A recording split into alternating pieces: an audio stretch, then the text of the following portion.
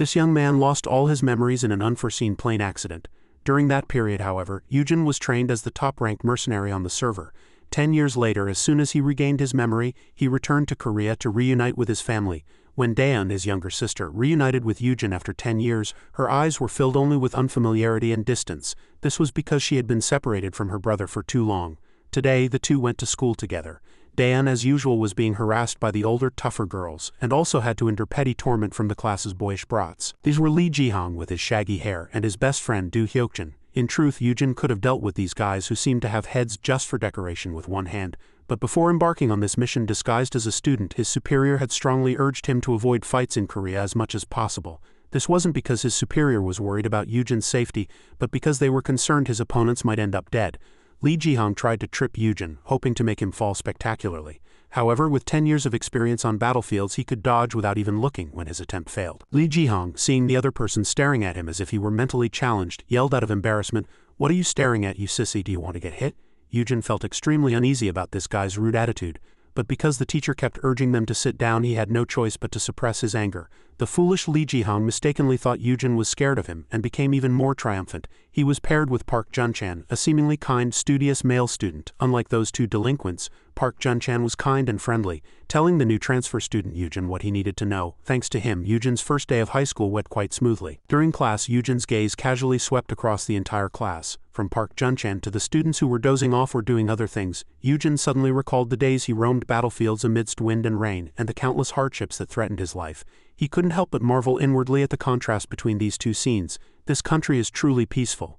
After class, Eugen deliberately waited for his younger sister outside the school gate. His handsome and tall appearance caught the eyes of many female students and was quickly spotted by Daeun.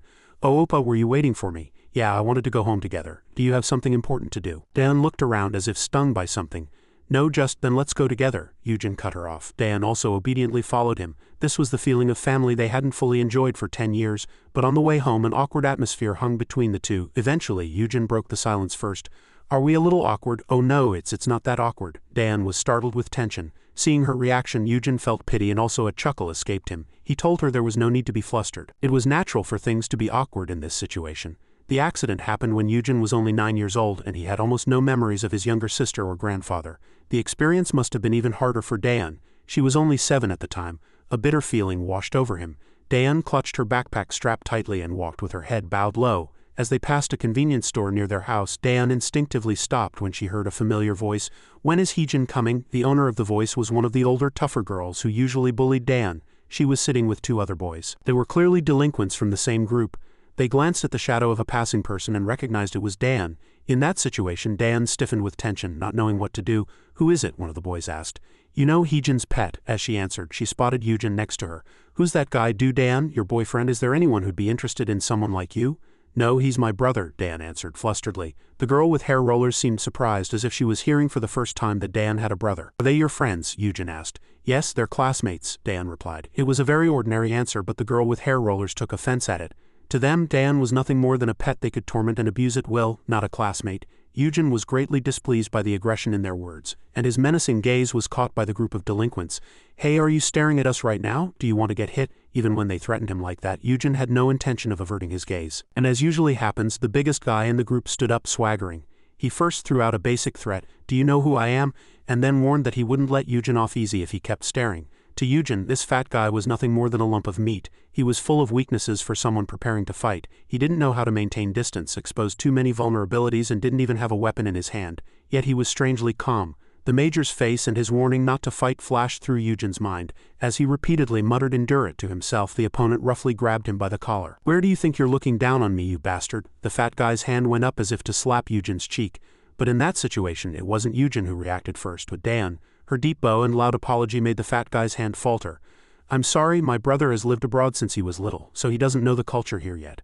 What does it matter if he lived abroad or not? Do you want to get hit too, you crazy bitch?" The guy, still holding Eugen by the collar, continued to hurl insults at Daeun. Eugen had originally intended to let this go, but seeing Daeun's pale face, he realized she had been suffering violence for quite some time.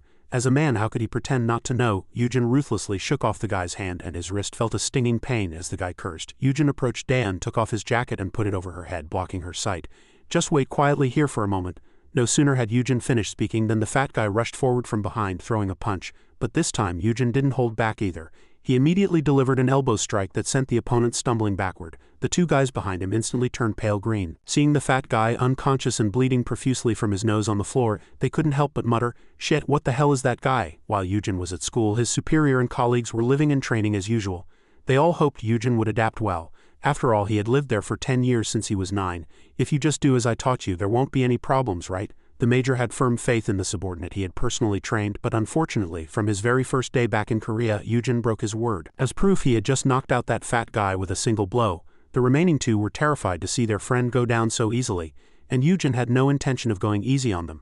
He approached the remaining boy with incredible speed and knocked him out with a single blow as well. This guy also landed on the floor just as miserably as his friend, enough to convey vicarious pain just by looking. Now only the girl with the hair rollers, the one who had directly bullied Daeun, remained. But Yujin had no intention of hitting a girl. His cold gaze alone was enough to make her tremble in fear. "Oppa," Yujin stopped at Daeun's flustered voice. She lowered the jacket covering her eyes and was even more confused to see the two big men lying unconscious on the floor. The girl with hair rollers was trembling uncontrollably in front of Yujin. Since he had no intention of laying a hand on a girl, he walked past her to his sister. "My bad, were you very scared?" Before Daeun could answer, Yujin continued, "Is there anything you want to eat? I'll buy it for you at the convenience store." The girl with hair rollers still hadn't collected herself. This voice, is this person bipolar? Standing in front of his sister, Yujin was a completely different person from the one who had just knocked out two big guys in 2 seconds. He put his jacket back on and prepared to go home with Daeun. When he made eye contact with Yujin again, the girl couldn't help but feel a chill down her spine. It wasn't until they were quite far from the convenience store that Daeun carefully voiced her question. "Those seniors earlier. Did you do that, Oppa?" Yujin didn't deny it, answering simply, "Yes." This was completely beyond Daeun's imagination. She never knew her long-lost brother was so good at fighting, but she didn't want him to get into trouble in the future. So she had to say something to her brother. "In our country, it's rude to stare at other people like that. There might be cases like just now, but even where I lived, you had to be careful when making eye contact. It could get dangerous depending on the opponent." Yujin's words clearly made perfect sense, so Daeun understood even less why he had knocked out those two men earlier. Yujin looked at her closely, recalling Daeun's pale and trembling face from before. "They seemed to be causing you trouble, didn't they?" Instead of a direct answer, he hinted and asked back. Only then did Daeun realize that her brother had fought because she was being bullied. It was the first time she felt protected by family. An indescribable emotion bloomed in her heart. Daeun didn't answer, her cheeks slowly flushing red, and she walked silently with her head bowed. But Yujin didn't understand his sister's expression. As she remained silent, he wondered if he had said something wrong. That evening after dinner, Yujin voluntarily did the dishes. His grandfather seemed very pleased to see his grandson enjoying his meal and being so considerate. Ever since he heard Yujin was returning, his grandfather had even attended cooking classes. Even though there was only one more person in the house, it strangely felt warmer. While Yujin was doing the dishes, his grandfather asked if his first day of school was okay. Hearing that, the young man flinched. He had gotten into a fight on his very first day, but he couldn't tell his grandfather this fact. So Yujin had to lie, saying everything was fine without batting an eye. That night, Yujin lay in bed recalling everything from the moment he reunited with his family until now. He felt incredibly lucky to have survived, returned home, and to have a family. Drowsiness enveloped him, and Yujin slowly drifted off to sleep. Then the horrific memory of the plane crash from his childhood suddenly overwhelmed him again. Shaking of the plane and the screams at the time still remained a trauma in his heart. Yujin woke up with a start, his breathing rapid, and he sat bolt upright. It was just a dream, but it was so vivid. No matter how hard he tried, he couldn't calm down and fall back asleep. Dawn was already breaking. It felt like he had just closed his eyes, but the entire night had passed. Yujin heard clattering sounds from outside. When he dragged his tired body out of his room, he saw that his younger sister had prepared breakfast. His grandfather had gone to work early in the morning. "I have to leave early today, so I'll go first. I've set the table, so be sure to eat breakfast." Daeun carefully instructed Yujin and left the house first. He glanced to his right and saw a neatly set warm breakfast. It had been a long time since he had felt such warmth of family. Before Daeun arrived at school, the girls who bullied her were already gathered. The girl with hair rollers from yesterday looked delinquent, but in fact she was completely subservient to Kim Heejin, the top bully. After yesterday's incident, they found out that the new transfer student was Daeun's brother. By the time Kim Heejin arrived at the convenience store yesterday, everything was already over. The girl with hair rollers shivered whenever she recalled Yujin's bullet-like gaze, and she genuinely thought she shouldn't bother Daeun anymore. But her leader, Kim Heejin, seemed unaware of the seriousness of the situation until she experienced it herself. Moreover, Kim Heejin's older brother was the 53rd ranked bully in the school hierarchy, so she thought she could rule the roost in this school. As soon as Daeun entered the classroom, she was hit by chalk, and the culprit, as expected, was Kim Heejin. "Hey you, come talk to me for a bit." Kim Heejin approached arrogantly and said. "Where are we going?" Daeun replied unpleasantly. Kim Heejin suddenly burst into laughter. "So the rumor that Daeun suddenly has a brother is true, huh?" Someone who usually couldn't even lift her head properly was talking back like this. Our Daeun has gotten quite arrogant now that she has an older brother, hasn't she? Don't ask, just shut up and follow me. Unless you want to get beaten here. In the end, Daeun succumbed and followed Kim Hee-jin's group. She dragged Daeun to an isolated storage room and began to ruthlessly lay hands and feet on her. As if beating Daeun wasn't enough, Kim Hee-jin threatened that her brother would not have an easy time at school from now on. This was because the two fat guys Yujin had dealt with yesterday were Kim Hee-jin's brother's friends. My brother said he'd go find your brother today. So they've probably met by now, haven't they? It should be quite a sight. After speaking, Kim Hee-jin pulled out her phone as if to call her brother and continued her threats. From now on, you two siblings shouldn't even think about living comfortably. The problem of school violence in Korea is indeed serious. Even though they were classmates, the way Kim Hee-jin looked at Daeun was no different from how she would look at an insect or an ant. She continued to threaten that Yujin, who had challenged her in this school, would pay a heavy price. Kim Hee-jin's expression did not seem to be joking. Daeun was very worried about her brother. Although Yujin had effortlessly handled two large men alone yesterday, she didn't think her brother could stand up to group bullying by himself, especially since he had provoked Kim Hee-jin's faction. While she was worried about Yujin, Daeun had her own problems to worry about. This was because Kim Hee-jin violently slapped her cheek right after. Daeun's mind went blank. In fact, it wasn't the first time she had been hit by Kim Hee-jin, but the thought that her long-lost brother was in trouble because of her made Daeun feel her blood boil. Without caring for Kim Hee-jin's surprise, she suddenly stood up and ran out. At the same time, Yujin's classroom, class 2-3, was noisy. A menacing group of male students had burst in from somewhere. Leading them was a man with a fierce appearance and a tattoo on his neck who seemed to be Kim Hee-jin's older brother. It was clear they had come to confront Yujin. Yujin showed no signs of tension at all, but in contrast, Daeun had rushed from the storage room to here as fast as she could in extreme anxiety. She was afraid something would happen to her brother and he would leave her again. Yujin saw his sister run into the classroom door, but what caught his eye first was her swollen left cheek. Her school uniform was dirty and crumpled. She looked completely different from the neat appearance she had when leaving home that morning. Before Yujin could fully process it, Kim Hee-jin's brother shrugged his shoulders and spoke with a disdainful tone. "Oh, worried about your brother, are we? Came all this way. You're quite different from my sister who just whines for things all the time. What are you talking about? I'd be worried too if my brother went around getting beaten up." Yujin didn't know when Kim Hee-jin had followed Daeun, but she too had appeared at the door of Yujin's classroom. However, Yujin had no time to pay attention to this delinquent brother and sister. All his attention was focused on his younger sister, who was trembling faintly. In fact, before Kim Hee-jin's brother came looking, Yujin had accidentally overheard that his younger sister was being bullied. Early that morning, Lee Ji-hong and Do Hyuk-jin were bothering Park Jun-chan by throwing erasers at his head. This mild-mannered boy, of course, could only endure it helplessly. The two of them threw erasers as if competing, and Park Jun-chan couldn't make a sound. When Yujin came into the classroom and walked past them, an eraser thrown by one of them missed its target, and everything paused for a moment. This incident made Lee Ji-hong and Do Hyuk-jin dislike Yujin even more. They were planning to drag Yujin away after school and give him a good beating. Yujin didn't hear their plotting. In fact, even if he had, he wouldn't have cared much. If they touched him, he would fight back, but Park Jun-chan was terrified of getting beaten after school, so he wanted to suggest going somewhere with Yujin after class today. "I don't think I can today. I have to go home with my sister." "Your sister? Did she transfer with you?" Yujin shook his head and said, "My sister has always attended school here." Park Jun-chan became even more curious. He told Yujin to say his sister's name, maybe he would know her. But upon hearing the name Daeun, Park Jun-chan's expression suddenly turned serious. "Daeun, Do Daeun from the first grade is your sister? Oh, you actually know her." Park Jun-chan hesitated for a long time, unsure whether to speak or not. But under Yujin's curious gaze, he eventually had no choice but to reveal the truth. He said that Daeun's school life nowadays wasn't very good, and honestly it was very difficult. Daeun had always been famous since middle school for being pretty and good at her studies. Thanks to that, she attracted the attention of many male students. Among them was a guy Kim Hee-jin had a crush on. Kim Hee-jin, jealous of Daeun, started bullying her from then on. Many people were indignant about this, but no one dared to step forward because Kim Hee-jin's brother was Kim Gi-soo, ranked 53rd in the school hierarchy, one of the school's top bullies. More unfortunately, when they entered high school, Daeun ended up in the same class as Kim Hee-jin.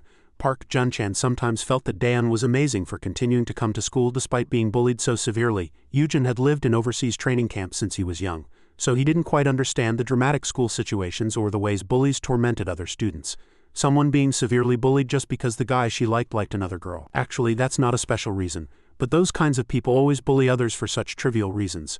Park Jun-chan sighed. How could he, who was bullied daily, explain this? Yujin suddenly felt a pang of pain. This was because his grandfather had recently talked about transferring him to this school. At that time, his grandfather had asked Daeun if she was enjoying school life these days. Daeun had smiled brightly and replied, "Of course. You know I'm doing well." Daeun's expression was so perfect that even Yujin firmly believed she was having a very comfortable time at school. His grandfather was busy with work and didn't suspect anything even after hearing his granddaughter's words. Now thinking back, Yujin couldn't imagine how much effort his sister must have put in during those difficult circumstances. Just as Park Junchan finished speaking, the classroom door was kicked open with a bang. Students murmured and looked at each other, but since school violence was already a long-standing problem, no one was surprised. And as everyone knew, Kim Gi-soo stormed in, leading his subordinates. Even Do Hyokjin and Lee Ji-hong seemed wary when they saw this guy, which showed how formidable he was. One of Kim Gi-soo's subordinates was one of the two guys who had been soundly beaten by Yujin yesterday. He looked around the classroom and then pointed to Yujin, who was talking to Park Junchan in a small voice. "He doesn't look like much, but you got beaten like a dog by a guy like him," Kim Gi-soo said with disdain. It was understandable. Yujin was tall and slender with fair skin. By all appearances, he looked more like a gently raised young master than a soldier trained for 10 years. "Hey," Kim Gi-soo approached Yujin and called out. When Yujin looked at him, he continued, "Yeah, you, come out here." As Yujin jumped up ready to fight, Lee Ji-hong and Do Hyokjin, who were standing aside, also gulped nervously. They didn't know why Kim Gi-soo had come, but they thought Yujin was finished this time.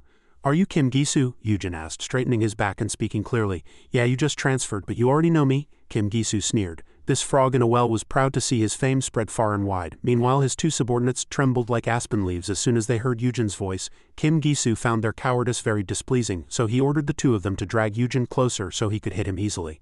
And just then, as everyone knows, Dan rushed in looking shabby and miserable. Kim Hee-jin arrived right after her. This delinquent brother and sister really acted the same. Dan burst into tears as soon as she saw Kim Gi-soo appear in her brother's classroom. She kept apologizing, saying her brother was getting involved because of her. But in Kim Hee-jin's eyes, it was just an act.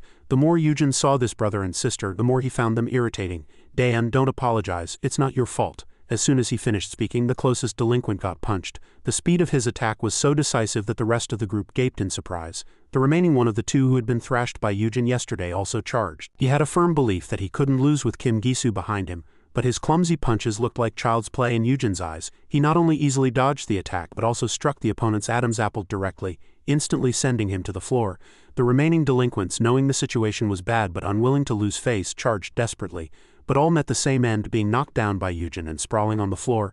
Now only Kim Gi-soo remained unscathed, but he too stood frozen in fear. Among the surprised people were Lee Ji-hong and Do Hyokjin.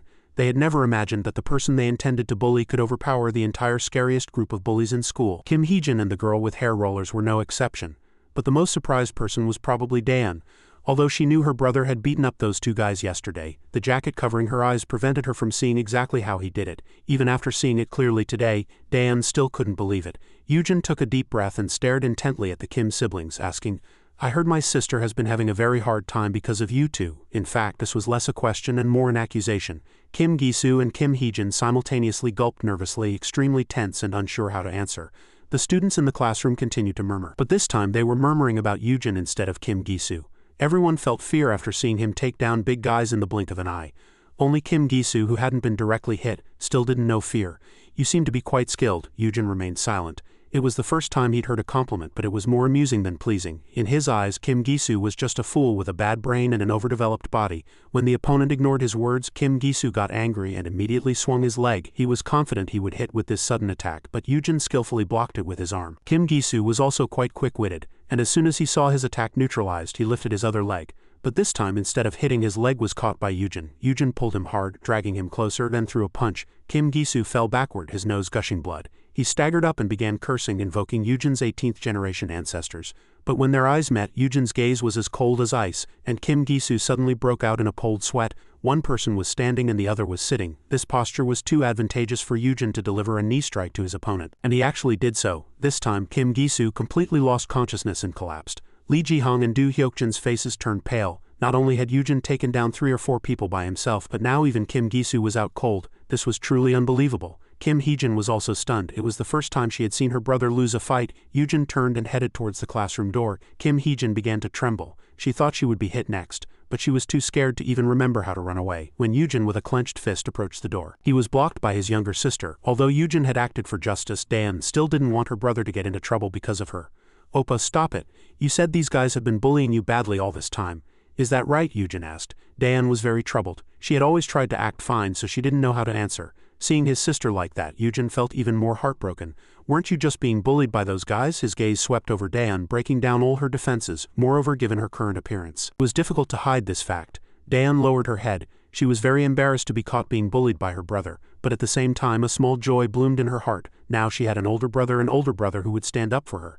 Oppa, it's okay now, so let's stop here. As she spoke, Dayan kept tightly holding her brother's hand, as if fearing that if she loosened her grip even a little, her brother would rush over and hit Kim Hee-jin's face.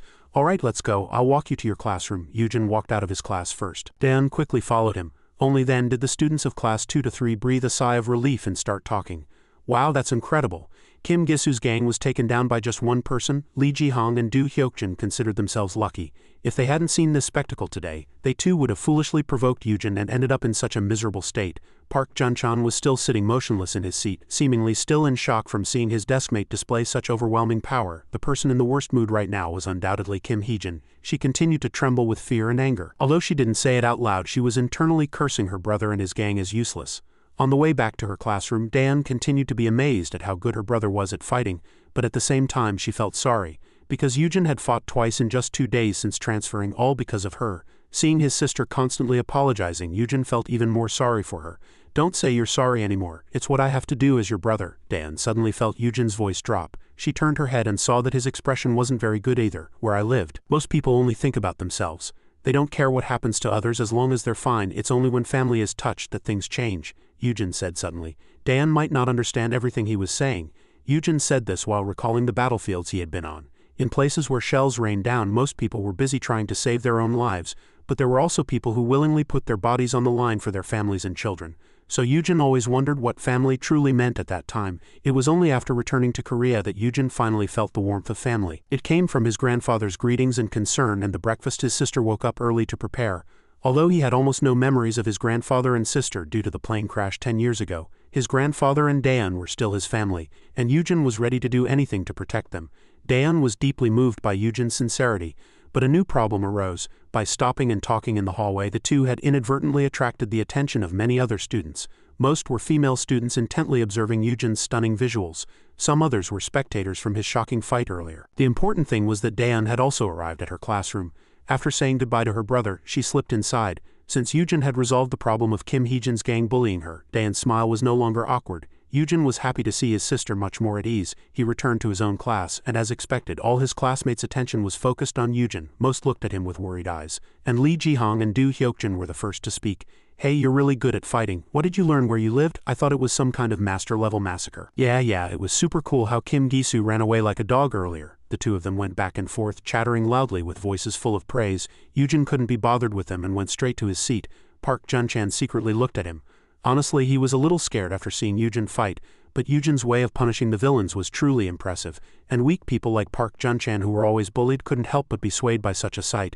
At the same time, in the supplies room, the bullies' hideout, Kim Gisu's gang was gathered. The atmosphere here was very tense. Kim Gisu was hurt and humiliated, and his subordinates, knowing their leader was in a bad mood, didn't dare to make a sound. Kim Gisu continued to tremble with anger. He felt that Yujin was completely different from an ordinary bully like himself.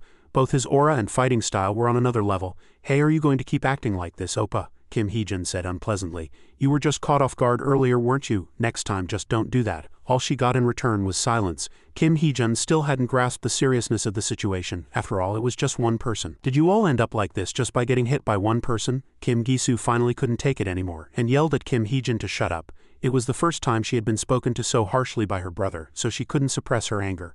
What, you're taking it out on me just because you got hit by one person? Kim Gisu's face darkened at this. Kim Hee-jin knew he wouldn't listen to any more words and turned to leave.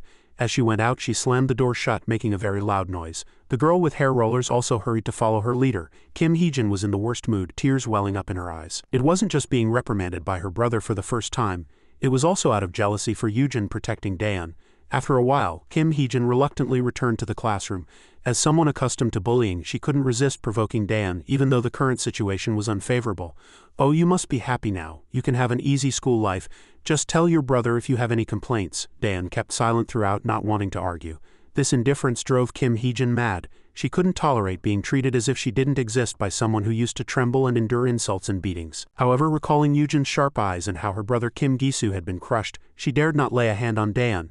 Kim Hee-jin trembled with anger, thinking, am I really going to have to just watch that girl like this from now on? She clenched her teeth and frowned, a clear expression of her indignation. While she hadn't come up with a new plan yet, Kim Hee-jin was not going to let this matter rest easily. That afternoon after school, Daeun trudged toward the school gate. Her mind was entirely occupied with thoughts of her brother, his appearance when fighting, and how he had called her and their grandfather family. Everything felt like a dream. Her brother, who had been missing for 10 years, had suddenly returned and protected her from the school bullies. Will I be able to go to school normally now without being bullied? Daeun couldn't believe it. Just this thought made her nose tingle. The past years had been incredibly difficult. She had been Kim Hee-jin's bread shuttle, only to receive constant beatings and insults in return. She had to endure all sorts of abusive language like bitch and whore. But would she no longer have to experience such things from now on? Lost in thought, Daeun unknowingly walked past Yujin. It wasn't until her brother called her name loudly that she was startled and turned her head. It turned out her brother had been waiting for her for quite some time. Yujin said he had a poor sense of direction and needed Daeun to guide him, but in reality he just wanted to escort his younger sister safely home. Seeing the siblings getting along so affectionately, Kim Hee-jin's eyes narrowed even further. Daeun, you're really enjoying yourself. Let's see how long your happiness lasts. On the way home, the two stopped at a supermarket to buy ingredients for their grandfather's dinner. While Daeun was seriously selecting green onions, Yujin once again became the center of attention. It was then that she subtly glanced at her brother. Yujin indeed had a very handsome face and was tall. It was no wonder he drew attention from people both at school and outside. Oppa, did you not have a girlfriend where you used to live? Daeun suddenly wondered. It took Yujin a few seconds to understand the word girlfriend, and then he earnestly replied that he hadn't. Daeun thought such a handsome face was a waste. Surely many people would have been interested in her brother. Why didn't he have one? I was busy, Yujin replied. He couldn't exactly say he spent every day on battlefields. In an environment full of men, where would he find a girlfriend? She nodded and then lowered her head again to pick out green onions. Do you have a boyfriend? Daeun showed clear signs of embarrassment at the sudden question. No, why, I'm busy too. Their unproductive conversation ended as Daeun finished choosing the green onions. That evening their grandfather returned home and bought Yujin a brand new smartphone. Daeun secretly admired it. Even her own phone wasn't that good. Their grandfather even personally saved his own number and Daeun's number. In the past he was a technophobe and always needed Daeun's help. This alone showed how much their grandfather cherished his grandson. Young people these days value unboxing new things, don't they? I wanted to save my number on your phone myself, so I opened it first. Is that okay? Having said this, their grandfather looked a bit sheepish. Daeun knew her grandfather was trying to make up for the love he couldn't give Yujin, and Yujin understood that too. However, her grandfather was flustered by Daeun's eyes, which sparkled with emotion. Daeun, you're not upset that I only bought one for your brother, are you? Yujin didn't have one, so I bought him one. Or should Grandpa buy you a new one too? Elderly people really worry a lot. Daeun quickly put down her spoon and waved her hand, saying her phone was still perfectly usable. Yujin quietly watched the two of them from the side. This warm family scene plunged him into a state of happiness. That night, Yujin looked at his new phone for a long time. He felt as happy as a child who had received candy. He sent a text message to the major with his new number. Please contact me at this number from now on. His superior was puzzled. He had clearly bought Yujin a phone before he returned to Korea, and now he was changing devices after just a few days. This hurt his pride. I bought him the most expensive one. This kid, Yujin, didn't have nightmares that night, so he woke up feeling very refreshed the next morning. As he finished showering, he saw Daeun hurrying off to school. A warm breakfast was still laid out on the table. Last night, their grandfather seemed to really enjoy the soup she made, so this morning Daeun had purposely woken up early to cook a fresh pot, almost making her late for school. And reality proved that a storm brewed as soon as she left her brother's side. As Daeun hurried down the alley, someone suddenly tripped her. She fell flat on the ground. Watch where you're going, you bitch. I thought your ankle broke. Daeun looked up to see three women with their faces covered in front of her. It was clear their intentions were not good. Not wanting to make a big deal out of it, Daeun quickly apologized. But as soon as she opened her mouth, she didn't expect to be slapped. To Daeun, who was dumbfounded from being hit so early in the morning, the three women suddenly suggested going to a karaoke room to let loose. And when the woman in the middle squatted down and asked Daeun to come along, she realized who this group was. About 30 minutes later, Kim Hee-jin's group left the karaoke room first. The owner went in to clean as usual and found Daeun. She was lying on the floor covered in injuries, and all the contents of her bag had spilled out. The karaoke owner was startled. Student, are you okay? Daeun laboriously got up and put all her books back into her bag. Her whole body ached. The owner offered to call an ambulance, but Daeun simply said she was fine. She pulled her frail body and left the place. By this time, classes had already started at school. The homeroom teacher was a little worried when Daeun was absent. She was known as a model student and wasn't the type of child to skip school without permission. Meanwhile, Kim Hee-jin, the main perpetrator of this incident, was casually reapplying her lipstick. The girl with the hair rollers, let's call her S since we don't know her name, seemed to feel a pang of guilt. Didn't we go a bit too far? Hey, why do you keep whining? Kim Hee-jin snapped. What does Daeun not coming to school have to do with us? Ah yeah, it has nothing to do with us. A reassured herself. For now, she had no choice but to keep quiet. If this got out, Yujin would finish her. Yujin was completely unaware that misfortune had struck his younger sister again. That afternoon he waited for her after school as usual, but even after all the students had gone home, Dan was nowhere to be seen. Yujin took out his phone and called, but there was no answer. He waited a little longer until the sky darkened, then returned home. As soon as he entered the house, he noticed Dan's shoes neatly placed by the front door. Yujin breathed a sigh of relief. She had come home first, but he instinctively felt something was wrong. He knocked on Dan's door. Dan's voice from inside sounded perfectly fine. When Yujin asked why she hadn't waited or answered her phone, Dan simply replied that she had been sleeping and didn't know. Dan wasn't the type of child to sleep at such an unusual hour. Yujin grew even more uneasy. Dan, can you open the door? No, I'm a bit tired and want to rest. Thinking his sister was sick, Yujin became even more anxious. But since Dan wouldn't open the door, he had no choice. Yujin was about to go out to buy some medicine when his gaze once again fell on his sister's shoes by the front door. Earlier he hadn't turned on the light, so he hadn't seen them clearly. Now he noticed a few bloodstains on the tips of the shoes, and the blood hadn't even dried yet. This fact once again filled Yujin with rage. Yujin returned with a first aid kit and knocked on his sister's door. In the end, she had no choice but to open the door and let him administer first aid. But of course Dan didn't have the courage to say she had been beaten again by Kim Hee-jin's group. She could only lie, saying she had fallen while trying to avoid a bicycle. Yujin, having spent years on battlefields, naturally realized his sister was lying. But more important than exposing her lie was whether Dan was truly okay. Are you really sure you don't need to go to the hospital? Dan was startled and instinctively clutched her blanket tightly. Yes, I'm really fine. It wasn't because she wasn't in pain, but because she was afraid that if she went to the hospital, it would be revealed that her injuries weren't from a fall. This assault was on a different level from the bullying she experienced at school. But Dan had no other choice. She had experienced a similar incident in middle school and reported it to the police. At that time, 2 police officers took Kim Hee-jin to the faculty office for questioning, and her mother also came to school, but of course she denied everything. Dan was sure Kim Hee-jin was the one who hit her. Although she had covered her face with a hat and mask then, Dan recognized her voice and mannerisms. Moreover, since Kim Hee-jin always bullied her, it was hard to believe it wasn't her. So what? You didn't clearly see it and it's all just speculation, isn't it? In reality, Dan hadn't seen the face of the person who hit her. Since they had covered their faces with masks, there was no evidence. Kim Hee-jin's mother immediately lost her temper upon hearing that. What are you doing? You called the police without even being sure? Are you saying my daughter is a criminal? A child as unruly as Kim Hee-jin was clearly a product of poor upbringing. Sure enough, her mother was also extraordinary. Even the principal bowed and called her ma'am. Dan fell into despair. No one believed her while Kim Hee-jin was triumphant. Kim Hee-jin's mother forced her to apologize to her daughter for false accusation. She even demanded that Dan bring her parents to speak with her. For Dan, who had lost both her parents at the age of 7, these words were more hurtful than anything else. In the end, all her defenses crumbled and tears streamed down her face. As those painful memories resurfaced, Dan felt sad and scared. This time was just like that time. Since Kim Hee-jin wore a mask, checking the karaoke CCTV would be useless. Dan, are you okay? Seeing his sister spacing out, Yujin placed a hand on her forehead to check for a fever. Yes, I'm fine. Yujin sighed. Fortunately, her injuries weren't severe enough to break bones, but the bruises on her body seemed like they would take a long time to heal. The atmosphere became too heavy, so Dan changed the subject to divert her brother's attention. But Oppa, you're really good at this kind of thing. She raised her bandaged hand and kept exclaiming in admiration.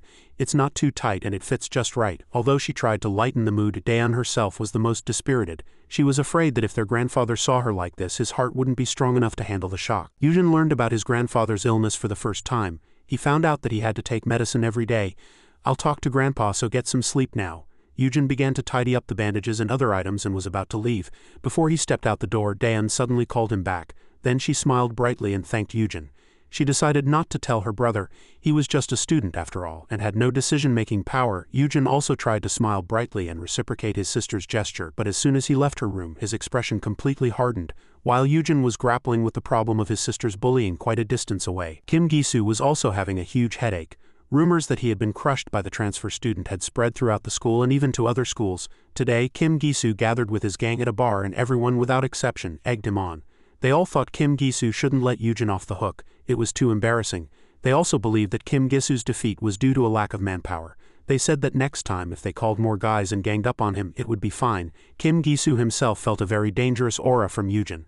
But honestly, he didn't want to let the person who humiliated him in front of everyone go unpunished either. So Kim Gi-soo decided to lead his gang tomorrow and teach Yujin a proper lesson. Just as he had set the time and place, a call came from Kim Hee-jin. Her voice was very bright. As soon as Kim Gi-soo answered, she boasted about her accomplishments for the day. Today I taught that dude Dan a lesson. Honestly, wouldn't it be too embarrassing if we didn't do anything after someone touched your sister?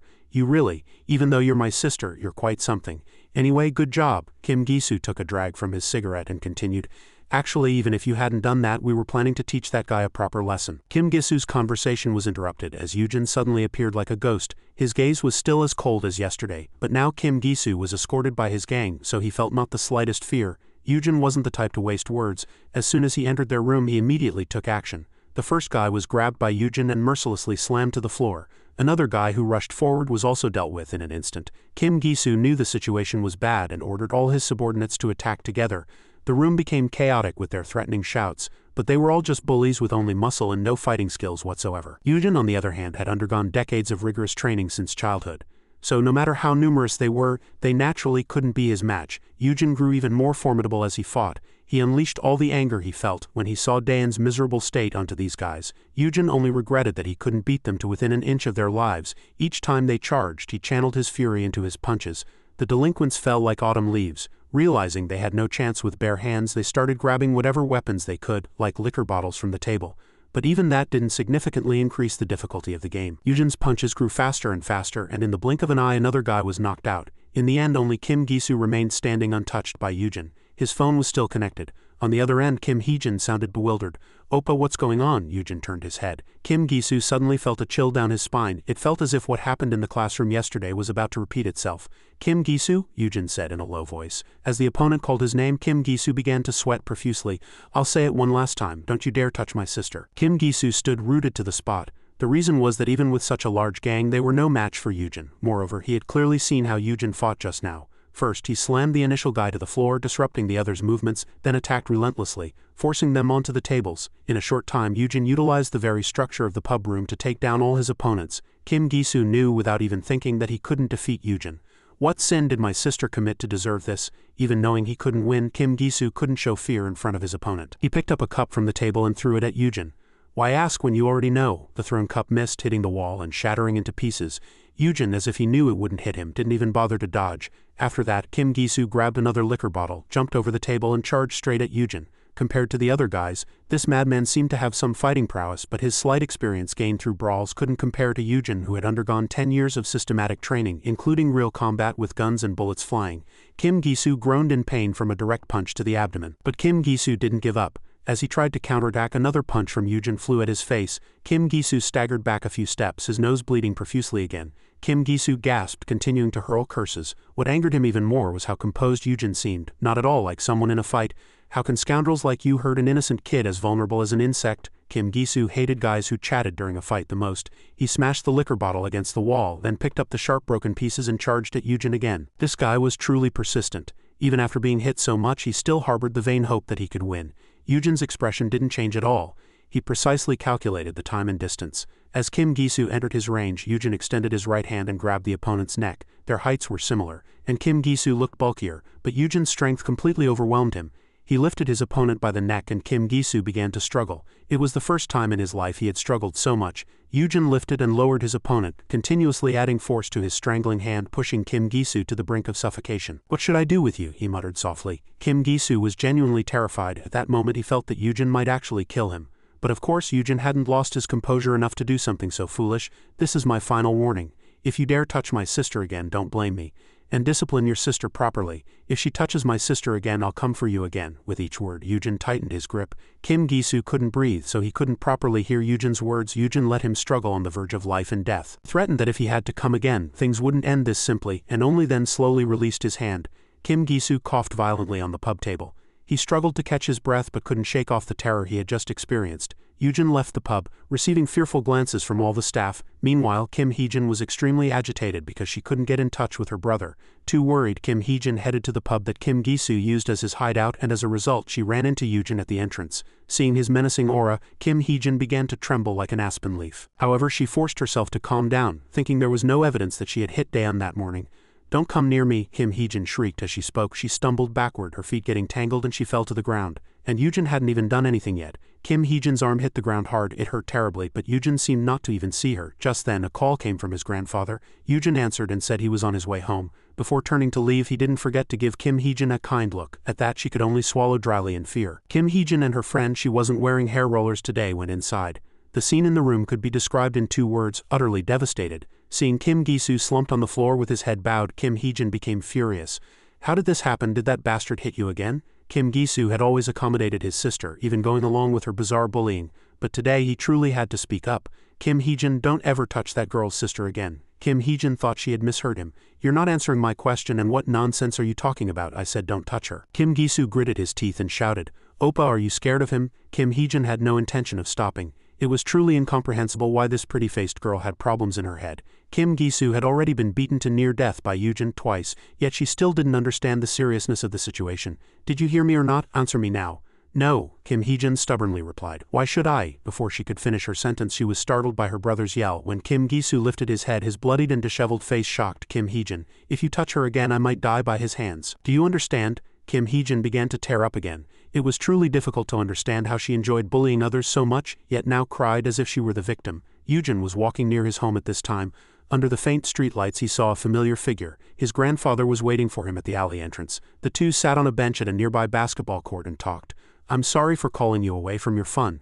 No, it's fine. His grandfather was in a very bad mood. He had found out his granddaughter was hurt. She had lied, saying she fell, but the injuries were such that even his grandfather knew it wasn't true. And what distressed him most was that she refused to go to the hospital for a checkup. Over the past few years raising Daeun alone, his grandfather blamed himself for his shortcomings. He didn't know how to raise a girl, and he was too busy making money to always be there for her. So he always felt he hadn't done anything for his granddaughter.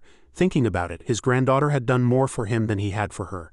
After that plane accident, it was Daeun who helped him overcome his grief. His grandfather's voice seemed to choke here. It pained him to see his granddaughter hurt, but it pained him even more that she wouldn't tell him the real reason. The inarticulate grandfather could only remain silent and blame himself. Seeing his grandfather and sister, Yujin also felt a pang of pain. Grandpa, I haven't been back long, but one thing I know for sure. You truly love Daeun, and Daeun truly loves you. At Yujin's firm words, his grandfather's eyes reddened. He promised to protect his sister well at school. Only then did his grandfather feel a little comforted and relieved. Since Yujin's return, their lives seemed to have gained a little more color. Kim Gi-soo's injuries were so severe that he had to be hospitalized. His father seemed to be quite a high-ranking person, but despite his son being badly injured with a broken arm and a cast on his neck, he showed no sympathy whatsoever. Perhaps it was because he knew his son's character too well. I knew you'd get beaten like this someday. Kim Gi-soo remained silent, but his mother shrieked, How can you say that? When your son is like this, he's not at fault. The fault lies with the person who hit him. Indeed, his mother was the same as before. She didn't realize her children had rotten characters. She only knew how to blame others. Kim Hee-jin also fell and broke her arm, requiring hospitalization and a cast. Coincidentally, she ended up in the same hospital room as her brother. When Kim Gi-soo's parents left, his mother still muttered about confronting the person who hit her son. But Kim Gi-soo wasn't pleased at all. Hey Kim Hee-jin, are you crazy? What nonsense did you tell our parents? Did you tattle that I got beaten by that guy? You should be ashamed. Then what was I supposed to say? Oppa, my arm is broken and you're hospitalized. How could I keep it a secret? Kim Gi-soo looked at his sister's arm with suspicious eyes. Honestly, he didn't believe Yujin would hit a girl. He had explicitly told her that if she caused trouble again, he would come for him again. She had truly fallen and broken her arm herself, but she persisted in her stubbornness. You rest well, Oppa. We'll soon find out who the ultimate winner is. Kim Hee-jin left the hospital room with a triumphant expression. Her mother had already instructed her subordinate to handle this matter. Originally, Kim Gi-soo's father intended to leave this matter to the school, settling for Yujin's suspension or expulsion. But Kim Gi-soo's mother wanted to make a big deal out of it. You don't know who Section Chief Cha is and you asked him to handle this. I generally know. He's backed you up a lot in the past. I've told him everything. He said he can handle this. Kim Hee-jin was hiding in the corner at this time, eavesdropping on her parents' conversation. The saying, a child's naughtiness is the mother's fault, was not wrong. She felt no remorse for her actions, only a sense of exhilaration. This was because the Section Chief Cha her mother mentioned was a very fearsome person. Kim Hee-jin was certain that if he got involved, Yujin would be finished this time. Section Chief Cha was neither a politician nor a businessman. He was simply a gangster who fought or provided protection for money. When he received a request from Kim Gi-soo's mother that day to deal with a kid, Section Chief Cha thought he had misheard. This was probably the most embarrassing request of his life. That evening after showering, Yujin sat at his desk lost in deep thought for a long time. He had thoroughly beaten Kim Gi-soo and scared Kim Hee-jin, but he wasn't sure if this was the right way to solve it or if Daeun would no longer be bullied. What's going on? Who are you looking for, Yujin, at this hour? His grandfather's voice from downstairs startled Yujin. Section Chief Cha's subordinates had come to their house. These people clearly weren't good news. His grandfather was terrified, but Yujin calmly said he would go with them. He knew these were the people who had come to settle things with him because of tonight's events. Daeun was also very worried, but Yujin reassured both of them, saying they were acquaintances and he would just talk to them for a bit and come right back. Who would believe that? His grandfather thought to himself. At this point his face was already pale with fright. Yujin followed the thugs to a nearby construction site. In truth, he didn't precisely know the opponent's identities then, only vaguely guessing they had come for him because of Kim Gi-soo. Two large men led Yujin to Section Chief Cha. As soon as he saw Yujin coming, Section Chief Cha raised his eyebrows and observed him very carefully. "This kid's something." He didn't resist and quietly followed. The bald guy reported, "Really, let's finish this quickly and go home." Section Chief Cha flicked the cigarette in his hand and sighed. As soon as he finished speaking, the two big guys pulled out their weapons. They were metal baseball bats. Even a light hit would break bones. They divided their roles. One would hold Yujin's arm and the other would hit him. Meanwhile, Section Chief Cha began to search for Kim's mother's phone number to report that the job was done. Poor guy. "Why did he have to provoke those rich kids?" the bald guy remarked admiringly. "Are those rich kids you're talking about, Kim Gisu?" At his words, Yujin was certain his suspicions were correct. Section Chief Cha on the other side was annoyed that he couldn't find Mrs. Kim's phone number after searching for so long. He was even more irritated that his two subordinates still hadn't made a move. He casually glanced sideways and saw Yujin's expressionless face. This piqued Section Chief Cha's interest slightly. "This guy isn't even flinching when threatened," he thought to himself. No sooner had he thought this than Yujin grabbed the bald guy's arm. He pulled him in decisively, then delivered an elbow strike. His powerful attack disoriented the opponent immediately. The other guy swung his baseball bat at Yujin. "Damn it, I'll teach you." Section Chief Cha watched with wide eyes. Usually in such a situation it's best to dodge, but Yujin stood his ground and bent his left arm. Is he planning to block that baseball bat? The actual situation proved Section Chief Cha's guess accurate. Yujin precisely timed the opponent's swing, bending his elbow to firmly brace against it. Then with his other hand he counterattacked fiercely. The guy was hit by Yujin's continuous attacks and finally slammed hard to the ground. It wasn't difficult for an experienced person like Section Chief Cha to realize that Yujin was completely different from ordinary high school bullies. Even his punches were taught very systematically. At this point, the bald guy regained consciousness. He rushed from behind and tightly hugged Yujin. "Gotcha, you bastard, how dare you knock me down?" But he couldn't restrain Yujin for more than 2 seconds. Immediately after, Yujin delivered an elbow strike to his stomach. As the opponent's grip loosened in pain, he continuously struck his jaw with his elbow. The bald guy once again fell backward. Section Chief Cha witnessed all of this and began to see Yujin in a different light. He felt that Yujin hadn't just learned martial arts, he had experienced countless real fights to be able to react so skillfully. After taking down the two guys, Yujin turned his gaze towards Section Chief Cha. "You're not just an ordinary high school student, are you?" he said, slowly approaching with a faint smile. "I'm getting old. Why do I have to fight with a high school student?" Yujin's battle instincts told him that this man, Mr. Cha, was by no means ordinary. He was completely different from the two guys just now. As Section Chief Cha approached him, he suddenly threw a punch. Yujin was surprised but fortunately dodged it. After that, Mr. Cha threw a series of punches. He also seemed to be systematically trained. Yujin busily dodged the opponent's attacks, looking for his weak points. Once he identified his target, he quickly attacked. But he didn't realize this was a trap. Section Chief Cha deliberately showed a weakness to lure Yujin closer, then threw a punch. This time Yujin blocked it again, but he had to step back several paces. He blocked that. Yujin felt a stinging pain from his wrist. Red bruise quickly appeared. He thought to himself, "This man in front of me is no easy opponent." Section Chief Cha thought the same. "I thought I could finish this quickly. Honestly, tell me, who exactly are you?" "Just an ordinary high school student," Yujin replied calmly. But no matter who believed this, Section Chief Cha couldn't. Yujin's fighting skills were on a completely different level. He could defend and find opportunities to counterattack simultaneously. This was only possible for someone with extensive experience fighting strong opponents, but considering Yujin's age, Section Chief Cha found it difficult to understand. How could he have accumulated such experience? While he was lost in thought, Yujin had already taken his next stance. Seeing this, Section Chief Cha immediately rushed forward. He too seemed very interested in having a proper fight with Yujin. This time, Yujin did not continue to give his opponent opportunities to attack. After blocking Section Chief Cha's first attack, he immediately counterattacked. Yujin's movements were as fast as the wind, and this time, Mr. Cha misjudged and took a direct punch to the abdomen. He felt 10 times more humiliated by being outmaneuvered by a high school student than by the pain itself. His anger surged, and his will to fight grew even stronger. Section Chief Cha began to attack more quickly and more forcefully. However, once he lost his composure, it was easy to make wrong decisions. So in just 3 seconds he took another direct punch to the face from Yujin. Capitalizing on the momentum, Yujin began to attack relentlessly. Every blow he landed targeted the opponent's most vital pressure points. Section Chief Cha was helpless and eventually fell to Yujin's knockout punch. He felt as if he had experienced the most ridiculous thing in the world, being defeated by a mere high school kid. What's more, from beginning to end, Yujin's eyes showed not the slightest fear or even a hint of agitation. He couldn't imagine what Yujin had gone through to reach such a level. But one thing he was sure of was that the young master and young lady of the Kim family had provoked someone they shouldn't have. Night was falling. Kim Gisu's mother was very anxious, having heard nothing from Section Chief Cha. Shortly after, the phone on Kim Gisu's father's desk rang. His mother urgently said, "Put it on speakerphone so I can hear too." Kim Gisu's father was annoyed by his thoughtless wife, but he still turned on the speakerphone. As soon as Section Chief Cha's voice came through the receiver, Kim Gisu's father had to apologize for bothering him with such a trivial matter. "What do you mean, trivial? My son was beaten," Kim Gisu's mother shouted again. No, on the contrary, I should apologize to both of you. Section Chief Cha hesitated for a few seconds. Congressman, it seems your son may have provoked someone he shouldn't have. Although a bit embarrassed, Section Chief Cha had to admit to Gisu's parents that he had been defeated by Yujin. This news was truly shocking. He was rumored to be someone who could solve any problem with his fists, but now he was defeated by a high school kid? That guy is very strong. He's not like an ordinary high school student. As soon as Section Chief Cha finished speaking, a thud was heard. But to be precise, that sound came from this side. Kim Gisu's father reflexively looked towards the door and saw the two bodyguards who were guarding it lying on the ground. Perhaps what they all didn't expect was that Yujin would dare to directly invade Congressman Kim's office.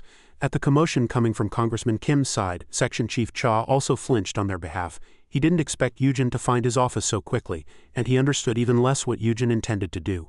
But in any case, the fact that Section Chief Cha had been defeated by a high school kid remained unchanged. That was why he no longer wanted to meddle in this matter. As soon as Yujin entered the room, Kim Heejin stood up in surprise. Her mother, completely unrestrained, immediately grabbed Yujin by the hair and started cursing. Congressman Kim could no longer tolerate this and shouted at his wife to be quiet. Anyone who could break through numerous bodyguards to get here was certainly not an ordinary person. But his wife, who only knew how to curse, seemed to have no common sense at all. "How did you get in here?" Congressman Kim asked. "There were only a few people trying to stop me," Yujin replied calmly. The congressman frowned. Not only Section Chief Cha, but an entire team of bodyguards couldn't stand up to Yujin. Moreover, the more important thing was how he knew where he was. He felt that the person in front of him was particularly dangerous, but his foolish wife still didn't realize the gravity of the situation. After a mere few seconds of silence, her mouth started moving at full power again. "Do you think the world is too easy? You've been fighting since you were young, so you have no fear, do you? You're really something. You assaulted my son, assaulted bodyguards, and even dared to illegally trespass into a congressman's office." As she spoke, she pulled out her phone, and seeing that, Kim Heejin also felt somewhat relieved. Her mother was somewhat right. Even if Yujin was just a thoughtless fighter, they could call the police and have him arrested. "Police? No, I should call Prosecutor Choi directly. Do you know who you're messing with right now?" "I know very well," Yujin replied firmly. Kim Gisu and Kim Heejin were not just ordinary rich kids. Their father was a two-term congressman. There were even rumors that he would run in the upcoming presidential election. "You know that and still came here? Well, a kid like you wouldn't know how dangerous the world is." Kim Heejin's mother continued to curse and started making a call. Yujin stared intently at Kim Heejin. She was smiling triumphantly, and by reading her lips, he could see the 4 words, "You're finished now." To deal with kids like these who are kings when they win and run to their mommies when they lose, strength alone wasn't enough. Yujin knew that well. So before coming here, he had already identified their weakness. It was a clear video he had secretly recorded of Kim Heejin bullying Daeun. In the video, Daeun was brutally assaulted and even had her meager part-time earnings stolen. This, despite Kim Heejin's family being so wealthy. The victim's miserable screams and Kim Heejin's triumphant laughter were all clearly audible in the video. If this were to be released, not only would it be a hindrance to Congressman Kim's political career, but Kim Heejin would also face punishment. To obtain this, Yujin had to secretly infiltrate and steal data from their computer. At this point, Congressman Kim's face had already darkened, and Kim Heejin's face turned pale with fear. "Oh, Dad, I didn't do that." Kim Heejin, "Shut your mouth." Congressman Kim's shout was so loud it echoed through the entire room. Kim Heejin immediately fell silent, and what Yujin held in his hand was not just this insignificant video. He also had evidence of Kim Gisu's crimes, not just Kim Heejin's. The two siblings had a habit of filming themselves when bullying other students. In addition to this video, there were dozens more videos of them beating people and stealing money. More importantly, there was also a video of Kim Heejin assaulting Daeun in the karaoke room. If they were ordinary parents, they would have admitted defeat in this situation and sought reconciliation in a gentle voice. But Kim Heejin's mother was not an ordinary person. "Are you threatening us right now? What good is a threat from a little kid like you?" Seeing her so arrogant, it was no wonder the Kim siblings were ill-mannered, and Yujin's actions could not be called a threat at all. He was merely resisting those who had harmed or were harming him and his sister. Congressman Kim had a severe headache. "From what you're saying, you did that to Heejin and Gisu because your sister was beaten?" Yujin did not deny it. Just as these two parents unconditionally sided with their children, he also had to protect his sister by any means necessary. Compared to his thoughtless wife, Congressman Kim was much more savvy. He wanted to resolve this matter amicably through negotiation and promised to pay Yujin sufficient compensation. But money was not what Yujin needed. Originally, Congressman Kim thought he wanted Kim Heejin to apologize to Daeun, but that wasn't what he wanted either. The matter of his sister being bullied could not be settled with a mere apology. Moreover, even if Kim Heejin apologized, it wouldn't be sincere. "What I want is for Kim Gisu and Kim Heejin to disappear from my sister's sight." Kim Heejin ground her teeth in anger but stood aside, not daring to retort. Congressman Kim was struggling to suppress his fear at this moment. He immediately agreed to Yujin's demand. It didn't matter if he transferred his 2 children or even sent them to study abroad. "Honey?" Kim Heejin and her mother shouted simultaneously. Both were silenced by Congressman Kim's yell. He promised Yujin that he would contact the school immediately and get rid of his 2 children as quickly as possible. Kim Heejin was clearly displeased, but she dared not defy her father's words. After the agreement was reached, Yujin also prepared to leave. But just as he turned around, Congressman Kim called him back. "Just a moment, I've met your demand, so I hope I can receive the original copies of the videos you have." To Yujin, this was truly a shameless request. It was obvious that if he handed over the videos now, the Kim family would immediately go back on their word. He turned his head and stared at the opponent with bullet-like eyes. Congressman Kim immediately felt a chill run down his spine. He couldn't believe those eyes belonged to someone his son's age. "Do you take me for a fool?" Congressman Kim trembled. "My apologies, I spoke out of turn." He was so afraid that angering Yujin would cause the videos to spread that he dared not utter another word. After finishing his business, he hurried home. It was late, but his grandfather and Dan were still waiting at the door, their faces clearly filled with worry. As soon as they saw Yujin return, they kept asking if he was hurt anywhere. The atmosphere earlier had been too strange. "Do you know how worried I was about you?" Yujin looked his sister up and down. He had never seen such a stubborn child. Even with her body covered in injuries, she still had the energy to worry about him. Dan kept saying she was fine, but Yujin knew very well it was a lie to reassure his grandfather and himself. "Don't worry anymore. From now on you won't fall down the stairs again. I've taken care of everything." Yujin casually dropped a sentence and returned to his room. The next day, worried about Dan, both her grandfather and Yujin walked her to school. Yujin even walked her to her classroom door before heading to his own class with peace of mind. After saying goodbye as Dan entered the classroom, she overheard a few gossiping students. The topic of their conversation was that Kim Heejin and Kim Gisu were both preparing to study abroad. They were all very happy that they no longer had to see that arrogant bully's face. Dan was extremely surprised to hear that Kim Heejin was going to study abroad. Only then did she understand the meaning of the casual remark her brother had made last night. The lie she thought was perfect had actually been seen through by her brother long ago. Dan rushed out of the classroom door. At that moment, Yujin hadn't gone far yet. "Oppa," Dan felt she had to say something, but at that moment, due to her complicated emotions, she was momentarily at a loss for words. "See you later," Yujin said. At that moment, Dan's tears, which she had held back for so long, finally burst forth. At the same time, a group of bullies was gathered in a karaoke room. They were all in cahoots with Kim Heejin.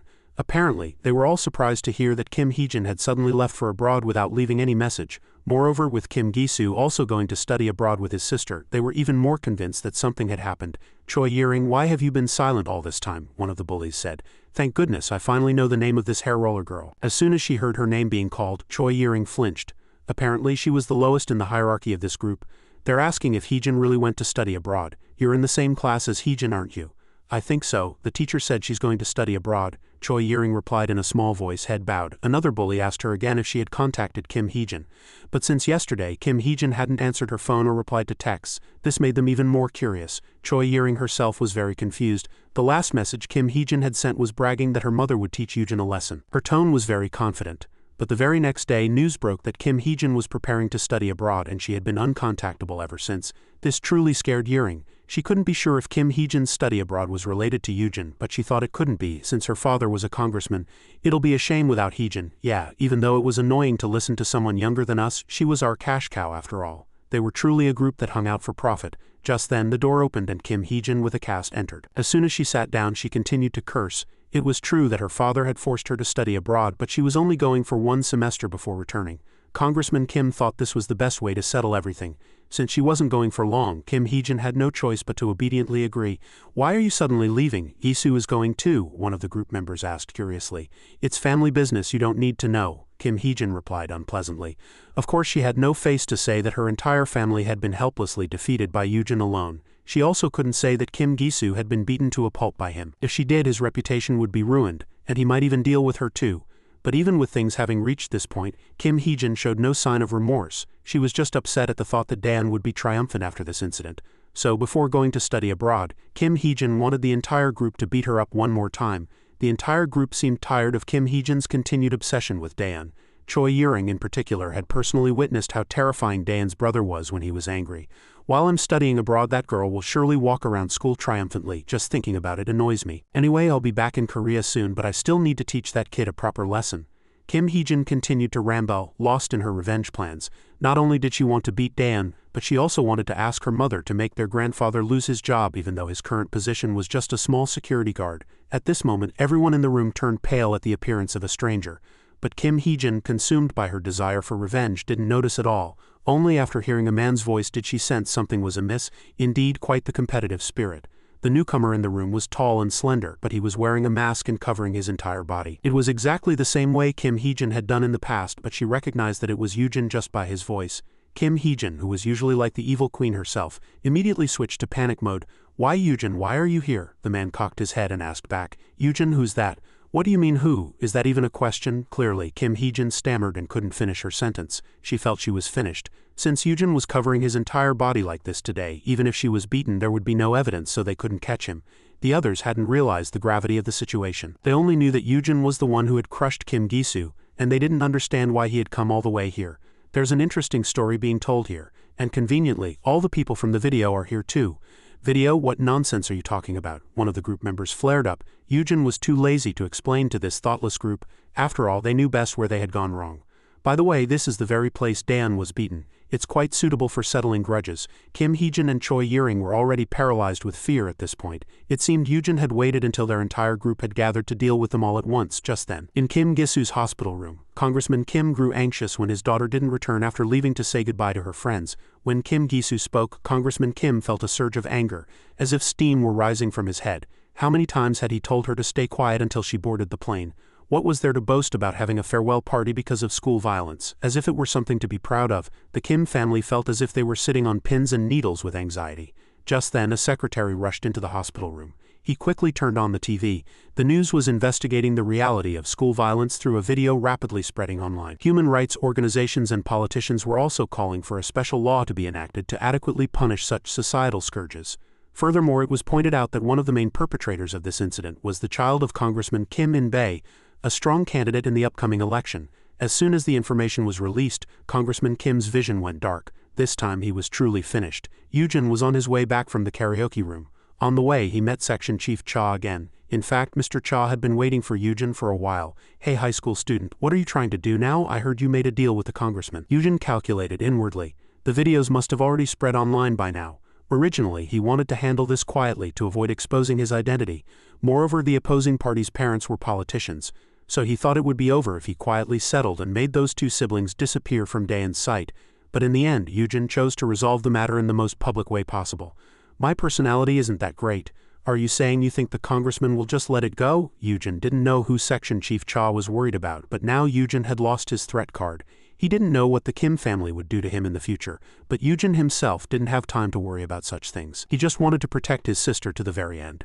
At the same time, Kim Gisu's hospital room was enveloped in a heavy atmosphere.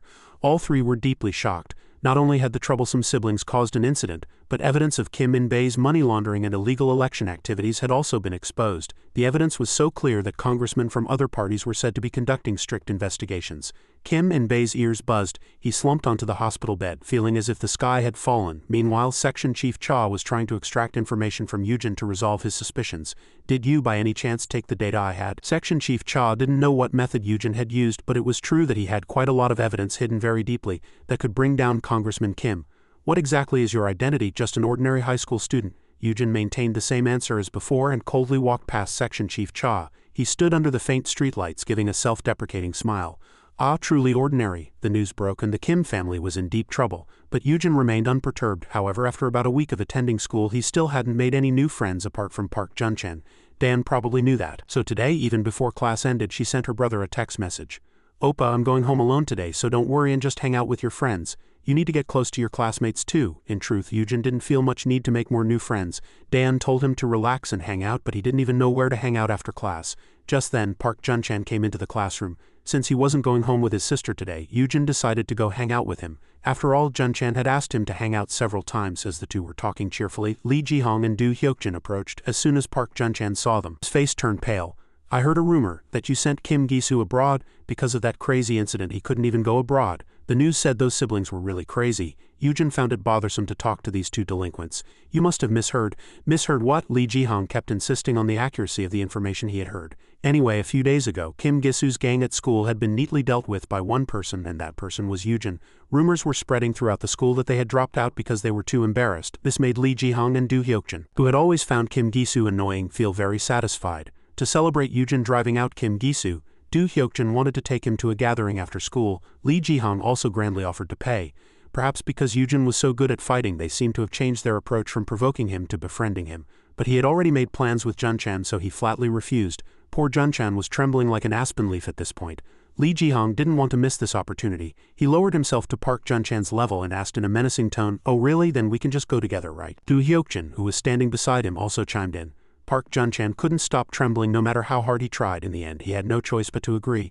Only then did the two guys happily return to their seats. Although he felt very bad, Park Junchan had to console himself that with Hyojin by his side, those two wouldn't dare bully him. Class began. The homeroom teacher brought in 2 transfer students. Chatty Park Junchan immediately recognized the girl in front as Shin So-na, the daughter of the chairman of SW Group, the largest corporation in Korea, making her a true chaebol. The male student behind her was Go Sok-do. He was said to have grown up with Shin So-na since childhood. There were rumors that he was raised as her secretary and bodyguard. Since 10th grade they had gone to America as exchange students, and now 2 years later the two had returned and become Hyojin's classmates. Do Hyokjin and Lee Jihong were not happy at all. After driving out Kim Gisu, they had been filled with dreams of becoming the school's top bullies.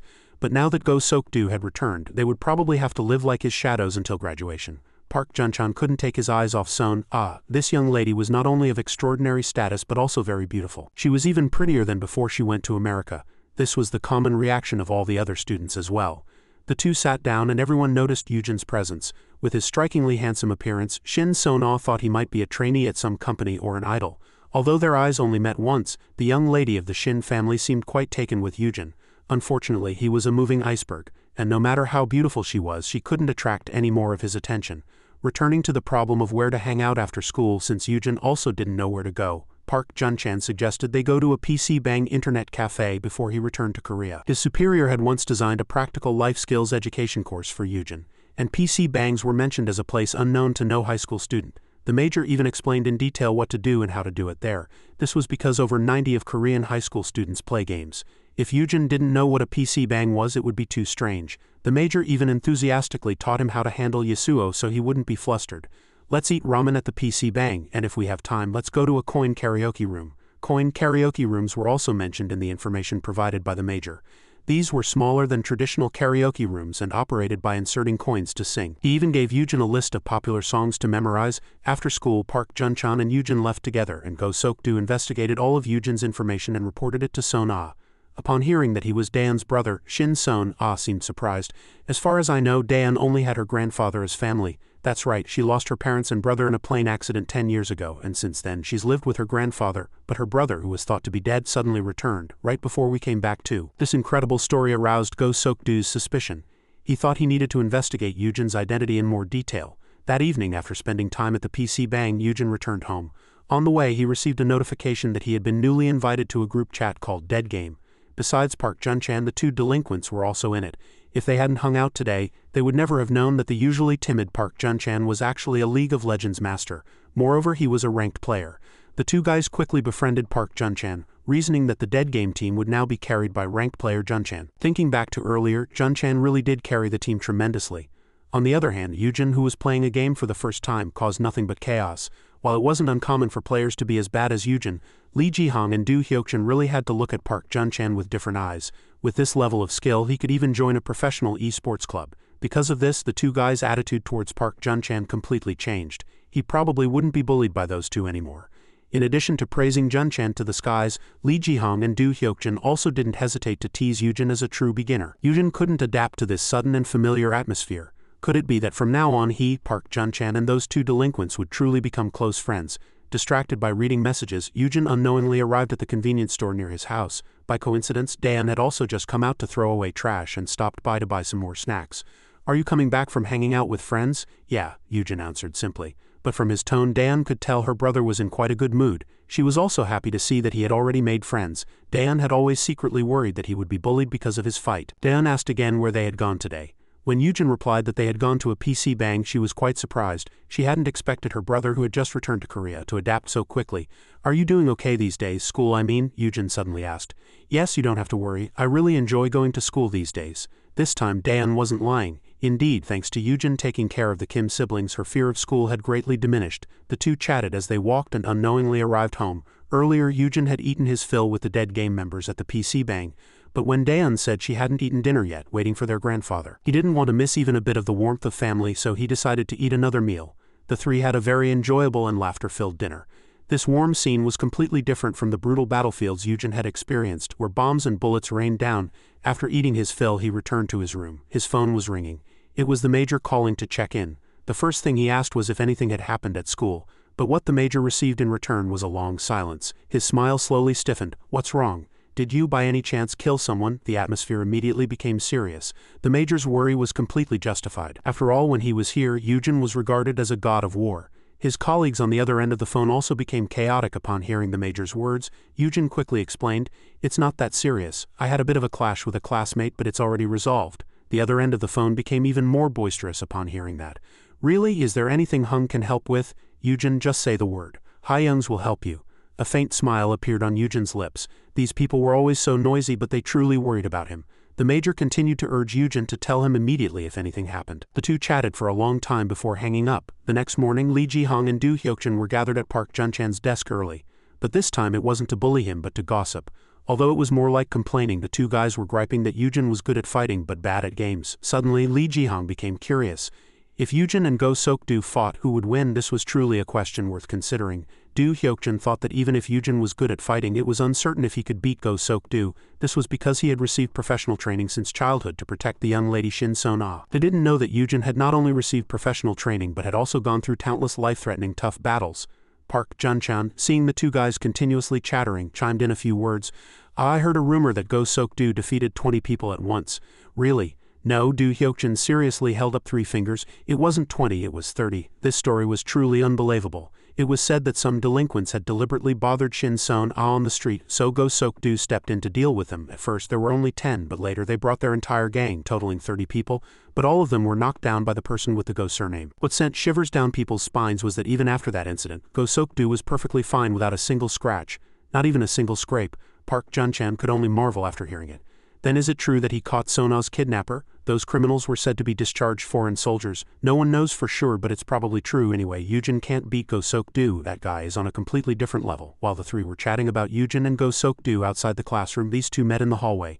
More precisely, Go Sok-do blocked Eugen's path. He wanted to confirm Eugen's identity, but after a week in Korea, Eugen had perfectly mastered the art of playing dumb. "I don't know what you're talking about. I'm just an ordinary high school student," Go Sok-do scoffed. "You don't know? Then I'll change the question. Why did you come here hiding your identity?" Eugen sighed deeply. He didn't want to talk, but this guy didn't seem willing to let him go easily.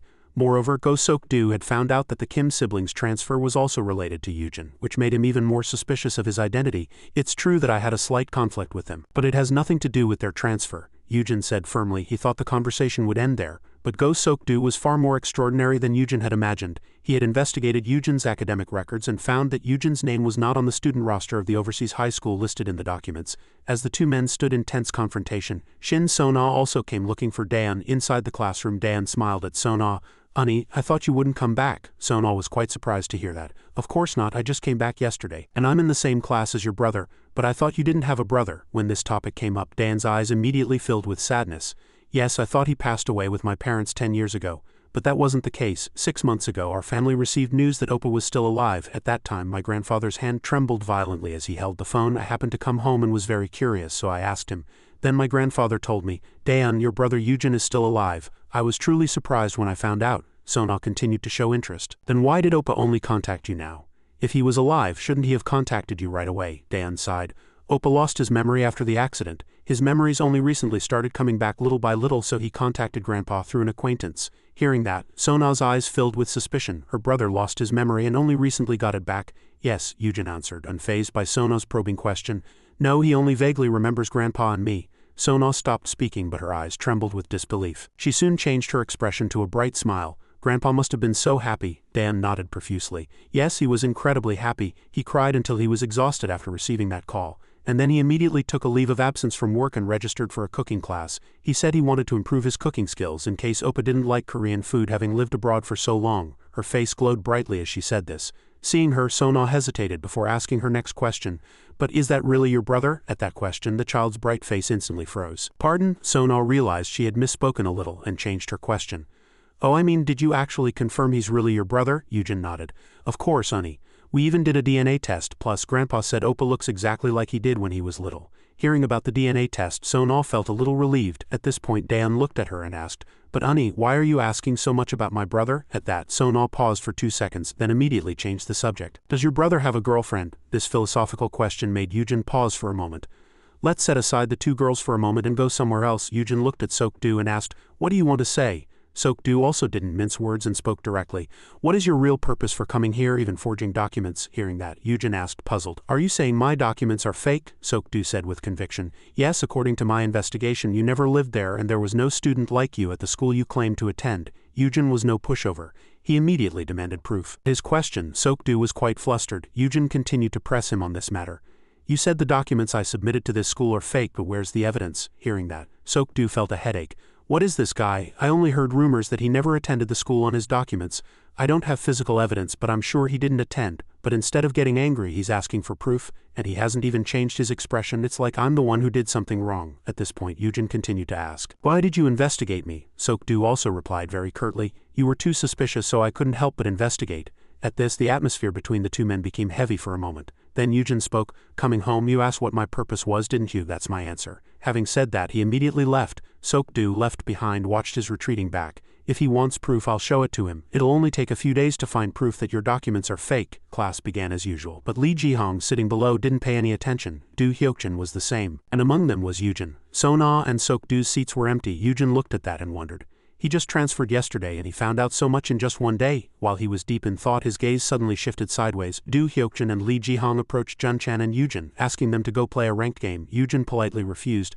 "Not today, it's Grandpa's birthday today." The 2 didn't bother him further.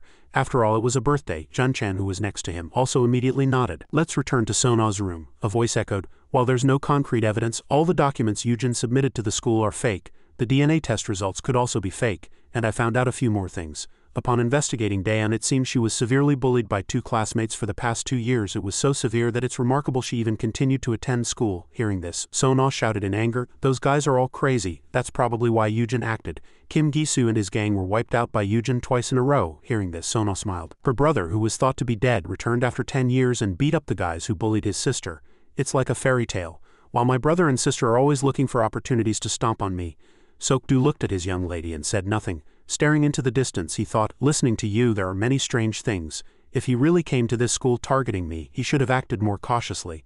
So is he targeting someone around Daeun? What happened to the plane accident insurance money? The man received it, but he hasn't used it, so the amount has grown significantly. However, according to my investigation, as soon as he found out Yujin was alive, he returned Yujin's share. It's only a portion, but it's still a huge sum. We can't rule out the possibility that he was after the money." Sona was deep in thought. "Then Daeun might be in danger. They're still living in the same house." Meanwhile, at the supermarket, the 2 siblings were still grocery shopping. As Yujin was picking out items, Daeun called him. She cautiously asked, "I didn't want to upset you, so I didn't ask, but how have you been since the plane accident?" Having said this, she immediately raised her hand as if she thought he was angry. "You don't have to talk about it if you don't want to." Yujin looked at her and smiled. "It's okay. At that time, the mental shock was too great, so I couldn't think of anything. I had to survive in a place where I couldn't understand anything people were saying. So," he paused for a moment, his eyes lost in thought. Daeun watched him quietly. Yujin suddenly smiled and told her, "I just lived a very busy life." Hearing that, she was quite surprised. Soon a smile spread across her face. "So busy that you couldn't even get a girlfriend?" "Oh right, I heard Sona Uni is in the same class as Oppa. I was really surprised to hear that you 2 are in the same class." Yujin asked back, "Do you know her?" Daeun nodded. "Uni was really good to me back then. I was so sad when I heard she had to transfer to America. I'm so happy to see her again today." Seeing his sister so happy, Yujin didn't think much of it. At this point, Daeun looked at him with an innocent face. "Oh," Uni asked if Oppa has a girlfriend. "Well, let's skip this short interlude and return to the birthday cake." Daeun looked ahead and said, "Grandpa, open it quickly." Grandpa was very surprised when he saw the wallet in his hand. "Why did you buy something like this? You 2 don't have much money either." Daeun was still innocent. "We have enough money to buy Grandpa a present. It's not that expensive, so feel free to use it." At this, Grandpa's hands trembled. "I've already received a gift, a really big gift." Yujin coming home safely. As the atmosphere between the 3 settled, someone's phone rang, breaking the silence, and Daeun had to go to it. The call was from Sona. Hearing that, Yujin turned his gaze towards his room. He seemed deep in thought, unsure what to think. After finishing the call, Daeun immediately asked Grandpa for permission to go to the convenience store for a moment. According to her, Sona had something important to tell her. Yujin silently watched his sister leave, but there was something different in his eyes. As the night sky spread, Yujin still sat in his room examining something. "SW Group, why are they investigating me? They seem overly wary of a single transfer student." He immediately recalled the question Sok-do had asked that day. "What is your purpose for coming here?" While he was deep in thought, Grandpa suddenly called him. It seemed he was about to go out at this hour. Seeing that, Eugen immediately asked, "Is it because of Dan?" But Grandpa quickly changed the subject as if he didn't want Eugen to worry. "Oh, it's not exactly that. I need to take a walk sometimes too." But this couldn't escape Eugen's expression. He immediately stepped forward. "Grandpa, you stay home. I'll go pick up my sister." "Grandpa has to go to work early tomorrow morning, doesn't he?" "I have to stop by the store anyway, so I'll come home with her." Seeing his grandson so resolute, Grandpa had no choice but to follow his wishes. Eugen smiled warmly, looking at Grandpa with confident eyes, as if to say he would complete his mission. Meanwhile, at the convenience store, Dan's voice echoed. "Honey, did you learn that in America?" Sono nodded. "I'm not sure, but the place I went to really emphasized after-school studies. It's more accurate to say the pressure was intense. Oh, by the way, Dan, have you ever thought about studying abroad? You'd be surprised how many high school students these days consider studying abroad." Hearing that, Dan looked at her with wide, round eyes. "Really? I've never thought about it. It costs a lot of money and I'd have to be far away for several years. Then Grandpa would be alone for a long time." At the child's words, Sonal was speechless for a moment. Dan continued, "I don't want to leave Grandpa alone. His health hasn't been very good lately. Still, now that Oppo is back, I'm a little less worried." As she said this, a beautiful smile appeared on the child's face. This made Sona increasingly awkward. "What should I do?" A few hours earlier, Sokdu had come to her and reported, "I just received a statement from the school officials. There was no student named Eugen at all. I even sent his picture in case he used a different name, but the result was the same. He never lived at the address on his documents. And we have concrete evidence for that too. We're still investigating other things." Hearing this, Sona immediately made a decision. "Let's go, I need to tell Dan this," but Sokdu calmly stopped her. "We have evidence that Eugen forged documents, but no evidence yet that he's not her brother. And the reason I'm investigating this is to protect you, not Dan." But Sona didn't care. Someone who was missing for 10 years suddenly appears with fake documents and is living with Dan. "Are you telling me to stay silent when I'm not in danger yet? At least the facts confirmed so far should be told. Dan deserves to know the truth." But seeing Dan's eyes, she hesitated. "I came here to tell her the truth." Why is she smiling so brightly while talking about Eugen? Dan didn't notice this and continued, "I'm so happy to talk to Unnie again. It's been a long time since I've talked to someone like this." Sona looked at the child and thought, Dan has been bullied for a long time.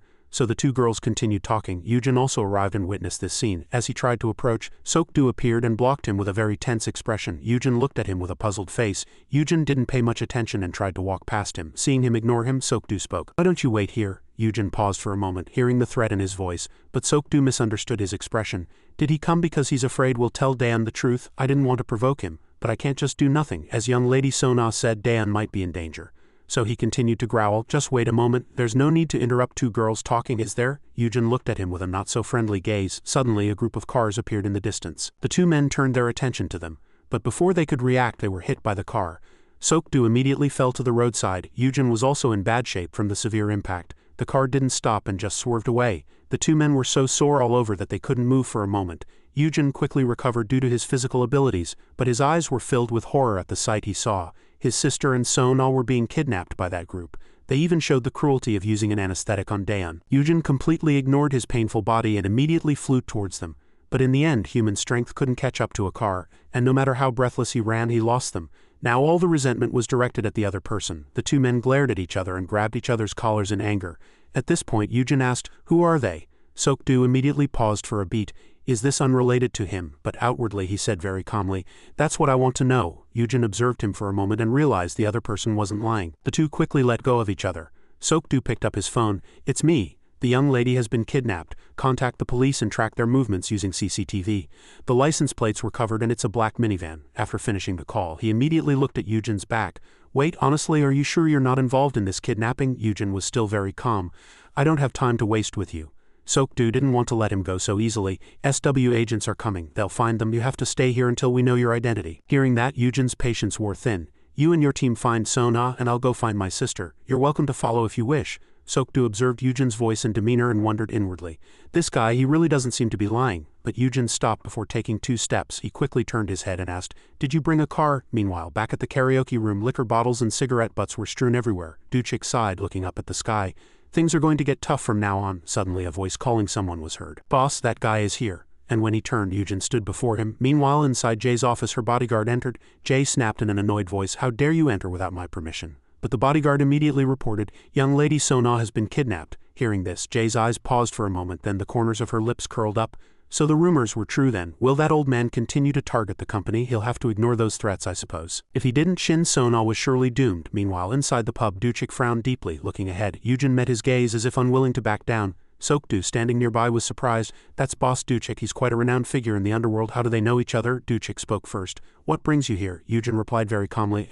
I need information. Duchik looked at him, thinking, so that's why he suddenly came all the way here. Eugen's next words quite surprised him. The granddaughter of a massive conglomerate has just been kidnapped. Having said this, he continued to stare at Duchik with calm eyes. Duchik sighed. We didn't do it. We don't get involved in such things. You'd best contact SW Group. Eugen pressed on. Do you have any idea who's behind it? Duchik looked at him as if unable to comprehend. Why should I tell you that? Do you know what kind of trouble you're trying to drag me into? At this, Eugen delivered the final blow. My younger sister was also kidnapped with her. Hearing this, Duchik knew that this guy in front of him would absolutely not let things go. Ultimately, he had no choice. Damn it, I heard that guys who are bad at Korean were looking for a warehouse.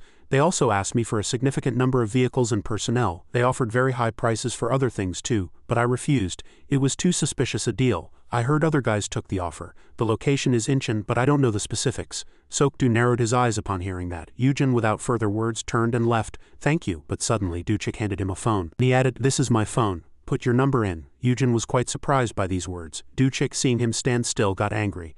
I'm getting your number to contact you. If my subordinates find the warehouse location, I'll need to give you the information, won't I? What else would I use your number for? While entering the number, Eugen suddenly asked, is the motorcycle outside yours? Duchik, not knowing what he intended, nodded.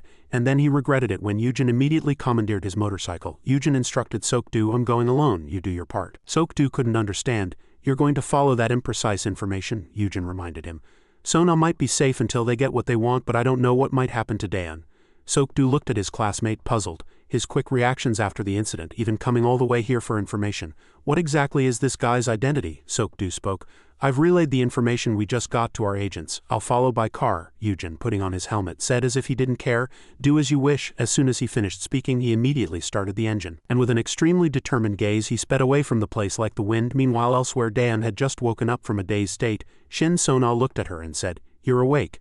I'm sorry you got caught up in this because of me. Hearing that, Daeun recalled the men she had just encountered. Only then did the child grasp the situation and ask, Are we kidnapped? Shin Sona nodded. I never expected something like this to happen as soon as I returned to Korea. This wasn't why I wanted to meet you. But before she could finish speaking, the kidnappers entered. Looks like you're finally coming to.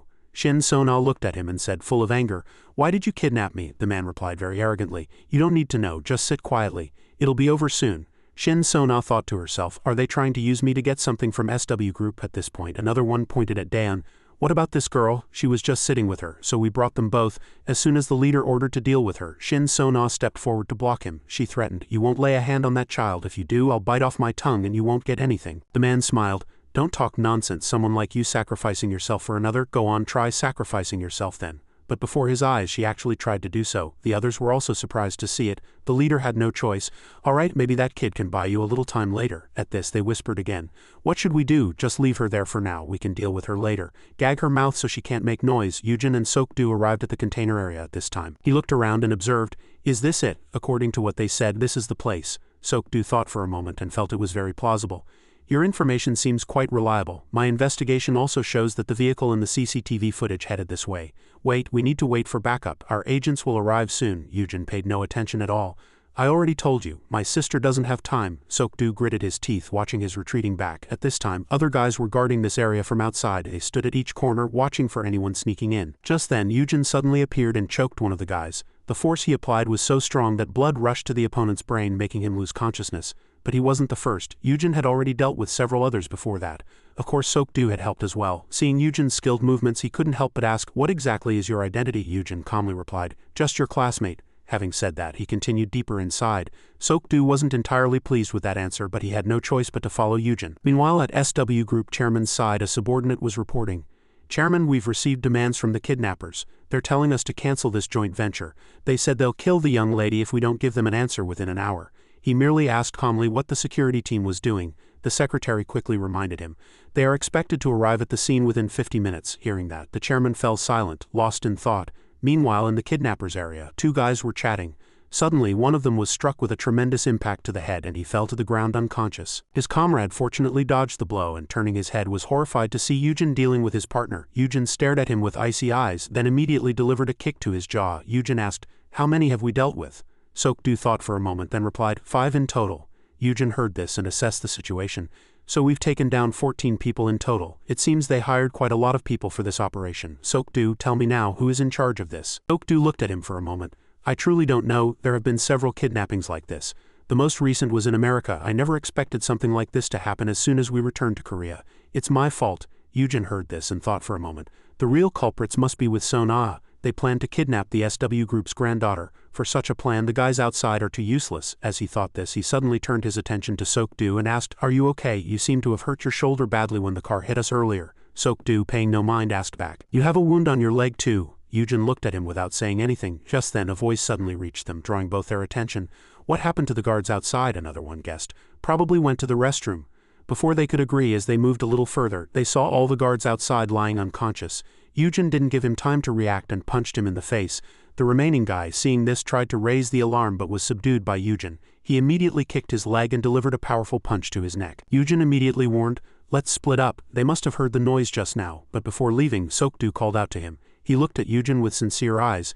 When this is over, please let me apologize properly. As Yujin had suspected, the leader noticed something was amiss. He quickly ordered his subordinates to go outside and check. Meanwhile, the 2 girls were still unconscious. Yujin was still quickly moving through the area when he was blocked by a group of men. He stared at them with eyes deep in thought. They were surprised to see him. Well, he's just a kid, not Sok-do. How did he get here? Yujin sensed a different aura from them and knew these were the real kidnappers. Seeing him not respond, the boss said, it doesn't matter, no need for an answer. Just know that you're unlucky today. Take care of them all. Sok-do fortunately managed to get into the basement. He found the young lady and Daeun hidden in a hard-to-find spot. After a brief look, it seemed no one was there. Could it be that they all went to where Yujin is? Without further thought, he immediately moved forward. When he appeared, Sona rejoiced. Have the agents arrived? Sok-do shook his head and informed her of the situation. Not yet. They're on their way. She was surprised by that. Then how did you know to come here? But before he could answer, a voice was heard, drawing the attention of all 3. So, as you said, the security team hasn't arrived yet.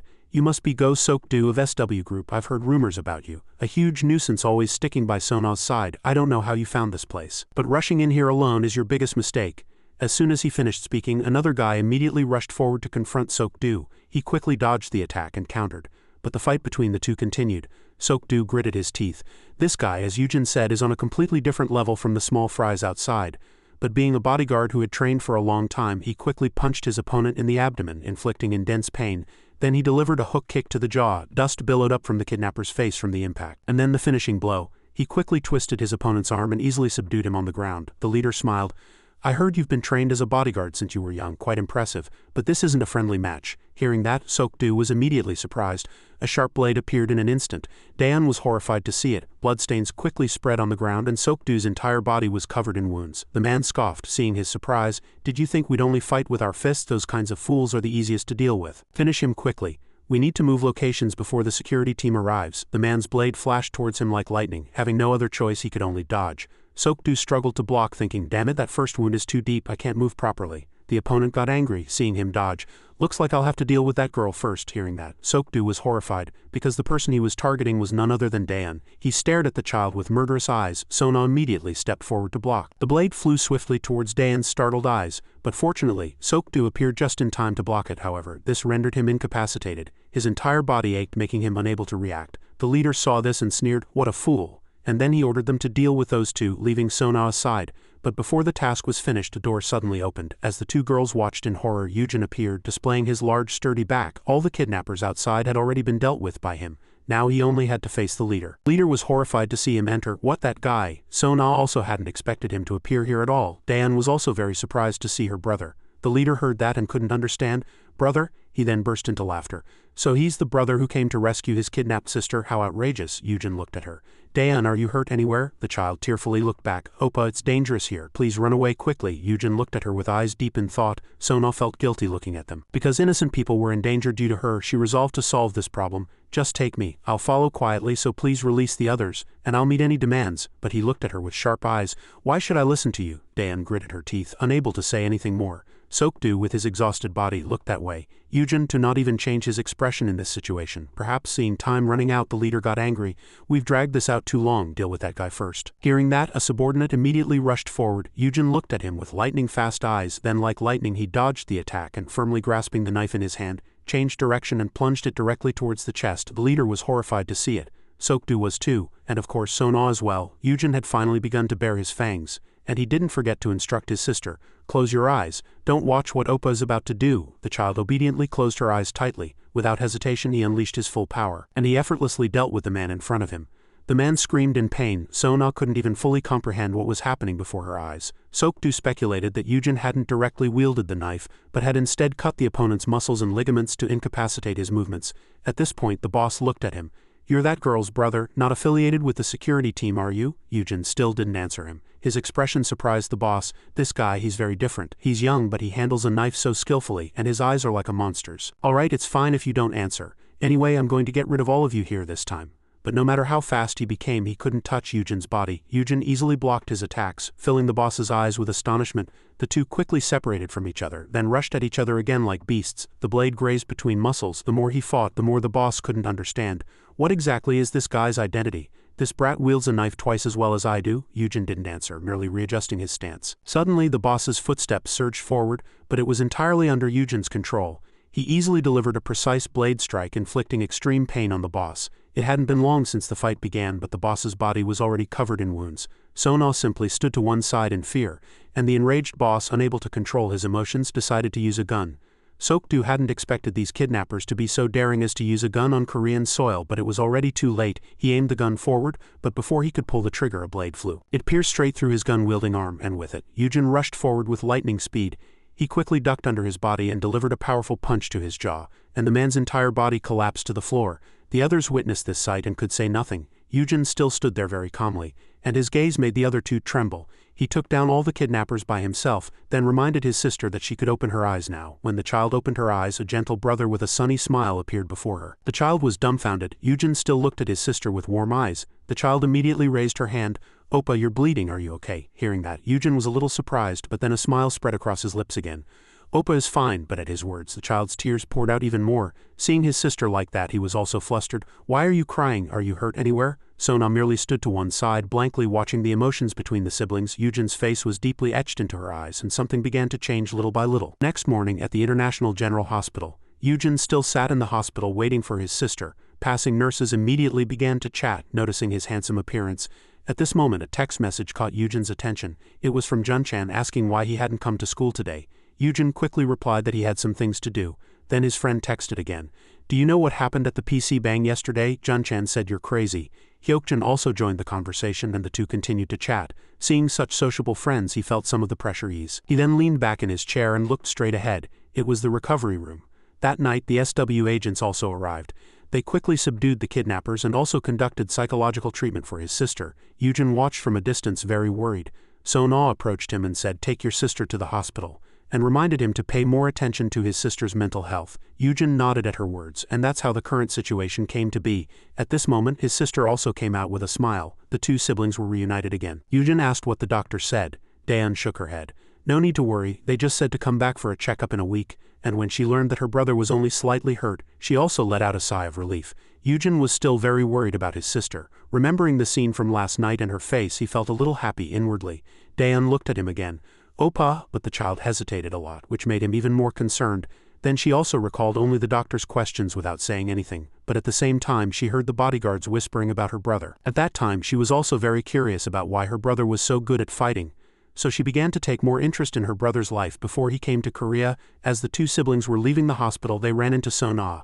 Seeing her, Daeun also approached and asked how she was. So-na shook her head and said she was fine, then asked about her condition. Daeun replied, "The doctor said I just need to come for checkups every week." Hearing this, her eyes became sad.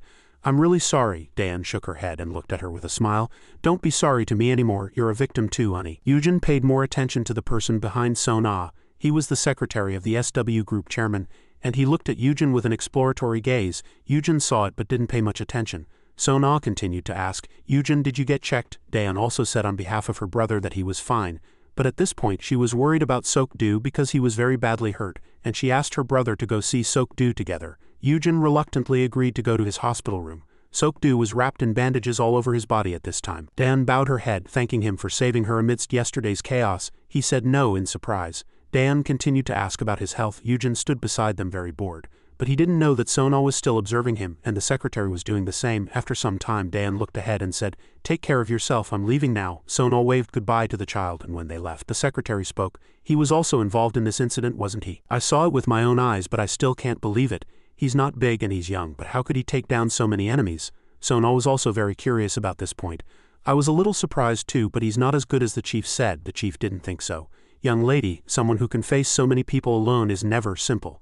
He secretly dealt with more than 10 guys outside. It's very difficult for 1 or 2 people to take on a crowd. Moreover, he didn't kill them, but only incapacitated them or knocked them out. I saw 2 seriously injured guys in the warehouse. Not many people can handle a knife so skillfully. Furthermore, the 2 in the warehouse and the 4 knocked out outside are not ordinary. They are all former Special Forces members who operated overseas. Looking at Sok-Doo's report and their injured bodies, that student seems to have received extremely high-level professional combat training." Unaware of these facts, the 2 siblings were still returning home. Dan felt sad at this time. "Thank you, Oppa." Hearing that, Eugen was surprised and looked at her. The child continued, "I couldn't thank you yesterday, Oppa. I've been saying this too much lately. You've helped me so much." Eugen interrupted the child. "No, I should be thanking you." Dan was puzzled. "Why are you thanking me, Oppa?" Eugen smiled and looked at her. "You'll know later. That was the first thing that was beyond my expectation." The child worried about my injuries before her own well-being. Returning to this country is truly an interesting experience. Seeing the smile on his lips, Dan also paused for a moment. Eugen then asked a difficult question. "What is family?" That guy found out really quickly.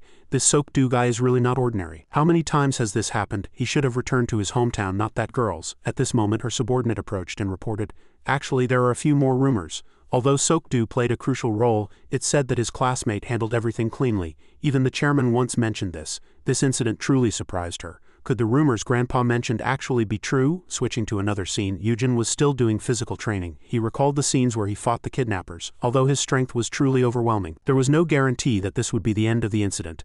The image of his sister never left his mind, making him work even harder. Suddenly, Dan's voice was heard from behind, asking him to come out and eat some fruit. The child seemed to have recovered after the incident. Eugen also immediately went out. With a brother's heart, he asked about her health, but judging by her attitude, her health seemed to be no longer a concern. Suddenly, Dan looked at her brother with strange eyes, and then she asked him if something was wrong. Eugen's arm, which had been doing pull-ups, still trembled and rested on the table. Noticing that, Dan quietly advised, "Don't worry about those things anymore, Oppa. You think I saw what you did, don't you? I'm not scared of you, and I don't hate you. I know you did that to protect me, so I'll never ask about what you went through in the past. Honestly, I also hid my bullying at school from Grandpa, and I didn't tell you either. So I understand that you also have reasons you can't tell me." In the quiet atmosphere, the phone suddenly rang. Dan immediately answered, surprised to hear it was from Sona. She seemed very worried and asked about the child's well-being. Not only that, but she also asked about Eugen. Moreover, she came all the way here to meet Eugen. Eugen looked at her without saying a word. The atmosphere between them was extremely tense, and after being surrounded by bodyguards, she eventually relaxed and asked about her purpose. Sona said she came to apologize for the past incidents and to thank him for saving her. Eugen immediately shook his head and corrected her, saying he went there because of his sister, but she was very stubborn and kept wanting to thank him. Eugen then glanced at her. "Did you come all this way just to say these useless things? If you have something to say it quickly." Sona met his gaze and felt embarrassed. "Honestly, I couldn't stop being suspicious after seeing your fake documents. Born into a family like this, I have no choice. I was almost kidnapped in America once before, so I couldn't help but be wary of your appearance. I don't know why you used fake documents, but I won't investigate any further." The more Eugen listened, the more he lost his patience. "If that's all you're going to say, I'll take my leave first." But before he could take 2 steps, the child called him back again. She asked if he had time because her grandfather wanted to meet him. Eugen firmly refused, not wanting to get involved with this group. "You don't need to worry so much. Saving you was just a coincidence." Sona sighed, watching him leave. At this moment, under the streetlight, Eugen was still on his way home when he suddenly saw an unfamiliar man. His body was covered in wounds. He looked at Eugen and cursed, saying everything happened because of him. Eugen still looked at him with terrifyingly cold eyes. He gritted his teeth. "After the congressman's incident, the boss became a target, and now because of you, we've made enemies with the Gosun gang too." At this time, the scene shifts to a nightclub. Bodies covered in wounds were strewn on the floor, and there was a group of thugs led by a fat man with an unpleasant voice. "Duchik, why don't you just surrender and admit your foolish actions?" Duchik looked at him and smiled. "Are you kidding? I came alone and you had to bring a bunch of these lowlifes?" At this moment, another guy appeared. "How dare you defy Congressman Kim and other politicians and even speak against the Gosun gang?" Duchik looked at him and replied very roughly, "I just wanted to teach those foolish guys that they should use their heads before doing anything." Choi Seong-chul's pseudonym was angered by his arrogance and ordered his subordinates to rush at him and tear him apart. Although seriously injured, Duchik, as expected of a gang boss, resisted very resolutely. He alone was a match for 3 or 4 of them. Storm-like punches rained down on their faces, and he easily made a group tremble before his might. Then he turned his head and stared directly at the boss with murderous eyes. Even the boss trembled in fear at his terrifying combat abilities. While he was still fighting frantically, he let his guard down for a moment, allowing a guy from behind to hit him with a weapon. The pain relentlessly overwhelmed him, but with his strength he could still turn and counterattack. But nonetheless he had to face a group of thugs alone. His situation became increasingly perilous. They all held unsightly weapons in their hands. Duchik outwardly maintained a defensive posture, but inwardly he knew that today might be his last day. A smile appeared on his lips as he thought of Eugen. He didn't know if Eugen would be able to protect his sister alone in the future. At this moment, outside the nightclub, Eugen arrived on his motorcycle. The other guys who were surrounding this area saw him appear and angrily tried to chase him away. But what greeted them was his straight kick. The other guys were all surprised to see their comrade attacked. Eugen now looked at them with murderous eyes, slowly dismounting his motorcycle. The other guys knew he had come for a fight and wanted to attack first to gain the upper hand. But how could petty thugs like them resist his strength? He easily knocked down one guy with a single punch. The remaining guy, seeing that, tried to alert his brothers inside. But unfortunately, he was hit squarely by his kick. Eugen didn't stop, continuing to strike indiscriminately. After several dazzling displays of martial arts, he took them down. Now the energy in his body slowly began to heat up. On his way inside, bodies strewn everywhere appeared before his eyes. Eugen seemed to have been accustomed to such sights for a long time and showed no discomfort. He was then blocked by a group of thugs who, like the ones outside, tried to chase him away. Seeing that they were allied with those guys, he slowly approached and, taking advantage of their carelessness, cleanly dealt with their leader. The others, seeing their boss fall, hesitated for a moment but quickly regained their courage upon realizing Eugen was alone. They rushed at him with the weapons in their hands. But as already mentioned, their movements were far too slow in Eugen's eyes. No attack could touch him. Instead, every strike he landed hit their faces like an iron pillar. Powerful wave-like kicks relentlessly incapacitated their bodies. The remaining thugs, despite witnessing his immense strength, charged like fearless beasts, but to no avail. What could stop the protagonist's power? All they could receive was the bone-chilling pain he inflicted. Finally, one of them, unable to withstand the pressure, attempted to flee. But Eugen had no intention of forgiving anyone. He easily approached the thug from behind and took him down with a single kick. Under his fierce attack, the thug's body was sent flying helplessly into Duchik. At the end of his furious assault, Eugen too had dealt with quite a number of opponents. Witnessing this scene, Choi Seong-chul, the boss, began to doubt if the person before him was truly human. His subordinate, standing beside him, sighed in relief, thinking that they were fortunate to have prepared thoroughly. Otherwise they would undoubtedly be the ones lying on the ground today. Duchik, despite the difficult situation, had to continuously endure the attacks from the other thugs. Yet with his skill he still held on without falling. In the midst of the fight he suddenly felt someone approaching from behind. But his slowed reaction time resulted in a direct punch to the face. Pain enveloped his entire body, but he still resisted fiercely. The blood mixed with his every breath showed how utterly exhausted he was. Choi Seong-chul, standing nearby, taunted him, seemingly trying to break his will. But with years of experience in the underworld, Duchik was not deterred by his despicable words in the slightest. He had already decided to fight until his last breath. Even the bosses began to feel fear at the momentum he exuded. His subordinates too dared not charge, fearing the next punch.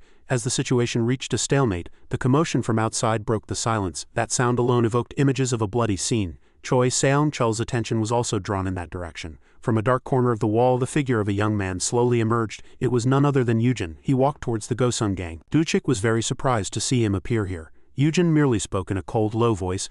"I've come to return the Vario motorcycle." Even Duchik, with all his guts, almost burst out laughing at that remark. What kind of person would come to a gang's den just to return a motorcycle? A bald-headed thug laughed upon seeing him.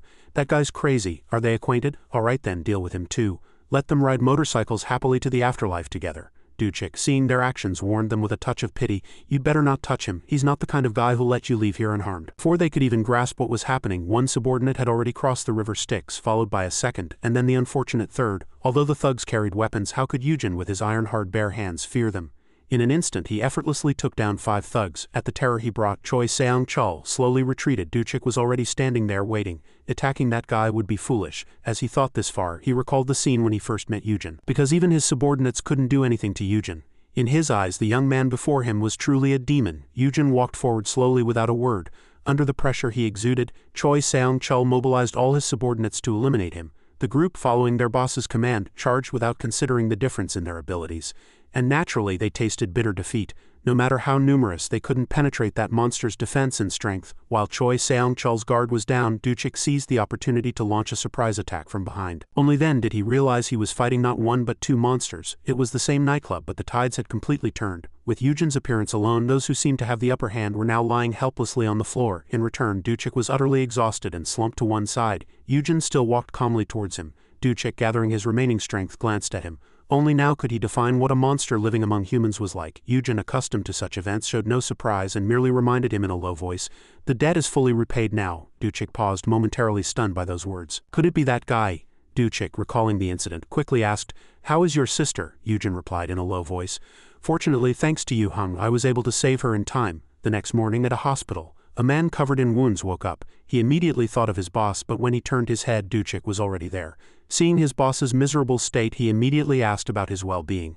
Duchik recalled last night's events, but not wanting to talk about it again, merely claimed he had taken a taxi to the hospital for treatment. His subordinate, vividly remembering the scene of the Gosung gang's assault, asked about the incident. Duchik looked at him with serious eyes. "I took care of everything, but I heard you went to that kid for help." At his boss's words, he recalled the student he had met last night and scratched his head in confusion. "I was attacked on my way to the store, and while I was in a daze I ran into him. But before I could even collect myself, I got hit once and passed out." Duchik chuckled, seeing how useless his subordinate was.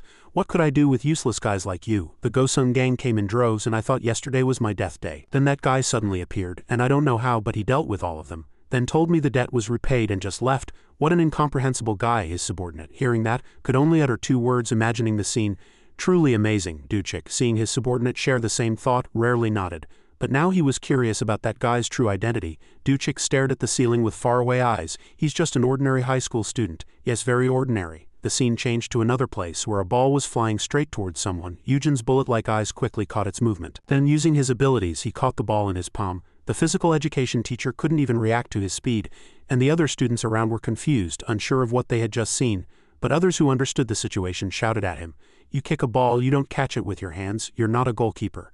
Only then did Eugen realize his hand had moved unconsciously and quickly apologized to his friends. As soon as class ended, his friends called him to hang out tonight, saying they'd be studying hard tomorrow. Eugen, finding it reasonable, agreed. But before that, he had to take his younger sister home. Anyway, lately he had been very worried about Dan's condition. His friends, hearing that, said they would go ahead and reserve a spot. At this time, in class 1 to 5, Dan was packing her books to go home, thinking about what to cook for her brother tonight. While lost in thought, she suddenly heard someone shout that Eugen had arrived. The girls in the class seemed completely smitten by his handsome appearance and came to Dan asking if her brother had a girlfriend. They seemed ready to pounce as soon as she said he didn't. To meet her friends' demands, she immediately affirmed that her brother was still unattached. Then the girls in the class gathered to discuss how to win Eugen's affection. Dan was speechless, watching them chatter in front of her.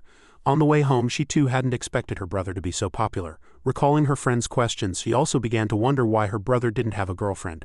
After walking for a while, she saw Eugen and his friends waiting for her. She also very politely approached and greeted everyone.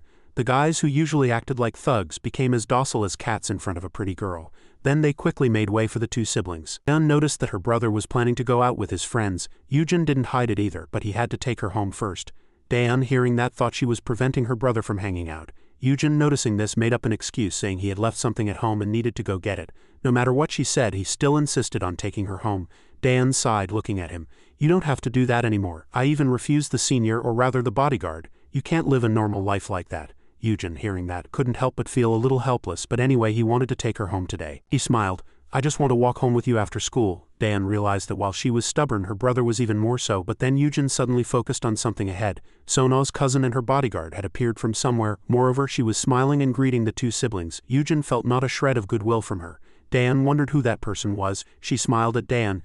"You're the kid who got kidnapped because of Sona, right?" Dan immediately agreed, but didn't forget to ask her identity. Sona's cousin, looking at her, introduced herself and said she wanted to invite the two siblings to dinner. Eugen instinctively felt that the person had no good intentions and refused. No matter what she said, he merely took his sister and walked past her indifferently. From this, one could see how indifferent he was to people who clung to him like she did. At this refusal, her face turned pale. Then she watched the two siblings retreating backs. Her bodyguard approached and asked if they should use force. She immediately refused, but inwardly she was concocting another sinister plan. Meanwhile, at the PC Bang, his friends were still happily playing games. Jun-chan, while going to the restroom, bumped into another guy. The guy glared at Jun-chan with murderous eyes. Fearing what he might do, Jun-chan immediately apologized. Nevertheless, the guy continued to pick a fight. Fortunately, Do Hyokjin appeared in time. Junchan immediately rejoiced, seeing that he had someone to help him.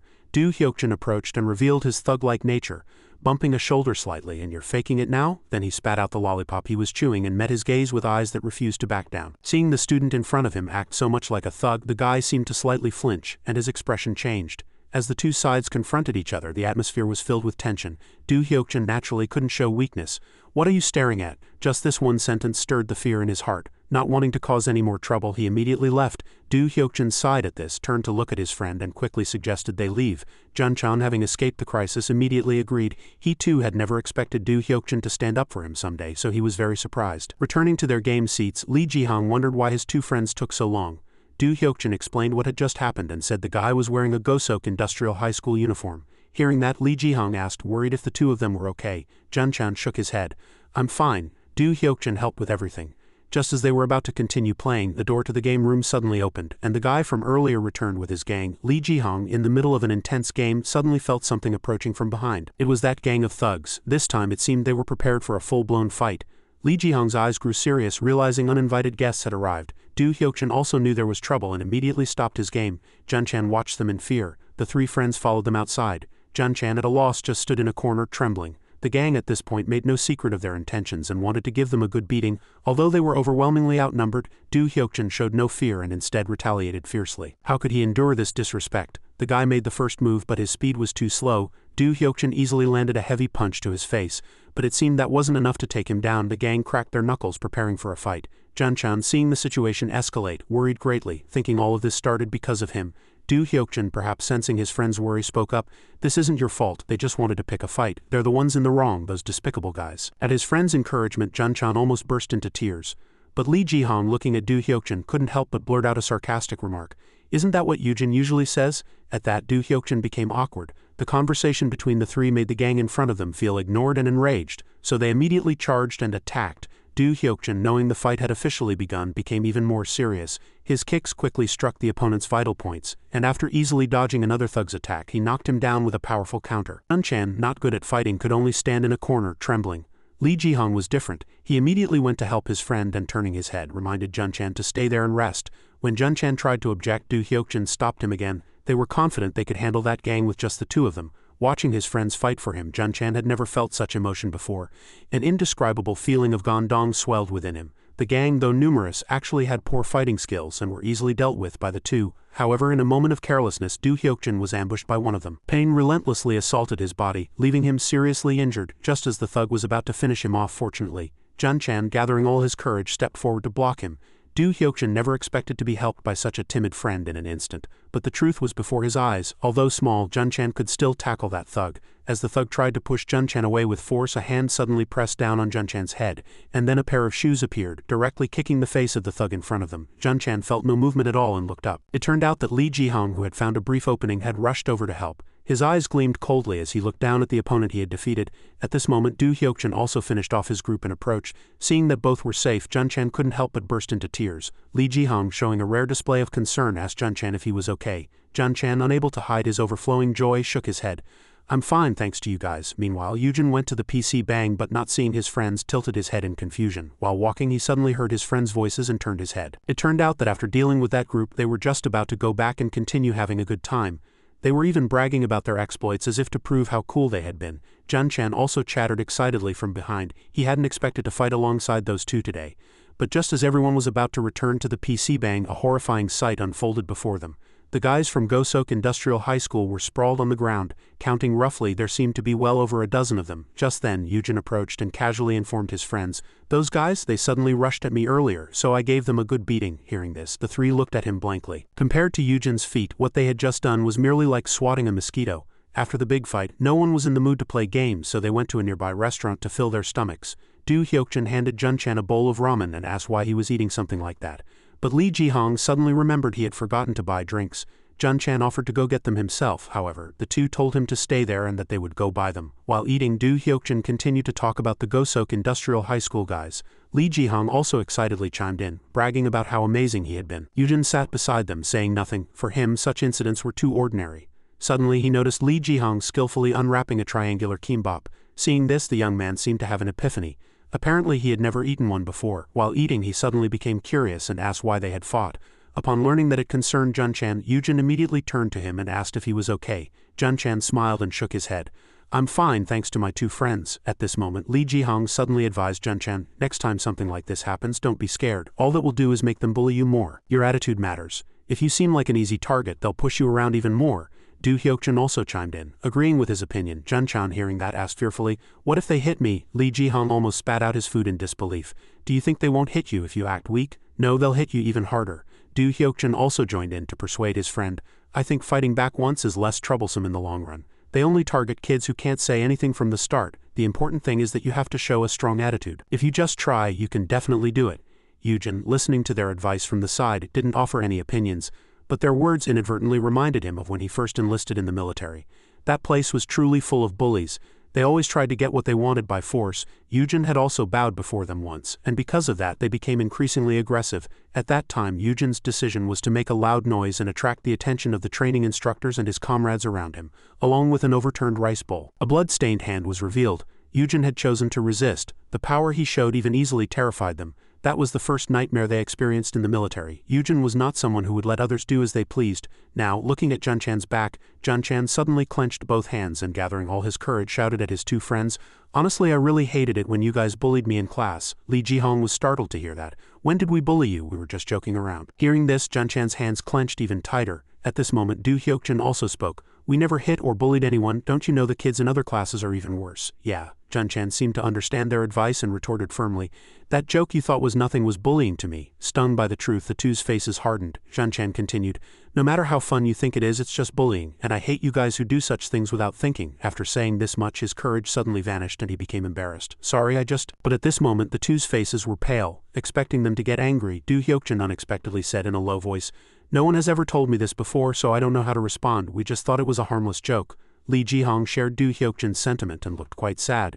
Junchan continued to explain to his two friends, playing with you guys and seeing how you treated me, I suddenly realized something. You guys don't even know you're bullying your friend, so I just told you what I thought. Hearing his heartfelt words, Li Jihong finally spoke, apologizing for his previous behavior. Du Hyokjin was not a stubborn person either. When he realized he was wrong, he also apologized. Hearing this, Junchan's eyes lit up as he looked at his two friends. Yujin, lost in thought, dropped his triangular kimbap as he opened it. Seeing the lump of rice on the floor, he felt as if his whole world was crumbling. At this action, his three friends turned their gaze towards him and quickly rushed over to stop him from picking up the fallen rice to eat. Returning to a splendid high-rise building, Sona's cousin seemed to be waiting for someone. At this moment, a person entered and caught her attention. It was none other than Sona. She quickly smiled and greeted her cousin. Even seeing her cousin's chilly attitude, she remained very calm. What's wrong that you've suddenly come and are yelling at me? Sona, at this point, spoke without hesitation. I heard you're investigating Yujin. What exactly is going on? Hearing this, she smiled. Because he's suspicious, of course. Sona heard that and became angry. I've already found out a little. He promised he wouldn't do it again, so stop it. Hearing this, her cousin narrowed her eyes. Have you forgotten how we survived? And have you forgotten what happened in the past? Just because he saved you doesn't mean he's trustworthy. You have someone in your class who completely falsified his past and you're telling me not to investigate? Even the bodyguard chimed in. Young lady, I understand your feelings, but the school also needs to investigate. All the information he submitted to the school attended by SW Group's children is fake, her cousin continued to smile. Actually, I'm really glad you came. It's almost time for the call. And according to the bodyguard, they had already contacted high-ranking officials to investigate Yujin's identity. If Sona was interested, she could stay here and get more detailed information. But having already promised, she immediately refused. Her cousin looked at her sister's firm attitude and became suspicious. Just then, the phone rang, attracting everyone's attention. She didn't give Sona a choice and made her listen together, then quickly opened the voicemail. Sona pretended not to care, but inwardly she immediately paid attention to this matter. Just when she thought the truth would soon be revealed, the man on the other end of the line said in a low voice, SW Group must immediately cease all information gathering. At this cold remark, everyone present froze. Sona's cousin heard that and became angry. What are you talking about? If we just leave that guy alone. But the person on the other side remained resolute. The government has intervened in this matter. If the group continues its investigation, it will have to face the consequences. He is just an ordinary high school student who returned to reunite with his family. Stop all actions immediately. At this moment, returning to the school campus, Sona and her bodyguard arrived at school as usual. At their appearance, Du Hyokjin's group was quite wary. Sona didn't greet anyone in the class and looked at Yujin. Junchan, being very conscious of Sona, kept looking at her. Sona, as he wished, approached and asked about Yujin's whereabouts. Hearing this, Junchan only then realized that he wasn't beside him. Where had he disappeared to? The two, not getting the information they wanted, quickly returned to their seats. Sok-do, looking at his young lady, informed her that the chairman had arrived. Sona was quite surprised to hear that her grandfather had come without any prior notice. At this moment, in another room, Sona's grandfather greeted Yujin. "You refused to meet me, so I came directly. Thank you for saving my granddaughter." Standing before the chairman of a chaebol group, Yujin still remained very aloof. "I only saved my sister." Although he knew this, he still wanted to express his gratitude and apologize for Yujin's sister being put in danger because of his granddaughter. Yujin had no choice but to accept his words. Thus the atmosphere between the two men grew heavy for a while. Yujin, thinking there was nothing more to say, immediately intended to leave, but he made him an offer. It was to become Sona's bodyguard. Hearing this, he turned his head. "That job isn't suitable for an ordinary high school student like me. Besides, doesn't SW Group have many bodyguards?" But at this he shook his head. "They can't always follow Sona to school. I'm fine, but that child won't be able to live a normal life if a group of bodyguards follows her around." And Sok-do also said he would step down from the security team a few days ago. He said he no longer had the right to be a bodyguard. "That's why I started thinking of you." Even after such a clear explanation, Yujin refused without hesitation. But at this moment he pulled out his last card. "Sona isn't the only reason I came here. I came to thank you for something that happened 3 years ago." This was the key that made Yujin stop in his tracks. Only now did he carefully look at the man before him. Knowing he was right, he immediately smiled. "I finally have the chance to thank you. Thanks to you, I was able to see my son for the last time." Yujin, knowing his secret had been exposed, no longer hid it. "That was just my duty anyway." But he persisted. "No one wanted to take on such a reckless mission back then. Thanks to you taking the mission, I was able to reunite with my son. He always talks about you even now. He was always curious why you became a mercenary, so he asked me to investigate. I tried to find you, but it was no use. I never expected us to meet in this situation." Sona is his daughter. Hearing this, Yujin's eyes finally became serious. Thus he conceded, "Although I can't be a bodyguard, I promise I will help if there's anything I can do." Hearing his definite answer, he was very pleased. That alone made this visit worthwhile. Having achieved his goal, he felt much more at ease. "Since I'm here, I'll ask one more thing. I'd like to hear your thoughts on the SW security team." Yujin heard that and frowned. "What do you mean?" At this, he also spoke honestly. "Our security team is very arrogant, and one could even say conceited. They believe they were the ones who solved the Sona incident. This is precisely why our group is in a more dangerous situation than ever before. So I want to hear your opinion on them. Of course, that advice won't be free. Consider this a consulting mission." Yujin heard that and immediately fell into thought, unsure what they had talked about. The scene shifted back to class 2 to 3. After talking for a while, Yujin also returned to his class. Sona saw his appearance and immediately raised her hand to greet him. Yujin also returned to his seat without much enthusiasm for her. Class proceeded as usual, but Yujin's mind was elsewhere. He recalled what the chairman had said and presumed his son must have already passed away. Fragments of memory resurfaced. At this time, Yujin seemed to have spent some time there and was on a mission. While eating lunch, he heard a man's greeting. "So young and already a mercenary, you keep your face covered, so I don't know how old you are, but you seem like a young man." Yujin at this point didn't want to talk much and avoided him. But the man continued to bring him delicious food. Yujin looked at it and fell into thought. He still very warmly advised him that at his age he needed to eat well. The other side, the mercenaries were talking among themselves. Through this, it was clear that they were escorting SW Group's people somewhere. Yujin also happened to overhear this, but from his position didn't comment on it. So everyone continued their journey. Sona's father appeared beside him and handed him a card. Yujin didn't pay him any mind and continued with his own work. Nevertheless, this man clung to him like a leech, continuously showing his kindness. Rain or shine, he still cared for him very much. One day, when he learned that Yujin had to leave to perform another mission, he expressed regret but didn't forget to tell him to come find him and talk if he had time. Yujin's eyes remained indifferent, but something seemed to be budding in his heart. He continued to show his kindness by packing Yujin some food and necessary medicine for emergencies. At this, Yujin also spoke, asking why he was giving him such things. Hearing the young man before him speak for the first time, he was quite surprised. This made him even happier, revealing his enthusiasm. "You can speak Korean? Why did you pretend you couldn't understand me? Whether I spoke English or the local language, you just stood there." At his chatter, Yujin couldn't help but stare straight at him. After talking for a long time, he recalled Yujin's earlier question and smiled warmly. "I have a daughter your age. You remind me of her, so I just couldn't leave you alone." How much time had passed since then? A colleague approached and spoke to him. "Yujin, the volunteer group escorting the entire village has been taken over by rebels. It seems they were waiting for the operation to end before taking over. Most of the volunteers were all massacred." At this point, his train of thought quickly cut off, because Sona had approached and spoken to him. Yujin gazed at her, lost in thought, and eventually decided to go to the lounge to talk. There, Sok-do apologized for having doubted him. Yujin looked at him and nodded. "I understand your position, so there's no need to apologize. You were just doing your job." Although he heard Yujin's understanding words, Sok-do remained gloomy. At this moment, Sona, who was nearby, continued. I know you might refuse, but my grandfather asked me to invite you, so I'll be honest. But before she could finish speaking, Yujin spoke first. I know. His ambiguous answer quite puzzled her. Meanwhile, Sona's cousin still gritted her teeth, lost in dark thoughts. Who exactly is that guy? Why can't they tell us? Just then the bodyguard entered. Chairman, that student is here. This statement quite surprised her. Meanwhile, in the SW group's male changing room, Yujin appeared wearing the group's uniform. Sokdu was startled to see him. What's going on? Yujin remained as taciturn as usual, saying nothing. He recalled his conversation with the chairman. The chairman had asked him to spend a few days with the bodyguards and get to know them. Since the chairman had already informed the group's bodyguards of this fact, there would be no problems. Yujin also repeated his words. You said you wanted to know what kind of job a bodyguard is. Sokdu was truly surprised that someone as strong as Yujin wanted to experience the profession of a bodyguard. Yujin looked at him and asked, Aren't you going to train? Sokdu shook his head. Today is Team 2's basic training day. I'm from Team 3 and my injuries haven't fully healed yet. Team 3 protects the young lady, and Team 2 escorts the director and his parents. Yujin went straight to Team 2's training ground. The training instructor quickly introduced Yujin, saying he would be with them for a few days. He's in the same class as Sokdu and is interested in bodyguard work, so the chairman allowed him to come here and experience it. At this, another person raised their hand with a suspicious voice. Team leader, is this the student who recently solved that incident with Sokdu? Upon learning this fact, the atmosphere became even heavier. Yujin looked at them, introduced himself and greeted them for a good evening. Afterwards, everyone gathered for training. Sona, hearing this news, also came to the training ground to observe. She wanted to see what her classmate could do here. Yujin was engrossed in training and didn't notice their arrival at all. Sona was momentarily blank before noticing the presence of another person. It was her cousin.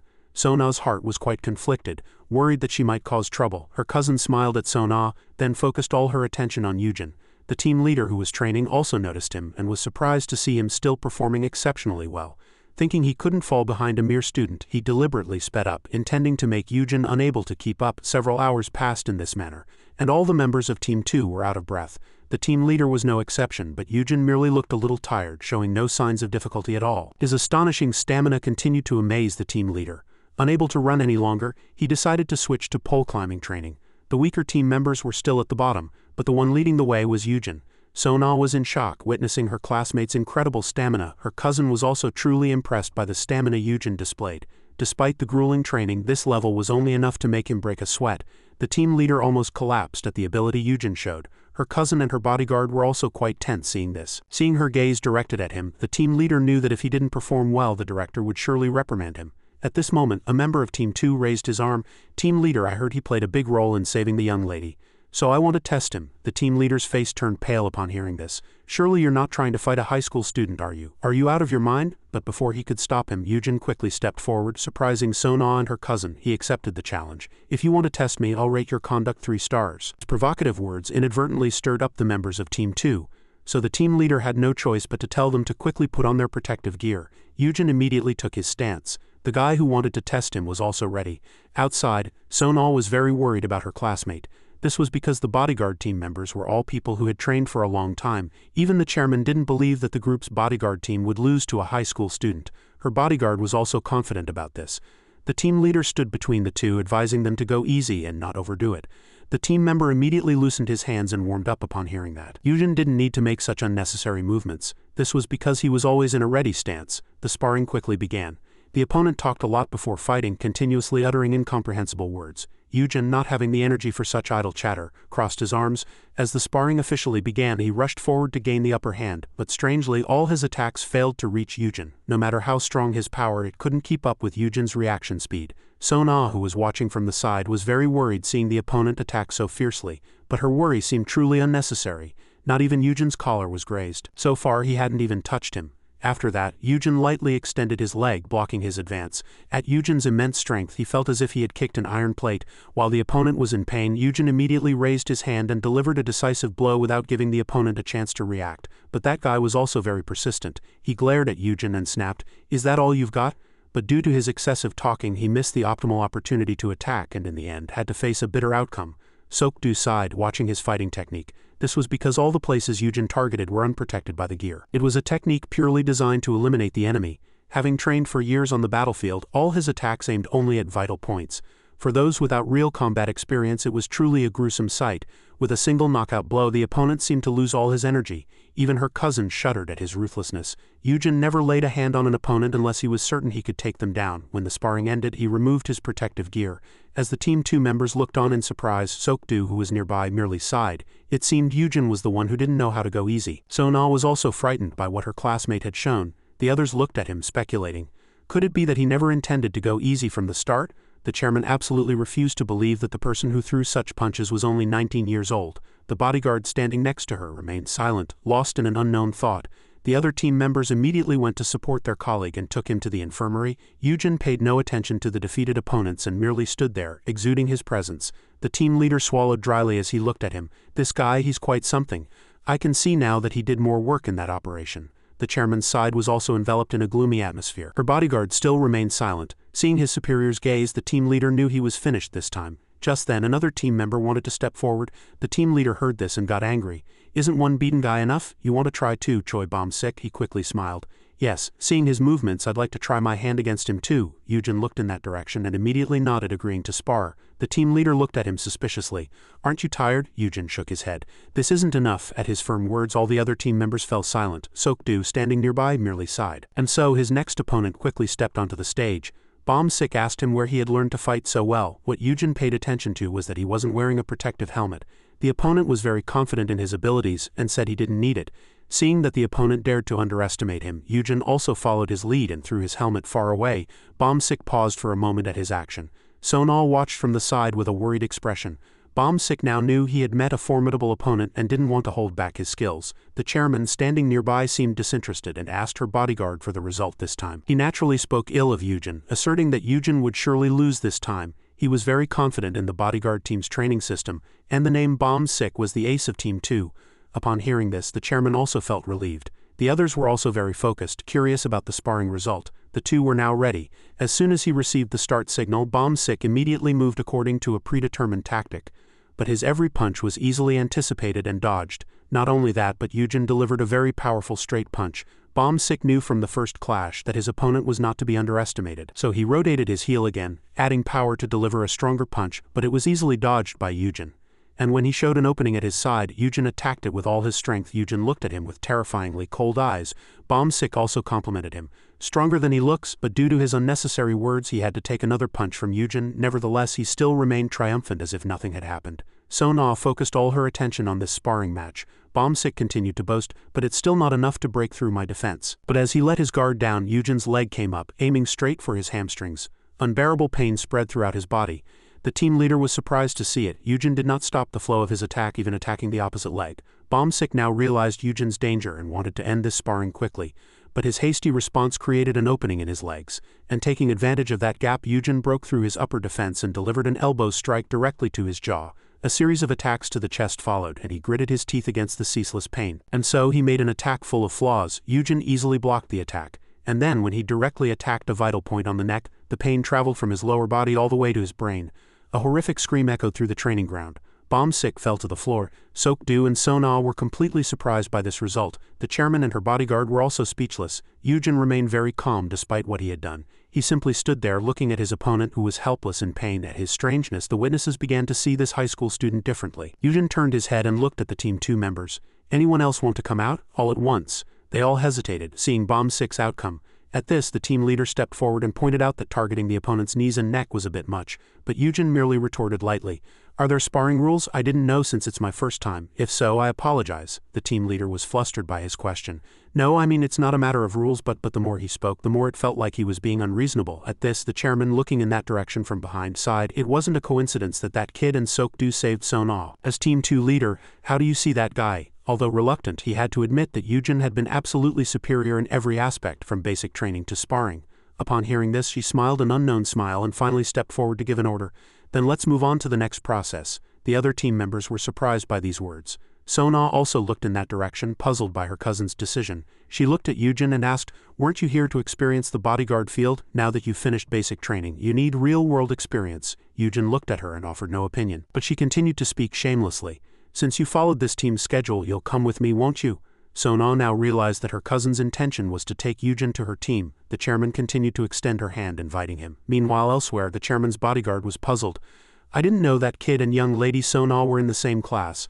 I found out during the investigation, but it's hard to believe even after seeing it in person, but he's really young. The fact that his name became famous years ago means he was already exceptional, even younger than he is now. I don't feel like I'm looking at a human being. In the changing room, Yujin appeared in a very handsome new look. Meanwhile, at his home, the grandfather asked his granddaughter, "Did Yujin go out with his friends? Why isn't he back yet? I hope he doesn't come back too late. A lot has been happening to him lately." Daeun, sensing her grandfather's worry, could only comfort him. Returning to the SW Group's Team 2 members, the team leader looked at them and said, "What's wrong with you all? You'd better prepare for the hellish training that's coming." In this oppressive atmosphere, no one dared to say a word. Team leader, feeling that his members' fighting spirit was broken, also didn't know what to do. Sona stood to one side from beginning to end, covering her mouth, her thoughts unknown.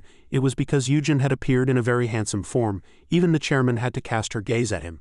The other team members clearly showed hostility towards the student in front of them at this time. Returning to the scene outside the SW Group, Yujin was on his way to his real-world test. Other team members were waiting for them outside. As the director quickly got into the car, the other bodyguards also followed suit. Yujin was still looking for a place to sit. The Team 2 leader looked at him and said his seat was in the back. Yujin looked at him and nodded, then quickly opened the door and sat with the director. The atmosphere between the two was quite tense at this time, and the others also paid attention to them. Do Chaebol really bring dozens of bodyguards when they go out? Yujin quietly deduced the terrain they were currently heading to. 2 people with me and 3 cars following behind, so 5 people in total. At this moment, Sona's cousin suddenly asked, "Have you ever thought about becoming a celebrity? I have an entertainment company affiliated with SW Group, and we're on our way there now." Yujin immediately shook his head, uninterested, but she was still very brazen. "Then are you interested in the bodyguard field?" Yujin also answered dryly. A topic of conversation arose and she smiled. "I understand. You really have talent in that field. I saw it when you easily passed the training and defeated 2 members of Team 2. The team leader, who was sitting above, showed hostility at this point and almost exploded. Yujin defended them at this time. "I only won because they had lost their touch, and since they had to be careful with me as a student, the situation was in my favor from the start. If the 2 had fought seriously, the result wouldn't have been so easy." The director, upon hearing this, was inwardly puzzled. "I thought he'd be happy if we won, but it seems not." The Team 2 leader also looked at Yujin anew. "That guy, he's very aware of the situation." After a while, they arrived at the entertainment company. While the director handled business in the conference room, the bodyguards stood guard outside. At this point, Yujin's presence surprised the Team 2 leader once again. After an hour seeing him motionless, the team leader asked where he had trained. Yujin looked at him with an exploratory gaze. When Yujin seemed unwilling to answer, he continued to ask about the skills shown in training and sparring. "It's impossible to reach that level without proper training." Yujin rarely answered, "Just skills I learned in the neighborhood," but in reality his thoughts were different.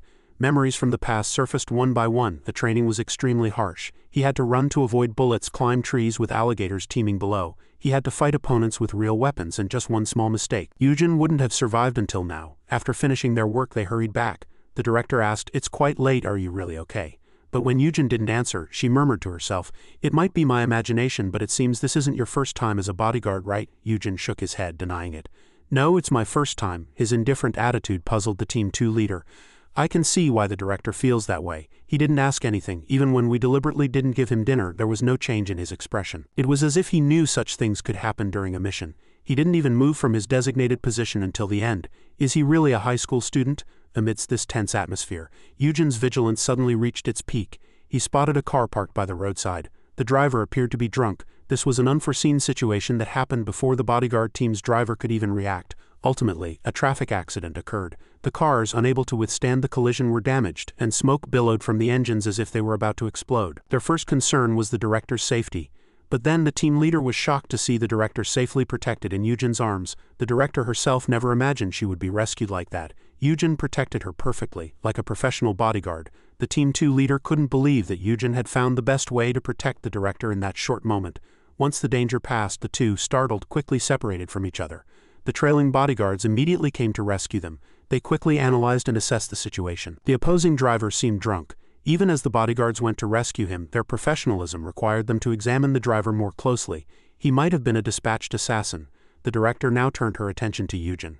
After such a rough experience, he was incredibly calm, as if nothing had happened. She quickly asked if he was okay. Yujin confirmed he was fine, but she advised him to get checked for any potential internal injuries. Yujin paid no mind to her words and looked at her, reminding her to wear her seatbelt when riding in a car in the future. Yujin's house, his younger sister was diligently cooking. Just then Yujin came out and asked, "Are you cooking? Is there anything I can help with?" Then he asked if their grandfather had gone to work. Dan immediately replied, "Grandpa is going to his workplace. He used to go often, but since you came back he hasn't gone as much." Hearing that, Yujin said, "Then let's go together, Oppa and you." He gave his sister a warm smile. After that, the two headed to their grandfather's workplace. A colleague approached their grandfather, who was busy working, and asked, "Is there something good going on? You look much more relaxed these days." Upon hearing that, Grandpa Yu simply smiled to himself and went back to work. As he worked, he thought about how happy Yujin's return had made him. He recalled the scene of meeting his grandson again and the three family members eating together at home. Those warm images made that moment unforgettable. Just then, someone suddenly approached from a distance. "Excuse me, sir, could you please move your car aside? Your car is blocking the way for other cars." But the tattooed man glared angrily at the person who was cautioning him, and that person said nothing more. After chasing that man away, he approached Grandpa Yu and threw trash anywhere. Seeing that, the grandfather silently picked up the trash cans one by one and put them into the bin. Just then, the woman in the car said, "Oppa, throw this away too." He heard that and immediately took the trash, continuing to throw it around carelessly. Grandpa Yu still showed no expression. While he was busy working, he suddenly heard his granddaughter calling him. Yujin had brought Dan to see their grandfather. Grandpa Yu was very happy to see his two grandchildren, but wondered how they had come all this way. Dan stepped forward and handed her homemade lunchbox to her grandfather. Then, looking at the back area, she asked if he was separating trash. Grandpa Yu nodded and explained, "If I don't do it right away, there'll be too much trash later, and it'll be hard to separate. It's easier to do it whenever I have time." Hearing that, Dan decided to help her grandfather. She didn't mind getting dirty for him. Grandpa and granddaughter worked hard together, with Yujin watching over them. Witnessing that scene, he found himself smiling unconsciously. Just then, Duchik and his subordinate finally emerged from room 214. They were looking for something to eat. Suddenly, his eyes widened when he saw the guy who had saved him at the nightclub before. His subordinate stepped forward and recognized Yujin's grandfather. This was because the grandfather was a security guard here. Moreover, whenever they went to Yujin's house, they would often see the grandfather there. Hearing that, Duchik seemed to realize something. He quickly looked at Daeun and remembered that she was Yujin's younger sister. But seeing the smile on Yujin's lips, he was truly surprised that such a cold-blooded guy could smile. Looking at him like this, he really seemed like an ordinary high school student. Duchik didn't want to disturb their happy family time, so he didn't go over to greet them. After working hard, the three of them had a cozy lunch together. After finishing their meal, the two grandchildren hurried back. Seeing the well-behaved children, Grandpa Yu was very happy inwardly. As evening fell, his shift finally ended. He thought of buying some snacks for his grandchildren at home, but seeing an illegally parked car, he kindly approached to inform the driver that he would be fined in the parking lot. But it was the same guy he had seen that morning. Hearing the grandfather's voice, he became enraged. "I'll park wherever I want," even his girlfriend spoke contemptuously. "Are you a security guard here? Do you want to be fired?" Grandpa Yu seemed quite stubborn. "The people here paid me to protect them, so could you please park somewhere else so as not to inconvenience others?" But the guy got angry. At his shouts, the grandfather was quite frightened. The woman also scoffed at the sight. But just then, Duchik's subordinate appeared, gripped the guy's neck tightly, pushed his head down and threatened him with a very scary expression. The guy's face turned pale at the aura he exuded. He didn't play around and threw him aside. "Move your car, you piece of trash. Next time I see you, you're dead. Both of you get your act together." Hearing that, they immediately got back into their car and left, terrified. He returned and asked Grandpa Yu, "Elderly sir, are you okay?" Although he didn't know what had happened, the grandfather knew the man in front of him had helped him and thanked him. Hearing that, he said he had seen the grandfather before. This revived Grandpa Yu's memory. It turned out to be those two big guys from before. Returning to Radio City, the subordinate reported his previous achievements to the boss as soon as he returned. Duchik thought he had done very well. Just then, a sound caught their attention. Yujin was already standing there, looking at them with very cold eyes. Duchik was quite tense seeing his face and asked. Yujin silently handed him his phone. It was a picture of his subordinate with the grandfather. The two looked at it and felt quite awkward. But contrary to that, Yujin's low voice came out. "Are you threatening me?" The two realized he might have misunderstood and immediately began to explain. At this point, the scene shifts back to the director. It seemed that after the last incident, she was very concerned about Yujin's news. The bodyguard was puzzled upon hearing that, but soon provided information. "I heard he's with Team 3. He should have finished basic training by now. And after that incident, when he was taken to the hospital, there were no serious injuries at all." Upon hearing this story, she immediately recalled the scene where Yujin rescued her and still showed interest. "Just in case, ask if he's feeling unwell anywhere. As people say, he's just barely recovered from the shock of the accident. Moreover, if we make a child do adult work, it'll only harm the child in the end. The media will go wild because of him." Completely unaware of these facts, Yujin was getting dressed. Sok-do looked at him, puzzled. Is there something going on today? Yujin didn't understand his intention and asked back. What's going on? Sok-do immediately asked. You seem a bit different from the last training. Yujin knew the reason and replied. Before I didn't really know what to do and what not to do. And there's no good in showing off, is there? After saying this, he asked back, what about you? You said you weren't going to be a bodyguard anymore. At this, Sok-do sighed. I don't know where you heard that, but it wasn't my true intention from the start. Due to family circumstances, I grew up with the young lady, so I became her bodyguard. But recently, due to my mistake, the young lady was kidnapped right before my eyes. Fortunately, I had prevented a similar kidnapping incident in Korea before, so I might have become overconfident without realizing it. At that time, I felt like I had never done such a thing before. My story is done. Where did you train? You wouldn't have been able to beat us with ordinary training, so it must have been professional training. Yujin replied as before that he learned it in the neighborhood where he lived. Sok-do looked at him, unable to discern his thoughts. When they all came out, they unexpectedly met young lady Son-ah. It seemed she had been waiting here since the afternoon. Just as he was about to leave, Son-ah suddenly called him. She wondered if he wasn't going to escort her today. Yujin just looked at her coldly. Why? Son-ah stammered in response. It won't take long, as I won't be working continuously like my cousin. It'll be a good experience and you don't even need to change clothes. Yujin looked at her, lost in thought. The other two were also the same. In the end, they quickly carried out their mission. Son-ah was still innocent. When I was in America, I really craved ramen and kimbap. Yujin looked at the rice ball in his hand. It seemed he was struggling to open it. The three of them seemed like ordinary students on a date. Son-ah was about to ask him if there was anything he wanted to eat. Yujin replied that he didn't think he could eat during a mission. Son-ah felt a little sad upon hearing this. Sok-do, standing nearby, reminded her, actually, if you're on Team 3, you can perform the duties of an ordinary bodyguard by the young lady's side. As if granted permission, Son-ah immediately invited the two to eat together. Sok-do looked at Son-ah, looking helpless at this point. Son-ah suddenly asked while eating, Oh, I heard you got into an accident while protecting my cousin. Are you hurt anywhere? Yujin shook his head. But at his expression, she looked very sad. You're sitting with me but not even looking at me. Is that why people say I'm difficult? I'm not like that. Speak a little and smile. Sok-do felt intense emotional waves coming from Son-ah. It's the first time I've seen the young lady like this. Son-ah smiled when Yujin looked at her, but in reality his mind was filled with other thoughts. Around that time the man was breathing heavily. Yujin was still going deeper inside. Just then he opened his mouth. Leave me, at least you have a chance to live. Even if I escape now, I'll only live for a few more days. If you try to save me, I won't survive either. So don't worry about leaving me here. Oh, and thank you. Since you came alone, it seems the others refused, or maybe they needed more time. Unfortunately, I won't get to see my daughter one last time. I was planning to go back after this work was done. It was at this moment that Yujin spoke for the first time, surprising him. If you regret it, get up and move your feet, Chairman. This is a place where healthier people than you sacrifice their lives every day. And today the Grim Reaper will not come for you. So quickly move your feet, survive and go meet your daughter. Thinking about such things, Yujin spoke at this time. Can we talk just the two of us for a moment? Just the two of them. Sok-do was also very quick-witted and immediately got up, approached the other team members and said something. Son-ah was surprised at this point. What do you suddenly have to say? Yujin mentioned her father. Son-ah was quite surprised at this point. Is that my father's name? Yujin continued to ask about his personality. As he said this, his eyes were very serious. Son-ah looked at him, lost in deep thought. My father was always busy. Even though the company grew, he still took on a lot of work. He was mostly overseas, so it was hard for him to visit me. We weren't that close either. Then suddenly, my father got sick and was diagnosed with only a short time left to live. But my father died working tirelessly overseas. When I heard he wouldn't be returning, I was on my way to meet him. So you could say he died without seeing his daughter. Honestly, I resent him a little. I don't know why you're suddenly asking about this. But if you hadn't saved me, I would never have told you. Her story brought back other memories for Yujin. When he was in the organization, Inu looked at the workers and their children there with envy. He sighed that he hadn't done enough for his daughter.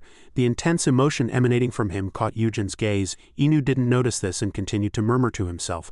Why didn't I realize it sooner? I should have spent more time with my daughter. Yujin spoke at this point. Your father said he worked until the end to meet you. Son-ah was utterly dumbfounded by those words. What are you talking about? Yujin decided to convey his father's will and last request in detail. Your father wanted to see you before he passed away. I'm sorry, my daughter, I don't think I can make it. These were his words which he implored me to deliver to you. He had struggled to speak, gasping for his last breaths. This is a request. You must meet my daughter and tell her these words directly. Whether I survive or whether I get to meet my daughter, you must deliver them. Do you understand? After that, his eyes slowly closed. Son-ah, still in shock, asked dazedly. Yujin, you met my father, didn't you, before he passed away? Yujin rose from his seat. That is all I can tell you. With those words, he left, leaving Son-ah behind, her heart complicated by her father's message. Yujin gave her time alone. He hadn't understood it then, but now he seemed to grasp the meaning of that request. The request wasn't just for her father but also to help him escape that hell. What he couldn't convey included himself. The scene shifted to Eugen's apartment. The frantic ringing of the doorbell echoed from all directions. Eugen, in a deep sleep, woke up with a start. What surprised him even more was the fact that Kong Hamchan appeared before his eyes. He quickly ushered the major inside to talk with his family. Hamchan was very kind. Actually, I came back to Korea with Eugen, but after meeting my family after a long time I couldn't come to greet you right away. Grandpa Yu was a little surprised to hear that. Is that so? I didn't know. Actually, I wanted to meet you in person and greet you. When we talked on the phone I thought you were from the embassy. I was really surprised later when I found out you were the one who helped my grandson return to Korea. Hamchan actually had private reasons he couldn't reveal, but it was difficult to say them here. Grandpa Yu, completely unaware of the situation, stood up. It's a bit late to say this now, but thank you very much. Eugen simply stood beside them, saying nothing. Dan was also quickly drawn into their conversation. Hamchan was embarrassed by Grandpa's gratitude. He waved his hand. No sir, you don't have to do this. At this, Grandpa asked about his relationship with his grandson. Hamchan smiled. Eugen guided me when I was on an overseas business trip. The situation was really awkward then. I didn't know the foreign language, so I almost died of embarrassment. Having learned the full story, Grandpa Yu very kindly invited Hamchan to stay for dinner. While eating snacks, the major looked at Daeun. You're Eugen's younger sister, aren't you? The child quickly nodded. Yes, I am. Seeing the child's awkwardness, Hamchan said, if you're Eugen's sister, you're like my sister too. Feel free to call me Oppa. Daeun was a little embarrassed to hear that. By age she should have called the man in front of her uncle. Soon a hearty dinner was served. Hamchan ate as if it were a feast and all three watched him. Grandpa Yu said, eat slowly. But even so, he couldn't stop tearing up with each bite. I don't know when I'll get to eat home-cooked food like this again. Grandpa Yu heard this and thought his parents had passed away. Then he suddenly changed the subject. My mother can't cook. My father prefers to eat out too. My father lives in daily torment because he can't control his expression when he eats my mother's cooking. That's why I like military food the most. It's a truly tragic life. Grandpa and granddaughter were speechless to hear that. Eugen didn't care at all. After dinner, the two had a chance to talk privately. Eugen, I'm glad to see you're doing well. The squad members were going crazy because of you. They even sent a petition asking about your well-being. Eugen smiled, recalling his military comrades. Then he asked about the major's purpose for coming here. It turned out he was just stopping by for a break on his way to a business trip. Eugen smiled to hear that. Hamchan wanted to continue fulfilling his duties even after experiencing life fully. Although he wanted to talk more, he had to go meet his fiancée now. Eugen rarely showed a surprised expression. Are you getting married? Hamchan became serious when he heard that. Yes. Eugen still looked at the major with suspicious eyes. This made him quite embarrassed. Why are you looking at me like that? Did you think I'd die an old bachelor? Both families have already decided everything. Well then, goodbye, I'll go first. Before leaving, he stopped again. Eugen saw that and asked, is something wrong? Hamchan looked at him with serious eyes. Do you remember what you were curious about before? You came to me and asked what family was then, didn't you? I didn't have an answer for you then, but I think you've felt it now, haven't you? I hope this is the best choice for you. See you at the wedding. Be sure to dress properly. The scene shifted to SW Group where Jay appeared in very elaborate attire. I'm sorry for calling you out so suddenly. I couldn't make time due to my schedule. Hamchan looked at her and shook his head. It's fine, I contacted you too suddenly, but it's good that we could meet like this. She approached and sat down. I heard you've been frequently deployed overseas recently. You're truly busy. After that, the two talked about very intimate topics. Talking to her seemed to make the major very happy. Jay looked at him and thought, I never imagined I'd meet a soldier like this. If it weren't for the family introduction we would never have met. Having said this, she asked how many times they had met. Hamchan became very serious. 14 times in total. Jay smiled at that. It's been a year since we got engaged, but I don't get to see you often. We must be very busy. At her words, the major could only give an awkward laugh. At this, she set down her teacup. Oh, by the way, I have a favor to ask you, Oppa. Hearing that his fiancée had a favor to ask, Hamchan became very serious. Jay quickly presented Eugen's documents to him. At first, he thought they were ordinary, but upon seeing the documents, he paused. Jay requested, could you look into this young man for me? He's a transfer student in my sister's class. I was a bit worried, so I had him investigated, but there's no reply and even the government is blocking it. Before she could finish speaking, Hamchan cut her off. I'm sorry, but I don't think I can grant that favor. It was the first time she had seen the man in front of her look so serious. Silence hung between them. Jay seemed a bit peeved. All right, you don't have to be so serious with me. Hamchan saw that and thought to himself, Eugen, your hung is doing his best for you. A few days later, Eugen received a call that Hamchan and his comrades were isolated during a mission. They were now in a forest and their situation was being fully exploited by the enemy. On the other side, their pursuers were heavily armed and had the major's unit in their sights. The boss smirked at this. Well then, let's begin the hunt. Eugen received a call that the major was in danger.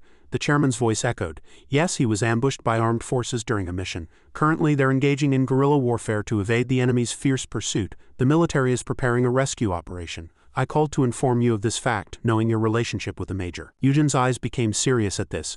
How bad is the major's situation for the chairman to call me personally? He sighed. I'm sorry to say this, but it's very bad. You should also be prepared. Even if such a thing happens, don't act rashly and leave it to the military. The past and present are very different. Don't forget that you have family now. Yujin was silent.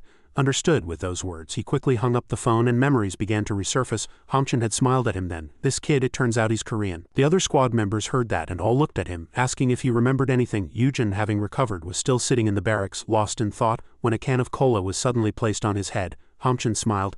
Take your time remembering. Don't push yourself too hard. But as he was about to leave, Yujin said his name was Yujin. That seemed to be the only thing he could recall at the moment. On their way to becoming professional gamers, they still seemed unlucky. Even soldiers fighting on a battlefield found fighting on Summoner's Rift too much. But at this, his comrades blamed Yujin for everything, saying he was a jungler but didn't communicate with the team like Levi. On a clear summer day, Hamchin rushed in and announced that he had found Yujin's family. His grandfather and sister were still alive. These words truly captivated Yujin's heart. The other squad members immediately flocked to congratulate the guy in front of them. Hamchin was no different. Recalling those events, Yujin fell into deep thought. But then Dan called him from outside to come eat dinner. His grandfather and she had been waiting for him for a long time. Yujin emerged from his room and looked at them, but his eyes were still vacant. His grandfather and sister looked at him, puzzled why he wasn't sitting at the table. Yujin then snapped out of it and quickly went to sit down. He had been so vacant earlier because he was thinking about how envious others would be if they saw them eating together like this. His sister heard that and smiled, saying there was nothing to be envious about. But his grandfather thought differently, because some people didn't even get such an opportunity.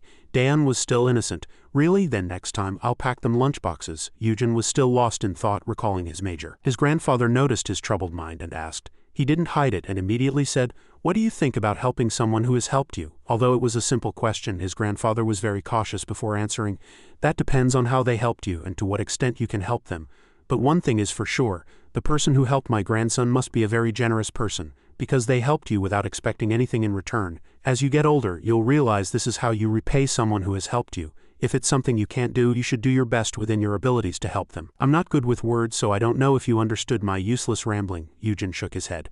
No, meeting Grandpa again is probably the biggest fortune of my life. His grandfather was stunned for a moment to hear that, and then finally a warm smile spread across his face. Thank you for thinking that way. Yujin then looked at his sister and she was quite embarrassed, and he said kindly, Daeun, meeting you again is also a great fortune for me. At these words her eyes widened and soon turned into a very lovely expression. After returning to his room, Yujin informed them by phone, I'll depart first. I'd appreciate it if you could prepare a few things. The chairman heard that and immediately agreed. Back on the battlefield, the soldiers were in quite a difficult situation. They had to find a place to rest, being pursued by the enemy. At this, one person quickly approached and reported, Major, everyone is exhausted, especially Guangsik. He's bleeding too much. Hamchin heard that and fell into thought. We can only wait for reinforcements until we reach the next stronghold, but the next information he heard made him quite displeased, because their supplies were almost depleted, back in the enemy camp. They were very triumphant. Everything will end easily. It's already impressive that they've held out this long. There are no civilians to protect, and if we weren't familiar with this terrain, our losses wouldn't be small. In the midst of their triumph, suddenly, the wound in his eye throbbed, making him tremble. He tried to suppress the pain with his hand. He recalled the young man who had wounded him, his eyes filled with murderous intent, and now his nightmare was coming. Yujin was fully equipped on the plane. He quickly recalled the objective of this mission. This area was Zeran, one of the areas he had operated in the past. Major Kong Hamchin had been dispatched to rescue Korean mineral researchers and had returned without problems. He heard that the identity of the attacking group had not been identified. The equipment and supplies requested by Yujin have been prepared. Local consent and cooperation for moving to the battlefield have also been obtained. The chairman turned to look at him and asked, Are you really going back there? Yujin looked at him with resolute eyes. Yes. If this was his request, the chairman had nothing more to say. At this, an announcement echoed. Arriving at the destination in 1 minute, please prepare. Hearing that, his body quickly donned the equipment like a machine and he stared straight ahead with murderous eyes. The next morning, class began as usual. The teacher was focused on the lesson plan she had prepared. The problem students were either uninterested or even dozing off. But one peculiar thing was that Yujin did not appear in the classroom. Sona was also very concerned about this, because he hadn't even replied to her texts. In the eerie forest, bullet casings were scattered everywhere on the ground. Yujin set out to rescue the major. The traces here indicated a very large clash. He looked at one path. If they went this way, they would have reached the third stronghold. He made a decision. Elsewhere, gunshots echoed throughout the area. Despite suffering casualties, the soldiers were resisting very resolutely. Nevertheless, they were confident that they could survive here. Hamchin appeared before them, looking quite distraught. The enemy even had heavy weapons. It was a guy with an RPG. They couldn't let him fire a cannon this way, so their sniper quickly aimed at him. The gun fired, not only bringing him down but also detonating the shell he was carrying. It caused a huge explosion. The squad members were excited to see this, but the major was still very cautious. They slowly advanced to check the enemy's situation. Hamchun quickly ordered his side to report the situation. His comrade heard that and quickly reported, "No casualties, but we don't have much ammunition left. I'll have to confirm the exact details, but if we go through another battle like this, it will be tough. And it's 7.5 kilometers to the base, which will take about 3 hours to travel." Hamchun gritted his teeth upon hearing this. It would take 3 hours and 20 minutes to safely reach that location with the injured. If they remained in this forest any longer, time would run out. Just then, someone reminded them, if casualties occur, immediately retreat and reassess the situation. Don't charge all at once, engage in guerrilla warfare like this. Based on those words, Hamchun offered his own analysis. From the start, they had been scattering their forces like this as if it didn't matter how many men they lost. While the enemy's attire and movement methods seemed sloppy, their combat strategies were gradually changing. At first, he thought they were just ordinary thugs, but after a few engagements, he discovered their pattern. As their unit was forced to move to Outpost 1, the enemy continued to engage them, forcing a retreat to Outpost 2. The same thing happened there. They even pursued their unit as if they knew their exact movements. In the current situation, their last chance was to hold out at Outpost 3 and wait for reinforcements. He had to protect his comrades no matter what. Meanwhile, in the enemy camp, an informant quickly reported the current situation to the boss. Looking at their movement path, they're heading in the direction we anticipated. We've already deployed troops there. The boss smiled upon hearing that. I hear there are a few emergency escape routes there too. Just then, another subordinate appeared. How long will my men have to die like this? Why don't we attack all at once instead of engaging in small skirmishes and retreating, making my men die in vain? In response to this question, he glared at him with cold eyes. The man trembled at his gaze. The boss explained, our opponents are special forces who have been through numerous battles.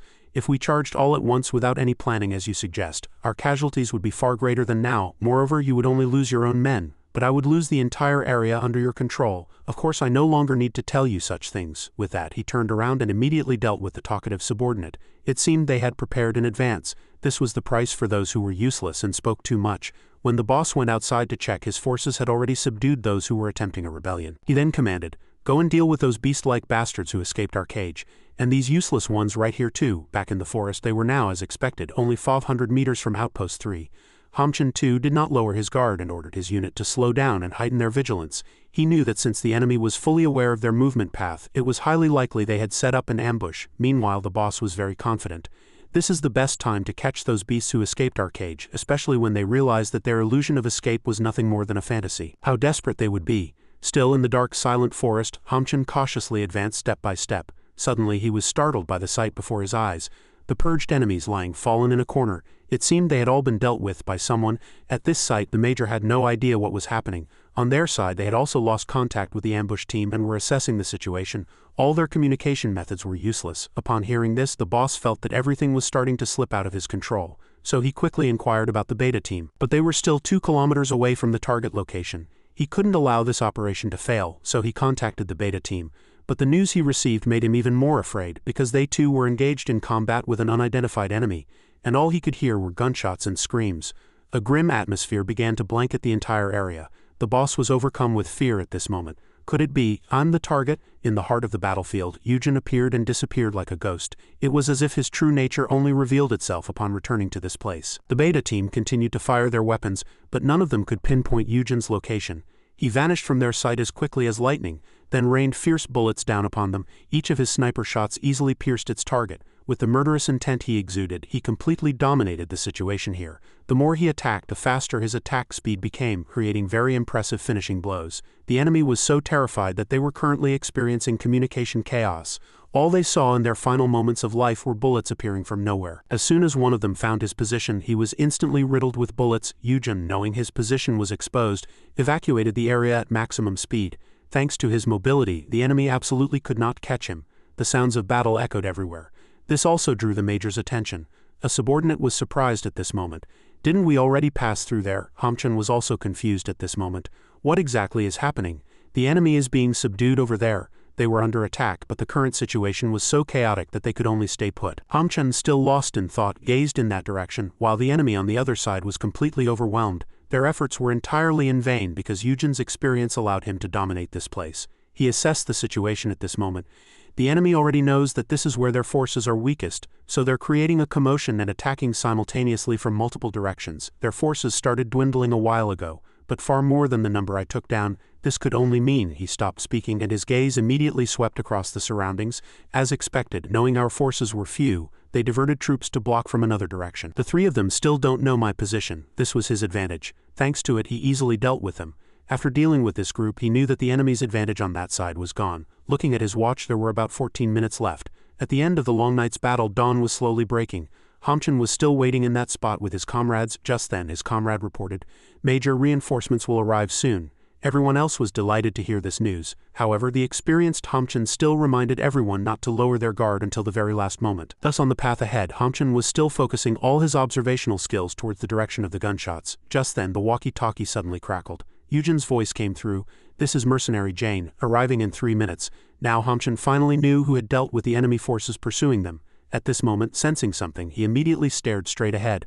A lone figure slowly appeared, holding both hands straight up to the sky, showing his goodwill. Hamchan quickly looked through his binoculars and confirmed Eugen's appearance. Even though he had a premonition, he didn't expect Eugen to appear here. Eugen slowly approached. Hamchan could no longer maintain his composure. "He really came?" The person next to him quickly asked. "Is that Eugen? How could he come all the way here alone?" Hamchan looked at him, having many things he wanted to say, but he couldn't open his mouth. Eugen remained taciturn as usual. After a little more time passed, helicopters quickly arrived to pick up the major's subordinates. At this moment, Hamchan stared blankly ahead and grabbed him by the collar. He raged, "Are you crazy? Do you know where this is, coming here alone?" Eugen looked at him and said very calmly, "I know this place better than you, Major." Hamchan still couldn't control his emotions. "You fool, do you think you're still the same as before?" Eugen cut him off. "That's why I came. I couldn't stand by and do nothing when I saw you and your comrades in danger. I felt I would regret it for the rest of my life if I didn't." As he said this, his gaze became very serious and he looked at him. Hamchan knew he had done all this for him and his comrades, but he still couldn't hold back his tears. "Why did you go so far?" Eugen didn't answer, but his eyes said it all. At this moment, helicopters also quickly landed, and from the enemy side they came to assess the situation. The entire Alpha team and 17 out of 20 members of the Beta team were dead. Further investigation is needed, but Alpha appears to have offered no resistance at all. And Beta was ambushed while on the move. The boss asked who had done this, but unfortunately they were ambushed without seeing the enemy's face. Upon hearing that, his mind was in turmoil. Something's wrong. Those bastards definitely moved as expected and there were no reinforcements nearby. Then they must have ambushed our forces here and attacked. But after annihilating Alpha, they returned to pursue and wipe out Beta. This kind of fighting style, it's like before. He stopped speaking and then remembered something. Could it be him? There was only one person who fought like this and showed it to everyone. Investigate again quickly. Assume he's still alive and reinvestigate immediately. We must find him. Meanwhile, back at SW Group, Team 3 members were still continuing their training program. Eugen, of course, was one of them. Sona took some time today to watch them train, but her purpose seemed to be to pay more attention to Eugen. Heavy breaths escaped. Eugen was still doing his job very well. Sokdu was watching his every move from the side. Eugen didn't have time to worry about other things, he just did his best. The obstacle course competition also proceeded very smoothly. Eugen and Sokdu seemed to perform their roles very well. They even competed with each other, or at least that's what he thought. Everyone else looked in that direction and was very impressed by what Eugen displayed. Sona seemed to think that nothing was difficult for her classmate. Sokdu did his best, but in the end they were panting after the test. Sokdu kept his eyes on Eugen as if trying to probe him. Eugen was merely breathing a little heavily even after the tough training. Seeing that sight, Sokdu couldn't help but marvel from the side. Back in the changing room, Sokdu still couldn't take his eyes off him. At this moment he stepped forward and asked about the stain on Eugen's hand. Eugen paid attention to his words but soon disregarded it as it was just a minor injury. Sokdu didn't consider it ordinary, because he was able to get a high score in training despite such a significant injury. That made him sigh. "Every time I see you, the phrase frog in a well comes to mind. I don't know much about you, but I'm sure of one thing. From the moment you saved Sona, from your very first training session until now, in everything we've done together, you've always trained like that. I grew up being praised as a genius by everyone around me, but after meeting you, I felt bad realizing I was nothing more than a grain of sand in the desert. Even with advantages, I never once thought of losing to you in any training." Eugen, hearing his heartfelt words, rarely replied, "So that's what you thought of me. It would have been stranger if you didn't have the desire to win every time you trained with me. I understand, after all, we're the same age. I heard you were a bodyguard by Sona's side since childhood, but now I know you were raised by an aide." Sokdu looked at him in surprise. "I don't know where you heard that, but you're right. My father was one of the chairman's closest chief secretaries. He was also the chairman's man, so I was destined to work at SW from a young age. So I was by the young lady's side and trained by them to help her manage the group's affairs later." Eugen replied at this moment, "I'm not someone who can help others with their work. I don't know how to either. Everyone has their own strengths." Sok-do looked at his retreating back, then quickly moved forward to catch up. In that case, I absolutely can't lose to you in training. Yujin merely responded with a smile to such challenging words. Sona was waiting for them outside at this moment. Seeing the two of them come out together, she smiled. You both worked hard. Yujin, has something been going on lately? I haven't seen you in class. Yujin, not wanting to talk much about it, shook his head.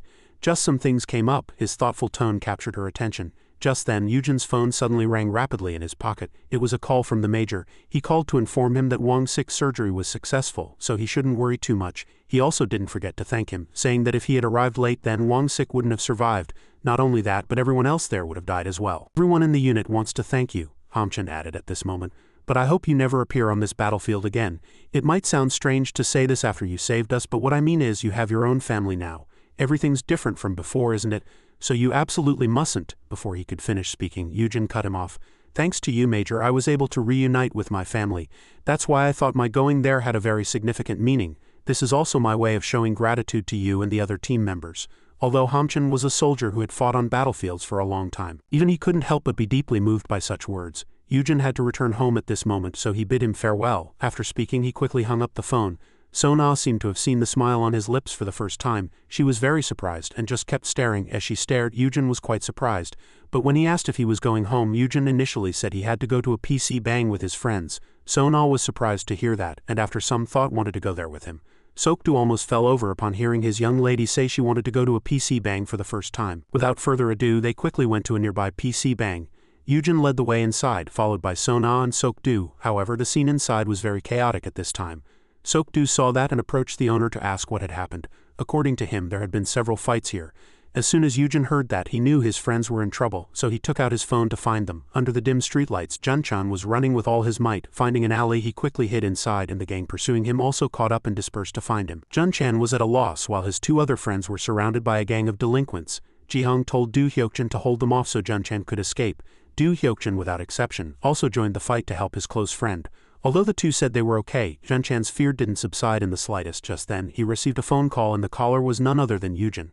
Meanwhile, in the midst of the fight, Jihong was still very courageous, but the enemy's numbers were too great for him to handle everyone alone. The bone-chilling punches constantly inflicted pain upon him, but instead his ferocity intensified and he retaliated. Just as one guy tried to ambush him, a kick fortunately appeared. It was none other than Du Hyokjin. The two stood back to back confronting the gang of delinquents. They knocked down many of them, but they were still overwhelmingly outnumbered. Inho smiled as he watched them. Quite impressive. More than 10 guys and they can't take you down. They looked at him and thought it would be difficult to get out of this one. Jihong, despite the disadvantage, still uttered rough words. If you understand, come here. Remember, we deliberately kept you here. Inho became even more cautious upon hearing that. Jihong smiled. Why shall I show you? Hearing his contemptuous words, Inho couldn't hold back and charged from a distance. Jihong knew he couldn't let his guard down and was extremely vigilant, easily dodging his punch and preparing to counterattack. His powerful blow aimed at the chest was blocked by the opponent. But he quickly changed his stance and directly thrust towards the opponent's head. The opponent was enraged by this attack. However, Ino's attack was full of flaws and Jihong could easily dodge it. After speaking, he immediately kicked toward the opponent's side. But due to the long fight, he was almost exhausted, which gave the opponent an opportunity. The opponent firmly grabbed his leg, smiled maliciously, and pulled hard, unbalancing him.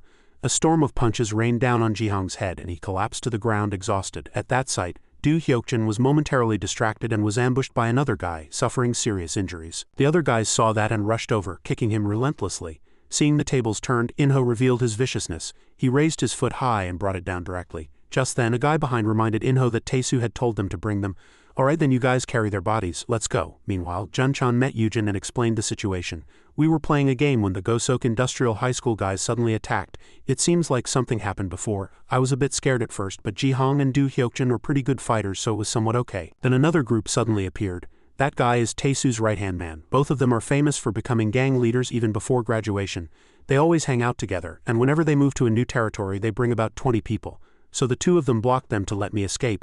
They told me not to tell you, but I really couldn't do that. It's all because of me. Yujin listened to him, deep in thought. He asked Junchan for the last place he saw the two. Upon learning the location, Yujin, without further words, headed straight forward. Of course he was going to find his two friends. Junchan trembled with fear inwardly upon hearing that.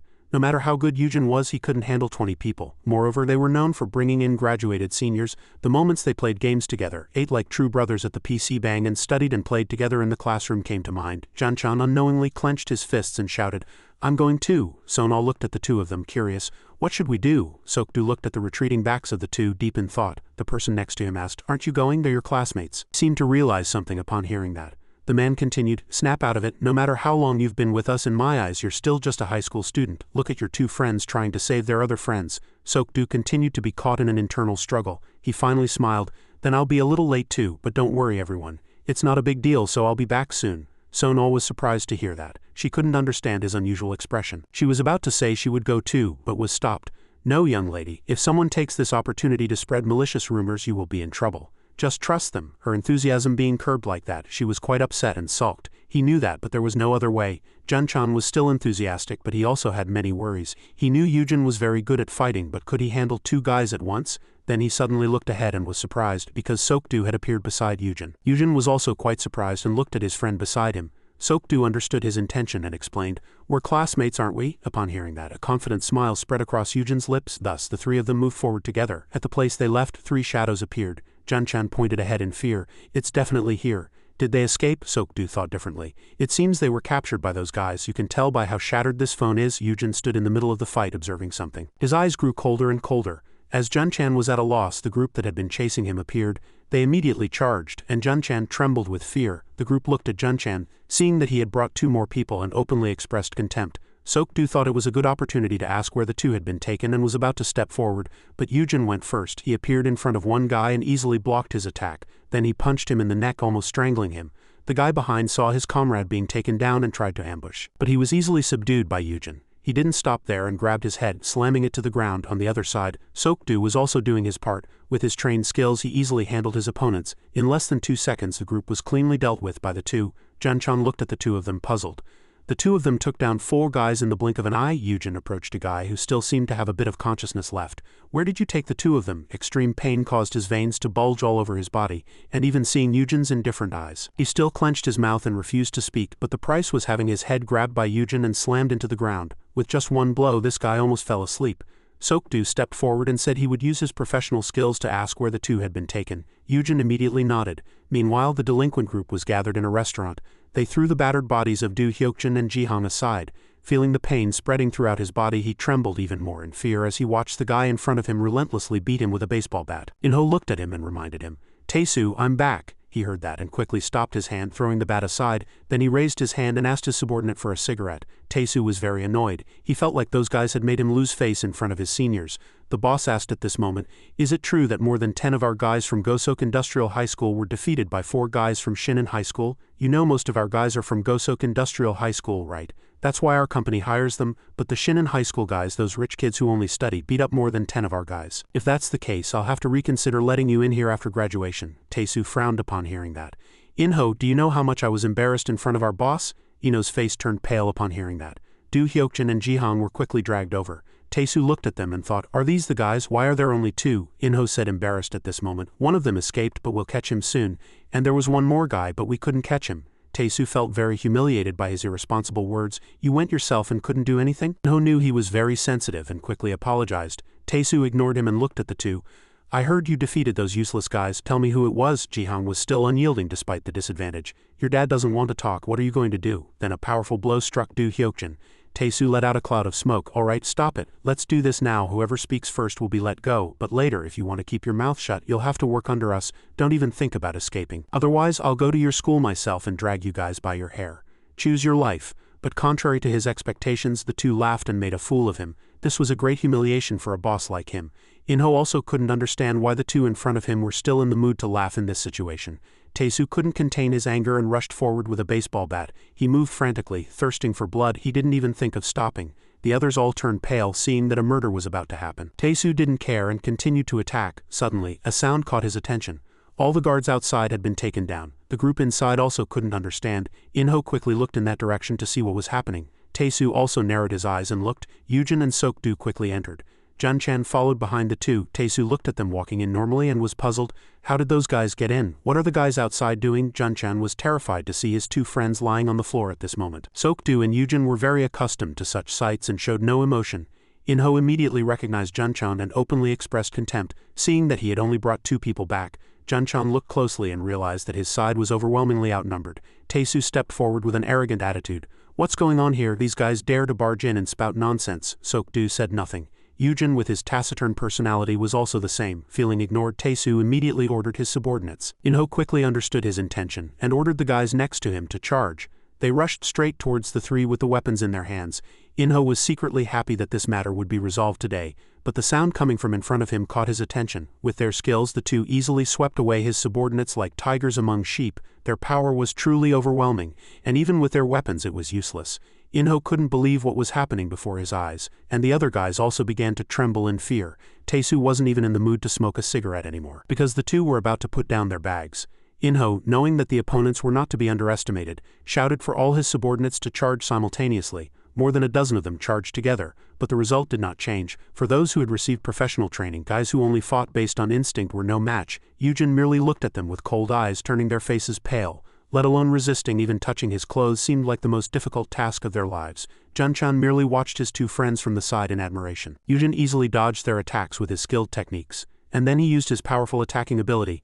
With one punch he could take down 3 or 4 guys. Sok-do of course didn't want to lose. Just then one guy, due to carelessness, quickly managed to grab Sok-do's body firmly, but for him who had been trained since childhood, breaking such an attack was child's play. He slammed his head into the guy's face and finished him off with a simple joint lock. He inflicted a bitter end on that guy, more bitter than ever before. The cigarette in Sok-do's mouth quickly fell. In-ho merely gritted his teeth, looking in that direction. Jun-chan was still standing blankly to one side, saying nothing. The two were like an extremely well-matched combo. Thanks to them, what they inflicted on the thugs here was a nightmare itself. Whether there were 10 or 20, they couldn't stop them. Tae-soo now couldn't understand what was happening before his eyes, because his lair had been easily breached by just 2 students. Yujin looked at him with cold eyes at this moment. He now realized one thing, that he was the only one left here. In-ho was just like a dog standing beside him. But he was not Yujin's target to care about, because a follow-up punch landed on his face.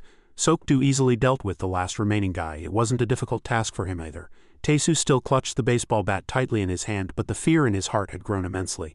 But he was confident that the two must be exhausted after such an attack. He waited for them to come closer, and when he thought the distance was sufficient, he hastily attacked. But he was lightly subdued by Yujin and punched directly in the neck, almost choking him. But he didn't stop there, and Yujin's knee directly struck his head. Blood splattered everywhere. At this moment only one thought remained in his head. Just 2 high school kids. If this gets out, my life in the gang is over. I must deal with them today. But his actions were useless against Yujin, and even his wrist was broken. Excruciating pain spread throughout his body, and he finally collapsed from Yujin's final blow. He now lay on the floor, trembling like a tattered dog. Yujin still looked very calm. Sok-do also offered no opinion. Then the voices of their 2 unconscious friends were heard. Jun-chan approached, worried, and asked, "Are you okay?" Ji-hong tried to answer but saw Yujin. He didn't know why Yujin was there, but merely gave a thumbs up. The tense atmosphere instantly turned cheerful after that day. The 2 thugs were thoroughly beaten by their boss. The boss was furious. "Did I feed you bean paste? Why are you so stupid and make me lose face?" They could only stand by and nod, unable to say a word. Tae-soo gritted his teeth.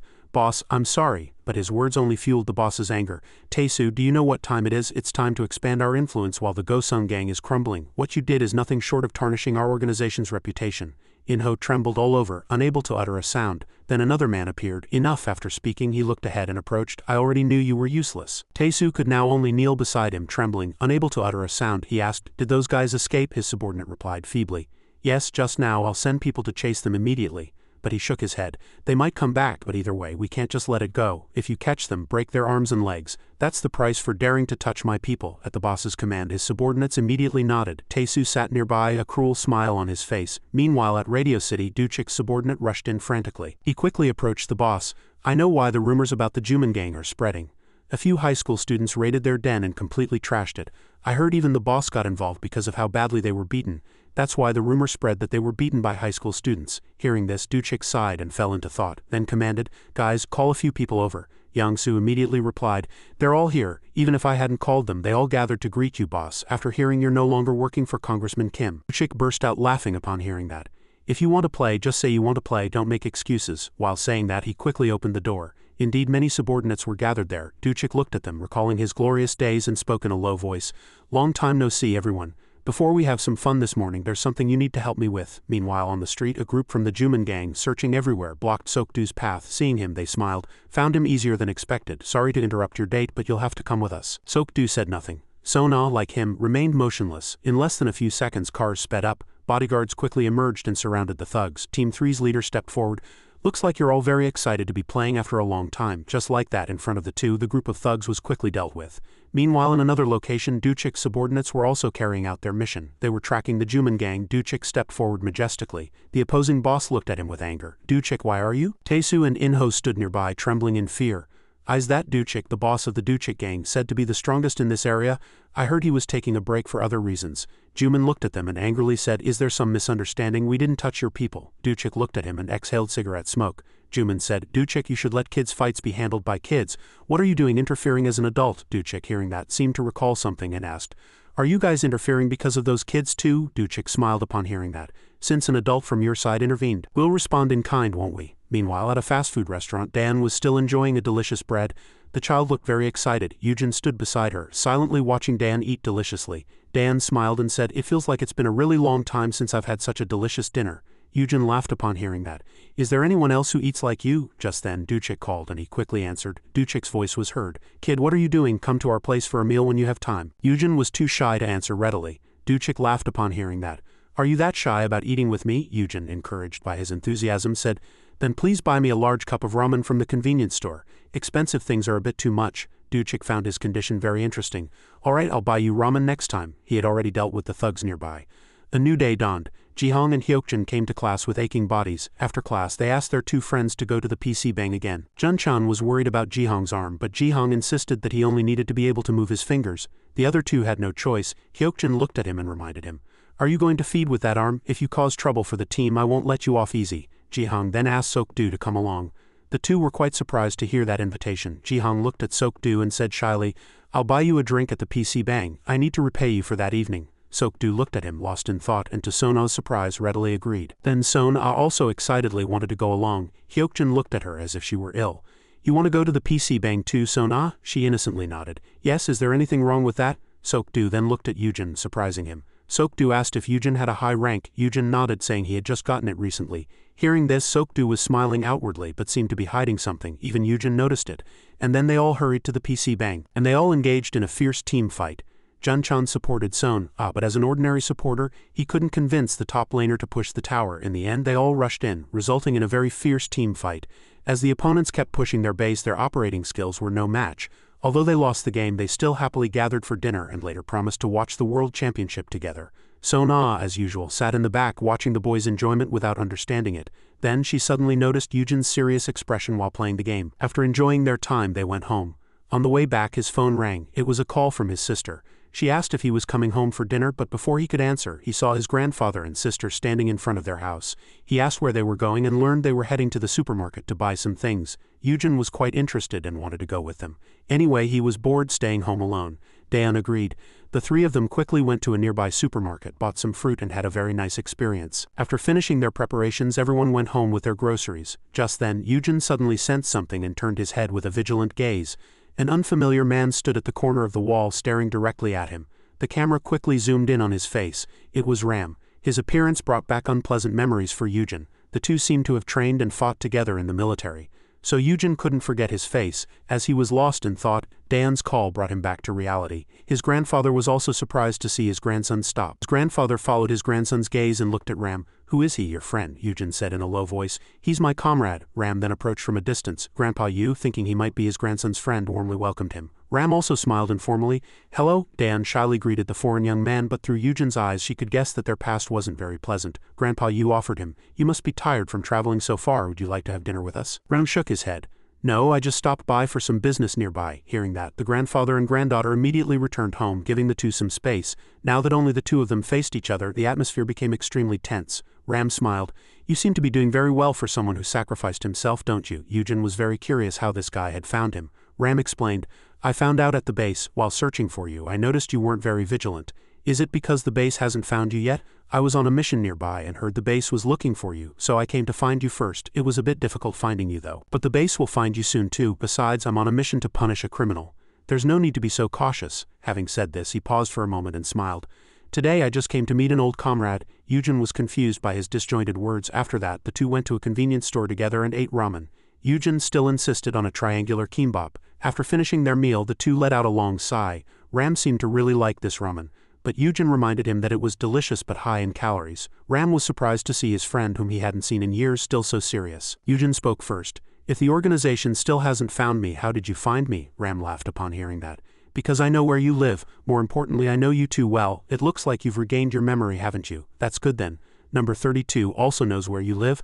I wonder how he'll react when he meets you again. Honestly, the fewer people who know where you are, the better. The same goes for number 32. Yujin thought there was some truth to that. It's not surprising that you know I'm alive, but it's unexpected that you haven't reported it to headquarters. Ram heard that and said he didn't understand it either. I didn't expect it myself. Then memories came flooding back one by one. They seemed to be on a mission. Everyone was very serious, facing the flames before them. This was nothing short of a battlefield, but within it a pair of eyes appeared. The person with those eyes on this battlefield was Yujin. Ram also seemed to have found some traces while patrolling the area. He carefully examined the bloodstain on his hand and quickly headed forward. He seemed to have almost located Yujin's position here. But he stood up and saw something else. In the end, his figure completely disappeared. Ram recalled that incident and sighed. Why did I do that back then? I lived to absolutely obey the orders of headquarters. Maybe it's because I considered you a comrade. That mercenary, known for years. That's your code name, right? Yujin heard that and looked up at him. Seeing that look, Ram also found his own answer. I knew it. Anyway, that mercenary's operating area doesn't overlap with the organization's, and everything isn't so bad, but if so, you'll never be able to escape the organization's surveillance. Yujin knew that, but there was no other way. Hearing this, Ram looked at him with an exploratory gaze. Everything seems to have changed since you regained your memory, hasn't it? But I don't know if it's a good thing or a bad thing for you to continue living here. As a tense atmosphere flowed between them, the phone rang, easing the tension. Ram smiled and quickly took out his phone to answer. The content of the call was unknown to us. One could only guess from his expression. Yujin seemed very focused, as if he wanted to know what the call was about. 2 minutes later, the call ended. Ram put his phone in his pocket. Then he suddenly broke the chopsticks with his fingers and immediately thrust the sharpened end directly towards Yujin. But fortunately, Yujin's reaction speed was still very fast and he managed to block it just before the sharp tip reached his eye. But the attack didn't stop there and another attack followed, but that too was blocked at the brink of death. Ram expressed regret. I'm sorry, originally I just came to meet you today, but headquarters ordered me to carry out the mission faster than expected. Yujin understood well that orders were paramount for them, as he had been the same in the past. Just as the two were about to engage in a fierce fight, Yujin's gaze shifted to one side. A civilian had appeared. As she looked towards the sound, the two quickly pretended to be separating trash to fool her eyes. After leaving the restaurant, Ram sighed as he walked. How am I supposed to carry out a mission in a place without proper equipment? Oh, and personally, I think you look better now. Having said that, he left without another word. Returning to the scene outside SW Group, Sok-do was still diligently training when he received a call. It was from Yujin. Sok-do was quite surprised that Yujin had called him first at this hour and asked what was wrong.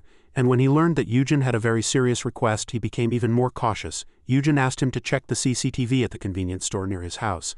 And he also said he needed to tail a few people. Sok-do hesitated for a moment, then replied, Why so suddenly? To do that I need permission from headquarters and it takes a lot of time to check, tailing other people. When do you want the information? Yujin replied firmly. Right now. His urgency surprised Sok-do a little. Duchik was surprised. He asked his subordinate what Yujin had said earlier. His subordinate replied that Yujin had suddenly come earlier and asked to borrow a motorcycle, so he lent it to him. Duchik nodded. He was also about to contact Yujin. But Duchik suddenly realized that there was no one else here with a motorcycle besides him. So the motorcycle Yujin borrowed was his? Since he wasn't using it now anyway, it was fine to lend it. But Duchik was still curious why Yujin had borrowed the motorcycle. And while his subordinate recounted the incident when Yujin had visited earlier, he said he was nervous even though Yujin was just wearing his school uniform. Even now as he spoke about it, he was still trembling. Yujin meanwhile sped away like the wind on Duchik's motorcycle. After receiving the address from Sok-do, he felt more certain about his direction. However, Sok-do on the phone continued to speak. Although they were closely pursuing the person Yujin mentioned, his movements were quite peculiar. It was as if he was aware of the cameras and deliberately tried to confuse them, making it difficult. There was only one reason for him to do that, to hide his true direction of movement. Sok-do pressed. What exactly is going on? Yujin's indifferent reply was simply that it was his personal matter. Who doesn't know it's your private matter, but I just want to look out for you more. Thinking it over, something was clearly amiss. To save time, Yujin even had to ask about the guy's direction of movement. But since the guy was a foreigner, Sok-do couldn't find any information. What exactly was happening? After driving for a long time following the directions, Eugen finally arrived at his destination. It was an isolated suburban area with abandoned houses. As it turned out, the person Eugen was looking for was not targeting his family but was in this remote area. Moreover, he had just arrived there. Thinking of his younger sister and grandfather, he quickly pressed for time. If he delayed, he would be at a disadvantage. Eugen needed to finish this quickly here. However, the situation seemed quite serious, with high lethality weapons like guns involved. At the same time, inside an abandoned room, only the quiet clinking of metal echoed. 006 was quickly loading bullets into a gun. With highly focused eyes, 006 tolerated no mistakes. But a phone call came in, forcing him to stop what he was doing. The person on the other end asked if he had already arrived in Korea. 001 was also in Korea, he said. Hearing that, 006 replied that although they trained together, he knew nothing about 001. He had only come to verify after hearing that 001 lived here during a mission. 006 would spare no means to deal with the traitor who was living so leisurely. The boss was very satisfied with 06's answer. Although he said he was relieved, he still urged 006 to be careful. After all, that guy had been assigned the number 001. 006 didn't care at all. That was already in the past. Now, 001 was less than the dirt under his fingernails. Hearing that, the other guy thought it made sense, because 01's combat ability would have significantly declined after running for so long.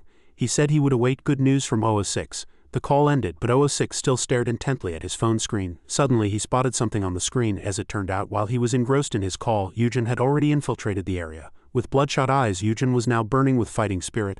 Seeing this, 006 quickly grabbed the gun on the desk, but how could Eugen let him simply shoot? He rushed forward and grabbed him. 006 was thrown to the ground. The gun flew 10 meters away, but as an assassin, he quickly got back on his feet. 006 couldn't understand how Eugen had tracked him all the way here. Everything was going against his expectations, and with a head-on confrontation it had finally come to this. Weaklings talk a lot. 006 wondered how Eugen had gotten here so quickly. It hadn't been long since they parted ways. Conversely, Eugen didn't pay much attention to what he was saying and wanted to finish the fight quickly and go home. Seeing that, 006 commented that Eugen was still as taciturn as ever. And finally the two began to fight, with the will to win etched on their faces. A storm of punches rained down, with neither side giving way. If you hit me, I'll hit you. Cowards go home. With agile movements, Eugen quickly dodged 06's continuous attacks. After dodging several of Eugen's punches, he took a direct elbow strike to the face. Seizing the opportunity while his opponent was stumbling, he continued to land kicks at very high speed. Precise kicks struck his abdomen. But 006 maliciously aimed a pre-prepared knife straight at his thigh. Blood spurted, and with a wicked face and venomous tone he sarcastically complimented, "Mercenary Eugen, your skills have indeed improved since before." After speaking, 006 swung the knife at Eugen again. Giving him no chance, he continued to attack him. Finally, Eugen grabbed 06's arm holding the knife. He gripped his arm tightly, choking him until he gasped for breath and savagely twisted it. With his strength gone, the knife fell from his hand, but 006 launched a surprise kick at Eugen. Then he quickly darted towards the gun that had flown earlier. 006 picked up the gun and aimed it at Eugen. He might have thought victory was at hand, but it wasn't. Eugen was one step faster than 006. He threw the knife at his gun-wielding arm, but a barrage of bullets still poured out. He didn't hesitate for a moment, dodging sideways to avoid the deadly bullets. The bullets ran out, but Eugen was still alive. 006, realizing he was no match for him, quickly gathered his belongings and fled in a panic. Although he had to limp on his injured leg, Eugen absolutely could not let him escape like that. The pain tormented him, but with strong will he quickly ran to the door. But it was already too late. 006 had stolen his motorcycle and fled. He stood there dumbfounded, unable to believe what had happened before his eyes. Thinking of his grandfather and younger sister, he was terribly afraid. He was afraid of losing them. But then a twist occurred. 006 was hit by a car after rolling dozens of times. It was uncertain if he was still alive. And what was even more surprising was that the person driving the car was none other than Sok-do. There could be no more absurd coincidence. Seeing Eugen's tense face, he thought he had messed up his plan. Fortunately, Eugen said he hadn't, which made him feel less embarrassed. Before that, Sok-do had been so worried about Eugen that he decided to follow the address he had sent him. He was sure something was going on, seeing Eugen's urgency, and so he appeared here now. And by chance he helped Eugen. The two looked at each other. Seeing Eugen, Sok-do hastily asked if he was okay. Eugen said he was, but seeing him covered in blood, Sok-do felt he was not okay. Only then did Sok-do remember that he had just hit someone. A body lying motionless on the ground, blood continuously flowing. It seemed he had hit him too hard and killed someone. He couldn't help but break out in a cold sweat. In this situation, Eugen told him to leave quickly. Seeing Eugen's firm and reassuring eyes, Sok-do understood and agreed to leave without further nagging. He left, still thinking about the identity of the man Eugen was chasing. Was he not just an ordinary tourist? But Sok-do realized he had a more important matter to deal with. That was how to explain the damaged car. Damn it. Meanwhile, in a warehouse, 006 was tied to a chair by Eugen, his head hanging low. Eugen stared intently at this bastard, vigilant for any move he might make. After a while, 006 finally woke up, but he didn't seem fully conscious yet. 006 said, haha, I didn't know you had a comrade, I should have realized it when you found me so quickly. Oh, I made a fatal mistake by not anticipating that. It turns out Eugen was 001, 006 was talkative, but Eugen remained taciturn as before. He waited for him to speak voluntarily. Indeed he did. 006 couldn't hold back and asked Eugen what he wanted to know. Only then did Eugen speak. He asked him who ordered his elimination. 006 didn't answer in a hurry, instead boasting that Eugen now had no choice but to rely on him for information. Because he was right in front of him. Finally, 006 gave him the answer. The organization is uncomfortable with the news that you are still alive. For the past few years the organization thought he was dead. So they absolutely didn't want Eugen to be alive. That's why they planned to make him disappear quietly. Eugen had probably guessed the answer, so he wasn't surprised. 006 continued, the organization will never give up. You caused the organization a very big blow, especially that mad dog, he always wanted to kill you. And 006 stopped speaking, saying nothing more. He could only say that much.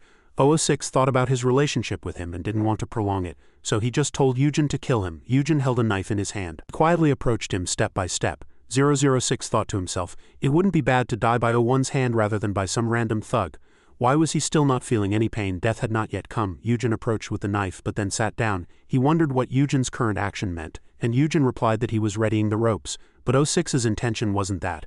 He couldn't understand why Eugen wasn't killing him. Eugen, readying the ropes, answered, why should I kill you? You have a reason to continue living. The reason 006 cannot leave the organization is 006 was surprised to hear Eugen's words. He couldn't hide the nervousness on his face. Eugen said again, that's all I know. Hearing that, he recalled Eugen's very happy family of 3. Eugen declared, 006, you are dead now. The organization will no longer find you. But 006 was still worried that if the organization knew he was alive, 032 would also know.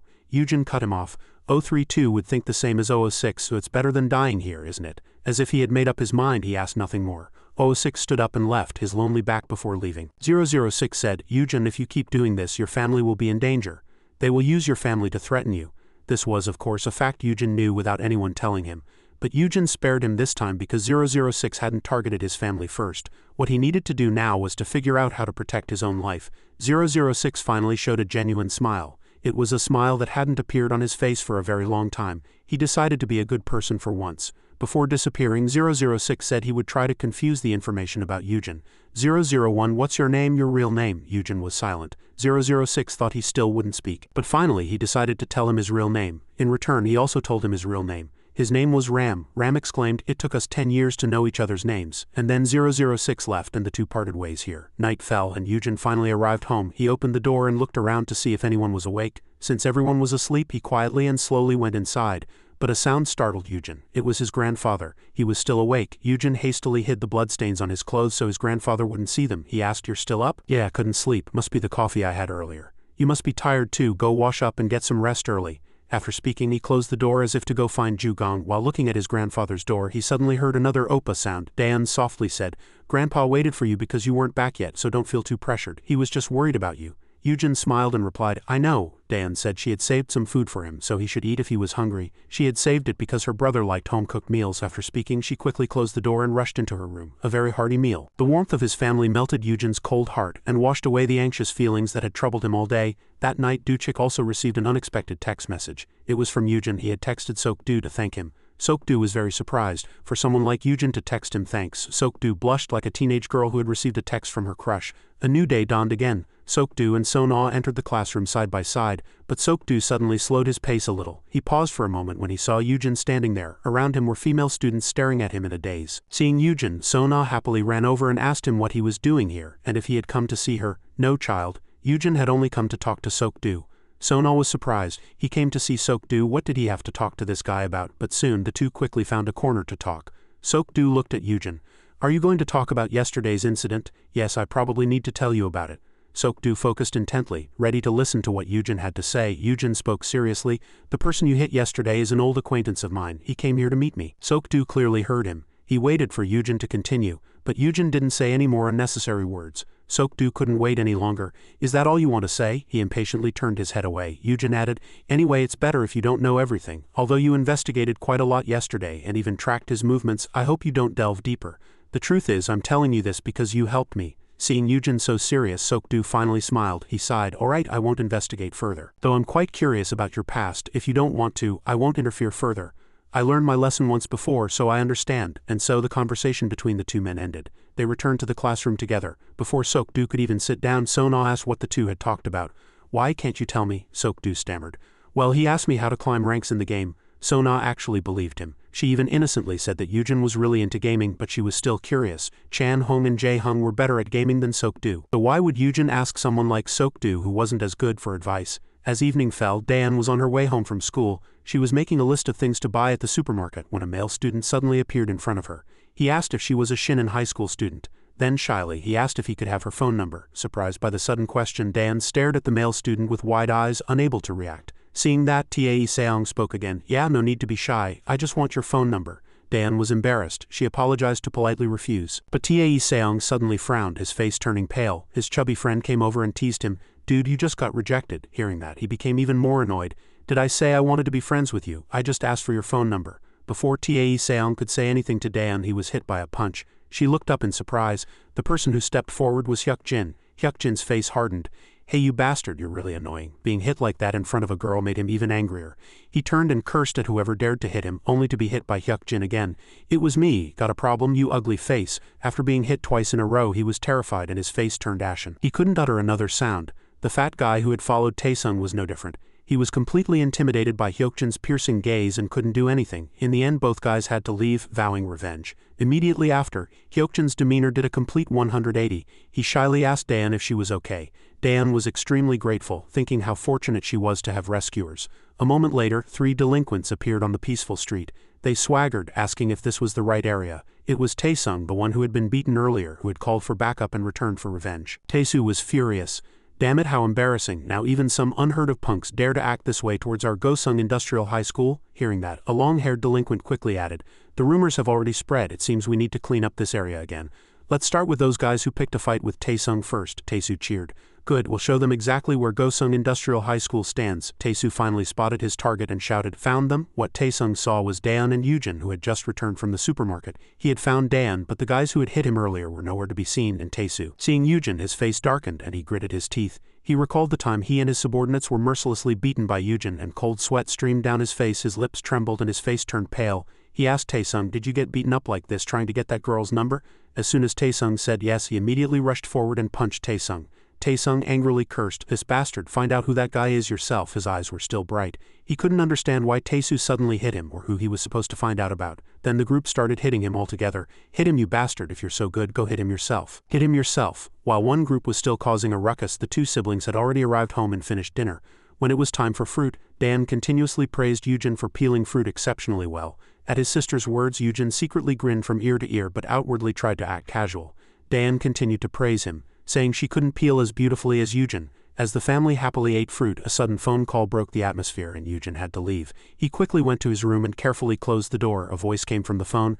Oh, you picked up, I thought you wouldn't. Yujin had guessed who it was, so he answered. On the other end of the phone was Ram. I've left your traces quite far away. I've also left my traces there for a few days. If I leave the country, I'm thinking of continuing to leave your traces overseas. I need to confuse the information as much as possible. Yujin replied to Ram, saying he would also leave some traces. Ram was impressed. This situation is truly interesting. Yujin, who was dead, is alive, and I, who am alive, am now dead, he instructed. From now on we won't meet again, so live well, Yujin answered sincerely. You too, take care. The next day at school, Jun-chan told Yujin everything that had happened to Daeun yesterday. Jun-chan frowned. Daeun had stepped up to handle it, and everything was fine. But Sok-do, hearing that someone had dared to bother Daeun, demanded to know exactly who that guy was. Jun-chan stammered. He was wearing a Gosok Industrial High School uniform. At the mention of Gosok Industrial High School, Sok-do suddenly thought, could those guys know Yujin? Yujin guessed they were the same guys he and Sok-do had encountered before. It didn't matter who else they bothered, but bothering Daeun was absolutely unforgivable. Yujin and Sok-do, filled with soaring anger, decided not to let their guard down. Sona and Hyuk-jin couldn't understand why the two of them were so serious. Sona spoke up. There's nothing strange about it, is there? Many kids want to get close to Daeun. Yujin didn't understand why Sona said that. She said Daeun was very pretty and popular. Yujin, disbelieving, turned to Jun-chan to confirm if Sona's words were true. Yujin stared at him. Daeun used to be that popular, Jun-chan said. Before you came, some kid and his sister started bullying Daeun, and the other kids gradually distanced themselves. That was why Yujin couldn't see Daeun's popularity when he returned. Ji-hung also had to admit that Daeun was very pretty. Hyuk-jin said many people called Daeun very lovely. Listening to everyone continuously talking, Yujin fell into deep thought from which he couldn't escape. Everyone wondered what Yujin was thinking about again. but Sok-do still thought they needed to be vigilant. They still needed to double-check. Yujin emerged from his deep thoughts and agreed with Sok-do's opinion. There were no extra classes today, so they would go right after class. Yujin's eyes sparkled and he nodded in agreement. The other four were just like toys to them. That evening, Tae-soo was receiving a report from his subordinate about some disobedient guys. His subordinate continued, "Yes, there was a small fight with the Shinin high school guys, and the other guys are saying we're being looked down upon."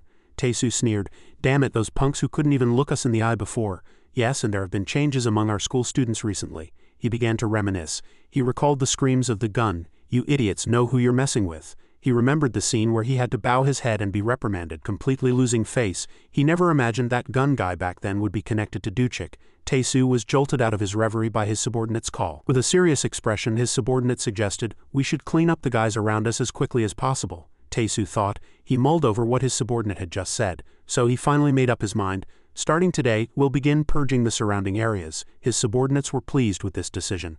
They were about to regain their former prestige, but suddenly Yujin and Sok-do appeared here like two gods, surprising everyone. No one understood why they had appeared here. Wherever Yujin walked, the delinquents had to make way for him. He walked up to Tae-soo. He said someone from his school had approached his younger sister. He was surprised by Yujin's question. Who would dare approach his sister? Suddenly, he remembered the girl Taesung had asked him to deal with that day. He was shocked. Was that girl Yujin's sister? A cold, murderous aura now emanated from Yujin and Sok-do's entire bodies. Tae-soo stammered, "Wait, we didn't look for her because we knew she was your sister. My younger brother just told me he saw her on the street. I had no idea she was your sister." Yujin confirmed his words, "Your younger brother." Tae-soo admitted it but said his younger brother had no ill intentions either. Now that they knew she was his sister, he would tell everyone to stay away from her. Hearing his answer, Yujin still stared at him, and he shivered despite not being cold, sweating profusely as if taking a bath. Yujin continued to observe whether what he said was true or not. His face was already pale. He was afraid of what Yujin might do to him, but fortunately for Tae-soo, Yujin and Sok-do left after confirming.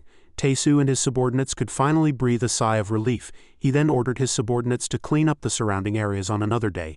As soon as Yujin came out, Sona quickly asked what they had talked about. He replied he said it was just a coincidence. The one who spoke to Dan was Tae-soo's younger brother. At the name Tae-soo, Jun-chan exclaimed in surprise. He almost lost his mind. Sona said, "See, we told you so," but Yujin still said he would remain vigilant and keep an eye on them.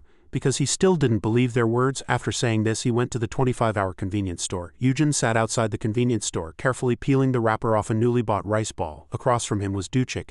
It was unclear if he had called him or if Duchik had called him. Duchik stared at the rice ball and ramen on the table. He opened the ramen lid and said, "It's been a long time since I've eaten something like this in front of a convenience store. I don't really like eating like this. I need some meat at least." But Yujin quickly and coldly refused. "This is all there is, so don't ask for more." Duchik had heard that he had borrowed his motorcycle a few days ago. Yujin quickly said he would return it today. But Duchik told him to just keep it and use it. After all, Duchik wasn't using it these days either. Nevertheless, Yujin firmly refused. He would return it to Duchik. Hearing that, Duchik could only sigh, let Yujin do as he pleased. Then, as if he had forgotten his earlier complaints, he took a big bite of ramen. He looked at Yujin and realized this guy was what the kids these days called a high school heartthrob. Yet he was also involved with Congressman Kim and the SW group, and even saved him. This guy is truly a mystery. Oh, and now he's involved with the Juman gang too. As his thoughts multiplied, he couldn't contain his curiosity. Duchik asked, "Who exactly are you?" Yujin replied, "I'm just an ordinary high school student." "Oh really?" Duchik still didn't get the answer he wanted. At the same time at SW Group, the secretary was reporting concerns about business expansion. The chairman remained calm. If they feel their rice bowl is being taken, they'll start making a fuss like that. No matter how careful we are, we can't stop our enemies from rising. Yes, but as our group expands its business recently, it's inevitable that we'll be plagued by bad rumors. However, according to some reliable sources, strange things are happening. Strange things happening. This was precisely why the chairman was starting to worry. Yujin received an invitation from the chairman to come to his room and the two sat facing each other. The chairman offered him tea, saying it would taste better. But he coldly replied, "It's fine." He picked up the teacup and tasted it. The chairman asked, "How are you doing? Is the SW security work going well?" He continued to ask, "How are your school tuition fees? No problems?" What he got in return was Yujin's answers, never exceeding 3 words. The atmosphere fell silent like an awkward job interview. After a moment, Yujin said he would leave first if the chairman had nothing more to say. It was almost time for his training. Seeing him about to leave, the chairman, having nothing more to say, also agreed. Then he stood up and respectfully bowed his head to the chairman. Before the chairman could say anything, he quickly grabbed his bag and headed for the door. Training at SW was always full of challenges, from basic exercises to complex simulated situations. From afar, Sona's cousin's bodyguard evaluated Yujin, saying he hadn't improved much. But the cousin countered, "Are you saying that sparring back then was just luck?" He denied it. He felt that Yujin was controlling his strength to avoid attracting attention. She asked again, "Are you saying Eugen is deliberately trying not to attract attention?" Yes, although he still doesn't stand out as much as at first, his reflexes are far beyond the level of an ordinary bodyguard, his combat experience is the same, so it's highly likely that what he showed in sparring wasn't his true skill. He certainly received very systematic training. Nevertheless, Eugen silently trained and was quite popular with his colleagues. Hearing her bodyguard's analysis, she thought this Eugen person was very interesting. A moment later at a cafe, she was worried about her fiancé's injuries. But fortunately they were just scratches, so he was fine. She still worried, advising him that working hard was good, but he needed to be careful not to get hurt. Hamchen shyly followed her words, but he had something he didn't know whether to ask her or not. He kept pondering, but keeping it to himself was distressing. So Hamchen decided to speak.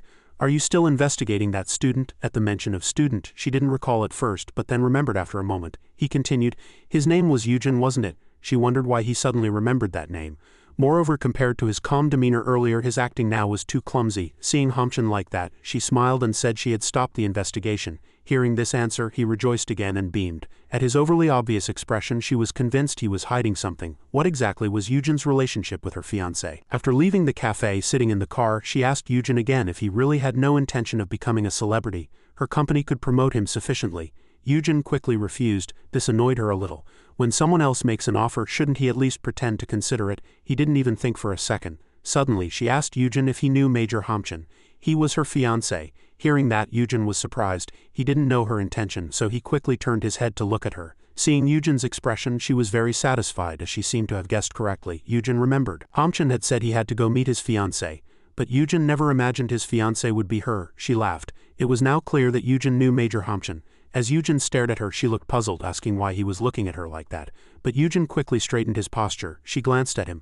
Why did he suddenly change his posture? The bodyguard sitting in front was still confused, not understanding what his young lady was saying. Finally, they arrived at their destination, and Eugen could escape from her. After a while, stood guard with her bodyguard, constantly thinking about the fact that she was the major's fiancé. Meanwhile, in the restroom, she was touching up her lipstick to look prettier, when a tall, long-haired woman with a large bust walked past her from behind. She made a series of resolute movements. The moment she turned her head to leave, the woman quickly approached with a chemical-soaked towel, firmly covered her nose and mouth and tightly embraced her body, preventing any resistance. Finally, she also fainted and fell helplessly to the floor. Her accomplice had already quickly knocked down the bodyguards guarding the door outside. She ordered her accomplice to quickly move the item. Eugen's side also received notification of her disappearance. They found the two bodyguards who had followed her unconscious. He heard her personal bodyguard shout, "Immediately block all entrances and exits and check all cameras." Eugen quickly took action. He rushed out the door. In his opinion, if they had planned in advance to knock out the bodyguards to kidnap the director, there must be a support team. There was a high possibility of an inside accomplice monitoring the situation and alerting the car waiting outside. Eugen flew down the stairs like an airplane. He arrived at the parking lot faster than someone taking the elevator. He focused on searching in all directions and finally found a suspicious person acting strangely near a car. Without hesitation, he rushed towards them like an airplane. Eugen blocked the car's path in a truly cool manner. But unexpectedly, there was only one ordinary man inside, with no strange behavior at all. Suddenly, he heard the sound of a car engine speeding past. It was definitely the car of the guys who had kidnapped her. He quickly chased after that car again. He cut them off, but they showed no sign of stopping. They floored the accelerator as hard as they could. The car got closer and closer to Eugen. However, he showed no fear whatsoever.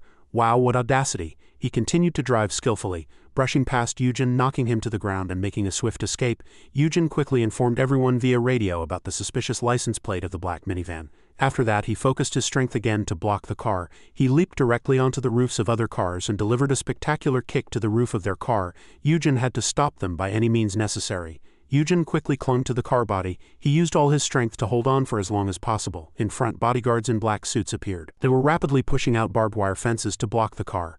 But it was a step too late. Before they could even put the fence down, the driver lightly pressed the accelerator. The car continued to pick up speed. To the astonished eyes of the helpless bodyguards, the car successfully escaped. Eugen was still clinging to the car. A group of bodyguards stood by, unable to do anything, allowing the car to leave easily. They could only stand there and inhale the exhaust fumes. The car continued to zigzag, attempting to dislodge Eugen. Eugen was exhausted, and his remaining arm could barely hold on, but he recalled what Hamchen had said. During their conversation, Hamchen had mentioned that Eugen had once asked him what family was. He said that for each person, family has its own meaning, but for him, the existence of family was noble and sacred, irreplaceable. At the words sacred and noble, Eugen asked if family was truly such an existence. Hamchen replied that it was. Although I frequently go on overseas business trips for the country and its people, perhaps it's because my family is there that I have the motivation to work that way.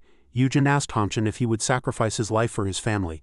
Hamchan was a little surprised by Yujin's sudden question. He had never thought about this issue before.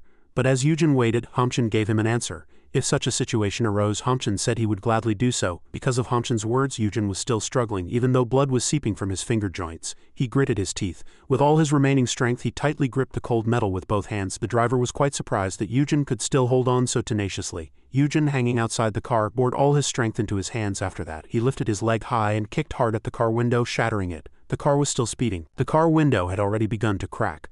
This slightly disrupted the driver's concentration. He was so fixated on the broken car window that he didn't notice another car hurtling towards him, so his car violently collided with that car. With the strong impact, Yujin was thrown out of the car. He flew dozens of meters away. He wondered if he would be okay this time. Under the streetlight, Yujin lay motionless on the spot, but when he heard the car engine sounds again, he still struggled to get up. The two cars were accomplices. Yujin tried to stand up but couldn't immediately due to the shock he had just sustained. Yujin's entire body was now covered in blood. His eyes were filled with burning determination. He successfully got up to chase the car. Jay saw everything through the rearview mirror. She even gave Yujin a defiant wink. Despite his entire body being covered in blood, Yujin struggled to chase. But how could a person run faster than a car? Moreover, he was seriously injured. The car moved further and further away from him, eventually disappearing from sight. Yujin was still staring intently at the car. He was frustrated, but suddenly a car appeared beside him. It was Jay's personal bodyguard. He rolled down the window and loudly shouted at Yujin, asking where he had been. Catching a glimpse that it was someone he knew, Yujin didn't even answer his question, and despite being told to stay away, quickly opened the car door and got in. Without another word, he immediately told him to drive. The kidnappers who abducted Jay turned right at the front corner. The bodyguard finally set off, muttering, "Damn it." He informed everyone that the kidnappers were moving right along the main road. He requested that their route be provided to the police and that police car teams be mobilized. After giving his instructions, he drove quickly, chasing the kidnappers. But he told Yujin to go home, saying he would handle the rest. Although he was involved in this, he was still a student, not a formal bodyguard. Yujin refused. He said he was an intern bodyguard and would take responsibility for his injuries, so there was no need to worry. The bodyguard seemed quite annoyed by Yujin's stubbornness. Before he could tell him to go back again, Yujin spoke again. There was a man and a woman, both appearing East Asian, in the driver's seat and passenger seat. I haven't confirmed yet if they have more accomplices. Listening to Yujin speak, the bodyguard glanced at him. His face was bloody, his hands were bloody, and his entire body was covered in blood. He asked, worried, if Yujin was okay. Upon hearing that, Yujin replied, "I'm fine." The bodyguard thought Yujin was different from how he appeared in the car just moments ago. He had reacted the fastest, found the car first, and even clung to the car to provide the kidnapper's route. He quietly sighed. Yujin had revealed his true talent to save Jay, who could be more reliable than him. Meanwhile, at Sona's house, she was informed that Jay had been kidnapped. She was very surprised that such a thing could happen, despite the numerous bodyguards always around her. The reporter continued, "All bodyguards managed by Suhin have been mobilized. I heard Team 2 leader and Yujin are chasing them." Although many guys appeared, Yuna only cared about Yujin. Hearing his name, she was momentarily stunned. Not only her, but Sokdu also seemed quite surprised by Yujin's actions this time. After traveling for a long time, Yujin finally arrived at an abandoned area. Jay's personal bodyguard wondered where the kidnappers were heading. He looked around and suddenly noticed something. There was a lit room ahead, and the two kidnappers were pushing Jay inside.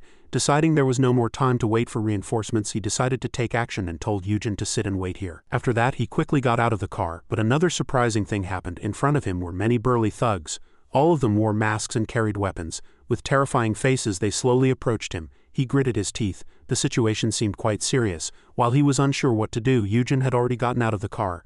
Yujin told him to go first. Yujin couldn't just sit and wait in the car anymore anyway.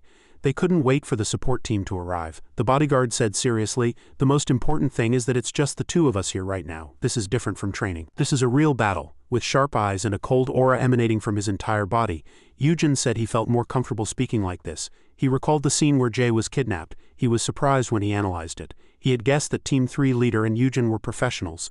Seeing the situation then and Yujin now, he was confident in the answer and was eventually persuaded and agreed. He quickly ran towards the room where Jay was, trusting Yujin to handle the thugs. The thug boss, seeing the bodyguard's direction, loudly ordered his subordinates to quickly stop him. They approached him, but each one was quickly subdued by Yujin. With their knives in hand, now he looked really cool. If Yujin wields a knife, these guys are finished. One of them, even as he was cut by the knife, cursed the arrogant guy for cutting him with a knife. That guy who had cursed asked again, "You take a kid as a bodyguard? Yujin, can you wield a knife?" As always, Yujin didn't answer such useless questions. Then they said again, "Kids these days seem to watch too many movies. We'll chase that guy. You quickly deal with this dog-like bastard." Even as they left, that guy still asked, "Do we have to go so quickly?" "Yes, that guy will deal with that kid before we find the accomplice, so our job is to catch the one who escaped." As they continued to talk, a scream suddenly echoed. Hurrying back, they saw their accomplice being taken down by Eugen.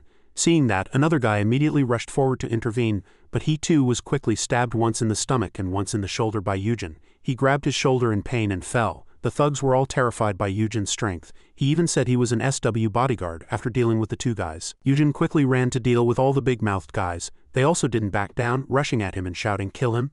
But too quickly, a series of decisive moves left them covered in blood. Each and every one of them was easily subdued by Eugen. Finally, only the big-mouthed boss remained. He had to be taught a lesson. Anyway, he was the boss, so he blocked a few of Eugen's attacks. He attacked Eugen, but Eugen quickly dodged. Eugen grabbed his knife-wielding arm, squeezed it tightly, and decisively cut his abdomen once. After that, he grabbed his neck. The knife was now beautifully resting on the big mouth's neck. Eugen still hesitated and thought. In the end, he decided to spare his life. He turned the knife and hit him hard on the head. That alone made him collapse to the ground unconscious. Meanwhile, the two kidnappers were still pushing Jay deeper inside. Graciela said that SW's response capability was too good. They had chased them here faster than they had expected. Her accomplice said he had already reported to the client that they had captured the target. Hearing that, she began to move to the next location. Although it was a bit early, SW would soon turn this place upside down, she said. At a sudden sound, both of them turned their heads simultaneously. Jay's bodyguard had been running for a long time and finally arrived there. Seeing him coming, the kidnapper explained to her. He was the target's bodyguard team leader. In contrast to the chaotic situation, Jay was still unconscious. Seeing that, the bodyguard team leader angrily shouted, "You damn bastards, how dare you touch her?" A thug appeared behind him, but he quickly dodged. Another thug charged at him with a knife, but he lightly grabbed him, punched him down. A few more thugs appeared, and he didn't know where so many of them came from. Two thugs with knives charged at him for a while, but eventually both were easily taken down. Just as he was about to continue fighting, a voice told him to stop. The kidnapper pointed a gun at Jay's head and told the bodyguard to stop. The kidnapper said, "You know what to do if you don't want to kill that woman, right? If you touch us even a little more, she'll disappear from this world immediately." He was controlled, so he could only stand still, unable to take any further action. If he moved, Jay would die immediately. The kidnapper scoffed. "Now what are you going to do?" He still stood there, frowning and staring intently at the kidnappers. He was easily shot in the shoulder by the kidnapper. He endured the pain, still standing motionless on the spot. The kidnapper smiled viciously. "Oh, he's not moving at all." Thinking too much time had passed, she immediately ordered him to finish it. He could do nothing as he watched Jay being dragged away by the kidnappers.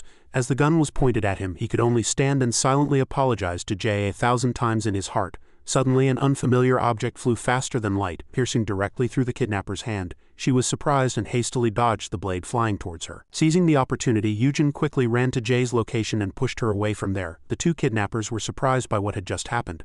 Not only them, but the bodyguard was also surprised by Eugen's speed. The kidnapper continued to shoot at Eugen.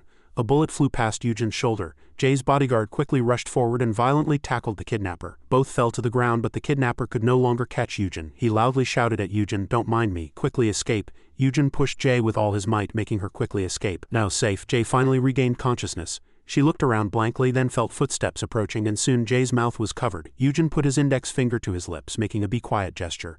Seeing that, she nodded, indicating she understood. Only then did Eugen slowly remove his hand from her mouth. Jay didn't understand why she was here. She was clearly in the restroom. Eugen assessed the situation and told Jay not to worry. He said she was just dizzy from the drugs. Hearing that, Jay suddenly remembered that she felt like she had been drugged. Recalling the situation then, she hastily asked if she had been kidnapped. Eugen replied, "Yes, Team 2 leader and I arrived first. The police and SW security team are coming this way." After speaking, he quietly calculated. Jay has now regained consciousness, so she'll be able to move on her own soon, but this dead-end alley where we're hiding will soon be discovered. The biggest problem is that the enemy has guns right now. While Eugen was still calculating how to escape safely, Jay wondered why she had been targeted for kidnapping. Was it because she had recently expanded many new companies, but she had nothing to do with the new companies? Could she also be in the same situation as Son? No matter how much she thought about it, Jay eventually noticed Eugen's bloody body. Jay hesitated, stood up and asked Eugen if his body was okay, but he still replied that he was fine. Hearing that, she said, "Where are you fine? You have cuts on your face, shoulder and hands." She didn't understand why he was doing this, even though he wasn't a formal bodyguard. Jay thought he couldn't possibly be a high school student. Outside, Graciela's loud voice began to echo, "Show your face, you have nowhere left to hide." She held a gun and advanced step by step. "Come out quickly. If you keep delaying, I'll kill the hostage. The longer you delay, the more complicated everything will become. So if you want to save the hostage, end this quickly." Hearing that, Jay immediately stood up. She couldn't let Eugen be in danger. No matter how good his training results were, he was just a student. So Jay decided to go out herself, but she was quickly stopped by Eugen. He gestured for her to be quiet and stay here. After that, he stood up. She didn't understand why he had to do that.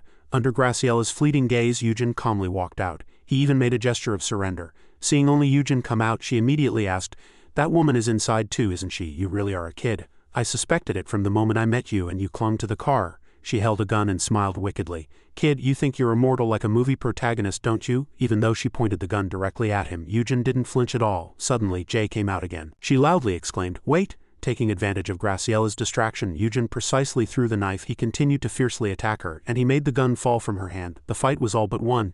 Judging the situation unfavorable, she quickly pulled out a knife from her inner thigh, swiftly slashing Yujin's body once in retaliation. Both stepped back, glaring at each other. She fiercely rushed at Yujin, cursing, "You damn brat." Graciella continued to launch dangerous attacks at him, but he easily dodged them all. With a satisfied expression, she thought she could surely take care of Yujin. Eventually, Yujin grabbed her arm holding the knife and landed several consecutive kicks on her. She was in excruciating pain. Graciella painfully clutched her stomach and curled up on the cold floor. Suddenly, she spotted her gun. She hurriedly tried to grab it, but Yujin saw her move. He rushed forward, but it was already too late. Graciella had the gun. With a very satisfied expression, she seemed eager to instantly take a life. However, Yujin very quickly reached out his hand towards the muzzle. He smoothly twisted and took the gun from her hand. Graciella froze. She couldn't understand why the gun had been taken so easily. She couldn't believe he could do that. Her face was contorted, looking displeased. Jay was also surprised by what she had just witnessed. Yujin remained resolute. He gripped the gun tightly and aimed it at Graciella, but the woman was still verbose. "Ha, you're really a brat who watches too many movies. You're great at fighting, but you probably don't know how to use a gun, do you? HMPH, you might have had gun training, but actually shooting someone isn't easy." Her excessive talking was giving him a headache. Without further delay, he immediately put a bullet into her thigh. Shot, she was displeased. Why could Yujin shoot without hesitation? Graciella pondered more deeply how his eyes hadn't wavered at all when he shot her, as if he was very accustomed to such things. Impossible. He's just a kid from a peaceful country.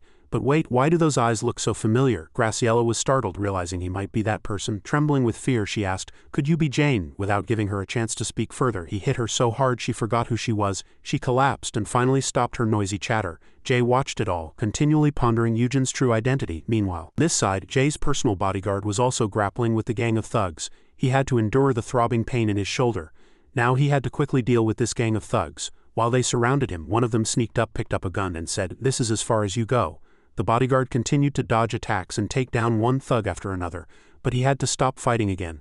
The guy who had cornered him pointed the gun he had dropped earlier and said, "I underestimated you, thinking you were just an ordinary bodyguard. But unexpectedly, you're quite capable. If we hadn't targeted the shift change, we wouldn't have been able to kidnap her so easily." In the current situation, the bodyguard thought he could only go this far. He tried to buy time, but he didn't even know if Yujin and Jay could escape because he had let one of them slip away to chase the two.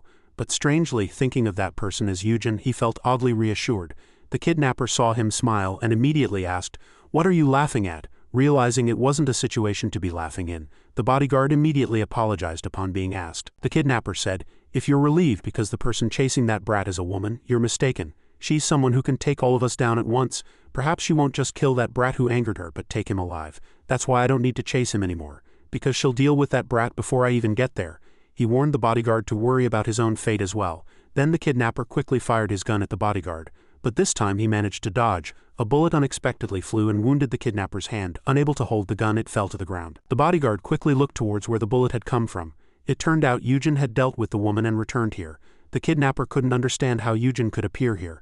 If he was here, where was Graciella? Why hadn't she stopped Yujin? While he was thinking, Yujin put another bullet into his thigh. Yujin scanned the room. Upon reaching the bodyguard's position, he suddenly stopped. He continued to fire the gun, making the bodyguard terrified and break out in a sweat. But in fact, Yujin was merely shooting at the thugs behind the bodyguard. As the bullets ran out, all the thugs also fell. The bodyguard couldn't help but be surprised by Yujin's marksmanship. With such accuracy, Yujin could take them all down. Yujin still stood there coolly. Jay covered her ears and squeezed her eyes shut in fear. When she no longer heard gunshots, she finally opened her eyes. The bodyguard stared intently at Yujin, recalling the words. Did the Team 3 leader think that? Could this high school student be a professional? Was it beautiful? Yes. And as always, once everything was over, the police arrived. The police lined up the kidnappers and arrested them. The bodyguard and paramedics quickly approached Jay and asked if she was okay. Even after the kidnapping incident, she was still trembling, but she tried to answer that she was fine. She was startled to hear someone say, "There's still one more guy inside." Seeing Yujin talking to the bodyguards and police, Jay immediately instructed the paramedics to treat the Team 2 leader and Yujin first. Ultimately, Yujin received treatment for his body's injuries. Jay asked him again if he was okay, and the answer, as everyone knew, was. Jay continued, "You're okay, how can you say that in this condition?" Yujin explained, "I moved around and there are no serious issues." Given that the kidnapped VIP was found with only this level of injury, it was truly just good luck. Hearing that, Jay also didn't know what else to say, but Eugen spoke first. More importantly, I have a favor to ask. Hearing that, she was momentarily surprised. What could he possibly want to ask of her? Eugen asked her to tell his family that he was training in the security office, as they would worry while he was recovering. Jay didn't understand, asking if that was all he had to ask, but she still agreed, and before leaving didn't forget to urge him to get treated quickly. Jay was still calm and arrogantly thanked Eugen. She was truly an arrogant young lady. Eugen watched her retreating figure. Even after hearing her thanks, he said nothing. Suddenly a hand gently rested on his shoulder. It turned out to be Jay's personal bodyguard. He smiled contentedly, praised him for doing very well, and then promised to meet Eugen again. He quickly left with his arrogant young lady. Just then, in a mysterious room, a mysterious man, his subordinate, reported that the attempt to kidnap Jay had failed, but he laughed and replied, "It's fine. I didn't care whether they succeeded or failed in kidnapping her. The important thing is that we sent a warning to SW, because if such situations kept recurring, they would become cautious about expanding their company, and that was enough." At that moment, Graciela was sitting in a police interrogation room. She told the vice president, "I can't believe SW got their hands on that monster." He didn't understand who the monster she was referring to was. "Ah, it's 100 mercenary Jane." The vice president was still confused and didn't understand what she was saying. She continued, "If I had known he was here, I wouldn't have used this method." She regretted it. She shouldn't have taken on this job in the first place. The vice president quickly cut her off. "I don't understand what you're talking about," she explained, "because I've faced him directly. About half a year ago, he disappeared without a trace. Some speculated he was severely wounded and died, while others said he escaped. I truly didn't expect him to be hired by SW. He still didn't understand why she kept talking about irrelevant things. He had also heard rumors about the mercenary. The rumor that the most outstanding mercenary on the battlefield was working as a bodyguard at SW, you mean?" She stared intently at him and decided not to say anything further.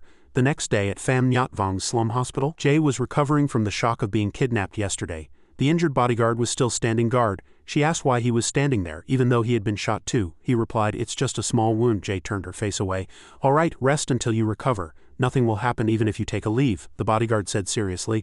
"This happened during our shift change. How can I rest?" Jay was silent, waiting for him to speak next. He continued, "Moreover, we still haven't found the mastermind behind the foreign mercenaries we captured. The staff kept searching, but they still haven't found the person who hired them." Hearing that, Jay asked, "Could what happened to Sona and me be considered a coincidence?" The bodyguard replied, "I don't think so." Jay was silent, lost in thought for a moment, then spoke, "That kid was even more skilled than during training. I was very surprised by that. He's not an ordinary student, is he?" The bodyguard thought so too. He also thought Eugen was not an ordinary high school student. After much thought, Jay figured he must have sent Eugen to the security department because he wanted to clearly understand Eugen's identity. The bodyguard told Jay, when he came to rescue her, he already had several broken ribs, pulled fingernails, and a bullet graze on his shoulder. Perhaps those injuries were sustained when he was clinging to the kidnapper's car, got shot, and fell onto the road. Jay was amazed at how he could fight even with such severe injuries. Moreover, it was said that before Jay woke up he had fought 5 guys with a knife. Jay was once again surprised that he had risked his life like that to save her. She kicked off her blankets, hurriedly got out of bed and tried to go somewhere. At that moment in his hospital room, he had already taken off his patient gown and was putting on his own clothes again. Suddenly, Jay and the bodyguard entered his room. Fortunately, he had already finished changing his clothes. Seeing him change, she asked why he was changing clothes. Eugen intended to go home. He hadn't been home for 2 days, but Jay stopped him. "I heard you were very severely injured. Shouldn't you receive treatment until you fully recovered?" Eugen refused, saying he would recover faster resting at home than in the hospital. Jay loudly exclaimed, "No, who said you could do that?" But he had already received the doctor's permission to be discharged. Hearing that, both Jay and the bodyguard were helpless. Jay made one last effort and she asked, "Then what are you going to tell your family?" Eugen replied, "I'll tell them I got injured during training." How annoying. He already has all the answers prepared. After that, Jay asked her personal bodyguard to step out for a moment, then stared intently at Eugen, who was still packing his belongings. She demanded that he follow her after graduation. She continued, "It's not a good idea for you to be a bodyguard by Sona's side either. She's still just a child." Hearing that, Eugen immediately looked at Jay. He didn't understand why she said that. With a cold expression, Jay simply said that the child had only inherited the wealth left by her parents and lacked the ability to take responsibility for her own future. Jay was different. She clearly had enough ability to take responsibility for Eugen's future. Eugen said nothing. The two faced each other. Eventually, he opened his mouth and asked what he was curious about. Jay spoke, "You're probably curious about the salary. Don't worry, I'll do my best to give you good conditions. Everything will be well arranged." But Eugen said that wasn't what he was curious about. What he was curious about was what he should say when he was by her side if he truly did that. She was momentarily surprised by his question and didn't know how to answer. Hadn't she asked? Hadn't she always stuck close to Eugen? Weren't the two of them dating? The answer came back immediately. No, she was satisfied. So that brat was having a one-sided crush. Well done, Jay said. Anyway, follow me after graduation. If you get such good conditions right after graduation, your family will be very happy. Yujin was quite surprised that Jay thought that way. He thought she wanted something from him. Yujin lowered his eyes and fell into thought for a moment. During that brief moment, Jay was very anxious. Yujin said he would think about the issue Jay had requested. A little later, Yujin arrived home. His younger sister and grandfather were both worried about his injuries. They asked if he had been injured during training. He replied yes, but his expression faltered slightly because he was lying. His grandfather asked, worried if he was severely injured. Not wanting his grandfather to worry, he said he had only a few scratches on his arm and would recover quickly. Hearing that, his grandfather and younger sister were still very worried. His grandfather asked him, "Are you studying and working as a bodyguard because you like that job?" He replied, "For now, yes." His grandfather said kindly, "Even if you like that work now, if you ever find other interests, just change and do what you love, because you are still young." His grandfather smiled kindly. "I'll always support everything you do." He deserved the Grandfather of the Year award. Yujin was very happy to hear his grandfather's words. There was nothing better than receiving his grandfather's love and understanding. He then seemed a little embarrassed. His grandfather quickly said, "Did I say this too suddenly, because you're in your last year of high school? I thought you might be troubled about your future. Did I get ahead of myself?" Dayan laughed upon hearing that. She didn't know where her grandfather had learned the phrase, "get ahead of myself." Night fell at a certain base. The boss asked his subordinate, "I heard 032 escaped." He quickly replied, "Yes, it seems 006 was tricked by 001. The boss, with a cold face, cursed, "Foolish bastard, 006 lost his reason after his comrade's death, so now the organization means nothing to him." A figure at the airport. "Who is this person in red clothes?" Twilight light poured into the room. Yujin was sitting. He looked at his bandaged, scratched fingers. He recalled Graciela, who had kidnapped Jay. Why did that woman know him? Who exactly was she? Yujin asked himself. Yujin thought that given the woman had called him by his code name from when he was a mercenary, she might be connected to the organization. The ringing of the phone interrupted his train of thought. Yujin received a call from someone asking to meet outside. This figure was clearly Son Ah. She had even bought a lot of triangular kimbap. She made excuses, saying she hadn't eaten dinner and wanted kimbap so badly that she bought so much. Sokdu judged inwardly, but she didn't need to buy that much. Son Ah excitedly asked Yujin to sit and eat with her. Now she asked him worriedly, "I heard you were quite seriously injured. Are you okay?" Yujin, holding a kimbap in each hand, simply replied coldly, "Yeah." Son Ah sighed. "Went to see my brother, but Aunt Jay forbade me from entering his room and I couldn't even go near his hospital ward. I'm really curious why he hasn't returned to school even after being discharged." Yun replied while eating a rice ball, "Grandpa told me to rest at home until today." Hearing this, Son Ah thought Yun was very obedient to his grandfather. Suddenly, she cast her eyes downward slightly, with a somewhat sad expression. She said she heard Yun made the biggest contribution to saving Jae-Unni. He quickly denied it, saying it was actually Team Leader 2 who played the pivotal role. Yun continued to explain. He immediately pursued the kidnappers, contacted the police and security team, and provided their escape route. Even as he chased them and got shot, he drew the kidnappers' attention. Buying me time to escape with Jay, he bought time himself until her safety was secured. I couldn't have done anything without him. Son Ah and Sokdu were surprised that everything had happened that way. Sokdu admired that, as Yun said, Team Leader 2's role was very important, but Yun himself couldn't deny his own contribution either. His role was also emphasized in the report, but he still insisted he had no role or credit. The most important thing for him was to protect the VIP safely, not who played the most important role. Sokdu could no longer speak. He glanced at Yun, but had to admit that Yun's words were correct. Son Ah couldn't understand why Yun and Sokdu were so passionate about this story. The story ended there. Yun continued to eat his rice ball when a text message suddenly made him ponder a little. Seeing that, Son Ah asked, "Why is something wrong?" Yun replied, "I think I need to go to the PC cafe. Hung Jae said they're short on people and told me to come quickly." Yun said that and stood up. Son Ah was still worried. He's injured, how can he play games with that hand? Yun probably said the same thing, but Hung Jae said he could play games with his feet and it wouldn't be any different from before. Son Ah was speechless at the thoughts of grown-ups. At the same time, Jun started heading home after class. She wondered if she should buy meat for Yun to help him recover since he was injured. During class today, some female students asked why Yun Oppa hadn't come to school for the past few days. When she said Yun had hurt his hand, the female students were very worried. One female student hastily asked if he was injured. Jun was very happy that everyone cared about her Oppa. She replied that Yun Oppa was fine. The female students thought it was a great relief that Yun hadn't injured his face. It would have been a big problem if he had hurt his face. Jun felt that her Oppa was becoming more and more famous. As she walked home thinking about what had happened today, she suddenly heard curses. In a small alley, Jun saw the silhouettes of several men. She looked around but there was no one to help and she didn't know what to do. Taesung was one of those men. He cursed loudly. "Damn it, do you want to die? I told you to say what you said again, you pig." Jun saw Taesung but she still didn't recognize him and he continued to curse. "Are you crazy? How now you dare to act like that towards our Gosok High School?" The guys inside echoed. "It seems these bastards want to fight us."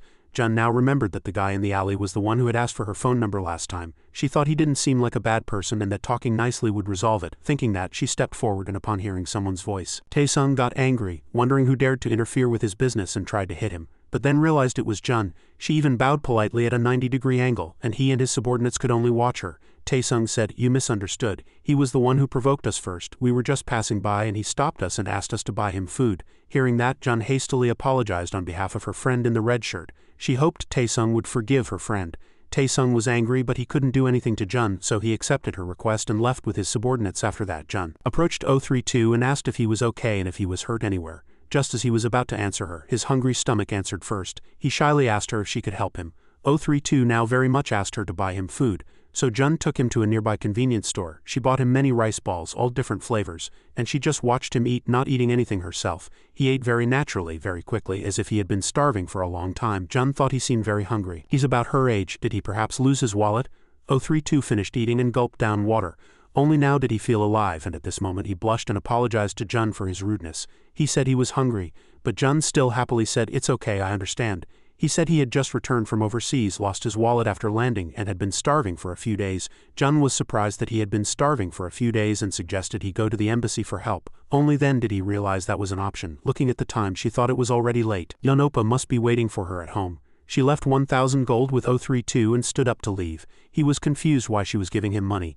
Jun told him to buy food with that money. After that, she quickly left without leaving any information. He sat there and watched her. This guy must be another dangerous one. In an ancient room with a Middle Eastern vibe, a very chaotic fight was taking place.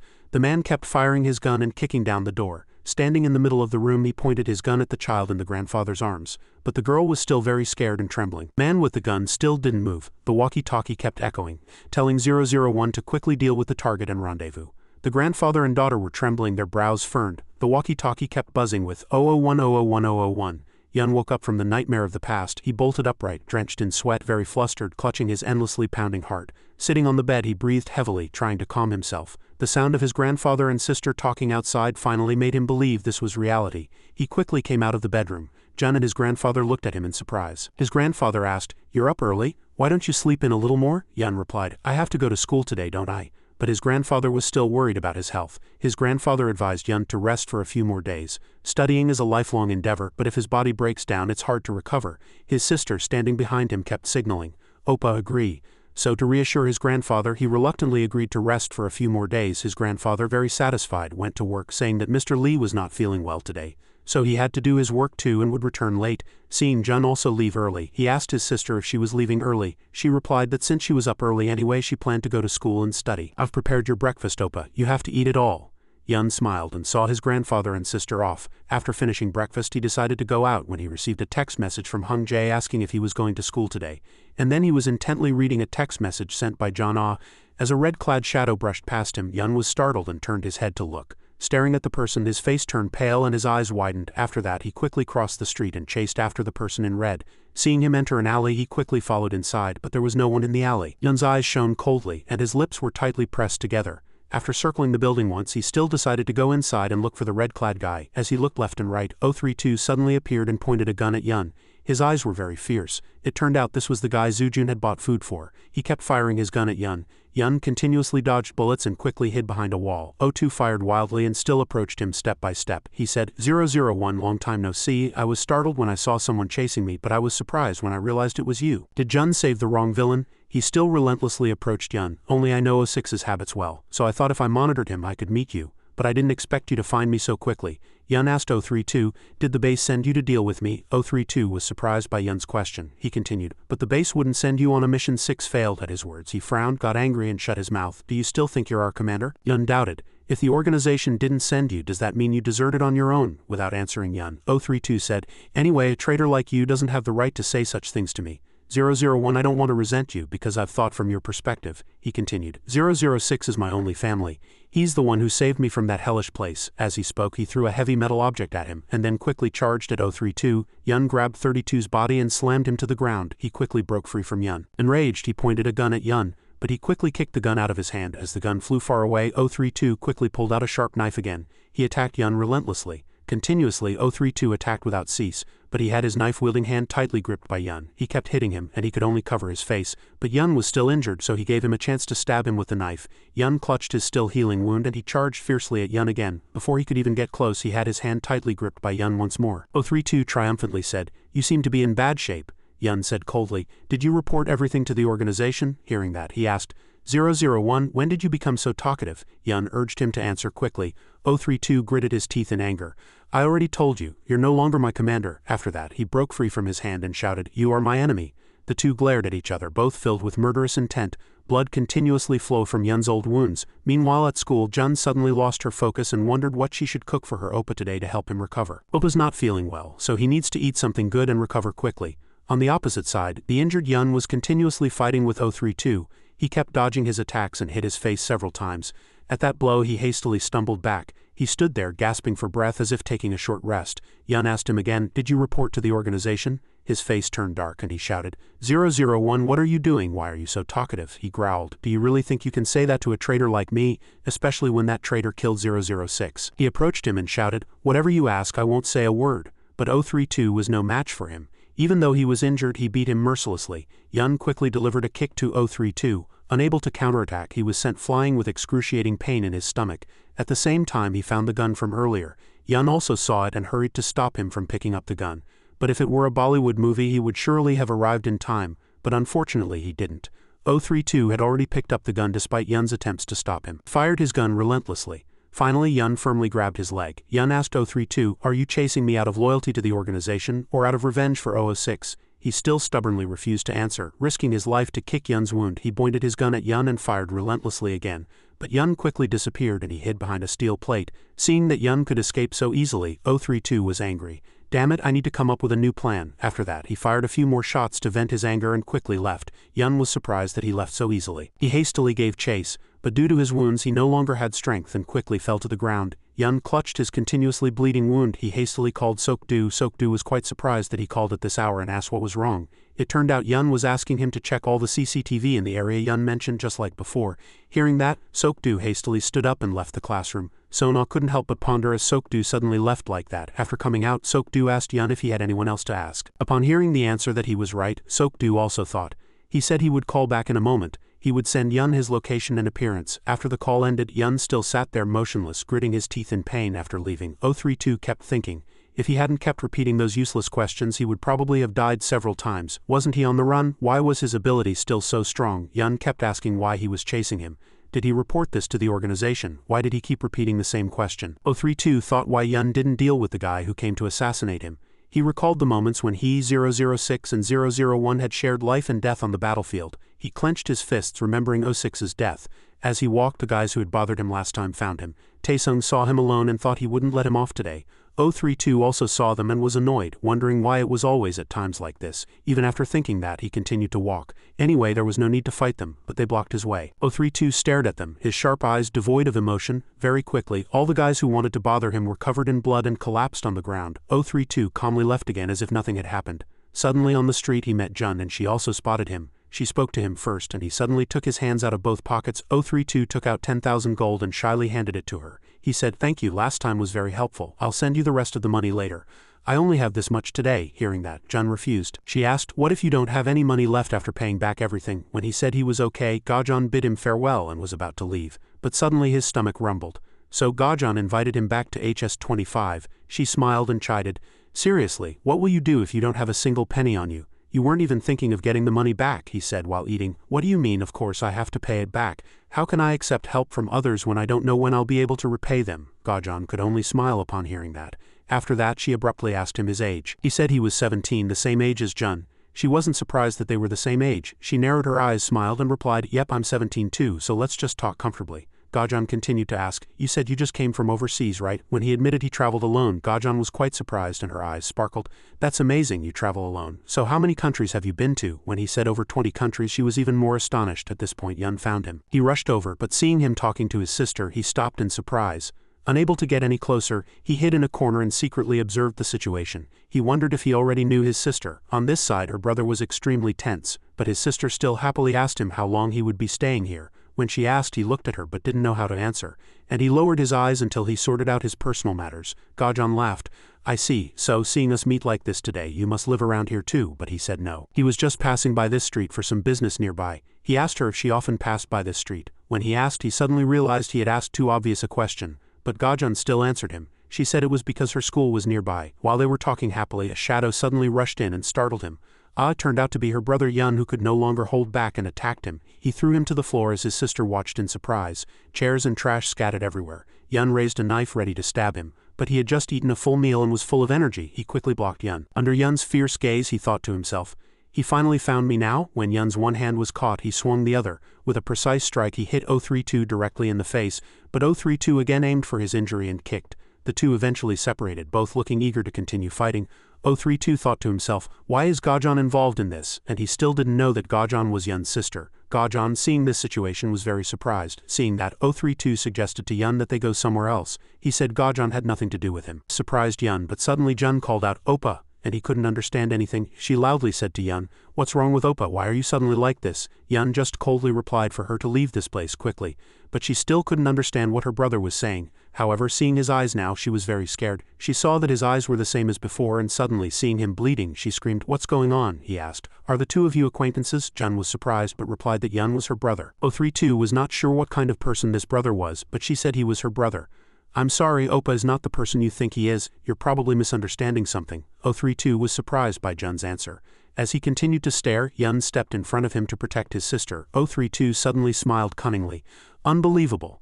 Yun asked Jun if she could step aside for a moment. Gajan looked at her brother for a while as if trying to say something, but eventually agreed to leave. Now only the two men stood there. He asked Yun suspiciously, she really seems to believe you're her brother. Why are you pretending like that? You never did before? Yun said coldly, I'll answer your questions if you answer mine first. Did you report the situation here to the organization? And why are you here? Did the organization send you, or did you come for revenge? 032 shouted, why do you keep asking useless questions? Is that so important? Seeing Yun's expression, he was convinced he was right. 032 turned his face away, hearing about 06's death. I secretly escaped here, and I didn't even report to the organization that I was going to look for you. He was determined to avenge 006, no matter the cost. Although he didn't consider that hellish place his home, 006 was his only family there.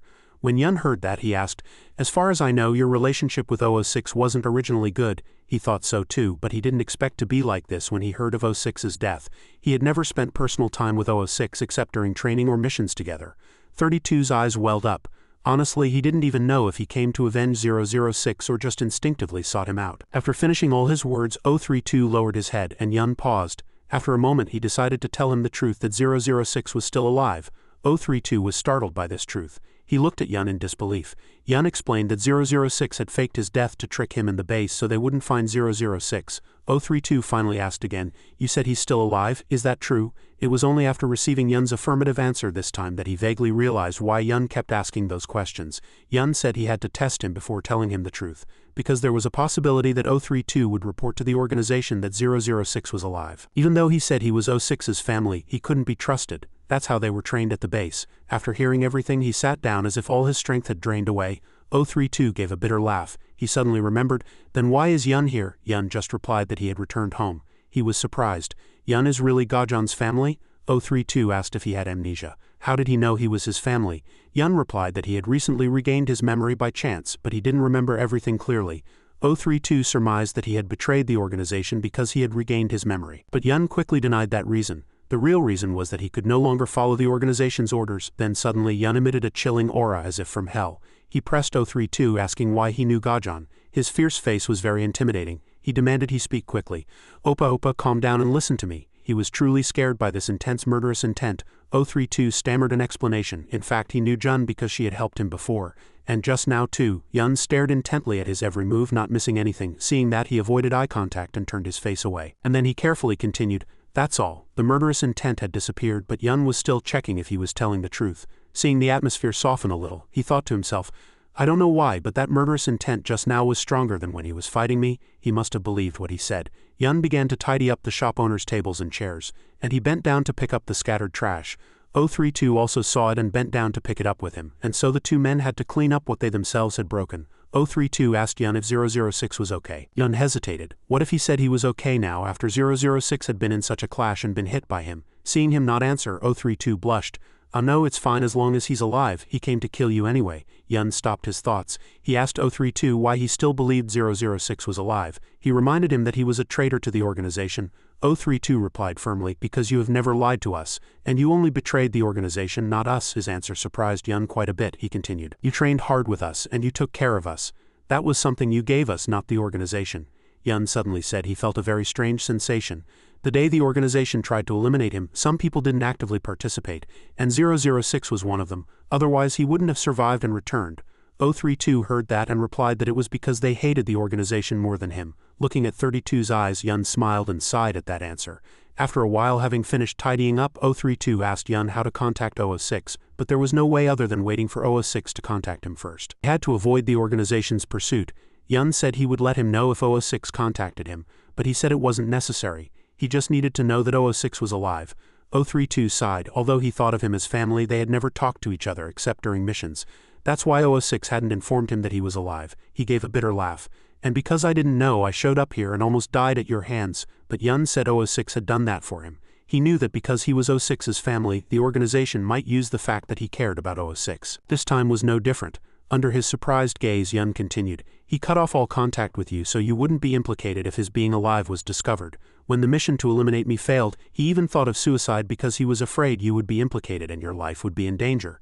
Hearing this, he lowered his head and clenched his lips, and Yun looked at him without saying anything. Suddenly, 032 opened his mouth. "I still haven't told the organization all the secrets about you." Yun didn't understand what secrets he was referring to. It turned out that only a few high-ranking officials knew that Yun was alive and the rest was all a secret, so they had no choice but to search passively. 032 said, "No matter how I think about it, isn't it very strange? Your true identity and the fact that 006 is still alive should be a huge event within the organization." Yun cut him off. He wondered why he knew that. He said he knew everything thanks to 006. Hearing what he said, Yun was silent. He thought of the organization's leader. Since everything was clear, he left. But before returning to the organization, he had to stop at a few places to leave his traces. The two were about to leave at the same time, when they suddenly saw Jun hiding over there and stopped. Seeing her actions, Yun gave a 3-part resigned, 7-part affectionate smile. 032 was surprised. He didn't expect him to make such an expression. He admired, "It seems that child is really your sister. Can I say hello to her for a moment too?" Hearing that, Yun emitted a murderous aura. 032 trembled. It would be troublesome if he just left like that. Under Yun's terrifying gaze, he tried harder to speak. "Besides, she also helped me before. At least I should say hello." And then, under the twilight sun, he waved goodbye to everyone. It was unknown what he said to Jun. Jun also happily waved back at him, and Yun glanced at them. Seeing him leave, Jun asked Yun if he knew him. If so, why did he act like that earlier? Yun was flustered and couldn't find an excuse. He stammered, then suddenly remembered that Sona had said Jun was very pretty and popular. Jun and Hyokjun also constantly praised his sister. So he came up with a suitable excuse. He said he thought he was a stranger trying to approach his sister. Gajun was surprised by her brother's irrefutable answer.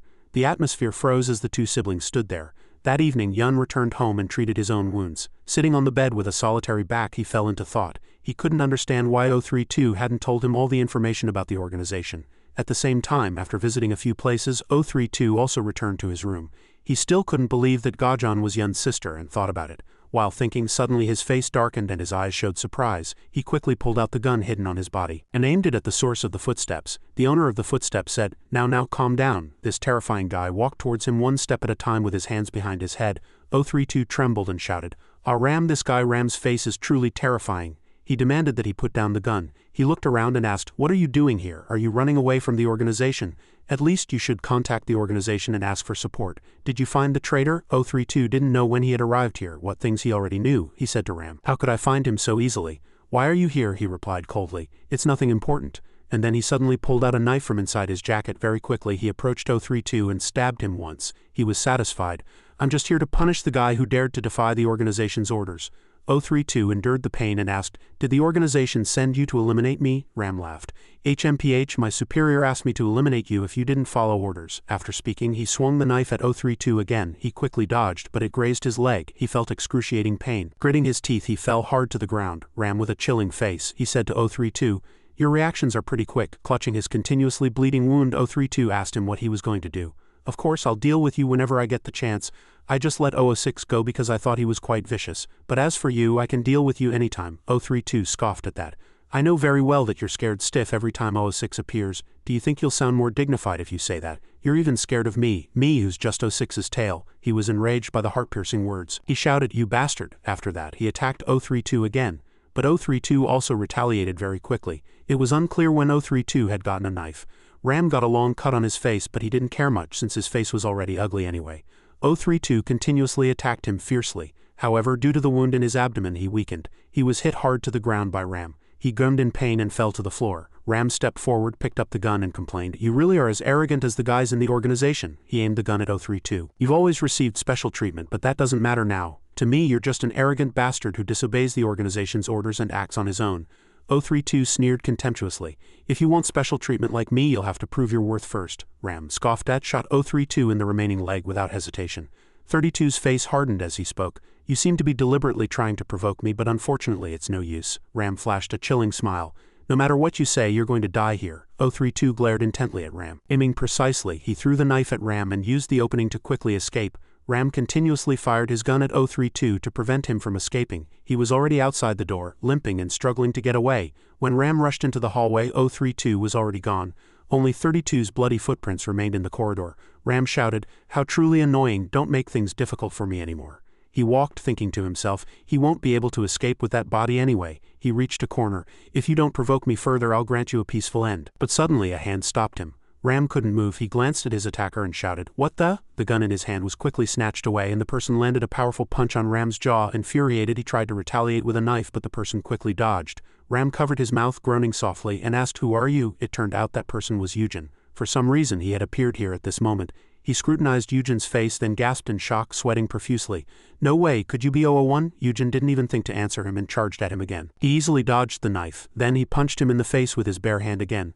Ram tried to retaliate, but all his attacks were easily dodged by Eugen. He was repeatedly hit in the stomach by Eugen, his eyes rolling back. He gritted his teeth and swung the knife at Eugen again. "Let's see who's faster." Eugen had already grabbed his hand. He twisted the arm holding the knife behind him, then delivered a powerful knee strike to Ram. Blood splattered everywhere. It wasn't over yet. He continued to bash his head against the wall. He quickly fell to the floor. After all this was over, 032 asked Eugen, "How did you get here?" Eugen stared at the severely injured man with cold eyes. He calmly walked past him and returned with a bag full of items in his hand. He looked at 032 and said, "My sister said you didn't have any money."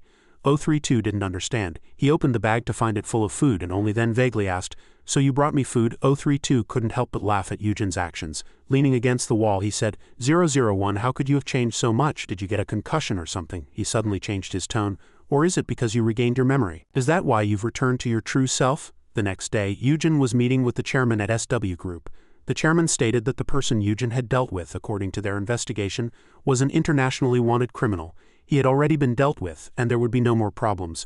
Many countries had wanted him, so he would surely be imprisoned for life somewhere cut off from the world. Hearing that, Eugen expressed his gratitude to the chairman. The chairman asked him if that person was connected to his past. After a moment of silence, Eugen replied that while there was no direct connection, the answer was yes. The chairman nodded slightly. "I have no more questions. Let me know if you ever need any help." Eugen agreed. He then quickly stood up and bowed to the chairman. After he left, the chairman's secretary spoke. "I thought the chairman had contacted him so suddenly to ask him for something, but I didn't expect him to hand over that criminal so easily. But more importantly, traces of the gunfight are still at the scene." The chairman was silent. He was thinking carefully in his mind. After leaving the chairman's office, Eugen walked, thinking about what had happened with 032 last night. After everything was over, Eugen tried to help 032 treat his wounds in peace. However, he remained seated there, breathing heavily, and refused. He said he could do it himself and only asked for help with staunching the bleeding and disinfecting. Eugen nagged him to treat his wounds carefully, but he said that would take too much time, and the organization would suspect him.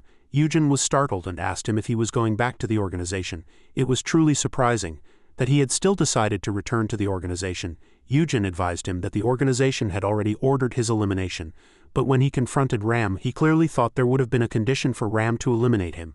Because Ram was someone who had many grievances with 006 and other organization members, he would surely have agreed immediately. So he intended to return as if nothing had happened and see if the organization could openly eliminate him. Eugen's face hardened. "It would be dangerous," he laughed. "No, the organization doesn't suspect 06's death, so they won't be able to deal with me based solely on the suspicion that I deserted to find Eugen. If the organization simply acts out of grievances towards other members, my chances of winning this time are very high." He continued to speak sincerely. He had no other choice either. If he kept running, they would continue to pursue him, and then 006 could also be in danger. Conversely, if he won this gamble, the organization would have difficulty finding Eugen's traces. He had to repay Eugen's kindness, and because of the complex traces left by 006, they wouldn't have time to worry about Eugen. Finally, he stared intently at Eugen, called him 001, and hoped he could protect his own life. As Eugen was still lost in thought, a voice interrupted his thoughts. It turned out to be Jay and her bodyguard. She asked him what he had come here for today. As she approached, Eugen replied, "I had some things to do." Jay continued to ask, "Are you just leaving like this? How are your injuries?" Eugen thought he had been through a lot of clashes recently, but since he couldn't say he wasn't okay, he replied, "They're much better." Hearing that, Jay was very pleased. She smiled and asked, "I have a meeting soon, but if you have time, would you like to have dinner together?" Eugen refused, saying he had promised to have dinner with his family. Jay thought Eugen had made a fool of her again, but outwardly forced a smile and said, "You have to have dinner with your family? Then you shouldn't break that promise." To smooth over the awkwardness, she added, "It just so happens that I'm also busy and won't be able to have dinner with you. I completely forgot."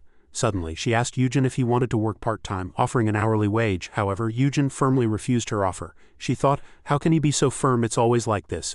Is this just his style? No way. After that, she nodded and said she understood. She finally let him go but offered to give him a ride in her car. As expected, he refused. After he passed the two of them, Jay's personal bodyguard reminded him again, "You need to recover quickly and participate in training. Everyone keeps asking when you'll be back." Hearing that, Jay gave a wry smile. "Men like him more than I thought. Even the demanding Team 2 leader is making that kind of face." After Eugen left, the bodyguard asked Jay, "Team leader, are you really planning to entrust Siha's security to Eugen?" She replied seriously, "Yes, the kidnapping incident happened because someone was being pursued but no one noticed, so if Eugen is by Siha's side, everything will go much better." Eugen arrived home a short while later. From afar, he saw his grandfather waiting for him at the door. He hastily shouted, "Grandpa, what are you doing out there?" His grandfather gently replied, "Just came out for some fresh air." But he couldn't bring himself to say that he was actually waiting for him. "Haha, Eugen, it's Dayan's birthday soon." Eugen was surprised. He hadn't regained his memories long ago, so he didn't remember this fact. His grandfather continued awkwardly, "Children are usually sensitive about these things, but I don't know what she'd like. Eugen, do you happen to know what Dayan likes?" He was surprised that his grandfather was asking him this question. Both of them were silent. Only the sound of crows could be heard, because Eugen didn't know either at that moment in her private office. Jay was looking at documents when her phone suddenly rang. She picked up the phone. Checking the caller ID, she flashed a satisfied and slightly dangerous smile. She answered the call asking, "What's the matter? Why did you call me?" Eugen asked her if the offer she made earlier was still valid. She laughed and asked, "Are you talking about dinner? I'm a bit busy, so we'd have to reschedule." But Eugen said it wasn't that. He asked about the part-time job. She was very flustered, confused. She asked again, "Is that why you called me?" Eugen asked again if the offer was still valid. She replied that it was valid and asked if he had changed his mind. Because he had changed his mind, she asked him to meet her at the studio tomorrow at 4 p.m. It wasn't the PC bang. That was the brothers' all-night hideout. Jun Hee-won and Jun Chan were no exception. Hee-won asked Jun with a sulky expression why he wasn't starting the game. Jun was focused on reading an article about Siha. Hee-won and Jun Chan were startled to hear that name. The two asked again for confirmation. Jun was reading the news that Siha had been cast as the lead in a webtoon-based movie. Hee-won said he had also seen her in person, and she was truly as beautiful as a flower. Jun and Jun Chan were so envious they almost fainted. He met her while working part-time at his uncle's advertising company, and at that time she was filming a commercial. Jun's eyes sparkled as he said, "That's amazing." He had been a fan of Siha's since her debut 8 years ago. Jun Chan asked Hee-won how he felt when he actually saw her. Hee-won felt as if his entire body was glowing. He said she was truly like a celestial maiden descended from heaven. It was the first time he had met such a beautiful person. Jun and Jun Chan could no longer hide their envy. It was the common sentiment of the fandom. Jun suddenly remembered something. He asked Hee-won if they were still looking for part-time workers. While the three were still passionately discussing Siha, in Siha's private lounge at the studio, she received a notification that a bodyguard would be arriving. She didn't understand why another one was coming when the company had already assigned her a bodyguard. Hearing that, the manager explained that this bodyguard was from SW. He had already refused, but Jay was worried because of recent events, and since only one bodyguard would be coming anyway, Siha didn't need to worry. Cheon Yun, standing guard at the door, interjected, saying he heard the new bodyguard was an intern. Siha was surprised that the company was sending her an intern bodyguard. At the same time, shiny leather shoes and long, sleek legs appeared in the studio. At this person's appearance, everyone stopped what they were doing and looked at him. Inside Siha's room, bodyguard Cheon Yun explained, "But even if he's an intern bodyguard, he seems experienced, so don't worry. I'll keep an eye on him." The manager hastily apologized to Cheon Yun for bothering him. He politely waved his hand. The problem was that SW had sent an intern bodyguard. What exactly did they think of this bodyguard assignment? As he was speaking, a sudden knock interrupted him. Everyone in the room looked towards the door. There was something outside the door, and Cheon Yun and the manager were very surprised. Ah, it turned out to be the handsome Eugen. He introduced himself as being from SW. The manager suddenly seemed to remember something. He asked, "Are you the dispatched bodyguard?" Eugen acknowledged. He seriously introduced himself to everyone. The manager even thought he was an artist or a model. Cheon Yun observed him up and down, then assessed him as someone not to be underestimated.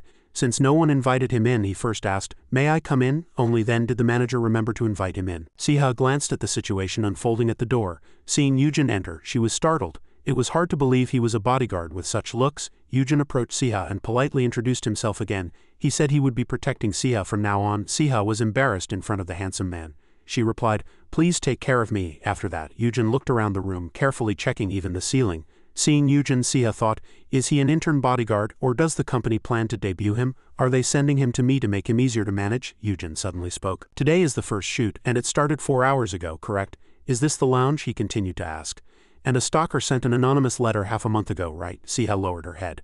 "No, this has been happening continuously. They somehow found out my home address and left strange letters. It's just gotten worse recently. This happens frequently, so I don't think SW needs to be particularly concerned about it." Hearing that, Eugen said nothing more. Siha suddenly changed the subject. She asked Eugen how old he was. He looked very young. He remembered that the team leader had told him not to reveal his age, because they wouldn't believe it, so he politely asked her to keep it a secret. Suddenly, Cheon Yun called Eugen. He asked him to step outside for a moment to talk. Once outside, he reconfirmed if Eugen was indeed an SW intern bodyguard. Eugen, thinking they had already said so, did not deny it. Hearing that, he put on an arrogant expression. "In that case, you don't need to be by her side much, understand? I'll handle everything. I don't know why SW sent such a kid, but being a bodyguard isn't a simple job, especially it's completely different from books. So don't bother me, just sit quietly and go home when your time is up." Eugen replied, "Understood." He asked him if he was Kim Cheon Yun from Brother Security Company. When Eugen didn't answer him, he got angry, grabbed him by the collar and shouted loudly, "Are you messing with me?" He gritted his teeth and said, "Watch your mouth if you don't want to die." After that, he forcefully shoved Eugen against the wall and left. Eugen clutched his old wound and glared intently at him. Suddenly Siha appeared. She had come out to check just in case. Eugen still politely replied that he was fine, but Siha apologized to him, saying she was sorry for showing such an ugly side. She glanced elsewhere and added, "I also told the company there was no need to send a bodyguard." Eugen looked at Siha but said nothing. Siha suddenly approached him. "You're a student, right?" When he still politely asked her to keep it a secret, Siha simply looked at him and smiled. Fortunately, the manager came to call her for the shoot, or else she would have kept staring at Eugen. After replying to the manager, she told Eugen, "It's okay, don't worry too much, just relax." Eugen still said nothing. He stood there watching Siha leave. At the same time, someone was talking about Eugen. Was it another call from Jay? He asked Eugen if he was doing well. His personal bodyguard reported, "I was notified that he went straight to the studio." Jay was worried if everything was all right given Eugen was still injured. The bodyguard reassured her that he was probably fine. He said that for celebrities like Siha, surveillance and threats from strangers were commonplace. Moreover, with the agency sending bodyguards these days, and now Eugen added to the mix, nothing untoward would happen. Jay nodded, saying, "I hope so. I deliberately sent that kid to a less strenuous location because he's injured, but he might feel bored with such an easy job." The bodyguard chuckled. In his opinion, Eugen wasn't someone who would easily get bored with work. Suddenly an amusing thought seemed to cross Jay's mind, and she smiled. "Is that what they call sitting around eating rice cakes?" The bodyguard couldn't help but reply to her thought. "That's usually what it's called." At the studio, Sia's photo shoot was underway. A little later, Eugen entered. He was so handsome that even the men turned their heads to look at him. Cheon Yun said enviously, "Where have you been and now you're back? Do you think I'm here to play with you?" Eugen simply replied coldly, "I was observing the surroundings." Hearing that, he flared up. "What are you observing? I clearly told you." Before he could finish, "Good work, everyone," interrupted him. With the photo shoot over, Siha politely thanked everyone, saying, "You all worked hard." Afterwards, her manager handed her water, praising her excellent performance. Siha drank the water, casually looking around when she suddenly heard, "Everyone, please stay in your places." Everyone was bewildered, not knowing who said it or why. Eugen explained, "The police will be here shortly to question everyone." Siha was also surprised, asking what's going on. Eugen immediately produced a surveillance camera. She approached, asking, What is this?" He explained, "This is a miniature camera installed in her resting room." Hearing this, not only she but also the manager and the clumsy Cheon Yun were all surprised. Those around them began to murmur, "What a camera! Oh, there was a camera in Siha's resting room." Siha was extremely frightened, but Eugen continued, "I checked the surveillance camera system, but there was no camera in front of her room door, so I couldn't confirm who installed this camera." Cheon Yun loudly exclaimed, "Why are you only telling us this now?" Eugen merely explained calmly, "Since the photo shoot began, she hasn't used the resting room anymore." and I'm only telling you now because I didn't want to interrupt everyone's work. Moreover, I haven't seen anyone come to retrieve the camera or leave the studio." Cheon-yun was extremely displeased. He thought Yujin was making fun of him and was enraged. He then approached to snatch the camera from Yujin's hand, but Yujin quickly evaded him. He once again loudly articulated, "You bastard, what are you doing?" Yujin simply replied, "I think it would be better for the manager to keep this." Hearing that, Cheon-yun hastily told the manager he would keep it and turn it over to the police for investigation, and the manager agreed. He quickly snatched the camera from Yujin's hand. Everyone was watching the situation. Everyone thought Cheon-yun was annoying. He once again approached Yujin to warn him, saying, "Let's talk outside later." "Outside," he said, "if you found that thing you should have reported it to me," Yujin retorted. "Why should I tell you first? I asked the staff if they had checked the resting room, and they said they had," he angrily said.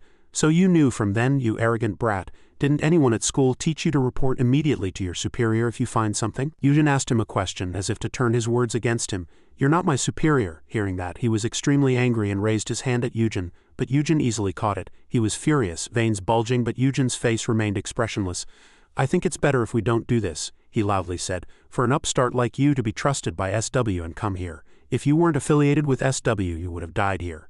Unable to do anything to Yujin, he finished his words and left. Siha was in the car on her way home. Siha asked, "So we can't find out who installed the camera right away?" The manager slowly replied, "I heard the forensic team has begun their investigation, so results will surely come out." Siha stared blankly out the window. "I told you that place wasn't safe. Now just looking at cameras gives me goosebumps." Cheon-yun bravely stepped forward. "I will start investigating immediately, so don't worry too much." But Siha didn't answer him. Yujin looked at her with worried eyes. A moment later, Siha arrived home. The manager offered Yujin a ride to the nearest station if he got in the car, but he refused, and the manager said no more. He promised to see him tomorrow. Then he drove off. Yujin was still standing in front of Siha's house. He quietly observed her house. As he walked, he looked around up and down. Suddenly, there was a sound from Siha's front door. Siha seemed to be coming out bundled in a coat. It looked like she was going somewhere. But as soon as she stepped out the door, a shadow suddenly appeared behind her, giving her goosebumps. Fortunately, it was Yujin. She almost died. She asked him, "You haven't left yet?" He said he wanted to continue monitoring the area for a bit longer. She blushed shyly and said, "You can go home now." "I'm going to the convenience store over there." "Can I go?" Yujin agreed, but he said he would go with her for her safety. Siha said nothing more, humming and walking very happily. Arriving at the convenience store, she ravenously ate ramen, looking very joyful. She asked Yujin, "Why are you sitting so quietly? Come on, eat." "I was just going to buy something to eat and leave, but thanks to you, I can eat comfortably without any worries." She sighed and continued her story. Sometimes she just wanted to relax and not think about anything. She started this work when she was young, so she couldn't take leisurely strolls like other people did. So she didn't have a single close friend. She asked Yujin, "What do you usually do? How do you have fun?" He replied that he went to the PC bang with his friends after school. Siha was surprised that he, looking like this, went to the PC bang with his friends after school. Then she made a serious face. What would it feel like to be a high school student? Yujin was still handsome even while chewing on a rice ball. He said, Look at those three disbelieving faces." Yujin must have taken Siha to those three, Jun exclaimed. "I can't believe I'm playing games with an idol," Siha laughed and replied. "I didn't expect to be playing games at a PC bang today either. I usually only play at home." Hyokjin was surprised at how friendly she was, and Jun continuously praised Siha for being even prettier in person than on TV. Siha thanked him, but she remembered Hyokjin getting angry that she didn't know how to play games. Hearing this, Jun-chan also scoffed, "It can't be helped, he's not good at games." Hyokjin replied, "I'm just dabbling a bit. Why are you taking it so seriously?" Vietnamese Jun also sighed. He was exhausted from having to carry the heavy burden of Yujin. Yujin mentioned himself, but it was so true that he couldn't refute it. Hyokjin turned to Siha and said, "My little brother just speaks his mind, so you shouldn't go around boasting that you're a gaming expert." He continued seriously, "You'll get in trouble." Siha laughed happily upon hearing that. All good times come to an end, and they now had to bid each other farewell. Yujin continued to escort Siha for her safety.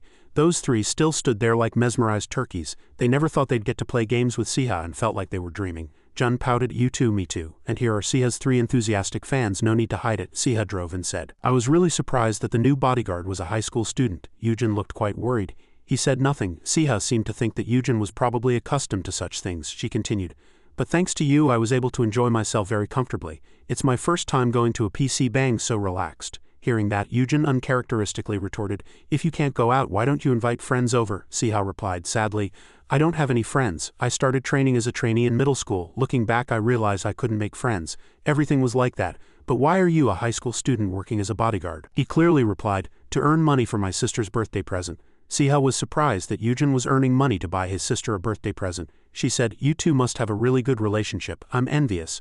I don't have any siblings, so I'm always alone."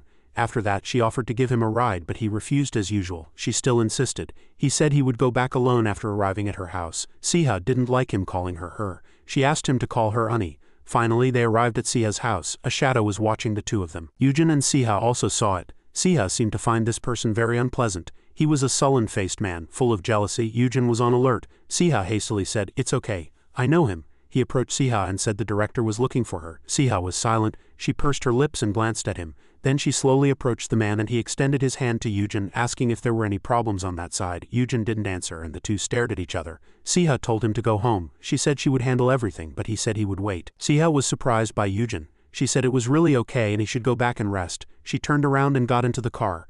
She thought she couldn't let him be a victim. Then she got into the car where the director was waiting. He immediately scolded her. "Why aren't you answering your phone? No matter how busy you are, you can't not answer your phone. You should have told me." But she coldly asked, "Why should I answer your call?" He couldn't believe she would answer like that and asked, "What?" Then he warned, "Siha, behave yourself." He crossed his arms and said, "I'm not in a good mood right now. How long are you going to keep contacting other celebrities to build your career?" "Do you think I wouldn't know?" Siha retorted. "I don't care who you meet, and we broke up a long time ago." "Why?" She angrily said, "Don't call me again and don't come looking for me without prior notice." He grabbed her arm, which was about to open the car door, and threatened her roughly. "Do you know whose car you're in right now? If you're in the car, don't act presumptuous. It seems you're too big for your britches now. Do you think I can't kick you out? Not only you, but your parents will lose their jobs too," he said louder. "Why? Is the situation clear now, or are you still slow-witted?" Suddenly, the car window shattered. Siha covered her ears and face in surprise. A hand appeared and dragged the delinquent out. Yujin forcibly threw him out of the car. Siha, inside the car, was surprised by Yujin's sudden action. He opened the car door again and said, "Siha, please get out, it's all right." As she got out of the car, he asked worriedly if she was okay. The bad guy had already gotten up. He shouted, "Who are you? What are you doing?" He calmly replied, "I'm Sia's bodyguard." Hearing that, the guy was extremely angry. He glared fiercely at his subordinates and shouted, "Team Leader Kim." Team Leader Kim hastily begged for forgiveness from the boss. The boss seemed to be already terrified. He gritted his teeth and said, "Siha, let's meet again next time." After that, he got into the car and drove off. At this moment, Siha was extremely frightened. She asked Yujin, "Why did you do that? Do you know who that person is?" Yujin was surprised why she was asking that. Whoever he was, what did it have to do with him? Siha repeated the question, but Yujin replied, "I'm just doing my job." Yujin said, "Let's go. I'll take you home, then I'll leave." Siha still stood there, staring intently at Yujin. When he showed no strange expression or words, she just smiled and sighed, then thanked Yujin for his help. The next morning, as soon as Yujin arrived at the security company, Team Leader Kim complained to him about hitting someone yesterday. Yujin saw the three people blocking him and remained silent, looking slightly suspicious. He had done nothing wrong. However, Team Leader Kim thought otherwise and continued to nag him about the issue, scolding him for offending an important figure. Yujin slightly pouted his lips and coldly said, "No matter who it is, I'm just fulfilling my mission." Hearing this, Team Leader Kim angrily clutched his head. "You almost killed him." He gritted his teeth, crossed his arms and told him to listen carefully.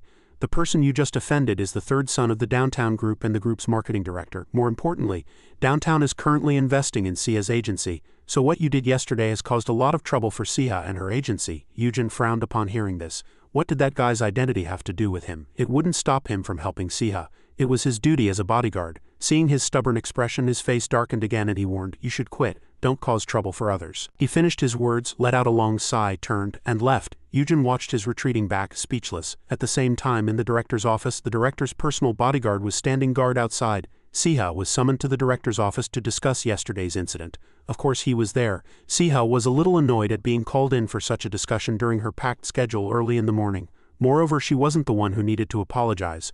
When this came out, the director couldn't believe she would answer like that and stared at her. He hastily questioned why she was behaving like this today. However, Siha didn't answer him. She just remained silent. Seeing this, the director hastily apologized to the person next to him. When he made an excuse that Siha was stressed due to stalking lately, the marketing director nodded understandingly, but Siha across from them said nothing and let them chatter. At this point, the guy threw a contract on the table and changed the subject to her not signing the contract extension. Siha immediately stiffened when she saw the contract on the table. Conversely, Siha's director was extremely pleased, nodding and agreeing, saying that he had been with her since her trainee days so he would continue to collaborate. Moreover, he had already offered her many pre-agreed preferential terms. Siha couldn't help but frown upon hearing this. He was trying to hold her captive in this way again. But should she really turn a blind eye to this and continue the contract? While she was still thinking, the marketing director brought up Yujin again. He wanted to fire him. He said he couldn't have such a violent person next to Siha. As he spoke, the director sitting next to him immediately nodded in agreement. When he mentioned Yujin, Siha was immediately surprised. She couldn't believe why the person who had been with her for so long was doing this. Siha's director hastily said, "Yesterday, Yoon caused trouble for the marketing director, so he's very worried about that kid." Siha frowned, stating that Yoon had done nothing wrong. She wanted to defend him, but the director coldly said, "Ah, so your name is Yoon." Siha was startled to hear this. "You leaked his information." The marketing director frowned, looking at her and asking softly, "Are you telling me you treated him coldly because of that man?" Siha furrowed her brow slightly. This guy was starting another unreasonable fight. He was merely consumed by his possessiveness. She quickly explained that Yoon was just a bodyguard and that yesterday's incident was because he disliked being harassed by him, but he just smiled maliciously. He warned that he would prevent Yoon from working as a bodyguard any longer, adding that this matter would not concern her. When this statement came out, Siha stared at him with wide eyes. Seeing her reaction, he smiled cruelly again and said with a malicious tone that no one would hire such a violent person as a personal bodyguard. Siha looked at the man in front of her with a surprised face. He was threatening her. Remembering Yoon's actions that night, Siha couldn't help but frown. After a long time of thought, she hesitantly asked if he really had to go that far. If it was about the contract, he didn't need to take his anger out on someone who knew nothing. He frowned, looked at her and said coldly, "It was only natural for her to sign that contract. Why should he be angry over this small matter? The reason he fired Yoon was because Yoon was too dangerous." Siha didn't believe a single word he said. However, she couldn't say it out loud. She managed to persuade him that it was enough to just make Yoon quit his bodyguard job. Her words angered him. He had been humiliated in front of Yoon. He would never forgive Yoon. Hearing his words, Sia's face hardened even more. He coldly demanded that she sign the contract and have dinner with him, then ordered his people to bring Yoon here. Instantly, Sia's face stiffened. She glared at him fiercely. However, he only wore a satisfied smile. At this moment, Sia suddenly felt suffocated and really wanted to leave this oppressive place, but she fundamentally couldn't. Soon after, Yoon was finally dragged in. The marketing director looked at him coldly, sneering that he dared to be disrespectful because he didn't know who he was. Then the person next to him immediately fired him and prevented him from working any longer. The marketing director smiled triumphantly, mocking Yoon's difficult future life. Yoon was a little speechless at this moment. He was suddenly called here, and now they were spouting such nonsense again. He looked at Siha, who was sitting in the chair. Her body was constantly trembling, and her hands were tightly clenched on the chair. Yoon frowned, looked at her for a long time, then suggested moving on to the next schedule. His casual words continued to surprise everyone here. Siha looked back at him a little speechless. This person in front of her always confused her. Yoon told her to move again. Siha stared at him with wide, surprised eyes, unable to react for a long time. However, the marketing director laughed loudly and asked, "Yoon wants to take Siha away?" Yoon just looked at him silently and didn't answer. He looked at him with a sharp gaze in his eyes and then softly said, "If you're capable, take Siha." Then 3 burly bodyguards led by Team Leader Kim fiercely blocked the door. Team Leader Kim hastily apologized to him and promised to deal with Yoon immediately. He nodded indifferently, telling Team Leader Kim to handle it. Instantly, worry appeared on Sia's face. Team Leader Kim warned Yoon not to cause trouble here and to leave quickly. However, at this moment, Sia suddenly stood up and shouted, "Wait," blocking them. Yoon glanced at her with a slightly surprised expression. Then she faced Yoon and shouted loudly, "Yoon is fired. You are no longer my bodyguard." And then she jaced him out. Yoon stared at her blankly, a little speechless. Seeing his expression, she immediately urged him loudly to leave. Unfortunately, he didn't leave either. Seeing this expression of his, Sia couldn't help but feel anxious. Team Leader Kim and his group were losing a little patience, and someone was already rushing to hit him, telling him to get out quickly. However, before he could even touch him, he was sent flying by a single blow from Yoon. Blood continuously flowed from his face. This action of his surprised Sia. After hitting him, Yoon withdrew his hand and looked indifferently at the person lying on the ground. He was clutching his stomach, spitting blood and writhing on the ground. This sight slightly surprised the 2 directors. The 2 men's faces turned pale and then green again. Team Leader Kim also fiercely bit his lip and glared at him. At this moment, Yoon suddenly turned his head to look at Sia and indifferently asked, "Are you misunderstanding? I'm not your employee." When these words came out, Sia stared at him blankly, unsure how to react. And at this moment, none of the other 2 bodyguards dared to step forward, retreating in fear. His movements were too fast. Before they could even see clearly, that person had fallen to the ground. The director fiercely bit his lip and raised his voice, warning, "You truly don't understand the seriousness of the problem." However, Yoon very calmly said, "I understand completely." He glared at him angrily, gritting his teeth, waiting for him to continue. Yoon indifferently spoke about the facts he had investigated. To secure Sia's contract extension, he had created a fake stalker and used bodyguards to openly monitor her. The bodyguards frowned upon hearing this. What he said was definitely true. Yoon continued to speak, disregarding their reactions. Barium Entertainment, facing financial difficulties due to the director's lax management, received investment from the Downtown Group. If the company cannot continue its contract with a famous celebrity like Sia, both companies will face major difficulties. This time, even the 2 directors were frightened, because his words completely matched what they had done. Yoon also knew that Sia did not want to renew her contract with her current agency under such forced and threatening circumstances. Sia looked at him with touched eyes. But how did he know these things? She recalled the day at the PC Bang when everyone was engrossed in games and he was alone on the phone. Perhaps he investigated this matter then. But regardless, she was truly touched by his efforts to help her. His recent words hit the director's sore spot, and he immediately angrily questioned what he was trying to do. What could a person like him do to him? Yoon paid no attention to him, glanced at Siha behind him, and asked her what she wanted to do. Siha stared at him blankly, deep in thought, then fiercely clenched her fists. Yoon silently waited for her to speak. After a moment, Siha opened her mouth. She said she wanted to leave this place. When these words came out, the director immediately grew angry, shouted loudly, and even tried to lay a hand on her. Siha was a little afraid at this sight, but Yoon stood in front of her at this moment. The moment he rushed forward, he was kicked once by Yoon and fell straight to the ground. He fiercely bit his lip, enduring the pain in his stomach. Yoon looked at him indifferently. His eyebrows didn't even twitch. This sudden scene surprised the people in the room. No one had expected Yoon to directly lay a hand on him. His personal bodyguard hastily helped him up. The bodyguards reacted very quickly, rushing forward to attack Yoon. Team leader Kim was the first to step forward, swinging his fist at him. However, his speed was too slow, and Yoon completely dodged it, then immediately grabbed a small table next to him and slammed it on his head, knocking him to the ground. The remaining person quickly rushed forward, but he too was no match for Yoon. His arm was already grabbed by Yoon and twisted behind his back. He struck his stomach with his elbow, making him painfully kneel and unable to stand up. Yoon glanced back, showing no expression. Team leader Kim barely got up at this moment, a murderous look on his face, and swung his fist at him again. The two exchanged several blows, but Yoon still had the upper hand. Team leader Kim kept getting hit, and at this moment his entire body was covered in wounds. He even vomited blood and was thrown to the ground by Yoon, unable to stand up. While the two were fighting, the director's secretary suddenly picked up a club from the side and tried to strike him on the head. Siha was startled and warned him. However, Yoon also didn't let down his guard, dodging sideways to avoid his club attack. Yoon stared at him, vigilant. He also didn't give up and continued to swing the club, seemingly cornering him. However, Yoon still responded calmly, and his attack speed was too slow. Not a single club strike hit him. Soon after, Yoon found his opening, and while he was off guard, he knocked the club out of his hand. Seeing this, he was immediately surprised. Yoon took this opportunity to punch him in the face. Yoon's punch was so strong that the glasses on his face fell off, and he even started bleeding from his mouth. Yoon of course didn't just leave him like that and kicked him out the door. The last person was also dealt with.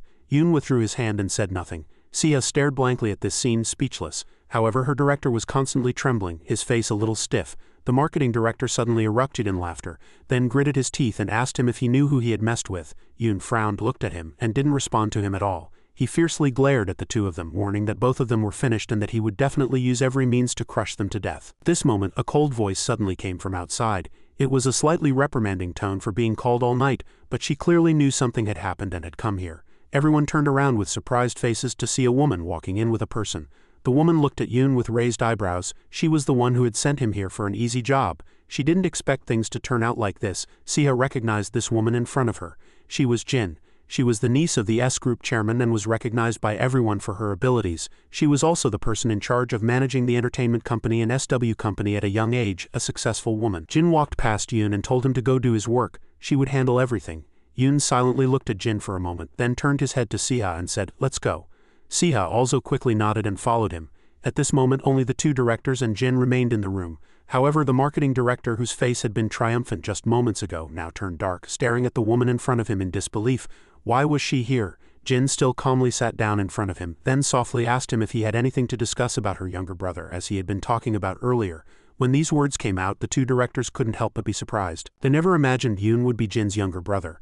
Disregarding their surprised expressions, Jin again smiled slightly and suggested continuing the conversation they had just been having, and instantly the two directors were speechless. At the same time, outside, after Yoon took Siha and left, he went straight ahead without looking back. Siha still followed closely behind him. Looking at his back, she was a little speechless. She fundamentally couldn't understand what kind of person this person in front of her was. At this moment, Yoon suddenly stopped and opened his mouth. Siha was surprised by his action, and then Yoon asked her again where her next schedule was. When these words came out, she couldn't help but laugh. She laughed until tears streamed from her eyes, then suddenly covered her face and burst into tears, which confused Yoon a little. The next morning, in Sia's room in a high-end apartment complex, after a long sleep, she finally woke up. However, as soon as she checked the time on her phone, she was immediately surprised. She had slept for over 10 hours, whereas normally she couldn't sleep for more than 3 hours due to insomnia. Sia frowned and thought deeply. Perhaps she had slept so well because the troubles that had been bothering her were completely resolved. Last time, she had been called to meet Jin for a talk. Jin didn't hesitate and went straight to the point. Since there were no legal issues between Siha and her agency, Siha now only needed to decide where she would work in the future. Siha couldn't help but sigh upon hearing this. The issue between her and the agency was indeed a bit complicated. However, Jin told her not to worry about the issue with director Ki Jong-jeon. She already knew about it, she said.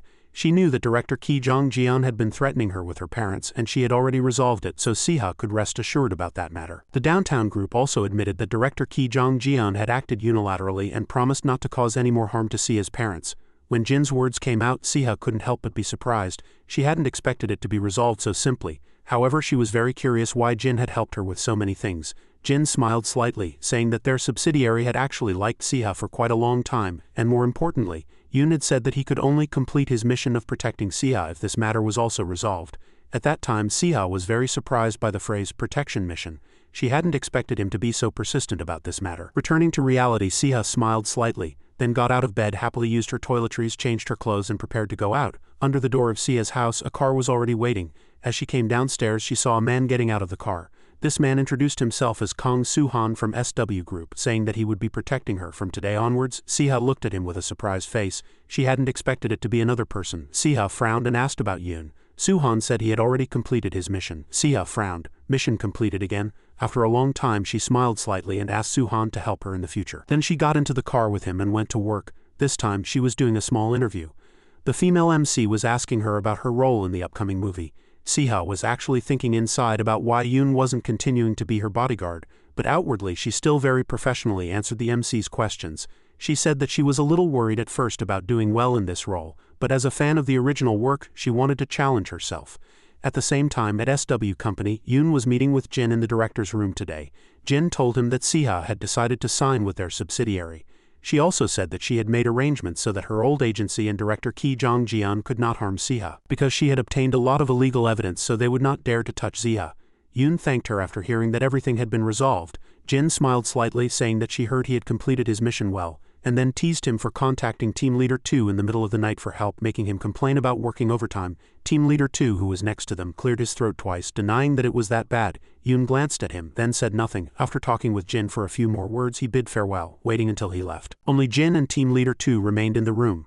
She sighed, complaining why such a simple mission would turn out like this when entrusted to him. Team Leader 2 next to her also shook his head, saying he didn't know either. On this side, Yoon was walking down the hallway when he suddenly received a text message from Jaeon. She knew he was Sia's bodyguard. She also knew they had gone to the PC Bang to play games, so she wanted to ask him for her autograph. He frowned after seeing this text message. He had already completed his mission and he wasn't even contacting Siha, so how could he get an autograph? As he was wondering what to do, Siha suddenly appeared in front of him. Siha was a little embarrassed at Yoojin staring at her and pretended it was just a coincidence, hoping he wouldn't realize she had been waiting since morning. She had happened to come here on an errand and accidentally ran into him. Yoojin looked at the person in front of him with surprise and remained silent. At this moment, Siha was the first to say she wanted to talk to him for a moment. Yoojin didn't refuse. The two went outside the building and found a quiet place to talk. Siha thanked him for everything he had done, but Yoojin just thought it was his duty and didn't want to accept her thanks. Siha nodded. Then she asked why he was no longer working as her bodyguard. Without looking at her, Yoojin calmly said that his old wounds had reopened after excessive exercise, and he couldn't continue working as a bodyguard in that condition. Hearing this, Siha immediately worried and tried to check his wounds, but Yoojin shook his head, saying they were just old wounds, not ones he got helping her. Still, Siha was very concerned if he was seriously injured. Yoojin casually said it was just broken ribs, nothing too serious. Sia's face instantly stiffened. How could he say it wasn't serious with broken ribs? Then she suddenly asked for his phone. Yoojin looked at her blankly, not understanding what she was going to do, but under her urging he reluctantly complied. She then saved her phone number and told him to consider it an honor, as he was the only person besides her parents to have her private number. Yoojin frowned, looking at the newly saved number. He had nothing to say. There was no particular need to consider it an honor. At this point, Siha asked if there was anything he wanted. She said she could fulfill all his requests. In fact, she wanted to thank Yoojin, so she was prepared to agree to anything he said. After a moment of thought, he asked her if she would really do as he asked. She nodded without hesitation, saying she would. Honestly, as soon as Yoojin heard her words, he told her Jaeon's wish. Hearing this wish, Sia's face showed a little surprise. Because of that, something that would shock all the students at Un High School happened in Gon's classroom. It was almost class time, so most of the students were already there. Jaeon was thinking about what to buy today and whether to make bulgogi for dinner. Suddenly, a bouquet of flowers appeared on her desk. She looked up and was surprised to find Siha standing in front of her, smiling and looking at her. Jaeon looked at the person in front of her with disbelief, wondering why Siha was here.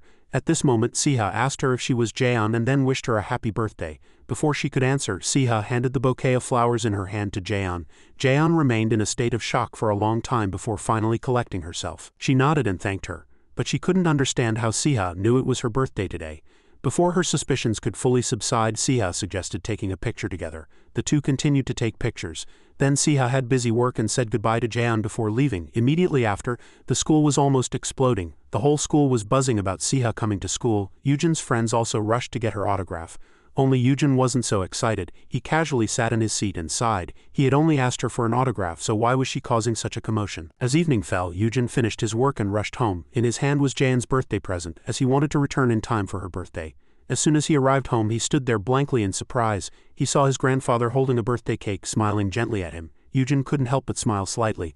A warmth spread through his heart. Immediately after, a small but warm birthday party was held in Yujin's small house. His grandfather wished her a happy birthday. Jaeon smiled and thanked her grandfather, and immediately after, her grandfather gave Jaeon a new phone. Jaeon looked at the item on the table with surprise and remained silent. Her grandfather smiled gently, looking at her and saying, "She wanted it before, so now Grandpa will give it to her."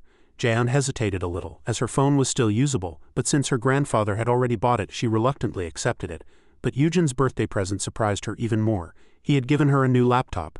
Jaeon looked at Yujin with disbelief, asking again if it was a laptop. He smiled and nodded, and not only her, but her grandfather was also very surprised. He couldn't understand where Yujin had gotten so much money. Yujin explained that he had earned the money from a part-time job, but her grandfather still didn't believe him. This laptop was very expensive. Jaeon also said it was a new model that came out this year. Yujin had nothing more to say anyway. He had worked to buy her a gift.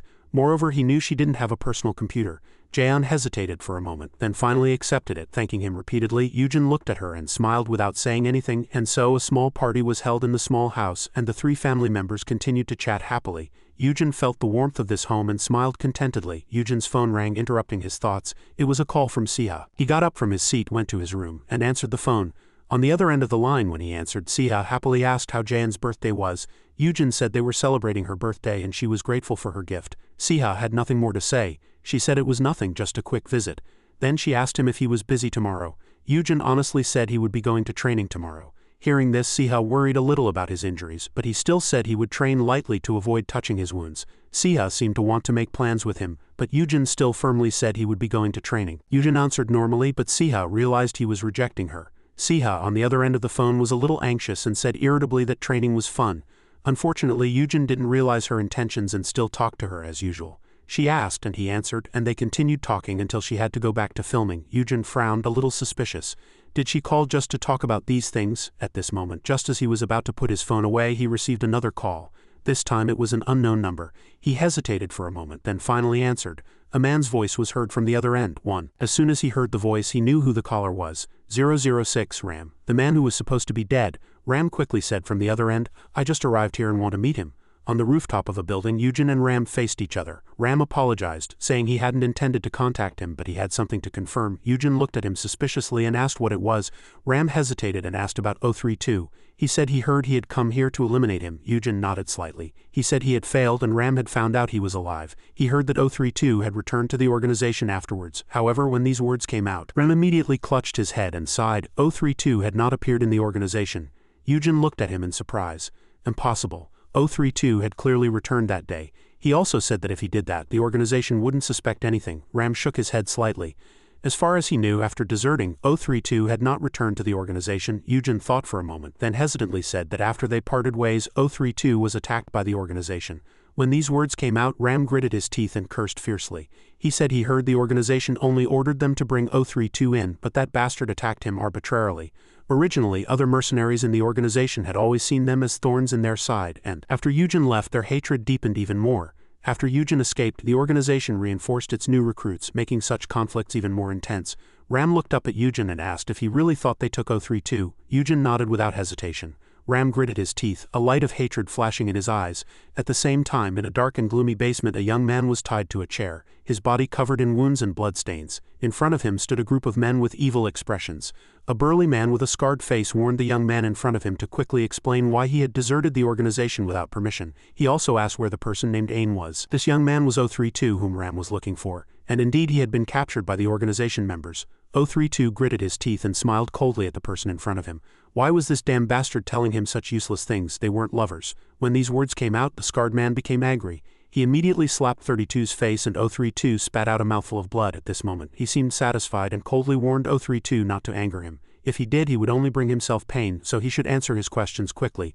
032 wasn't afraid and smiled slightly. He had talked that way because he wanted to die and he wasn't afraid of losing his life. Yujin's house. At this moment in the living room, Sia's interview was being replayed on TV. His two grandparents and Jaeon were still awake, happily watching the TV program.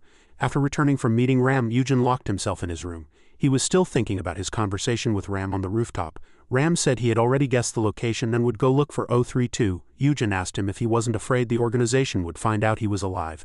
But Ram couldn't help but sigh. He said he had no choice and had to save 032. He was his only family. Yujin fell into deep thought upon hearing this. Returning to reality, laughter from his two grandparents and Gon could be heard from the living room. Yujin couldn't help but glance at them through the crack in the door. His two grandparents and Gon were watching the program, oblivious.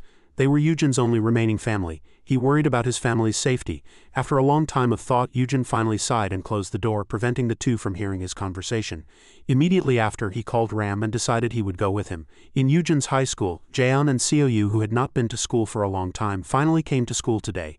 As soon as Jun saw the two, she waved her hand welcoming them back from their trip, but denied that she had gone on a trip, saying she had just taken a few days off school for some business. Hearing this, Jaehoon pouted his lips and didn't believe her words. At this moment, A looked towards Yujin's seat but didn't see him, so she curiously asked everyone. Jun-chan told her that Yujin had been off school since yesterday due to some work. Hearing this, Jaeon looked at Seoyu next to her. Seoyu casually shook his head, saying he didn't know what he was doing either, but in fact he seemed to know something. Anyway, Hyeon still asked Jaeon for souvenirs, and Jaeon was a little awkward. She said she hadn't gone on a trip. On the other hand, in a deep mountain forest, two shadows were making their way through the forest. They were none other than Ram and Yun. According to the information Ram had, they had a secret base within 10 kilometers of this forest. If they had taken 032, given the location where 032 disappeared, it was highly likely they brought him here. However, Ram was a little curious why Yujin had changed his mind and decided to go with him. Hearing this, Yujin frowned, hesitated for a moment, and finally slowly said he considered him a comrade. As soon as he finished speaking, Ram looked at him blankly, then came to his senses after a long while and sighed. He said he had changed a lot. He never imagined he would say such a thing. Yujin shook his head slightly and remained silent. He also didn't know why he had changed. Perhaps he had been accustomed to a normal life for too long and had developed some emotions. The two then said nothing more and quickly rushed to the location they had identified. In a house deep in the mountains, many guards stood around with weapons. Inside the room, a group of people were discussing the matter of a person named Arden. So far, they had not received any contact from Arden, so something must have happened to him. The problem was that they still didn't know what mission the organization had assigned him. They originally planned to talk to him, but they didn't expect him to suddenly disappear. This gave them a headache. After saying this, they glanced at 032, who was tied up next to them. They gnashed their teeth in anger. 032 still said nothing, preventing them from getting any information, and they hated him even more. But they knew well that 032 was very tight-lipped, having been trained. In the end, they decided to deal with 032, and one of them aimed a gun at his head. But just as that guy was about to pull the trigger, a gunshot suddenly echoed, and that guy immediately fell. This sight surprised a group of people, and when they turned their heads, they found that a person had appeared at the door at some point. Moreover, that person had a gun in his hand, and it was clear that he was the one who fired the shot.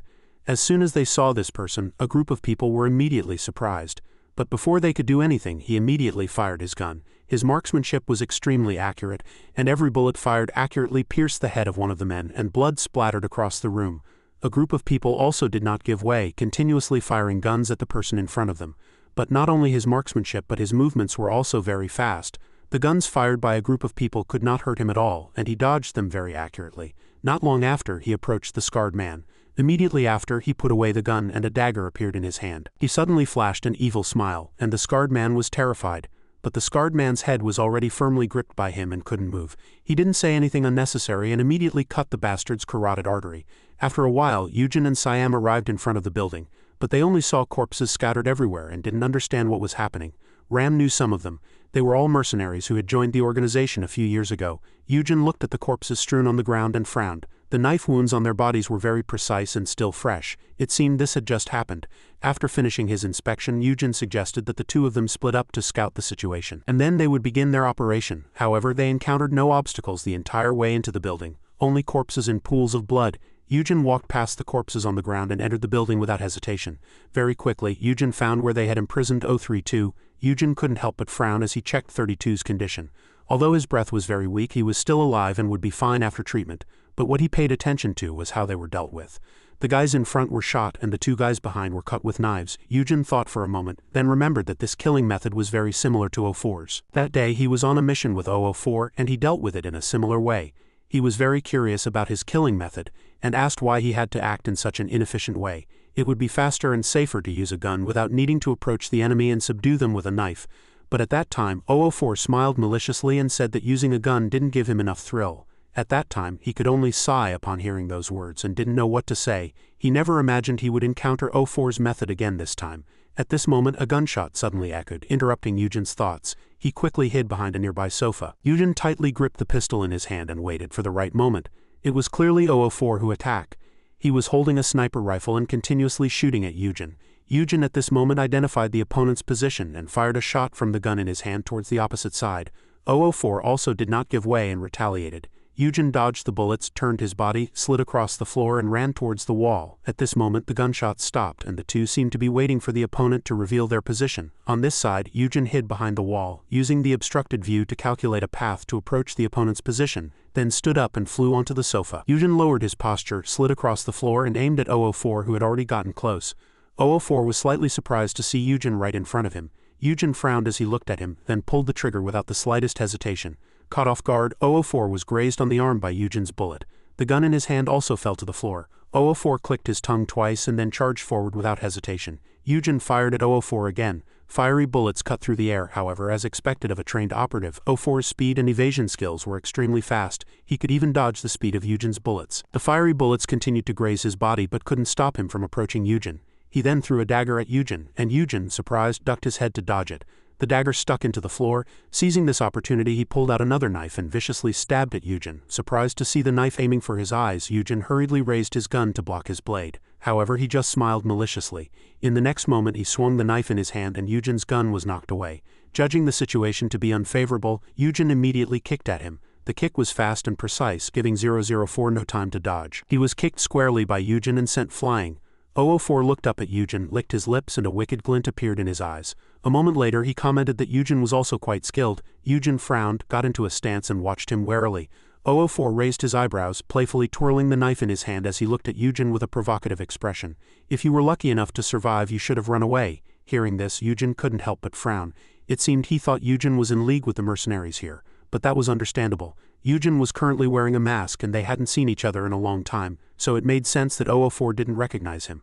At that moment, 004 approached again and engaged Eugen in close quarters combat. His close combat skills were quite good, but Eugen was no pushover. Not only could he dodge all of his techniques, but he could also counterattack and take the lead in their fight.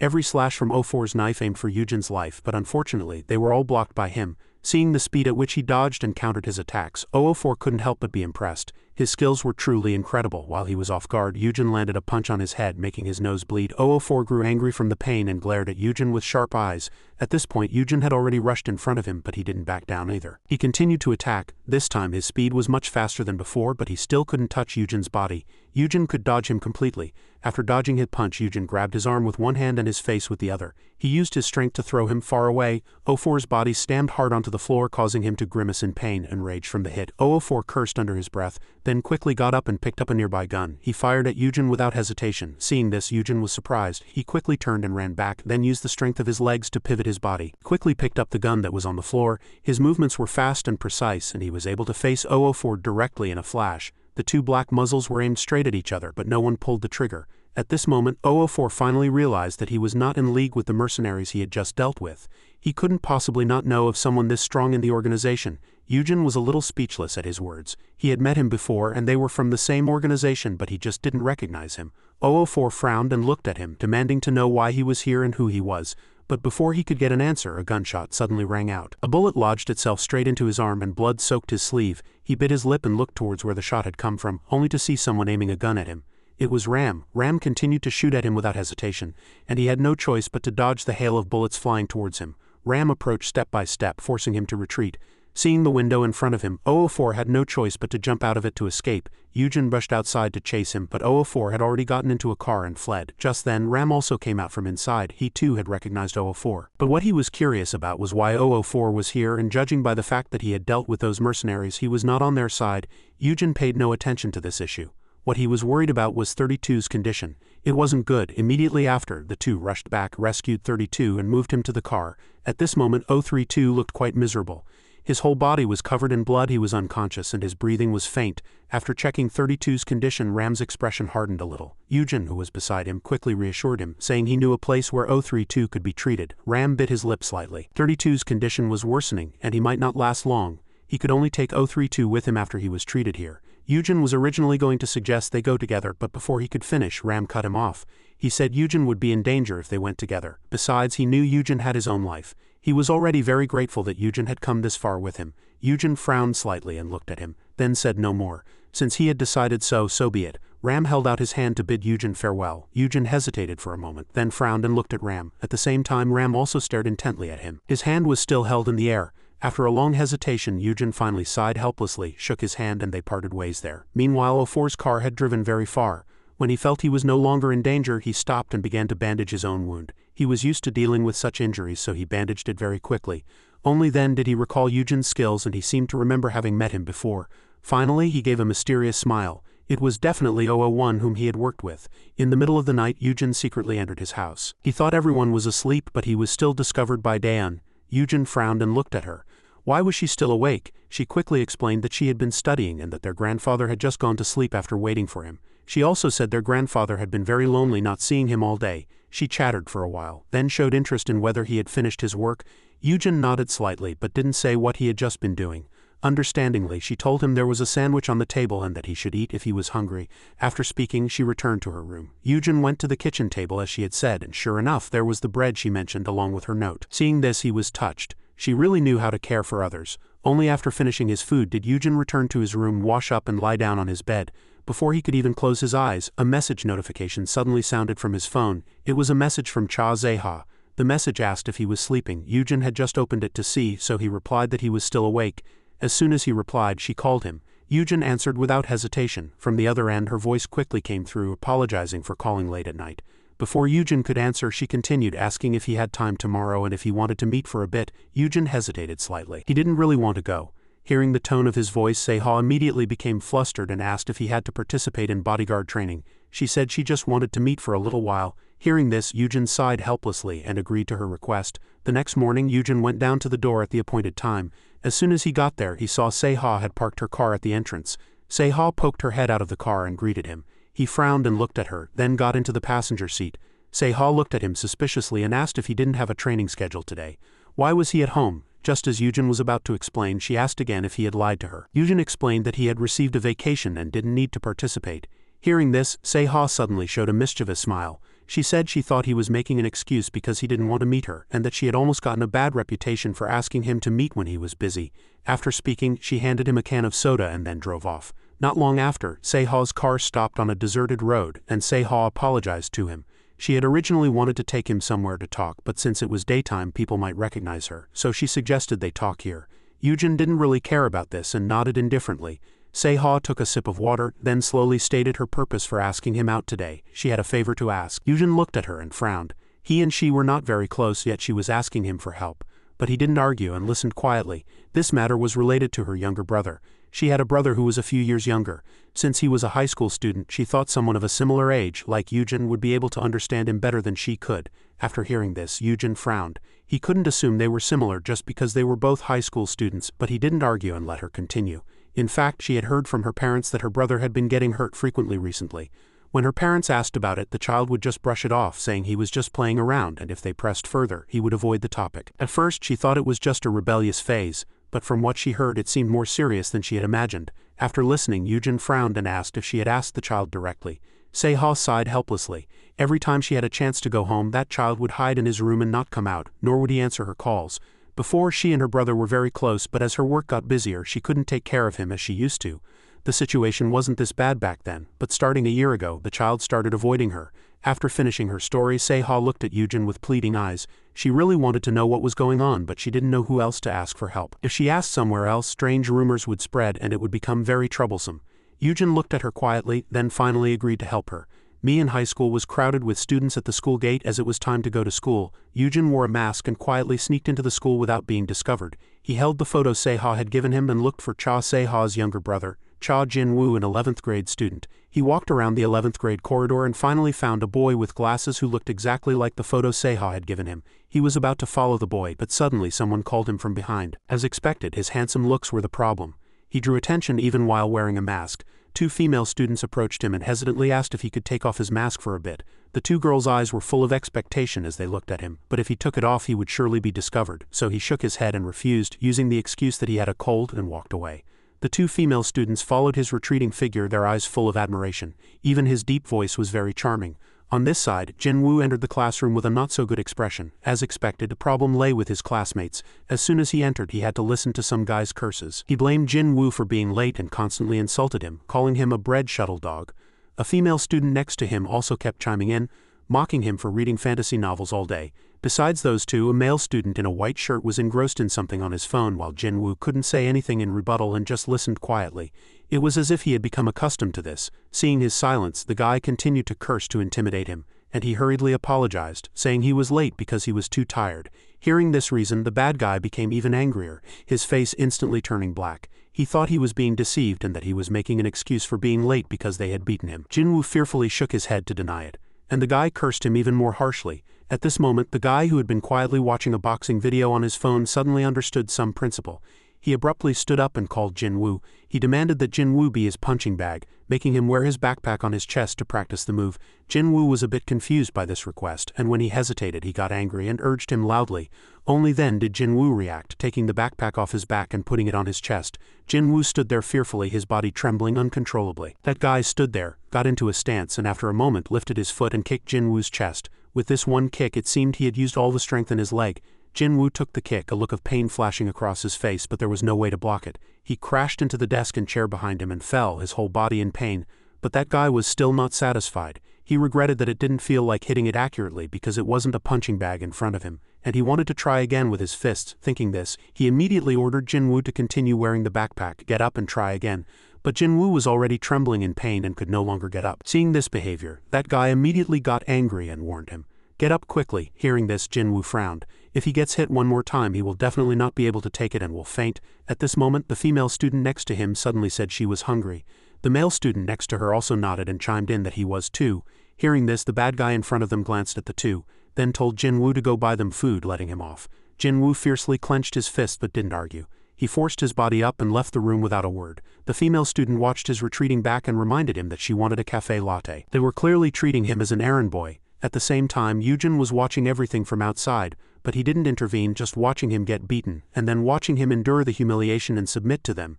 Jinwoo came out and walked past Yujin. Yujin followed Jinwoo's retreating back and fell into thought. He suddenly remembered Seha's sad and worried eyes in the car, and he hesitated whether he should follow him or not. At this moment he suddenly received a message from Daeun. She was very happy after receiving the laptop Yujin had given her the day before. Yujin suddenly remembered that she had also experienced such a thing. At this moment hesitation flashed in his eyes and he looked at Jinwoo's retreating back again. Finally he sighed helplessly and followed him. Jinwoo went to a convenience store near the school to buy food. At this time he was choosing the things they wanted to eat, but his mind was filled with the thought of having to go to school. He hated it. At this moment Jinwoo received a message from Seha. She said she was free this Saturday and would come home. She said she would buy him delicious food, but as soon as he saw her message, Jinwoo's mood worsened. Jinwoo recalled the time he always had to listen to his classmates harshly criticize Seha. Said her acting was terrible and that she got her roles through bribery. They wondered why an idol would appear in a movie and ruin the whole thing.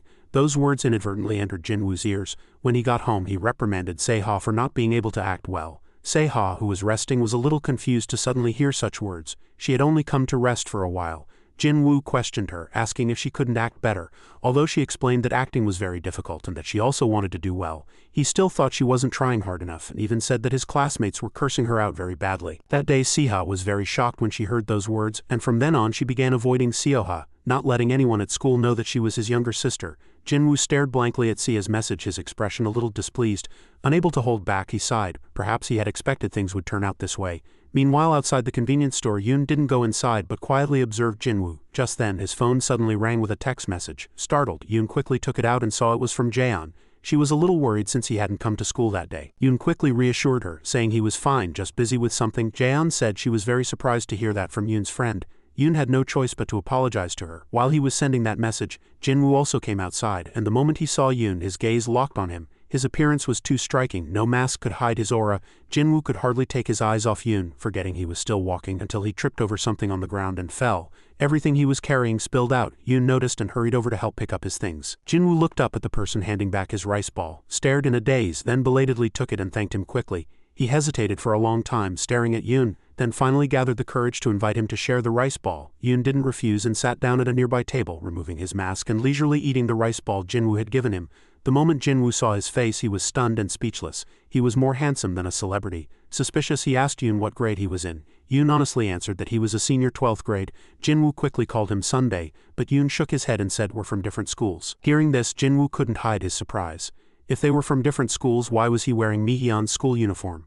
As if sensing his curiosity, Yoon calmly said he was only dropping by, though in truth he had sneaked into the school.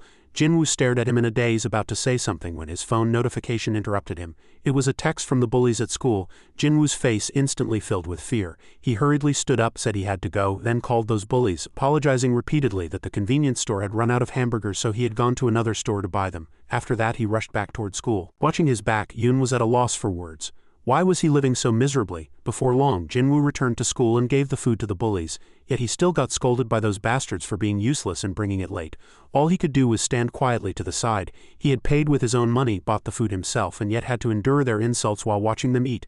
Jinwoo wondered how long he would have to live like this. He hadn't even finished 11th grade and graduation was still far away. If he couldn't endure anymore, he might consider dropping out. But his parents and sister would never agree, and rebelling was impossible. While he was staring blankly into space, a female student suddenly got angry and accused him of peeking at her thigh. Jinwoo hurriedly denied it, saying he hadn't, but she refused to believe him, insisting she had seen it. Wangin, sitting nearby eating, sneered and said Jinwoo at least looked like a man. Jinwoo, frightened, denied it again, saying he truly hadn't done it and that her shabby thighs were nothing desirable. Unfortunately, the girl didn't believe him and kept claiming he had been staring. The two of them argued endlessly, their noisy quarrel disturbing a man in a white shirt watching something on his phone. Suddenly he stood up. Seeing this, Jinwoo was terrified. Without a word, the man kicked Jinwoo hard in the thigh, knocking him painfully to the ground, but he didn't stop there. He wrapped both hands around Jinwoo's neck, choking him. Jinwoo couldn't breathe under the bastard's grip and eventually blacked out. The man stood up with a satisfied look and said coldly, "Now you'll move faster, won't you?" Sungbin saw Jinwoo faint but wasn't in a hurry. For them, this was nothing new. It had always been like this. Jinwoo's darkest period began when he overheard those bastards making vulgar remarks about Siha, saying she wasn't pretty, lying that she had slept with many men and that she would change boyfriends like changing clothes. The filthy words spilling from their mouths were unbearable. Furious, he argued back. His sudden reaction shocked Sungbin, and as a result, Jinwoo was beaten badly. From then on, he became their errand boy, doing as told, taking the beatings. Back in reality, Jinwoo was now lying in the infirmary as if trapped in a nightmare. His body trembled non-stop. After a while, he faintly regained consciousness and realized he was lying in the infirmary. On the bed next to him, someone was watching him. It was Yoon. Jinwoo couldn't quite understand why Yoon was there, but the moment he woke, Yoon went straight to the point and asked why he hadn't told his sister. Startled by the sudden question, Jinwoo wondered why he was asking that, but then Yoon directly mentioned Siha's name, and Jinwoo grew increasingly fearful. Yoon stayed silent, waiting for his answer. Flustered, Jinwoo frowned, never imagining Yoon would know he was Siha's younger brother. Jinwoo clenched his fist tightly. He recalled many times when Siha had been hospitalized due to vicious online insults and how she often cried at night. Grinding his teeth, he finally explained, "If people find out Siha's younger brother is being bullied, she'll be the one harmed." Yoon was a little surprised. He hadn't expected that to be the reason. He asked why Jinwoo thought that way. Jinwoo explained, "Celebrities must carefully protect their image, and that includes their family. If people knew Siha's stupid younger brother was being bullied, she would suffer unnecessary pain." Hearing this, Yoon seemed even less able to understand. He asked why Jinwoo endured it when he wasn't the one who started the fights. Jinwoo nodded without hesitation, because once a fight broke out, no matter who was right or wrong, the public would always criticize the celebrity more harshly. Yoon asked if he had told a teacher. Jinwoo weakly shook his head. If it were that easy, things wouldn't have gotten this far. Reporting would only bring worse bullying. No teacher truly recognized the severity of school violence, and if the matter reached the media, people would only discover Siha was his family, and then nothing he did would solve the problem. It could even make Siha into the victim. Yoon narrowed his eyes at him but didn't press further, instead asking if Jinwoo had any plans for the future. But the word future felt impossibly distant to him. He hesitated for a long time, unable to answer. Suddenly his phone rang again. It was another text from those trash bullies. Since he was awake, they ordered him to hurry back and buy them food. Truly hopeless garbage. The more Jinwoo read, the more violently his body shook. Those disgusting messages only strengthened his resolve. He would endure until graduation, and only then think about what came next. Hearing this, Yoon said nothing more, stood up and left the infirmary. Once outside, he lifted his phone and asked if she had clearly heard their conversation. He had secretly called Siha during his talk with Jinwoo. On the other end, Siha couldn't hold back her tears and finally whispered that she understood. Yoon told her he had learned why Jinwoo acted that way. Siha sobbed bitterly, admitting she had thought he was just going through a rebellious phase like any teenager. She had never imagined her younger brother was living such a painful life. Heartbroken, Siha blamed herself, but Yoon didn't agree. It wasn't her fault. Hearing this, Siha froze for a moment. Yoon went on to say it wasn't Jinwoo's fault either, then ended the call while Siha was still bewildered. Yoon remembered how Jaeon had once received Siha's autograph and photo, and how she had praised Siha for being so kind and had made Jaeon truly happy. Thinking of that day, Yoon sighed, deciding this was his way of repaying her. He pulled his mask back on, covering his face completely, and headed straight to Jinwoo's classroom. Inside, despite their friend fainting in the infirmary, the students showed no concern and only wondered why Jinwoo hadn't returned yet. They kept mocking him as useless. Vulgar laughter echoed in the classroom. Then suddenly someone pushed the door open. Their laughter stopped in shock. They didn't recognize the person who entered. Of course it was Yoon. He had come to deal with this trash. Trash belonged in the trash bin, and they needed to be shown how worthless they were. His sudden appearance startled the bullies. Sungin was the first to react, asking Yoon what he was trying to do.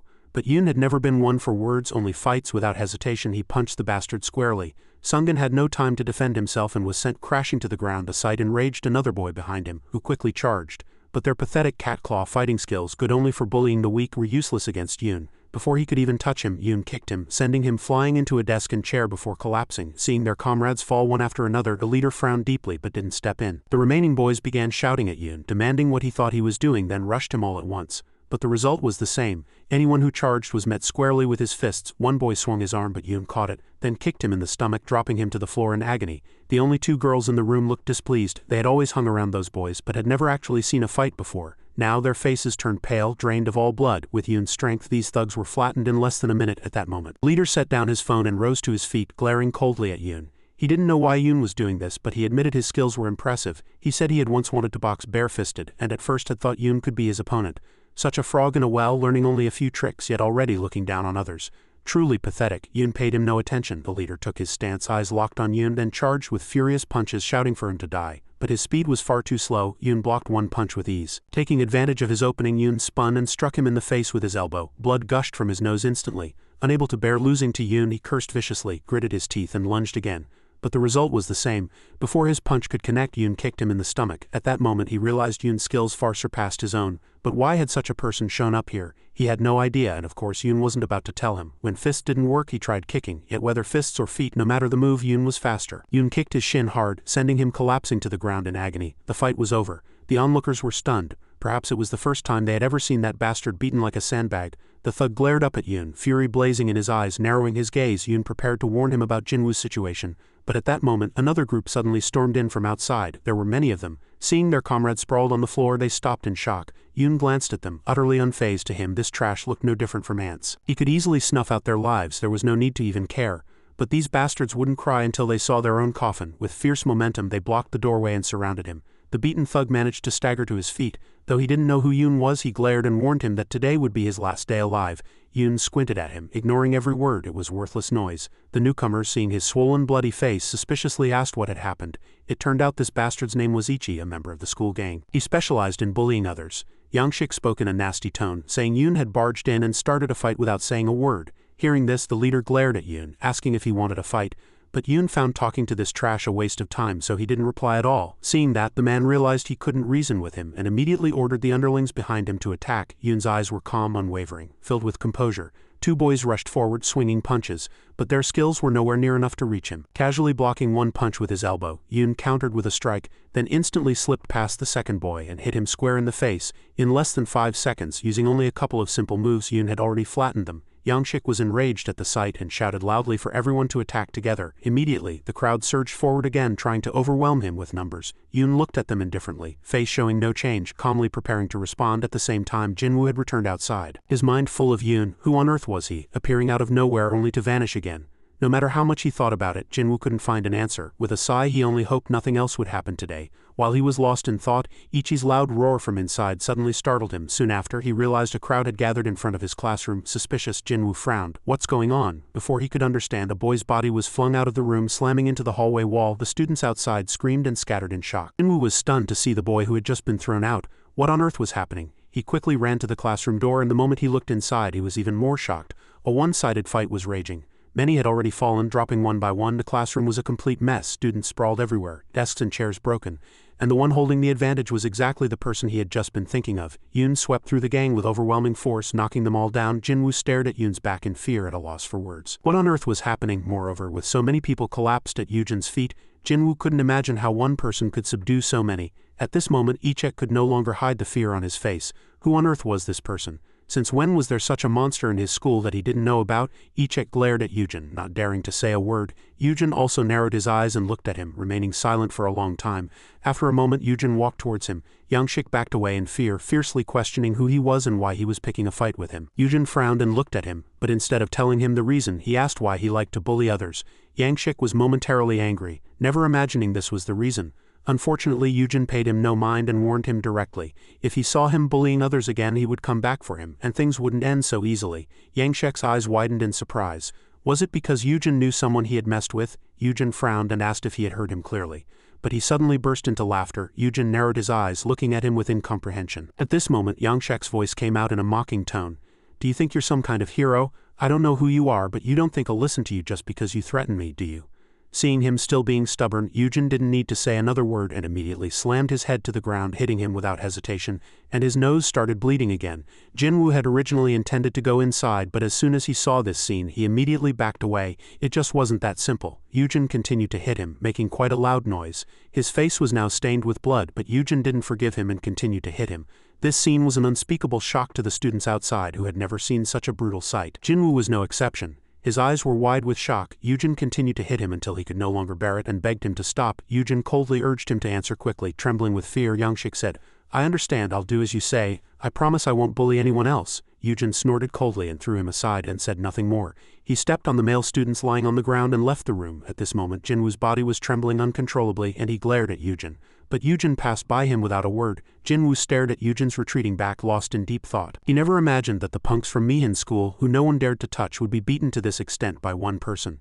Even the always arrogant Yangshik was beaten until his nose bled. This was a sight that was truly hard to see. Jinwoo stared at them blankly, not saying a word. However, that damned Ichek wouldn't let Jinwoo just stare at them like that. He suddenly called Jinwoo's name. This shout brought Jinwoo out of his thoughts. Instantly, his body trembled with fear again. Yangshik shouted at him with his habitual bullying attitude, What are you looking at? Do I look that funny? Since he had been beaten like this, he wasn't going to just let others go. He shouted for Jinwoo to come forward, intending to hit him. Jinwoo fearfully denied that he meant it that way, but at that moment, the person who had just left suddenly returned, and under Jinwoo's surprised gaze, Yangshik, who had just gotten up, was slightly flustered. But before he could react, Yoon immediately rushed at Yangshik and without a second thought, grabbed his head with his hand and threw him. He crashed into the nearby desks and chairs and was buried in a pile of desks and chairs. Jinwoo swallowed his pain again and lay on the ground, groaning softly. Yangshik endured the pain and raised his head to look at the person in front of him. He never imagined Yoon would suddenly come back, and furthermore, he had said he would deal with him if he bullied others.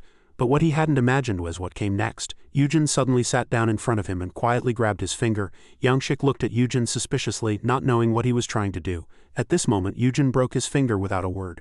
The pain suddenly hit him, making him scream. His screams echoed throughout the room, making the students tremble with fear. At this point, some could no longer bear it and covered their eyes, not daring to look at the brutal scene in front of them. Yoon glared at him and questioned if he was ignoring what he had said. Yangshik was in so much pain that he couldn't open his mouth to answer. Yoon growled from the side, urging him to answer. Yangshik painfully gritted his teeth and fiercely shook his head, promising not to pick on anyone else.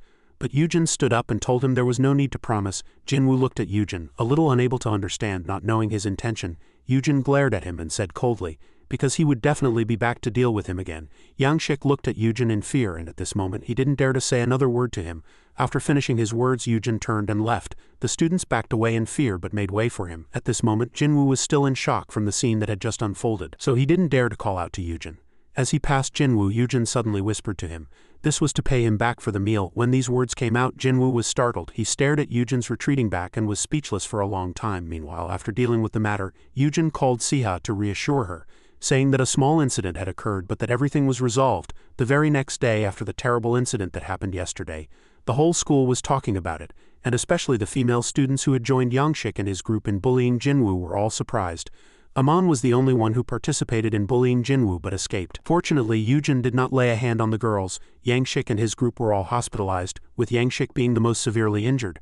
But what they were most curious about was who that person was. They knew Yujin was not a student at their school, so they wouldn't be able to find him even if they looked. Meanwhile, Jinwoo, the indirect party involved, was watching the news about yesterday's events. He never imagined that Yujin alone could subdue so many people. But who was he? He didn't know him either. As he was lost in thought, a voice from outside suddenly startled him. He recognized this voice as his famous sister's. Cha Siha. Sure enough, when he turned his head, she was standing fiercely at the doorway, glaring at him. The students here were surprised to see her. Some were fans and some disliked her. Siha didn't care about their expressions and went straight to Jinwoo, questioning why he wasn't answering her calls. Jinwoo looked at her in surprise and asked why she was here, but he forgot to hide his identity and inadvertently called her Nuna. The single word Nuna shocked the students once again. They never imagined that Jinwoo was Sia's younger brother. Siha pouted and looked at Jinwoo, saying that she had come to find him herself because he kept hanging up on her. Jinwoo realized that what he had tried so hard to hide was now useless. Since she had come to find him herself, he couldn't hide it anymore. At this point, Siha again ordered Jinwoo to quickly pack his things and go with her. Jinwoo looked at her with incomprehension and asked where they were going. Siha didn't answer. Her face hardened, and she told him to pack his things. As soon as Jinwoo saw her face, he immediately obeyed and quickly packed his things. While he was packing, Siha looked at the female student who had participated in bullying Jinwoo, and she was startled and frightened. Siha coldly warned that she had already seen her video. She frowned and looked at her suspiciously. She couldn't quite understand her words. Although she had not directly participated, she had ordered the male students to make Jinwoo do this and that. Hearing these words, she was immediately terrified. If one's parents found out they were bullying others, they would naturally be scared. Siha snorted coldly and warned her. Wait for the lawsuit. Although the punishment for this would be light, everything she had done would be revealed. Indirectly, she was making her bear the consequences for the rest of her life. After finishing her words, Siha turned around and told Jinwoo to follow her. Jinwoo hurriedly followed. However, when they got to the hallway, Jinwoo kept thinking about the problem of Siha appearing today. Unable to hold back, he suddenly shouted loudly and asked her what she was going to do now. Siha looked at him, a little unable to understand. Jinwoo gritted his teeth and said, "Bad rumors about you will spread online because of me, and you'll have a hard time because of the hate comments. What are you going to do?" Siha frowned when she heard this. What does that have to do with anything? Jinwoo was sadly silent, because if people knew he was being bullied at school, bad things would happen to Siha. But Siha pouted after hearing it. "So what? It's not your fault, so what are you afraid of?" When these words came out, Jinwoo's eyes widened and he looked at her in surprise, a little speechless. Siha looked at him intently and truly told him that it was not his fault. Jinwoo looked at her with touched eyes. He never imagined she would say that. Siha knew what he was thinking, so she continued to explain to him. Even if people knew Jinwoo was being bullied, it didn't matter if she was harmed. So she told him not to think too much anymore, just to live as a student his age. At this point, Jinwoo just lowered his head and listened silently, not answering. Seeing him like that, Siha raised her voice slightly in dissatisfaction and asked him if he remembered what she said.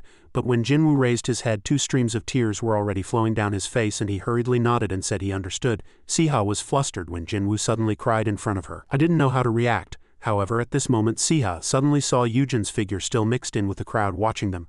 But as soon as she saw that they had resolved the matter, he quickly turned and left.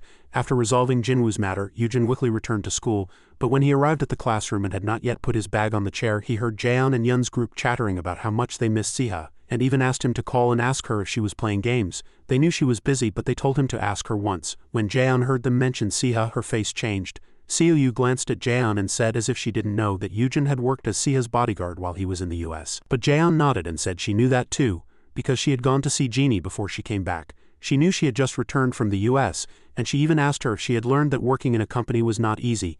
Jaeon frowned, a little unsure how to react to her. At this point, Jeannie looked at her again and asked if there weren't many handsome men there. Hearing this, Jaeon was flustered and denied it. Seeing her reaction, Jeannie couldn't help but laugh a little, and then gave her a piece of information that a person she knew had also come here. So Jeannie wanted to entrust her with the etiquette for that person. Jaeon remembered that she had to entertain that person. Her face changed and the textbook in her hand was almost torn. Seo-yu was flustered when he saw her face and backed away, afraid of touching a lit fuse, but before he could even touch it, Jaeon suddenly stood up from her chair and startled him.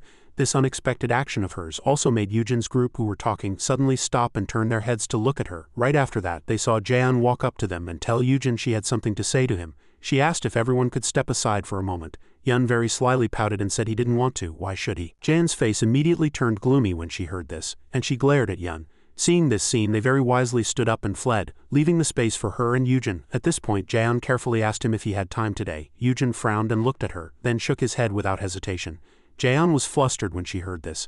At this point, Yujin said he had promised to go to the market with Jaeon after school today. Jaeon asked without hesitation if she could go with them. She was sure that the child would definitely agree to go with her. She had been very good to that child before. Yujin looked at her with some hesitation. I didn't quite know what to do. After school, at the market near the school, the child did indeed agree to Jaehyun's suggestion. At this time, they were happily going to the market together. Meanwhile, Seo-yu was talking to Yujin while picking out things. He said he heard Yujin was very busy. Yujin just nodded nonchalantly. Seo-yu was also very curious about Yujin's work as Siha's bodyguard.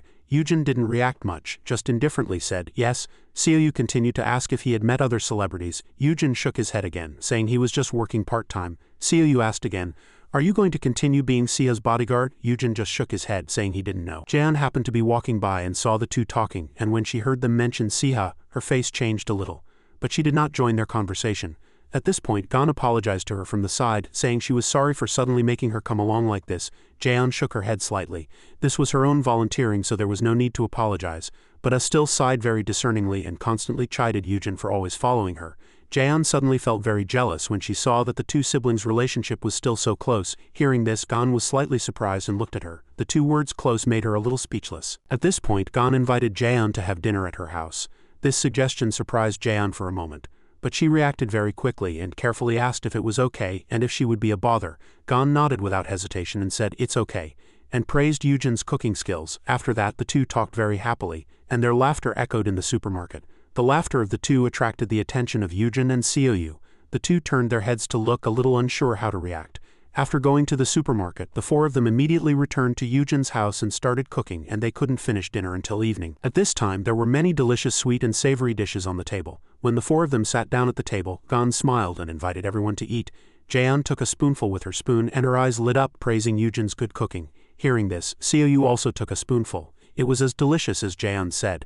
Gon was very proud when she saw the two of them eating deliciously. She had said he was very good at cooking. Jaehyun nodded slightly, looked at Yujin's side and smiled a little, asking where he had learned to cook. Yujin calmly said he had just followed YouTube.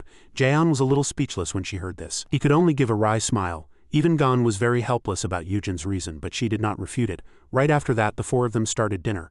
The two girls, Jaehyun and Gon, talked a lot. Throughout the night, only the two of them talked very happily. Gon seemed very happy that Jaehyun had come today. Even Jaehyun was very happy and enjoyed this meal. The two men, Yujin and Seo-yu, just quietly listened to the two laugh and talk, not knowing why they had so much to talk about. Not long after, the food on the table was almost gone. Jaehyun leaned back in her chair and yawned, rubbing her already full stomach. She had really enjoyed a delicious meal. At this moment, she suddenly saw Yujin clearing the dishes. She hurriedly stood up and offered to do the dishes. Seeing this scene, Gon modestly refused. She said she could just sit comfortably and let her clean up, but stood up again and tied her hair up with great momentum, very firmly saying that she would do it. Seeing her like that, Gon had no choice but to agree. After that, Yujin and Jaehyun prepared to do the dishes in the small kitchen. Jaehyun took the apron hanging in the corner of the kitchen and put it on. However, she couldn't tie the strings behind her back on her own. As she was worrying, she heard Yujin's low voice offering to help. Jaehyun was a little surprised, but Yujin immediately came over and tied the strings for her. At this moment, their bodies were almost pressed together, and Jaehyun felt a little embarrassed. Her cheeks turned red and she lowered her head to hide her face, hastily thanking him. Yujin paid her no mind and went to the sink, saying he would help her. Jaehyun glanced at him, and the sight of them standing side by side made her very happy. She couldn't help but smile with satisfaction. It was as if this was the happiest moment of her life. At the same time, after clearing the table, Seo-yu quietly observed the two and soon broke into a satisfied smile. The next morning, there was an important event at the SW company. In the staff room, a group of people in black suits had gathered. A tall man began assigning tasks to everyone. A VIP was scheduled to visit today. His name was Ruins Bailey. He was here as the second son of the Bailey Group to review opportunities for cooperation between SW and the Bailey Group, according to instructions from above. Jaehyun would be in charge of etiquette, and Team 3 would be the main security detail. Sek and Yujin in particular were to stay by Jaehyun's side at all times, as there were many things to be cautious about. The two heard the instructions, nodded, and accepted the command. A few hours later, a man slowly entered the SW company lobby from outside. It was Ruins Bailey. Jaehyun and the team of bodyguards were also waiting there. As soon as Ruins arrived, he excitedly greeted Jaehyun. Forgetting his manners, he rushed forward and hugged her, leaving her flustered. Her face instantly darkened as she demanded to know what he was doing. Ruins looked at her face, puzzled. Jaehyun was worried because Yujin was still beside her, and she was afraid he would misunderstand. Ruins looked at her in surprise, unable to understand why she was so shy. When he didn't get an answer from Jaehyun, he glanced behind him, and his eyebrows immediately furrowed. At that moment, he smiled as if he understood. She was shy because everyone was watching. He didn't think she would still care about the stares of bodyguards and staff. As he said this, a warning glint flashed in his eyes, and he asked coldly, "Aren't the staff here taught to keep their mouths shut no matter what they see their masters do?" Yujin and the others remained silent upon hearing this. Though they were slightly displeased, they didn't voice it. Seeing the atmosphere become a little awkward, Jaeon immediately suggested they stop standing there and go somewhere else to talk. Hearing her words, Runes immediately nodded and followed. Shortly after, the two, along with their bodyguards, headed to a high-end restaurant. They chose a table by the window, and looking down, they could see the entire city landscape. The two sat facing each other with the bodyguards standing behind them. After taking a sip of wine, Ruin smiled and asked her if she had thought about his proposal. At these words, Jaeon's hand, which was cutting her steak, stopped and her expression soured slightly. She didn't know what to say. Seeing her reaction, Ruins placed his wine glass on the table, raised an eyebrow and looked at her, continuing to bring up their engagement. It wasn't a bad proposal for her. Jaeon's face stiffened a little, and after frowning she stammered a few words and then fell silent. Only after a long while did she hesitantly say they should talk about it later. She clearly didn't want Yujin to hear this story, but Yujin didn't seem to care about these words at all. He just stood to one side, focused. Hearing her words, Ruins immediately called her name in displeasure. He had come here to hear her answer directly, yet she was evading the issue. Jaeon frowned and looked at him, stating clearly that she had given him her answer that day. Ruins narrowed his eyes at her and said in a low voice, "I told you to reconsider." As soon as she heard his tone, her face instantly soured. Ruins scoffed coldly again, gritted his teeth and said directly, "Jaeon, you have no status or ability whatsoever at SW." At these words, Jaeon's face grew even darker and her body couldn't help but tremble. Yujin, who was behind her, sensed her mood, frowned, and fell into thought. But despite Jaeon's grim face, he continued to mock her abilities. Although she owned a lot of SW's stock thanks to her grandfather, compared to the other family members, no one acknowledged her abilities. So no matter what she did at SW, everyone found it very difficult. The more Ruins talked, the worse Jaeon's face became, turning from pale to ashen. But she didn't say a word in rebuttal. Ruins didn't stop and continued, "Since things have come to this anyway, it would be better for you to be with me. I'll help you handle your work at SW." Jaeon clenched her hands so tightly that her veins bulged and her body continued to tremble. Yujin narrowed his eyes and looked at Jaeon. He knew she was in a very difficult position at this moment. After being lost in thought for a long time, he suddenly opened his mouth and told her they should move to the next location. At these words, Ruins glanced at him, a warning glint flashing in his eyes. Jaeon was also very surprised by his words, and even the bodyguard stared at him with wide, surprised eyes. Seoyu stood next to Yujin, unable to figure out what he was trying to do. Under everyone's surprised gazes, Yujin repeated himself once more. He said that for Jaeon to arrive at the next location on time, she needed to leave right now. At these words, Jaeon's eyes widened in surprise once again. Yujin still looked at her firmly. He told her to get up quickly. Jaeon looked at him hesitantly for a long time before saying anything. Only after making up her mind did she smile happily at him and give a slight nod in agreement. Hearing this, Ruins leaned back in his chair, his face slightly displeased. "Is this how SW teaches its bodyguards?" he questioned. At these words, the bodyguards who had followed them immediately frowned. Seoyu was also a little worried, as things could get messed up, and besides, Yujin was his friend. But Yujin still had a very calm expression, while Jaeon's face grew even darker. He had said that to help her. Ruins frowned and looked at Yujin. He coldly continued to question him. Or was he speaking on his own authority? No matter how he asked, Yujin remained silent, as if his previous words were truly just him being faithful to his duties. Seeing this indifferent attitude of his, Ruins became even angrier. Seoyu Yuri felt the atmosphere becoming more and more serious, and his face showed a little worry. At this moment, Jaeon quickly defended him, saying it was because she had asked him to remind her of the schedule. This was because it was an important formal event, but her excuse only made Ruins' face darker. After frowning at her for a long time, he gave a faint smile and asked if she could send the bodyguards outside. He wanted to talk with just the two of them for a moment. His suggestion surprised Jaeon a little. He continued to explain that he was fine, but that she seemed too concerned about them. After thinking for a moment, Jaeon looked back at Yujin and Seoyu behind her and asked them to step outside for a while.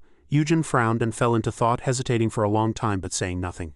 Knowing their concern, she reassured them that she would be fine and told them to go outside for a bit. Hearing her words, Yujin and Seoyu no longer hesitated and made their way out. Ruins glanced at Yujin's retreating back, a wary light flashing in his eyes. He then ordered his own bodyguards to go outside as well. His two bodyguards were also very obedient, turning and leaving without a word. At this moment, only Jaeon and Ruins were left in the room, sitting opposite each other. Only then did Ruins give a faint smile and state his guess. The reason she had rejected his proposal was, Jaeon's eyes widened and she looked at him in surprise, speechless. Ruins scoffed coldly and said it was because of that bodyguard who had just left. Jaeon was flustered and denied it, saying she couldn't understand what he was talking about. Seeing her attitude, Ruins became even more certain, and then reminded her that she didn't need to get so excited. He said he wasn't that narrow-minded and didn't mind her knowing him. At these words, Jaeon's face was full of surprise. She had never imagined he would make such a suggestion. With a faint smile, Ruins nonchalantly said he didn't care if she knew him. They weren't people getting married for love so she could do as she pleased. That's right, their relationship was a political marriage. But his words made it sound as if she were a very promiscuous person, and she was truly angry. At this point, after finishing his words, Ruins stood up from his seat without waiting for her answer. It seemed everything had been resolved. He said he was a little tired and wanted to postpone the schedule to tomorrow. He wasn't in the mood to continue anyway. As soon as he finished speaking, he turned and left, telling her to give him an answer before he returned. Jaeon watched his retreating back, a little speechless. Ruins left right away, and as soon as he stepped out, he saw the bodyguards lined up in the hallway. He narrowed his eyes and looked at the calmly standing Yujin, then immediately approached, patted his shoulder twice and smiled. His tone was full of malice as he warned him to be careful. But Yujin remained silent, seemingly not caring about his words at all, and did not react. In the evening, Jaeon was called to Jin's room. Jin had heard that things did not go smoothly today. Jaeon seemed to be in a bad mood and was silent, not saying anything. Seeing her face, Jin continued to remind her that Ruins was their co-head on this project. Did she know what consequences would follow if she failed to properly host such an important person? Jaeon quickly explained that Ruins had unilaterally cancelled, so it had nothing to do with her. Jin frowned and looked at her, truly displeased. After speaking, Jaeon fell silent. She knew she had messed up the job and very tactfully kept her mouth shut. At this moment, Jin suddenly asked Jaeon if she knew that she hated her very much, and Jaeon was puzzled. Jin scoffed coldly, her tone filled with extreme dislike. It wasn't strange for family members of the SW group to not get along, but Jaeon was the person she disliked the most. Jaeon was also well aware of this fact, sighed and nodded her head. She knew even if Jin didn't say it. Jin looked at her coldly and continued to press her, asking if it wasn't really tiring to be recognized and climb to this position. She had to compete with her father to secure her own position at SW. She had to face attacks not only from her older brother but also from other relatives. This had started when she was younger than Jaeon was now. But what had she done? These questions from Jin made Jaeon feel a little pricked. She couldn't refute them. Jin continued. Jaeon had received everything from her father without any effort. Her grandfather had taken special care of her because she had lived alone from an early age, so she was protected and other family members couldn't touch her. Jin knew that her grandfather doted only on Jaeon while the other siblings had to grow up. As capable people who had to endure and withstand attacks from other companies, Jaeon was protected. If everything continued like this, Jin was certain that Jaeon would use what she inherited to strengthen her own power at SW. Jaeon listened and was silent, not saying anything. Jin narrowed her eyes and looked at her, her face also turning cold, and said she didn't know what kind of crimes the staff under Jaeon would commit if she continued like this. At these words, Jaeon was startled and frowned. She had never thought of this. Jin continued to teach her that she had to take responsibility for what she did. On another note, after Ruins returned, he had his bodyguard investigate information about Yujin. A day had passed and he wanted to know the results. The bodyguard beside him quickly reported the information he had investigated about Yujin. His real name, age, and the fact that he was an intern bodyguard at SW. Hearing such basic information, Ruins couldn't help but frown. He was a little suspicious about the accuracy of this information. The bodyguard nodded with a confident tone. Although he didn't have time to investigate more detailed information, he was sure that all the information was accurate. At this point, Ruins' face stiffened a little, and he guessed that he might be a spy planted by someone. If so, why didn't Jaeon realize it when she put Yujin in that position? Thinking this far, he felt a little sorry for her. The next morning, SW Group was operating as usual. Many people were gathered in the meeting room. Jaeon was sitting next to Ruins. Since she was responsible for hosting his visit, it wasn't strange for her to sit next to him. At this moment, Ruins suddenly thought of Yujin standing behind him. He felt displeased every time he saw him now, but Jaeon continued to keep him by her side. After a while, the meeting finally ended, and everyone left one by one. Ruins glanced at Jaeon and asked if today's schedule was over. She nodded slightly and was about to tell him the next schedule, but before she could finish, he cut her off and said he wanted to go somewhere else. Jaeon looked at him in surprise and asked suspiciously where he wanted to go. A moment later, at the bodyguard training center, Jin was also here, but she was a little puzzled as to why Ruins had cancelled his schedule and come here. The Team 2 leader beside her quickly explained that he had said he wanted to watch the bodyguard training. Hearing this, Jin frowned. What on earth was he thinking? In the bodyguard training room, many people had already arrived. Jaeon looked at Ruins with some displeasure and suggested that he retract what he had just said, but Ruins was very firm and didn't think he was wrong. He was targeting Yujin and Seoyu. They were both students, and Yujin was even an intern. He thought this was absurd for a place on the same level as the SW security team. He then mocked Jaeon for getting them in through connections. Hearing this, Jaeon immediately became angry. Just as she was about to explain, a tall man spoke first, saying he was mistaken. The SW security team didn't work like that. He asserted that every member of the SW security team was a person of proven character and skill. Yujin and Seoyu were no exception. But Ruins paid no attention to this explanation. Anyone could say that. The SW bodyguards looked at him in silence. They didn't know how to react. Even the people who were training were interrupted by his words.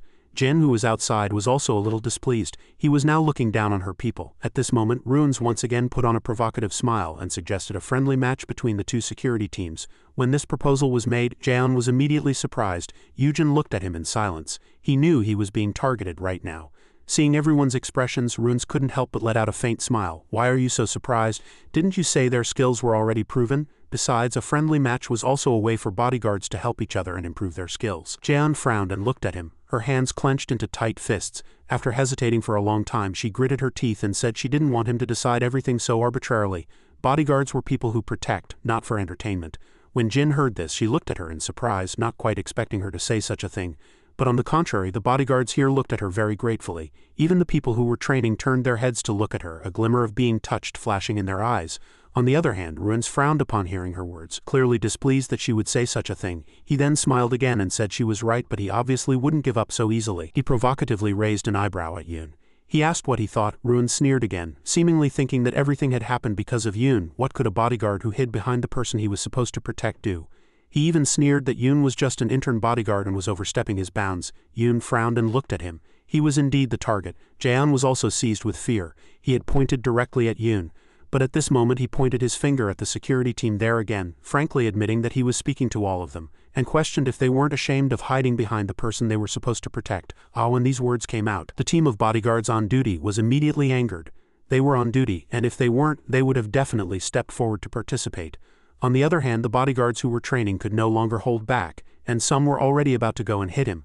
At this moment, a man stepped forward and said that they had to maintain security throughout the event, so they couldn't participate in a friendly match. He was saying that if a bodyguard got injured, they couldn't guarantee safety, when a voice suddenly interrupted him. "Therefore, we will have Team 2 participate." Runes was startled and turned to where the sound came from. The SW bodyguards also looked in that direction. The person who had just spoken was Jae, who was standing outside. Jae gestured to the Team 2 leader behind her and asked if Team 2 agreed. The Team 2 leader was a little surprised at first, but soon smiled and agreed. As soon as the members of Team 2 heard this, they immediately rushed forward, but Runes looked at Yoon with a disappointed expression. Perhaps he looked at him unintentionally or intentionally. This had happened because of Yoon. He continued to provoke Yoon, telling him not to hide behind Jaeon anymore. Yoon frowned and looked at him, lost in thought. He didn't know if he should participate or not. After a moment he finally took a step and walked out. Yoon couldn't help but sigh. He had to fight again. Jaeon saw him step forward and, slightly worried, stopped him. She said he didn't need to step forward. However, Yoon was very firm, loosened his tie and calmly said that he was also part of Team 2. As soon as they saw him step forward, the bodyguards immediately got excited and called for him to join them.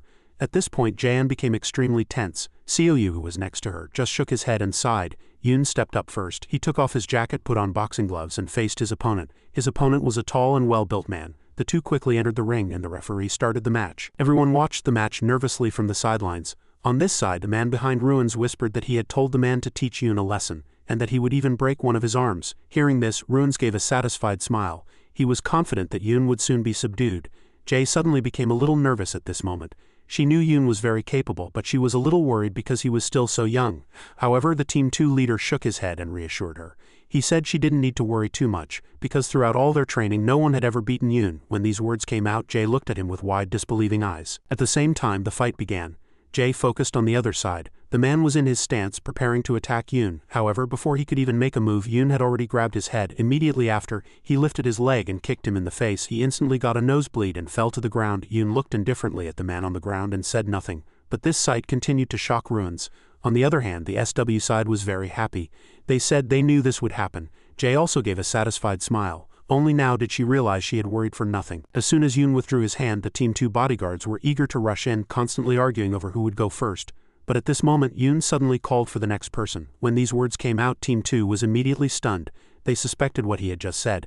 Jae immediately turned her head to look at Runes and glared at him. Runes was instantly shocked when he met her gaze. At this moment, Yoon gestured provocatively again. Runes' face instantly darkened. Yoon's action was clearly a counterattack. Seoyu vaguely guessed Yoon's intention, but in fact it was too bold a move. However, someone could no longer hold back and shouted loudly. Since Yoon won, he could continue to fight. Runes fiercely bit his lip, anger welling up inside him. Yoon was too arrogant. He was clearly provoking him. At this moment, the man behind him continued to call another person to go up. He quickly nodded and entered the ring. Yoon once again had to face an opponent much taller than himself. The man behind Runes hastily reassured him, saying he didn't need to worry too much. His people wouldn't make a mistake again. In the ring, the two had already started fighting. The man swung his fist at Yoon's face, but Yoon raised his arm to block it. Immediately after, he quickly used his elbow to hit the man's jaw. This one blow made the man bleed from his mouth. However, Yoon didn't stop, continuing to punch him in the stomach, making him grit his teeth in pain. As soon as he straightened up, he rushed at Yoon again. Unfortunately, before he could even reach him, Yoon had already lifted his leg to prepare another blow. Yoon kneed the man right in the face. Blood splattered in the air, horrifying everyone. The man was knocked unconscious by Yoon and fell to the ground. Seeing this scene, Rune's face turned black, and he couldn't suppress the anger in his heart. Yoon once again glanced at him and called for the next person. The SW people cheered excitedly as Yoon won 2 matches in a row. Yoon, of course, paid no attention to everyone and glared at Ruins. Feeling his provocative gaze, Jae's face became even more unpleasant. The SW bodyguards excitedly surrounded Yoon and constantly praised him. However, Yoon just turned his gaze towards Ruins. When Jaeon saw this scene, she sighed in relief. A weight had been lifted from her heart. The same went for Seoyu. He was originally very worried that Yoon wouldn't win, but he hadn't expected him to win 2 matches in a row. On the other hand, this side was extremely displeased and questioned the person next to him about why it had turned out this way, how he could have been so careless as to let 2 men be taken down at once. The man told him with a serious expression that this was not carelessness. Ruins was startled and looked at the man. He hastily explained, the first time was careless but the second time was not. It was just that Yoon's skills were too strong. When these words came out, Ruins repeated the man's words with some dissatisfaction. In other words, a high school student's skills were strong enough to defeat a professional bodyguard. The man nodded without any hesitation, and he was convinced of it through observation. Ruins looked at Yoon in disbelief. Were his skills really as the bodyguard said? At this moment in the ring, Yoon's next opponent had already taken an attack stance. His eyes were filled with vigilance towards Yoon, and he didn't want the same result as before to be repeated. Seoyu was a little nervous and silently prayed for Yoon to be careful, because the opponent had now realized Yoon's ability. At this moment, Yoon's opponent had already started to rush over. He fiercely swung his fist at Yoon, but Yoon twisted his body to dodge. Immediately after, he began to counterattack, constantly swinging his fists forward. His attack speed was so fast that the man couldn't dodge at all and was constantly hit by Yoon all over his body. He narrowed his eyes and looked at the man, then took an attack stance again. Yoon landed a blow on the man's chest. Yoon's strength was quite strong, so he couldn't help but scream in pain. He didn't just stand there and take the hit silently, quickly swinging his fist to counterattack, but his fist was caught by Yoon. Yoon grabbed the arm he had swung his fist with, then turned his body and grabbed his head with his other hand. Immediately after, he used the strength of his shoulder to throw him to the ground. Having been hit by Yoon and fallen to the ground, his body trembled with pain and he couldn't stand up for a long time. However, at this moment, Yoon had already grabbed his neck and wouldn't let go. Being choked like that, he had difficulty breathing, and his face had already turned red. He struggled on the ground, but it was almost useless. With his strength, he couldn't break free from Yoon. When he could barely breathe, Yoon let go of his hand. He could finally breathe and coughed violently. The Team 3 leader couldn't help but admire in his heart when he saw Yoon end the match so quickly. Every time he saw him, he could only think amazing. At this moment, Yoon looked at Ruins again. He was startled. Could he be planning to continue again? Sure enough, right after, Yoon called for another person. Ruins narrowed his eyes and looked at Yoon. He noticed that Yoon was looking at him and talking to him. Anger welled up in Ruins' heart, and he silently cursed Yoon for being an arrogant bastard. At this moment, the man next to Ruins suddenly told him they should withdraw. When these words came out, Ruins looked at him in disbelief. He admitted in a low voice that they couldn't beat Yoon. The more Ruins listened, the angrier he became. What on earth was he saying, that he would admit it like that? At the same time, on this side, the Team 2 leader sighed in relief. It seemed everything was about to end. Jae was startled and looked at him, suspicious of why. She thought they would rush in because of their hurt pride, and that man was even so angry. The Team 2 leader shook his head slightly and explained, even if they continued, they had no chance of winning. Besides, even if they won, it would be meaningless. If several people beat one, they would only hear bad things. When Jae heard this, she frowned and was silent. At this moment, the Team 2 leader continued. They had deliberately provoked Yoon to embarrass him, but now it had backfired and it was meaningless. The fight on the stage stopped. Everyone seemed to be discussing something. After a moment, both sides seemed to have reached some agreement. The 2 men quickly nodded, and right after, someone declared that the friendly match was over. When these words came out, the SW bodyguards cheered excitedly, constantly chanting Yoon's name. The Team 2 leader outside also couldn't help but smile in admiration. Yoon was truly a man who even men admired. All the bodyguards surrounded Yoon at this moment, constantly laughing and praising him. When Jae saw this scene, she nodded and smiled slightly as if she understood. So that's how it was. She saw why he was usually quiet but still loved by everyone. The Team 2 leader smiled and explained, it was because he always proved himself with his skills. To them, that was much more important than empty words. Jae listened to this and said no more, just smiling faintly. At this moment, Yoon went to Jaeon and looked at her with a frown. Jaeon also looked up at him. The two stared at each other like that. Yoon looked at her silently for a moment, as if he wanted to say something. After a moment, he suddenly asked her how she felt, which surprised her. It took her a long time to come to her senses, and she nodded and smiled, saying, I'm very happy. Hearing this, Yoon sighed in relief. That's a relief. After that, he immediately passed her, and the bodyguards immediately hugged him and joked around. On the other hand, Ruins couldn't suppress his anger when he saw this scene. He narrowed his eyes and looked at the happy people over there, and couldn't help but feel displeased. After the match, Jaeon returned to meet her grandfather. Her grandfather asked about the friendly match today. Jaeon nodded slightly and then said nothing. The man next to her explained to her grandfather that Ruins' side had provoked them first. SW refused, but he insisted on continuing, and since Team 3 had to maintain security throughout the event, Team 2 stepped forward to play the match. Hearing this, her grandfather again wondered what the result of the match was. At this moment, Jaeon smiled happily and said that Yoon had defeated them all by himself. When her words came out, her grandfather also nodded with satisfaction. That way, they didn't lose face. On the other hand, after today's events, Ruins called Yoon to his room to talk. He also held Yoon's skills in some high regard. He narrowed his eyes and looked at Yoon, a sense of vigilance welling up in his heart. After a moment, he called Yoon to come closer, and Yoon also complied. At this moment, he proposed that Yoon join him. He said he would make Yoon a full-time bodyguard and would definitely treat him better than SW. However, as soon as Yoon heard this, he refused without any hesitation. This startled Ruins. He sighed deeply, seemingly thinking that he hadn't known because he had been vague about the treatment. He offered to give him twice the money SW was giving Yoon. Yoon frowned, not knowing how to respond to him. Ruins seemed to think Yoon thought it was too little and changed it to 3 times, but Yoon very firmly said that he didn't like it. When these words came out, Ruins looked at Yoon with disbelief in his eyes, and soon sneered coldly. He thought Yoon didn't know how the world worked. This was a once-in-a-lifetime opportunity. If he refused like that, he would get nothing. Besides, he told Yoon to stay away from Jaeon. This was his real purpose. Yoon looked at him with incomprehension. What did his words mean at this moment? Ruins put on a contemptuous expression again. He said that a person like Yoon was absolutely no match to be around Jaeon. Yoon finally knew what he was trying to say. He couldn't help but sigh and explain that he was just a bodyguard. However, Ruins thought Yoon was doing it for money and said he could give him money. If he was still stuck in his own thoughts, no matter how much Yoon explained, it would be useless. Yoon didn't want to talk nonsense with him anymore. He coldly asked him if he had anything else to say. If not, he would leave. Ruins narrowed his eyes and looked at Yoon, a little at a loss for words. Yoon didn't even listen to his last words and just left like that. After Yoon left, only Ruins was left in the room. Recalling Yoon's attitude, he couldn't help but grit his teeth and curse him for being an arrogant bastard. After that, he looked at the bodyguard standing in front of him. He angrily reprimanded them for not being in that situation themselves, but for letting Yoon act so arrogantly in front of him. However, his colleague, that bodyguard, knew very well that it would be very difficult to confront Yoon, and that even he couldn't win if he fought Yoon one-on-one. When these words came out, Ruins looked at his bodyguard in disbelief. Was he really that strong? That bodyguard nodded and admitted without any hesitation. The people brought here were all the top-skilled people from the Bailey Group's security team. The fact that 2 people had lost to Yoon so easily in a row clearly meant that he was very strong. Ruins couldn't help but frown and recall the friendly match that had just taken place. At this moment, the bodyguard suddenly reminded Ruins that security was not just about fighting bare-handed. If it were only about combat power, a martial arts fighter would be more suitable for the position of a bodyguard. However, good combat power was only the minimum condition to become a bodyguard. Hearing this, Ruins nodded his head. He also thought so. After that, he put down the wine glass in his hand and asked the bodyguard if the matter he had entrusted him with was proceeding smoothly. The bodyguard nodded slightly. There were no major fluctuations. As promised, the person they were waiting for would come here after tomorrow's schedule. At this moment, Ruins gave a triumphant smile. Tomorrow, that person's weakness would be in his hands. The next morning, as scheduled, Ruins met with Jaeon at a restaurant in the city center. Ruins sat opposite Jaeon and calmly said that today's schedule was over, and thanked her for her hard work. Jaeon shook her head slightly and said that this was what she should do. Ruins smiled slightly, then brought up what he had said last time, making Jaeon frown. After that, she asked him unpleasantly if she hadn't given him a deadline before he came back. She said she would give him an answer tomorrow. Ruins nodded and said he understood. He would wait until tomorrow. At this moment, Jaeon sighed in relief. She just had to endure a little longer. Waiting until tomorrow would resolve the matter. But then the man suddenly threw out a line that was incredibly cool, even to other men. Jaeon didn't understand his words and had no idea what he was trying to say. Seeing her expression, he smiled faintly and explained that he was talking about Yoojin from yesterday's match, asking if she wasn't perhaps attracted to him.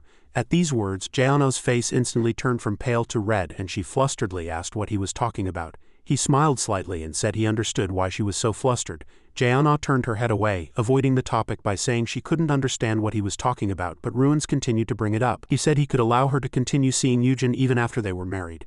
Jaeon's eyes widened in disbelief as she looked at him. Ruins was still very confident in his decision. He said he wouldn't mind if she kept meeting Yoojin after their marriage. Jaeon narrowed her eyes and stared at him for a long time before hesitantly asking his purpose for wanting to marry her. Hearing this, Ruins chided her for being naive. He said that people in their class never marry for love. To them, marriage was simply a transaction. Ruins saw this as a mutually beneficial deal, so they could each do their own thing and freely meet whomever they liked. Jaeon frowned and looked at him. She didn't respond for a long time. Knowing he wouldn't get an answer from her today, Ruins stood up. He said he would wait for her answer tomorrow. Outside the restaurant, 2 luxury cars were already waiting. Bodyguards were also lined up on both sides. After coming outside, Jaeon stood there blankly and walked as if she were soulless. She was still remembering what Ruins had just said, and she narrowed her eyes again as she looked toward Yujin, who was opening the car door for her. After coming to her senses, she emotionally thanked him. Then they got back into the car and headed back. The mission for the day was over. In the car, Jaeona remained dazed and silent. Yujin noticed her strange expression and frowned. Just then, she suddenly turned her head and met his gaze. She was a little surprised at first, but soon thanked him. "You've worked hard. The schedule is finished for today." Hearing this, Yujin retorted that the schedule wasn't over until tomorrow. Jaeona smiled faintly, looked at him and nodded awkwardly. But at that moment, a man with a spider tattoo on his face suddenly walked past the car. As soon as he saw him, Yujin was instantly startled. He quickly turned his head to follow the man's retreating figure. The man was clearly heading in the direction where Ruins was staying. Seeing his strange behavior, Jaeona worriedly asked if something was wrong. Yujin hurriedly said, "I need to get off here. I have something to do." Seoyu nodded and agreed without hesitation, since the schedule was over anyway. Immediately after, Yujin got out of the car. He ran in the direction the man was heading. He recognized the person. But why was he here? Yujin followed the strange man and stopped when he arrived at an apartment complex. Yujin looked at the place in front of him with surprise, his eyes wide with astonishment. The man had stopped at a high-rise building, which was the very hotel where Ruins and his entourage were staying. Inside the hotel, Ruins was admiring the view below when a bodyguard came in and reported that the person he was waiting for had arrived. Ruins was slightly surprised, turned his head towards the door and sure enough saw the bodyguard leading a man in. Ruins frowned and asked the man where the documents were. The man quickly handed him a USB. Ruins told his bodyguard to check it. The bodyguard hurriedly nodded, plugged the USB into a computer and checked it. Ruins waited on the side. With just that document he could finish that person off. At this moment the man trembled and hesitantly asked when Ruins would give him the promised money. Ruins smiled faintly and said he would give it to him as soon as the check was complete. The three of them were waiting in the room like that when at the same time a black gun muzzle aimed into the room. Immediately after, a masked man kicked the door in. The three people in the room were startled and turned their heads, their faces filled with horror at the appearance of the masked man. In an instant, bullets were fired continuously into the room.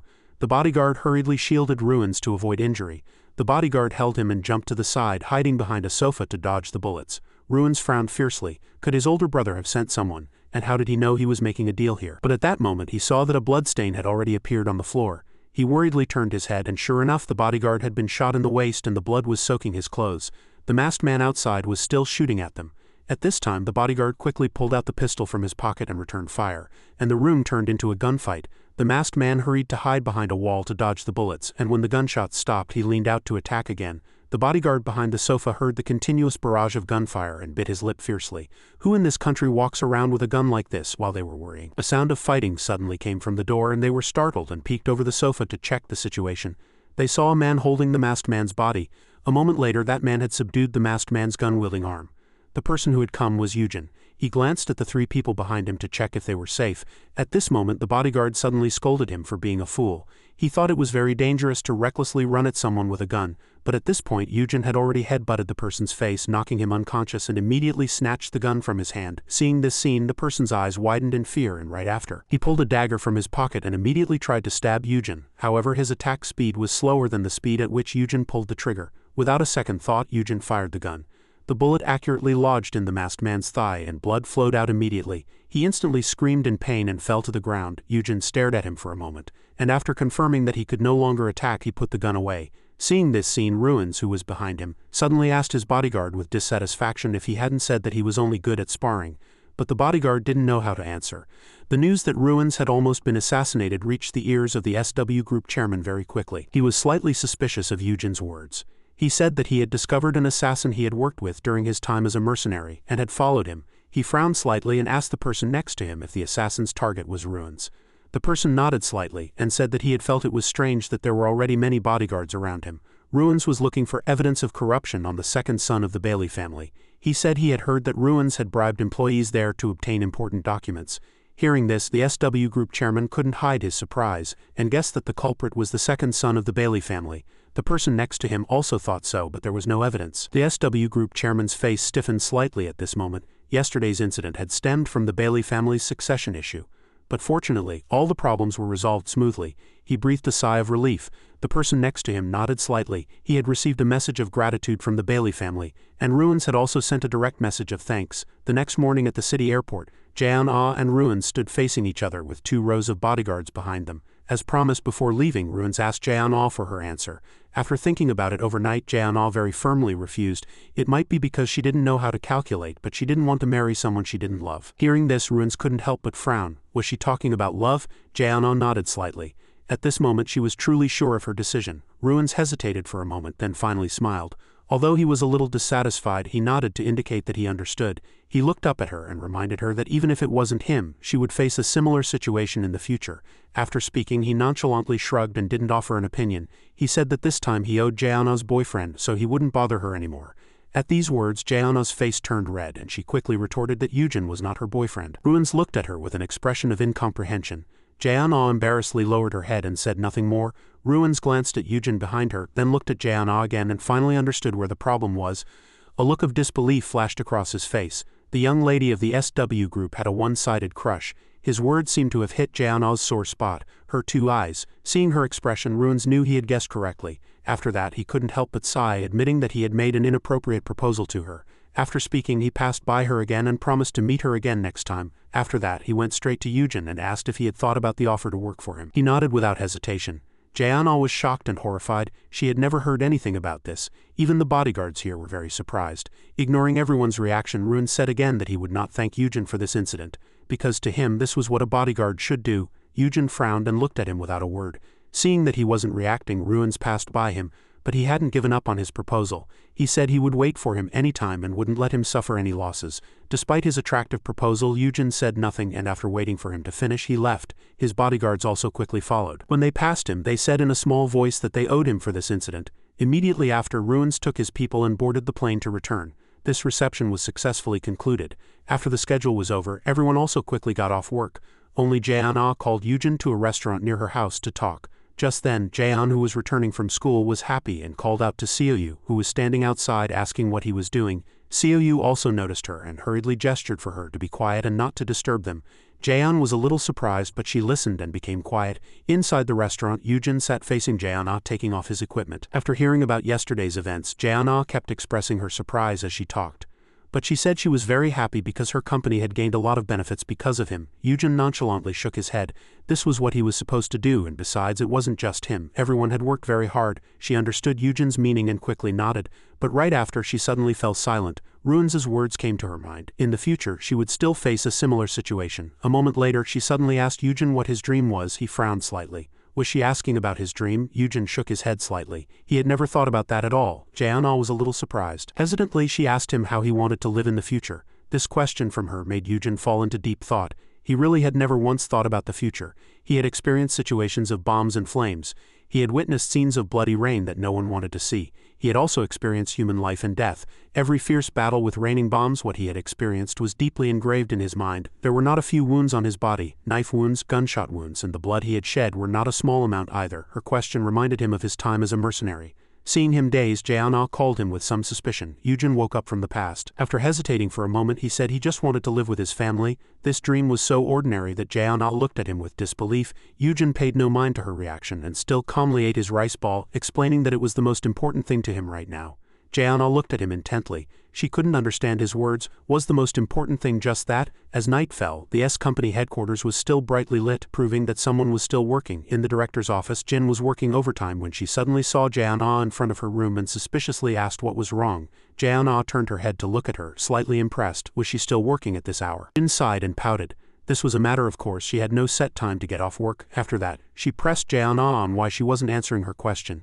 Jae-on entered the room, sat down in a chair and calmly said she had something to say. Jin frowned and looked at her suspiciously, asking what she wanted to say. Jae-on hesitated for a moment, then firmly suggested that Jin should be in charge of this matter. Jin looked at her with incomprehension, suspicious of why she would say that. Jae-on sighed slightly and sincerely said that she had never once thought of leading the company. Jin had also said she wasn't ready yet, and she also didn't know if she would have that qualification in the future. In fact, she had no interest in business at all. Jin frowned and looked at Jae-on. She wanted to see what else she had to say. At this point, Jae-on continued. So in the future, if she inherited the company from her father or grandfather, she asked Jin to take over the company on her behalf. At this moment, Jin finally understood Jae-on's intention. Her eyes widened in disbelief as she looked at Jae-on. Jae-on knew what she was thinking and couldn't help but say that she couldn't sell the stocks because they were what her father had left her. However, she could have Jin lead the company on her behalf. As she finished speaking, Jin frowned and pressed her, asking if she knew what she was saying. This matter was not as simple as she made it out to be. Jaeon placed her hands on her thighs and bit her lip fiercely. She said she didn't know anything and that she didn't know if everything would turn out as she said. Jin glared at her. What was this child saying again? At this point, Jaeon clenched her hands on her thighs and firmly said that she didn't know what she was saying right now, but that was her meaning. She just hoped Jin would know that. After speaking, she immediately stood up, her voice tinged with a slight pleading tone. She asked her to help her and make that happen. Jin leaned back in her chair, raised an eyebrow, and provocatively asked why she should do that. Jaeon met Jin's eyes, straightened her back, and firmly said that what she was saying was not a bad thing for Jin. It would give Jin a greater advantage in competing with Yujin. At these words, Jin frowned and looked at her without a word. After Jaeon finished speaking, she didn't wait for Jin's answer. She greeted Jin and left. Jin watched Jaeon's retreating back and fell into deep thought. After coming out of the room, Jaeon took out her phone and called Yujin. Yujin quickly answered on the other end. She asked him if he was free and if he wanted to come out and talk for a while. She had something important to say. At the same time, in a bar, many people were enjoying the nightlife. In a room, a man was leaning on a chair, intently looking at his phone, contemplating whether to call someone to go eat ramen. Suddenly, a guy came in from outside and interrupted his thoughts. The subordinate reported that a person named Jusu had arrived. Hearing this name, the man was immediately startled and stood up from his chair. Immediately after, a tall man came in from outside and greeted him with a smile. Jusik, it's been a long time. Jusik's eyes widened as he looked at him. This man was his older brother. Jusu raised an eyebrow and gave a wicked smile. On the other side, at a bar, Chaegun heard the news of Jusu from his subordinate's mouth and couldn't help but slam the table in shock. The subordinate nodded slightly and confirmed that he had met Jusu when he went to Jusik's company. The man with a scar on his face sat opposite Gozon, looking slightly suspicious. He had previously heard that Jusu was living in Russia, so why on earth had he returned here? Gozon shook his head. He had no idea, but no matter what, with the madman Jusu back, they would be in for a big headache. The man opposite him frowned slightly and guessed that he might have returned to cooperate with Jusik. At that time, Jusik was working under Jusu. Chaegun had also made this assumption.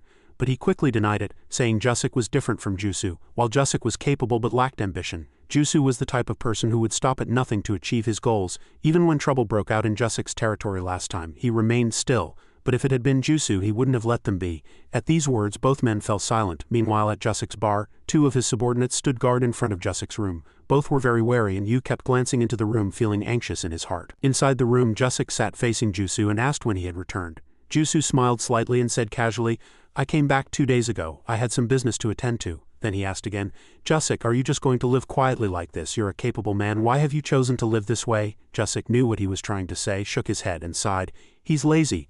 I'm getting old these days, so everything seems like a bother. At these words, Jusu looked slightly displeased and questioned how he could say such a thing in front of someone many times his senior, and Jusik could only give a wry smile, but Jusu didn't give up and called out to Jusik once more. He looked up at him. Jusu stared at Jusik for a moment, then proposed they join forces again. Jusik frowned slightly, lost in thought, and said nothing. Jusu continued to tempt him, saying that if they joined forces they could take over the entire country. Hearing this, Jusik became a little serious, and after a long hesitation he finally refused Jusu's proposal, telling him to act alone. He didn't have that kind of ability. Jusu hadn't expected Jusik to refuse, and his face immediately darkened. Jusik continued to explain, this isn't a problem that can be solved just by fighting. You have to pay bribes, and the company's business strategy and capabilities need to be optimized. In any case, he couldn't do it. Jusik didn't forget to use his age as an excuse. He was old, and so he felt it was a hassle. Knowing he was being refused, Jusu said no more and just laughed out loud twice. Since the conversation failed, Jusu quickly left. Jusik personally came out and bowed politely to see him off. Jusu just nodded nonchalantly and said they'd meet again. After speaking, he immediately got into his car and left, leaving only Jusik's group standing there. Once Jusu's car was out of sight, Youngsu finally asked Jusik suspiciously why Jusu had come. Jusik answered evasively, he just had some business. After speaking, he glanced again at Jusu's car speeding away. But Yu didn't give up and tried to persuade Jusik that it would be better not to get involved with Jusu. Jusik turned to look at him and scolded him with some displeasure. If you were to go independent, you wouldn't even give me a second glance, would you? Yu was a little surprised, and after collecting himself, he quickly asserted that he wouldn't go independent and would not leave Jusik. Hearing this, Jusik didn't know whether to be happy or sad and said nothing for a long time. Meanwhile, Jusu was on the phone in his car and his expression was not good. His tone was filled with killing intent. He said he would take care of this matter himself and would definitely offer the right conditions. At the same time, the lights were still on at Yujin's house. Jaeon, holding a plate of fruit, knocked on Yujin's door and asked if she could come in. Yujin's voice of agreement was heard quickly from inside. Jaeon quickly opened the door and entered, only to see Yujin doing pull-ups. Jaeon placed the fruit plate on the table and looked at Yujin with eyes full of admiration. Jaeon asked suspiciously if boys were usually good at pull-ups. Yujin let go of the bar, looked at her curiously and recalled his training days. He had often trained on ropes with his colleagues and they would also do pull-ups consecutively. His other bodyguard colleagues at S also did pull-up training. Yujin thought that everyone around him was very capable, so he simply nodded. Hearing this, Jaeon's eyes sparkled. Just then, a notification sound suddenly came from the phone on Yujin's table. Yujin hurried over, picked up his phone and checked the message. It was from Jusik asking him to go eat ramen. Yujin didn't refuse, set a time with Jusik, then got dressed and headed to the meeting place. When Yujin arrived at a small alley, he heard a man call out to him. Startled, Yujin turned toward the source of the sound. Sure enough, Jusik was leaning against a wall, looking at him with a faint smile. Yujin narrowed his eyes and looked at him, not saying a word. Right after that, the two entered a nearby restaurant. Jusik ordered a bowl of ramen and talked with Yujin as he ate. He said he had heard Yujin was working as an intern on the SW security team. Yujin also nodded while eating his ramen. Jusik took another bite of ramen and said with admiration, "A guy like you should be working as a full-time bodyguard. Why are you still an intern? Is the intern position that precious?" Without any hesitation, Yujin nodded and admitted that it was very precious. Jusik, looking a little surprised, asked again, "Isn't it hard?" Yujin just nodded nonchalantly to indicate that it was. Jusik then asked how his sister was doing. Yujin nodded slightly and answered vaguely. Jusik was doing all the talking. Knowing Yujin preferred silence, he couldn't help but sigh and handed Yujin a piece of a rice ball, saying, "You don't have to hold back, have another one." Yujin nodded and agreed without hesitation. The next morning, in a small house beneath a high-rise building, Yujin's grandfather was folding paper. Just as he finished folding a pile, someone suddenly lifted it up. He looked up in surprise and saw two tall, well-built men helping him organize the paper and clean up the trash. It was Jusik and his group. The grandfather hurriedly tried to stop them, saying they didn't need to do that. But Jusik's group continued to work. Seeing this, the grandfather couldn't help but sigh. After finishing their work, Jusik's group turned and left. As soon as they were gone, his colleague said with admiration that he had thought gangsters would be cruel, but those two weren't. Hearing this, the grandfather smiled with satisfaction, saying he thought so too. Meanwhile, after Jusik's group left, as they were walking, Young-soo asked if there was a soft tofu and kimchi stew restaurant nearby. He said he suddenly had a craving for it. Just then, his phone suddenly rang. He quickly answered, asking what was going on so early in the morning. As soon as the person on the other end finished speaking, his expression immediately soured. He turned to Jusik and said in a low voice, "The company was attacked." Hearing this, Jusik was startled and frowned. At Jusik's shop, everything was destroyed and there were even bloodstains on the floor. It was clear that a fierce battle had just taken place here. Jusik looked around, his expression immediately turning serious. Young-soo finished checking outside and ran back to report, "The surveillance camera data is gone." This proved it was not an ordinary conflict. Jusik frowned slightly and asked about the casualties. Young-soo quickly reported the situation to Jusik. 6 were seriously injured, 5 were in a coma, and 1 had woken up but only remembered being attacked by 2 people and the details were unclear. Hearing this, Jusik frowned. Fortunately, there were no fatalities, but he didn't know who the attackers were. Seeing him spacing out, Young-soo asked suspiciously if he had any idea who did it. Jusik sighed slightly and remained silent. Just then, the phone in his pocket suddenly rang, and he immediately answered it. Jusoo's voice came from the other end. Jusik frowned slightly and called his name. He hadn't expected him to call. On the other end, Jusoo said he had heard Jusik's shop was attacked. Jusik asked, a little surprised, "You already heard? I thought you wouldn't know since you left years ago." Jusoo didn't answer his question and asked back who had attacked. Jusik shook his head slightly. He said he would start investigating now, and since it wasn't the first time he'd experienced something like this, he told him not to worry. Jusoo was slightly angry, but he held it in and told him he would resolve the matter well, and to let him know anytime if he needed help. Jusik didn't pay much mind, simply nodding nonchalantly before hanging up. On his end, after hanging up, Jusoo looked at the 2 men standing beside him. After a moment, he said in a low voice that he had wanted to deal with Jusik quickly and not waste time, but he wasn't there at the time. Hearing this, one of them frowned and said seriously, "From now on, Jusik will be more cautious, so we must be careful in the next operation." Hearing this, Jusoo became even angrier and began to calculate his next move. Meanwhile, in Gun's small shop among the many stores on a bustling street, he backed away in fear, repeatedly denying that he had done it. It turned out that after checking the situation at his shop, Jusik had come here to question him. But Gun still asserted that he had nothing to gain by doing so. Jusik frowned at him and brought up a past incident again. Gun shook his head in fear, saying he really hadn't done it. After that, Jusik went to another shop on the street, but that person also said he hadn't done it. Jusik went to other places, but the answer was still the same. They said they didn't know, they had only heard the news. Jusik searched without any hope, his expression slightly sour. He took his subordinates and got back in the car to return. Young-soo frowned at Jusik from behind and said hesitantly that if it wasn't someone from around here, he didn't know who on earth could have done it. Jusik paid no mind and said he was going to the hospital to visit the injured, telling Yu and his group to go back first. Yu hurriedly nodded, saying he would guard the shop. Jusik got into the back seat of the car, waved goodbye to them, and then immediately ordered the driver to go. Yu and his group hurriedly bowed to see him off. In the car, Jusik kept thinking about the attack on his shop. This incident was clearly very different. If it had been a conflict between gangs, he would have found some leads while asking around, but this time it was too quiet. This surprised him. At Eugen's house, he was checking his phone messages after finishing his training. They were nonsensical messages from Jaeon and her group. While he was still dazed, Jaeon's call from outside startled him. She asked if he was going to meet Jusik. Hearing this, Eugen opened the door and went outside, asking her why. She was packing food and, turning to look at him, said, "If you're meeting him, please take this food to him." Eugen stared blankly at the pile of food on the table, unable to understand why she wanted to do that. She quickly explained that since Jusik's group had helped their grandfather so many times, she wanted to bring them some food. Eugen was a little surprised. She continued, "Those two helped Grandpa with sorting trash and carried heavy things for him." Jaeon constantly boasted about how they had bought her lots of water. Hearing this, Eugen frowned. He didn't even know this had happened. At this moment, Jaeon suddenly said again with a look of regret, "If only I could give this to Jusik's group." Eugen glanced at the food containers, looked back at her, and finally nodded, saying he would take it. At an apartment complex, there was a sudden knock on Jusik's door. Jusik hurried to open it and was utterly surprised to see the person in front of him. It was Eugen. He had come to bring him food. Jusik looked at him suspiciously. Why was he here? Eugen handed him his food basket, explaining that his sister had asked him to bring it. Jusik took the food basket, his eyes full of questions. It was a little strange for him to come all the way here in the middle of the night to bring food.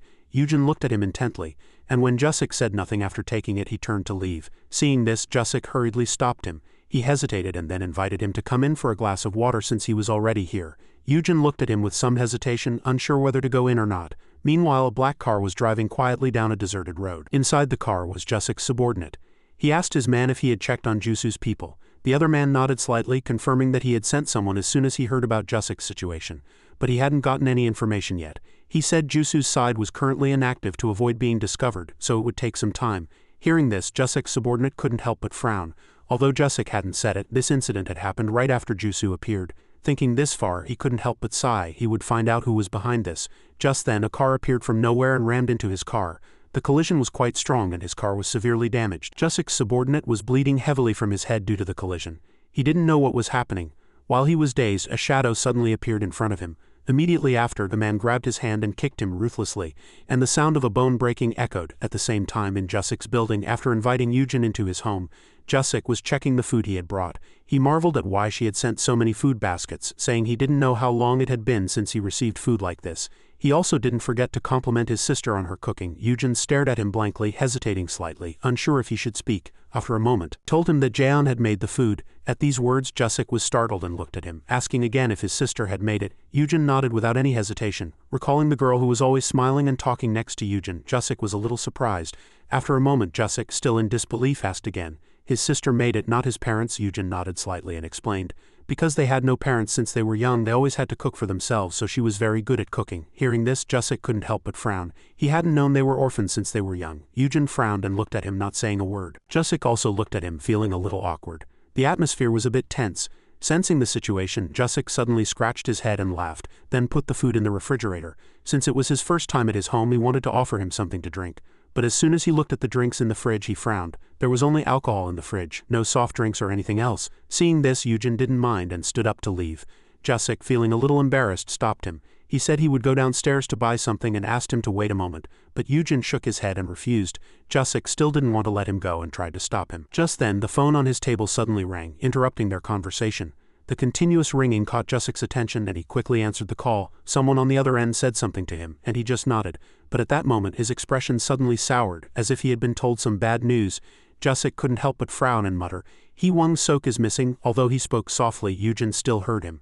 Jusik then hurriedly said he would head there right away. After that, he apologized to Eugen again. It seemed he would have to send him home empty-handed today. He had urgent business. Eugen didn't stop him and went home alone. Jusik quickly rushed to his shop. Yu reported the situation to him.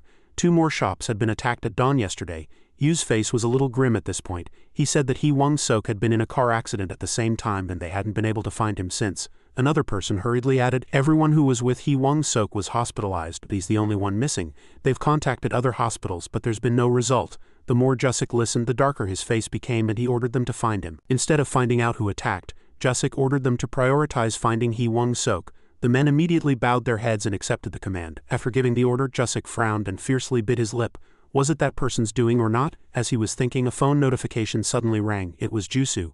Jusik hurriedly answered the call. On the other end, Jusu's calm voice was heard. It was news that Jusik's side had been attacked again. Jusik on this end nodded slightly and admitted it but didn't say much. Jusu on the other end continued to ask Jusik if he knew who had attacked. Hearing this, Jusik frowned. He said calmly, in fact he was also very curious. After saying this he was silent for a long time and then his tone changed. He also wanted to know why they were attacking him like this. Jusu listened, was silent, then smiled and said, "How would I know?" Jusik snorted coldly. Even if he said he didn't know, there was no way he didn't. For them to attack so systematically, there's no way other gangs don't know. After saying this, Jusik hesitated for a moment, and only after a long while did he say coldly, "Actually I have a rough idea." Jusu smiled slightly and asked, "Then why did you praise him for being quick-witted?" Jusik no longer pretended, and spoke frankly to Jusu. This was clearly the matter he had told him about before. Jusu, knowing that Jusik had already guessed it was his doing, immediately admitted it in a malicious tone, saying that he had made a serious mistake, that he had exposed the weakness of a politician he had previously served.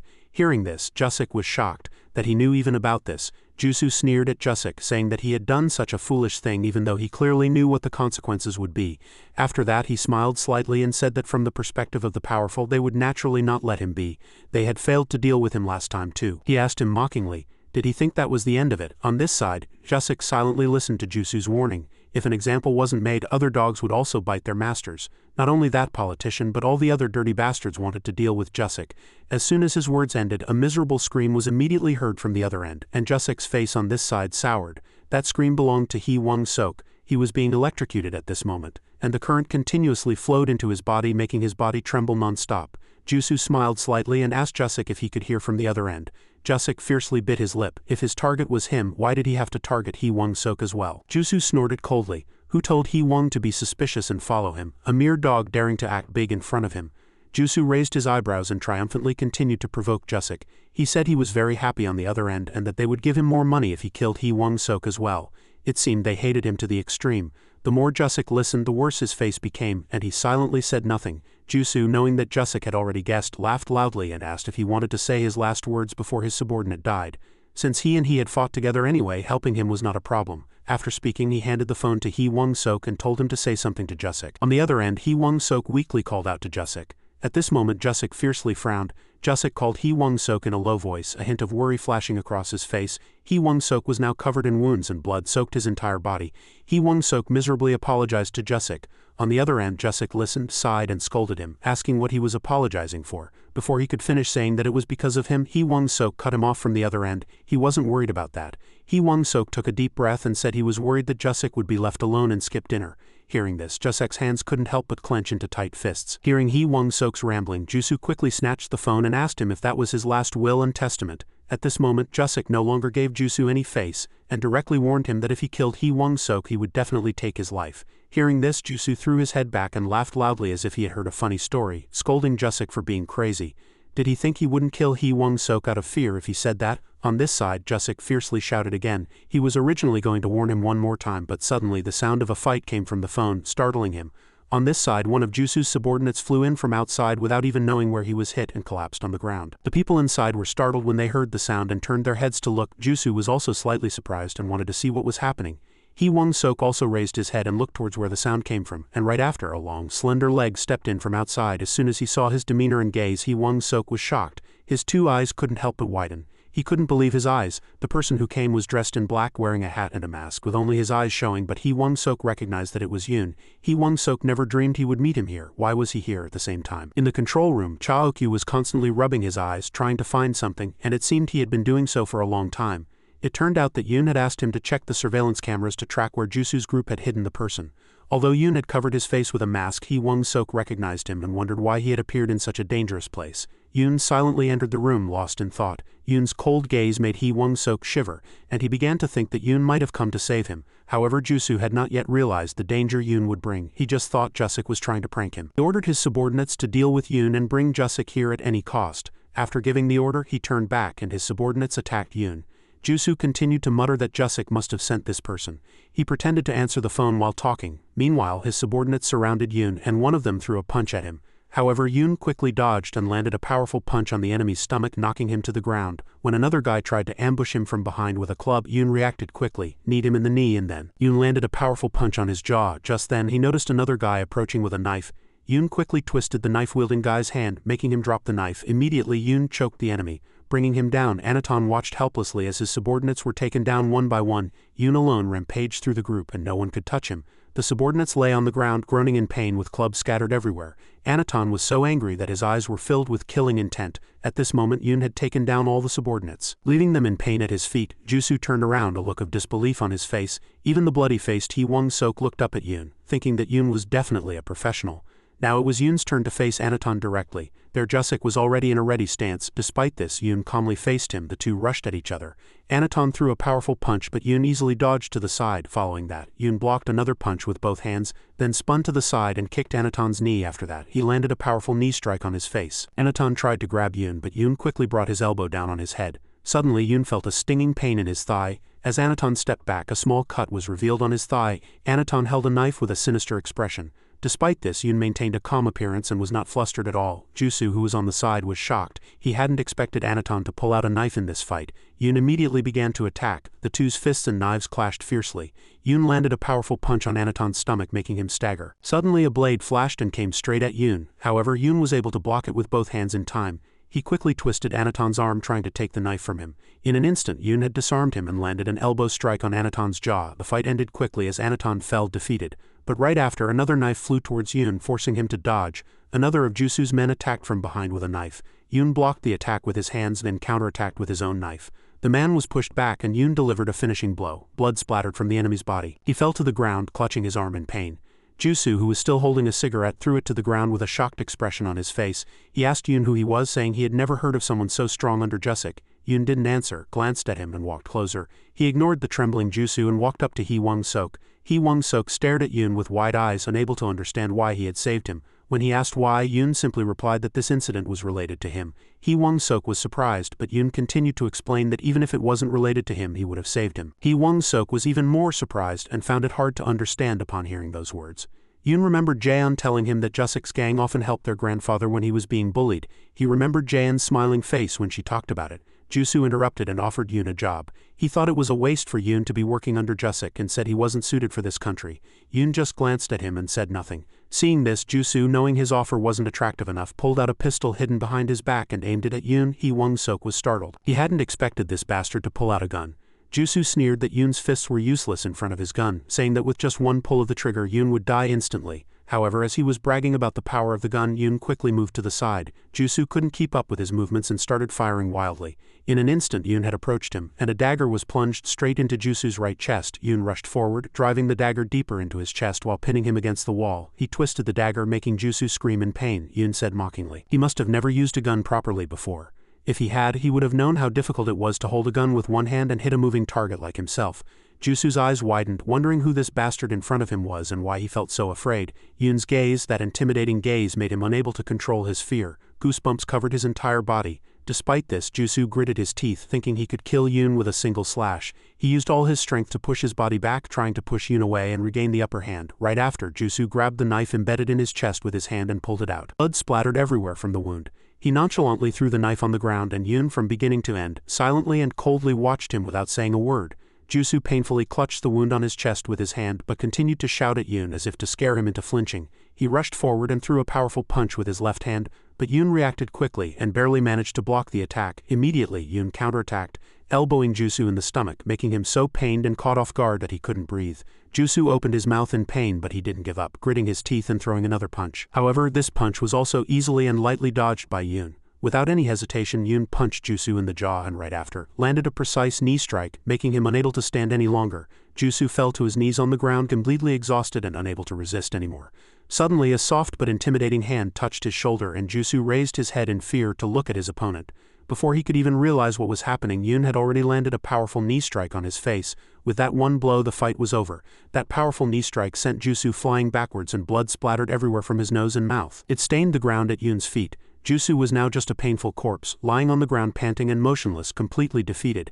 Hee Wong-sok, who was tied up in the other corner, couldn't hide the joy and relief on his face. He marveled that this madman had completely defeated Jusu and his fierce subordinates. Jusu lay on the ground, panting in pain, but suddenly heard someone urgently calling his name from a distance. Hee Wong-sok hurriedly turned to the door and saw Jusik leading a group of subordinates with anxious faces. Everyone was holding long clubs in their hands, preparing for the upcoming fight. Hee Wong-sok, exhausted but bloody, staggered towards Jusik, wanting to escape this bloody prison-like situation. Jusik ordered one of his subordinates to take Hee Wong-sok away, and he was led away, bloody but without a care. Jusik stood in the middle of the chaotic room looking around, and the scene before him was no different from a battlefield where Jusu's men were scattered on the ground. After observing for a long time, he faced Yoon. Yoon was still standing silently, his eyes looking straight at Jusik without saying a word. Jusik was lost in thought for a moment, recalling when he had received Jusu's call a few hours ago. Hearing the noisy sounds on the other end, he wondered what on earth was going on. While Jusik was lost in thought, the phone bell rang again, signaling a new message. He opened his phone and couldn't believe the information in front of him.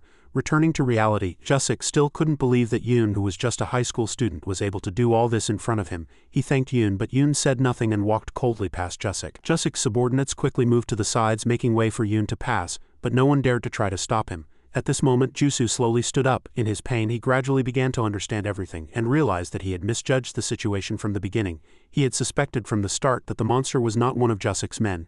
Jusik turned around. His face was filled with rage, and he looked straight at Jusu, who was once his competitor but was now just a loser. With clear anger on his face, Jusik coldly asked Jusu why he had to make things this way, why he had caused so much pain and chaos for everyone. Jusu looked at Jusik with disbelief.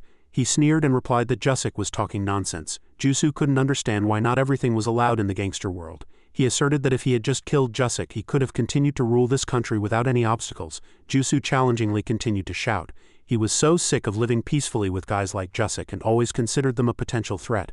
After shouting at the top of his lungs, Jusu stopped to catch his breath, but Jusik still stood quietly, not responding with a single word. At that moment, Jusu recalled the past when he had no authority to manage important business. Even though he was under the director's command, he was still filled with anger as he reminisced about that day.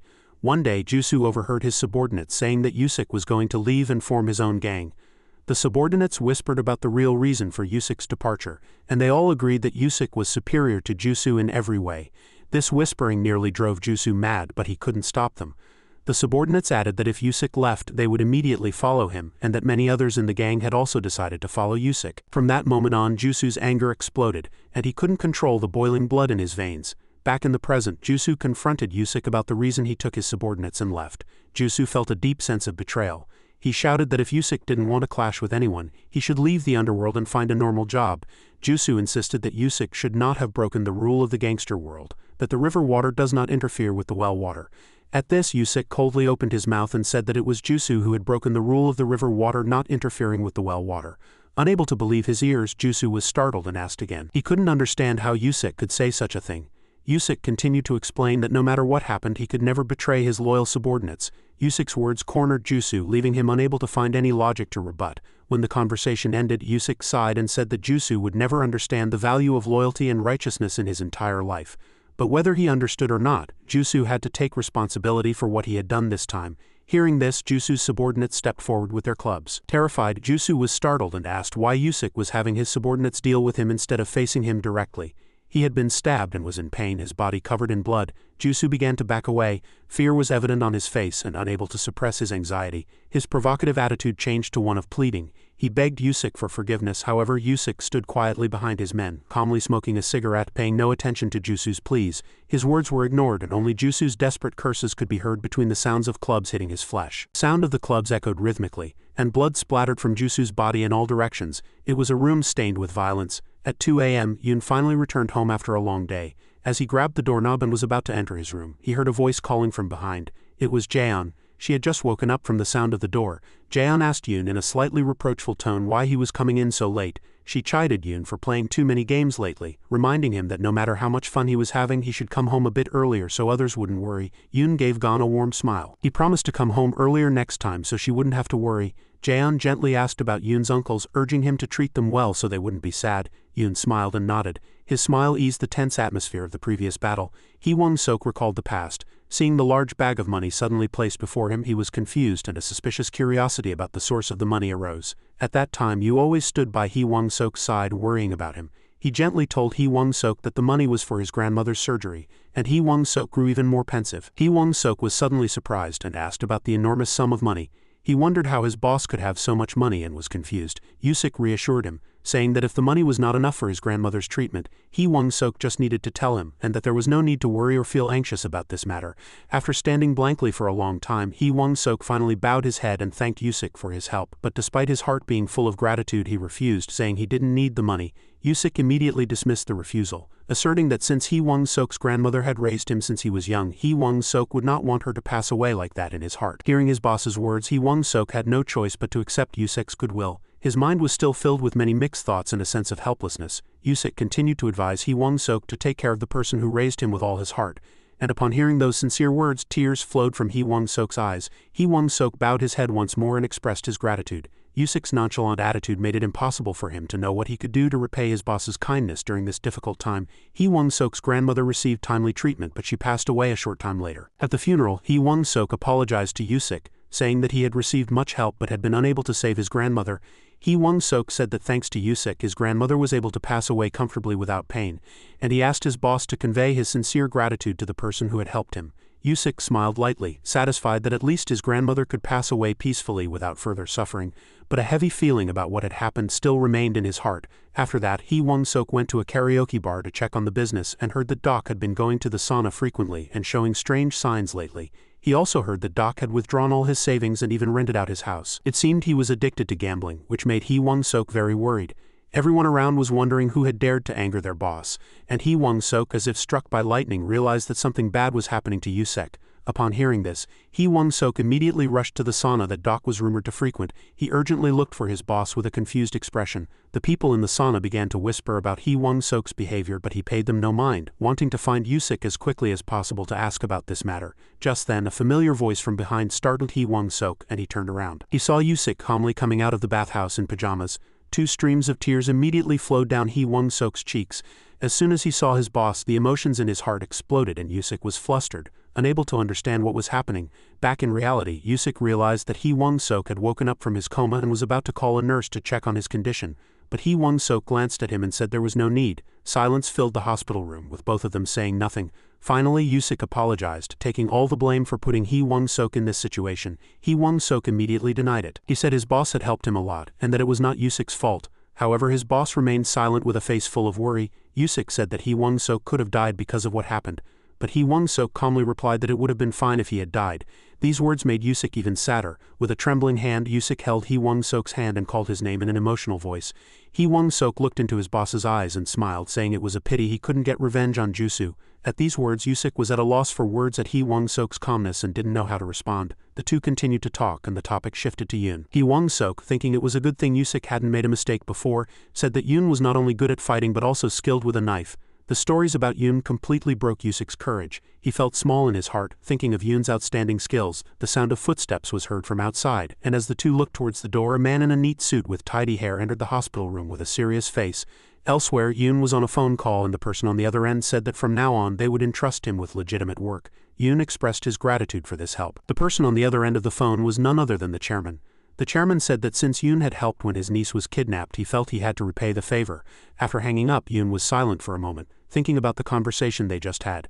At that moment, 2 friends approached with excited faces and suggested they go play. However, Yoon refused, saying he had something to do today, and the curly-haired friend complained that Yoon seemed much busier these days than before, with no time to play with his friends. After refusing the invitation, Yoon approached Jae-ah and her bodyguard Seo-yu, and Seo-yu became wary and anxious as Yoon got closer. Yoon asked Seo-yu if he was free today, but just this simple question made Seo-yu freeze up in Yoon's presence. In the afternoon at the mall, Seo-yu stood in front of a convenience store, staring intently at ramen and rice balls, wondering why Yoon had called him. Seo-yu had thought there must be a special reason, but he eventually realized that Yoon wanted to buy him these simple foods. A sense of disappointment washed over Seo-yu's heart. Yoon said that thanks to Seo-yu's help, his work was resolved quickly. This was his way of wanting to thank Seo-yu, and Seo-yu had nothing more to say. Seo-yu still couldn't understand why Yoon was treating him to cheap food like rice balls and ramen, but he was told that the price of the food was reasonable and sufficient to fill one's stomach. While chewing on a rice ball, Seo-yu wondered if the important matter Yoon had mentioned earlier was really important, or just an excuse for the two of them to have a meal together. Suddenly, 2 pretty female students in different school uniforms approached, spoke to them, and asked for their phone numbers, surprising Seo-yu and Yoon. The 2 female students seemed very comfortable and friendly. They were unfazed by Yoon and Seo-yu's surprise. However, a hint of suspicion and wariness flickered in both of their eyes. Seo-yu cautiously asked again if the 2 female students really wanted his phone number. and upon receiving their firm confirmation, he was quite surprised. While Seo-yu was looking for a way to politely decline this offer, Yoon suddenly made the situation even stranger by asking with a calm expression if the phone number the two girls wanted was indeed a mobile phone number. At this point, Seo-yu gradually began to understand Yoon's intentions. He realized that Yoon would not easily give out his phone number and instead was trying to probe the two female students further. Faced with Yoon's cold expression and surprising question, the two female students suddenly took a few steps back, looking flustered by his unexpected reaction and unconventional approach. Yoon, with a continued cold face, asked the two female students why they wanted his phone number, and they were so scared that their faces turned pale, not knowing how to answer. Seo-yu, who had been watching the whole situation from the side, was also confused but tried to resolve the situation to help Yoon. Seo-yu explained to the two female students that Yoon had just returned from a foreign country and was therefore not accustomed to such situations, giving them an out while also countering Yoon's coldness. The two female students felt a sense of relief after hearing Seo-yu's explanation. They mumbled a few words and backed away, exchanging some words to quickly get away from where Yoon was. As if having gone through a tough battle, Seo-yu slumped into a chair and let out a deep sigh, chiding Yoon that he didn't need to be so resolute in rejecting others. However, Yoon immediately refuted the scolding, asserting that giving his phone number to a stranger was an unacceptable act, and Seo-yu fell into a pensive silence. The conversation between Seo-yu and Yoon was overheard by Jae-an's friends, who felt curious and moved closer to listen in more detail. Feeling that the situation was getting more complicated, Seo-yu saw no other way and had to explain the whole story to his friends. One of them, Jun, noticed that one of the two female students was a trainee at a famous entertainment agency, and everyone was surprised by the fact that she was a celebrity. The group wondered why such a famous person would want Yoon's and Seo-yu's phone numbers, and in their eyes, the situation seemed even more incomprehensible. Seo-yu immediately denied that he had given his phone number to the two female students, and his friends were surprised because they had believed Seo-yu would have been willing to share his personal information. Her friend Gyo-uk immediately turned to Yoon and asked if he had given his phone number to the two. A hint of worry and a bit of jealousy could be seen on her face. Yoon confirmed with a calm expression that he of course had not given them his phone number. In response to this, the male friends became angry at Yoon's overly firm refusal. However, unlike the anger of the male friends, Jae-an smiled in relief when Yoon didn't give out his phone number, looking satisfied with how the situation had just unfolded. Yoon ignored his friend's scolding and continued to eat his rice ball with a blank expression, as if what had just happened had not affected him at all. After scolding him enough, the male friends left with sad expressions, and only Jae-an pulled up a chair to sit with Yoon and Seo-yu, creating a more relaxed atmosphere. Jae-an gently asked Yoon what he would be doing after school tomorrow, and Yoon, surprised, revealed that he planned to get leave from his teacher to participate in training with Team 2. Seo-yu suddenly interjected, saying there was no training schedule in the afternoon, and Jae-an immediately realized that Yoon would be free tomorrow.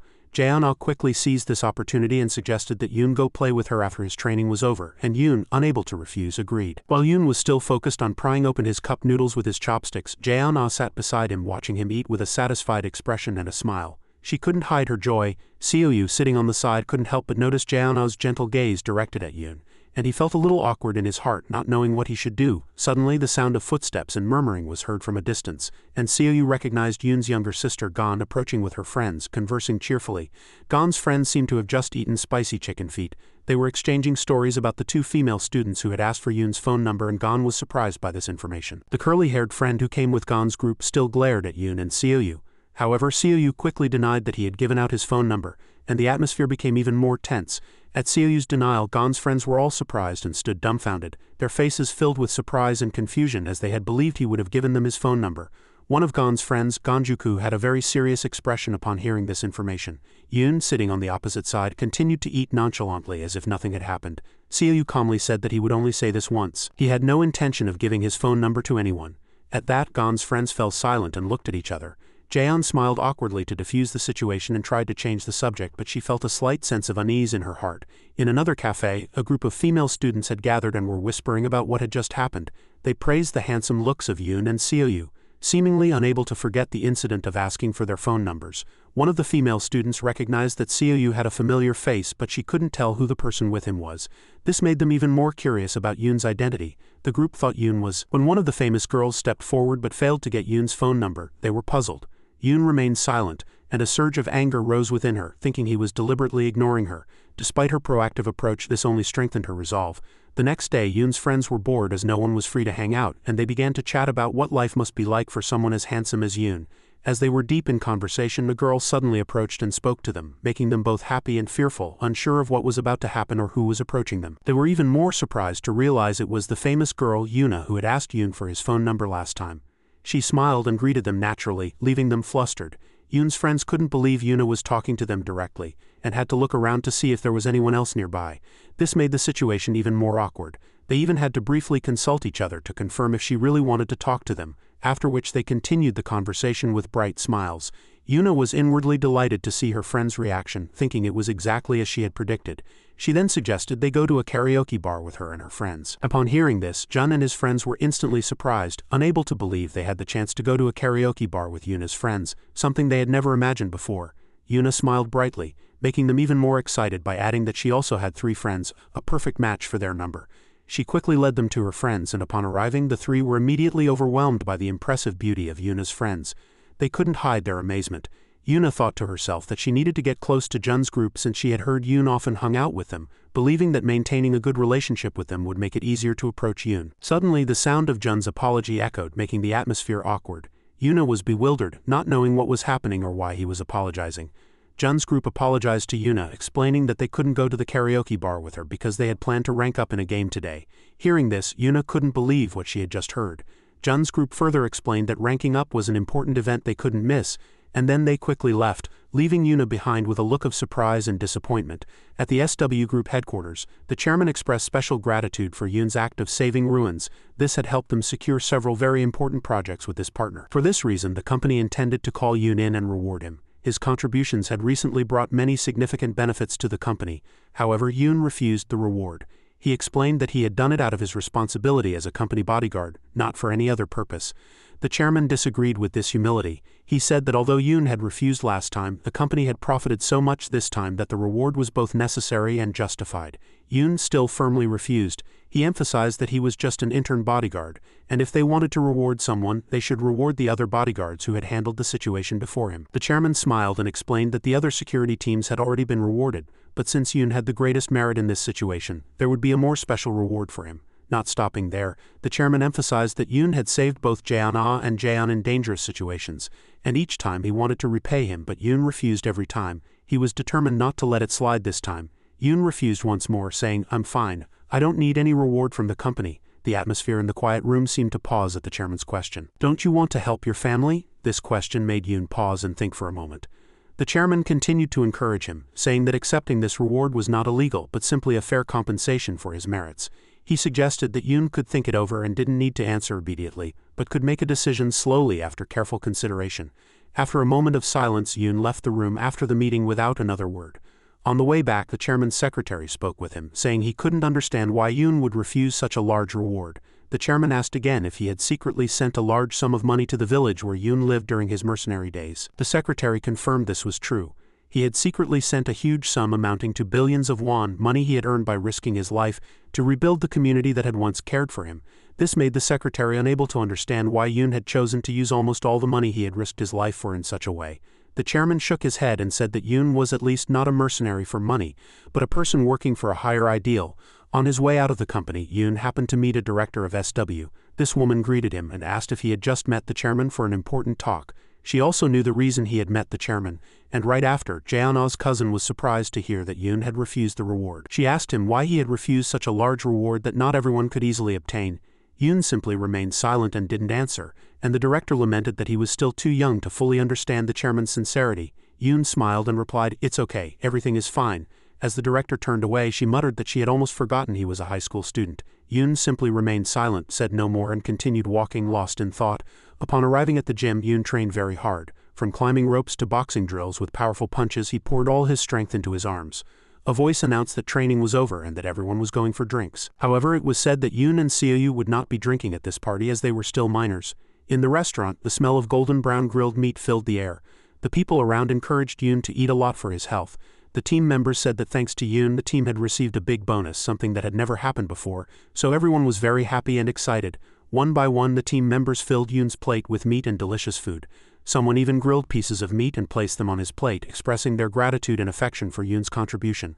While the party was in full swing, someone told Seo-yu not to be jealous that Yoon was getting more attention. This was all just sincere praise. Yoon continued to eat and drink with those around him, smiling and talking friendly, showing no signs of shyness or distance about the praise showered upon him. Meanwhile, outside the restaurant, a director of SW stood observing, carefully watching the lively atmosphere inside the restaurant, wondering how Yoon could have so easily won the favor of all the men on the team. The bodyguard standing behind her could only force a smile, not daring to comment further on the situation. After the party, Yoon returned home. As soon as he entered the door, Gon ran to greet her brother. She cheerfully asked Yoon if he had eaten dinner, and she couldn't hide her delight upon hearing about the security team's party. Yoon looked at the lunchbox placed on the table. He then asked Gon if their grandfather had returned home. The house was still quiet, and there was no sign of their grandfather. Gon replied that their grandfather had called and said he had to work overtime today and would be back later than usual, so they didn't need to worry too much. Just then, the doorbell rang. Gon guessed that their grandfather had probably arrived.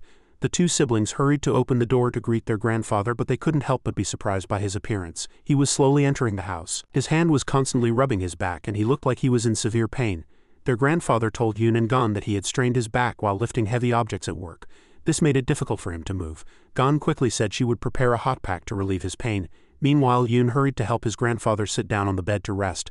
After placing the hot pack on his grandfather's back, he gently told the two siblings that he was fine. He told them not to worry and to go back to their rooms to sleep early so they could go to school and work the next morning. Yoon offered to look after their grandfather a little longer and told Gon to go back to her room and rest first. However, she still had a worried look on her face.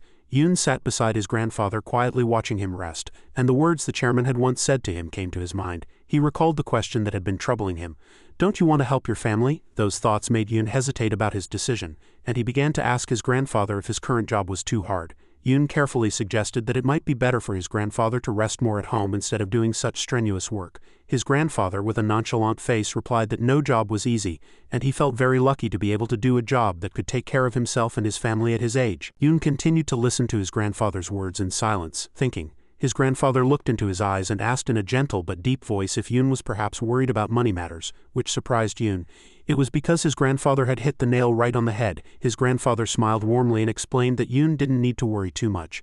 He said he had already saved enough money for Gon to go to college and have a marriage fund when she grew up. Moreover, he said he had prepared enough money for Yoon to attend college without financial worries until he could at least support himself. His grandfather's words made Yoon realize something important that he had never paid attention to before. His grandfather reminded the two siblings that there was still life insurance money left behind after their parents passed away, and he said he wanted to use that money to help the two siblings live a more independent life in the future. His grandfather said he always wanted to raise and care for the two siblings with the money he earned, but that he would be willing to support them anytime when they grew up. His grandfather's advice comforted Yoon to some extent. He smiled and listened to his grandfather's words, saying no more. At this point, the situation shifted to a meeting between Yoon and the chairman. The chairman asked Yoon if he had carefully considered the matter of receiving the reward. It was because he really wanted to help Yoon and his family. Yoon still stuck to his decision to refuse and had no intention of changing his stance despite the chairman's advice. The chairman sighed as if he had expected this answer from the young bodyguard, and was somewhat impressed by his determination.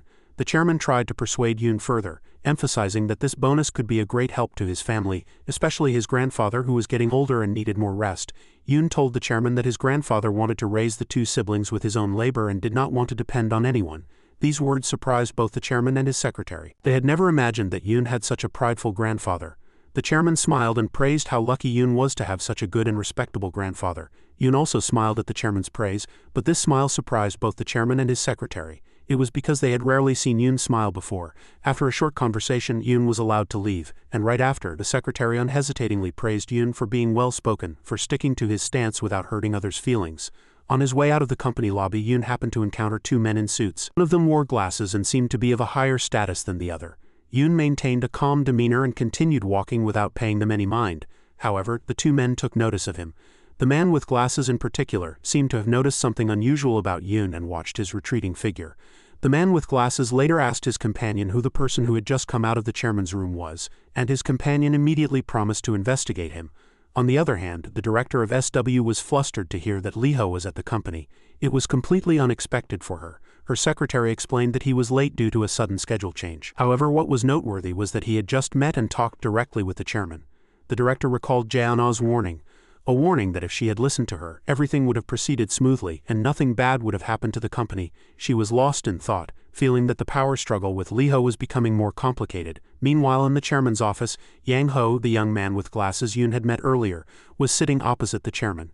The chairman asked Yang Ho why he had suddenly visited, as he had heard he was on a business trip to Japan. Yang Ho explained that his work in Japan had gone smoother than expected, so he no longer needed to go, and he decided to use his free time to visit the chairman. Yang Ho then inquired about the company's business situation, especially the rumors about recent problems, implying that there were many negative rumors about SW. He did not hesitate to mention the fact that Yuna and Jae-ah had been kidnapped before, and criticized the company's security team for being too negligent to perform their protection duties properly. This caused the secretary standing behind the chairman to be unable to suppress his worry and fear. He hurriedly bowed his head to apologize, but the chairman reassured him that everything had passed, that there was no need to mention it further, and that everything was under his control. Yang Ho sneered that if the chairman said so, he wouldn't mention it further. After leaving the meeting room, Lee Ho's secretary was waiting outside and reported the results of the investigation on Yoon. The secretary said that Yoon was only an intern security guard at the company, but that the chairman seemed to favor him greatly. Upon hearing that Yoon was still a high school student, Lee Ho seemed disappointed, as if he couldn't believe that someone so young could gain the chairman's trust. However, when he heard about the merits that had brought important successes to the company recently, Yang Ho couldn't hide his surprise and praised him without hesitation. The secretary then added that Jae-ah seemed to be attracted to a certain high school student recently, and these words made Yang Ho incredulous. The next day after training, while Yoon was resting, Jae-ah ran up to him and asked if he was going to the PC Bang with everyone. Yoon replied that he was going, and Jae-ah immediately said she would go with him too. Suddenly, a voice called out to Jae-ah, startling her and making her turn around. She froze on the spot when she saw her older brother Lee Ho approaching with his secretary.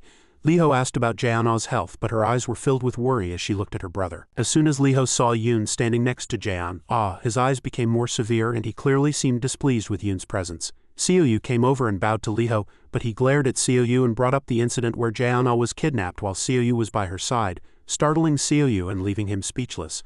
Lee Ho continued to blame Seo-yu for not properly fulfilling his responsibilities, which made Seo-yu have to bow his head and apologize. Jae-ah hurriedly tried to stop her brother, but Lee Ho said he had been too lenient with everyone. The security team leader stepped forward to accept the blame on behalf of Seo-yu and bowed his head to apologize to Lee Ho. However, he just glared and said nothing more. Jae-ah took Lee Ho's hand and tried to appease her brother's anger, saying that it had been a long time since the two siblings had eaten together. She tried to divert Lee Ho's attention with a warm family meal. Lee Ho looked at his sister for a moment, then smiled and agreed. He seemed to have temporarily calmed his anger. Lee Ho and Jae-ah's group quickly left the training ground, leaving Yoon and Seo-yu there in silence. Throughout that time, Yoon only observed the situation without any interference or words, maintaining his usual calm demeanor. Seo-yu was embarrassed and worried after the confrontation with Lee Ho. Yoon began to explain to Seo-yu about the identity of the person who had just left. Seo-yu said that Yang Ho was Jae-ah's older cousin and Isa's older brother, and that the two held important roles in the family. He added that Yang Ho was a very powerful figure who handled all of Sewon Group's foreign affairs. Yoon glanced at Seo-yu and said nothing, but his eyes showed that he was listening intently to every word. Seo-yu said in an anxious voice that Jae-ah was very afraid of Yang Ho. That's why she always tried to avoid direct meetings with her brother as much as possible. Seo-yu couldn't hide his worry about potential conflicts within the family, especially regarding the strict and harsh attitude Yang Ho always showed towards others. Meanwhile, at a restaurant, Yang Ho and Jae-ah were having dinner together. However, the atmosphere between the two siblings was extremely tense. Yang Ho, sitting opposite her, enjoyed his meal slowly, occasionally looking at his sister as if trying to read her emotions. Jae-ah said nothing, her head lowered, and didn't touch the knife and fork on the table as if she were wrestling with her thoughts. Yang Ho looked at Jae-ah and asked in a low, serious voice why she wasn't eating properly, and Jae-ah had to admit that she didn't feel well and didn't want to eat anything. Yang Ho immediately and sternly instructed his sister that if she wasn't well, she should see a doctor immediately, and not neglect her self-care. This was a very important matter. After speaking, he immediately changed the subject and began talking about Ruins, the important partner who had recently come to the company. Yang Ho continued, saying he was well aware that the true purpose of Ruins' visit was to discuss an engagement with Jae-ah. Jae-ah was surprised, unable to understand how her brother knew that. In that moment of surprise, Yang Ho nonchalantly revealed that he had been the one to bring up this proposal first, and that he thought it was a good choice for both sides, not just personally, but also in terms of company benefits. Jae-ah couldn't believe her brother had made the decision unilaterally without even asking for her opinion, and she felt betrayed. Jae-ah burst out in anger, accusing her brother of not listening to her and unilaterally deciding on her marriage without considering her feelings. Yang Ho thought everything would go smoothly, but he admitted that things became more complicated than expected because Ruins had used unfair means to pressure a woman. Hearing this, Jae-na was even more confused as to why women were a problem in these business relationships, and she felt like a pawn in her brother's hands. She bravely refused her brother's instructions, gradually realizing that she was the reason things could not continue. This meant that her brother Yang-ho had deliberately suppressed her life, not allowing her to freely decide her own future. Yang-ho offered another solution, saying that if Jae-na didn't want to face the current situation, she could consider studying abroad to avoid the pressure. He promised that if she agreed, he would find her a better partner when she returned after a month of studying abroad. Jae-na firmly rejected this proposal, saying she didn't like studying abroad and wanted to stay in Korea. She was tired of her brother always trying to control her life and make decisions for her.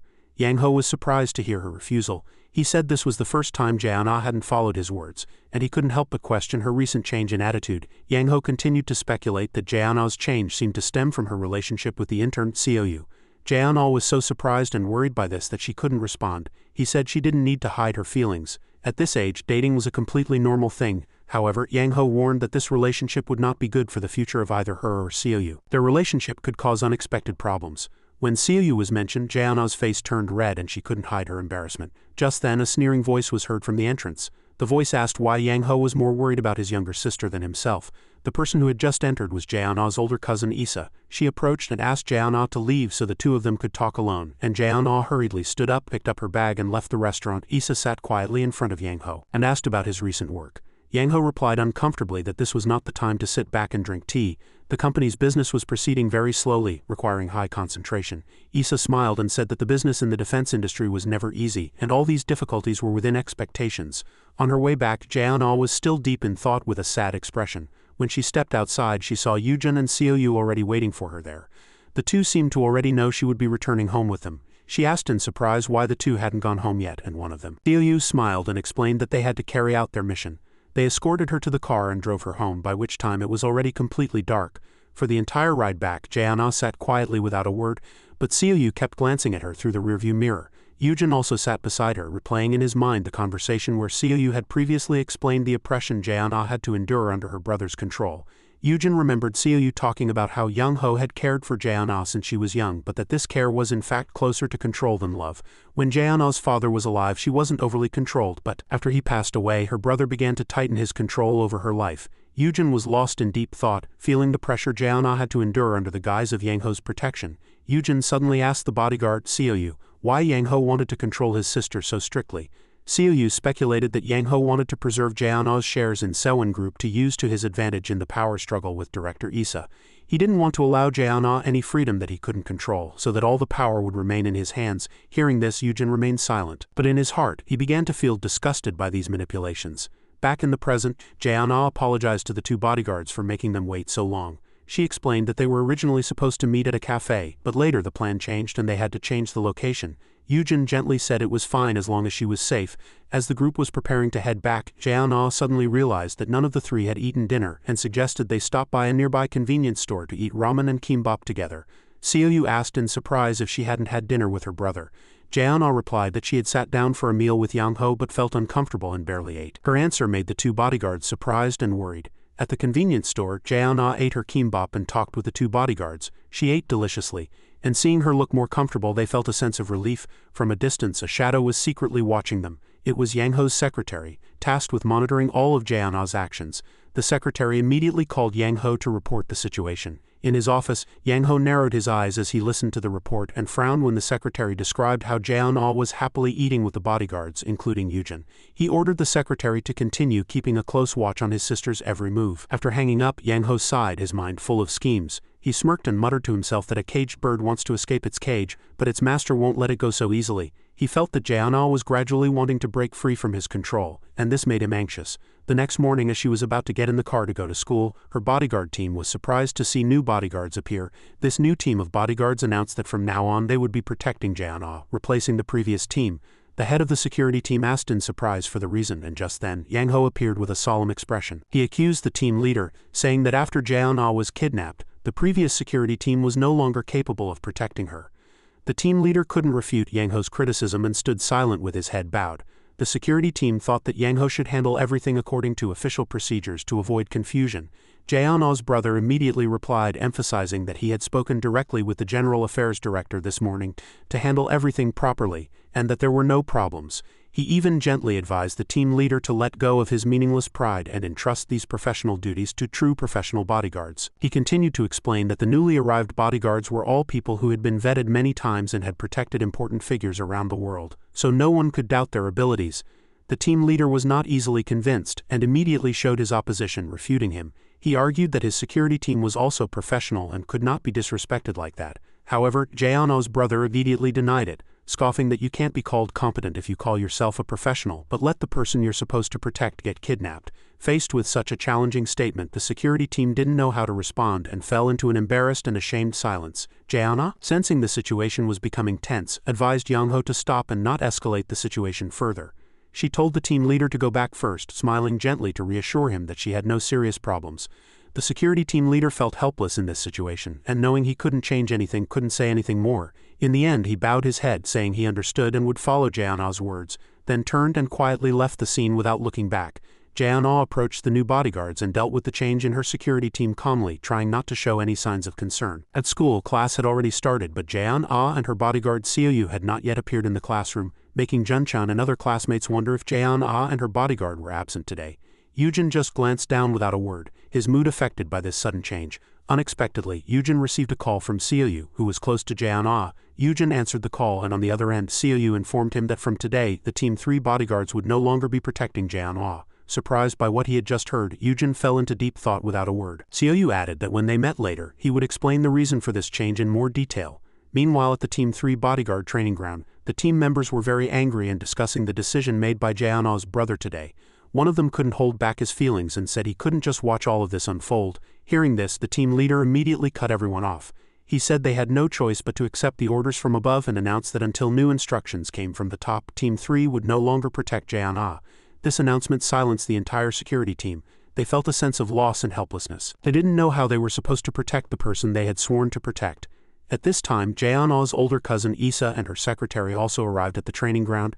Both were aware of the current situation and understood Jae-hono's brother's decision. Issa immediately said that Yang-ho sending Jae-hono to study abroad was not out of concern for her, but for his own private plans. Issa's bodyguard pointed out that this issue was not just for Team 3, but a common problem for the entire company's security department. After finishing her words, Issa turned around and asked the head of the security department for his opinion on the matter.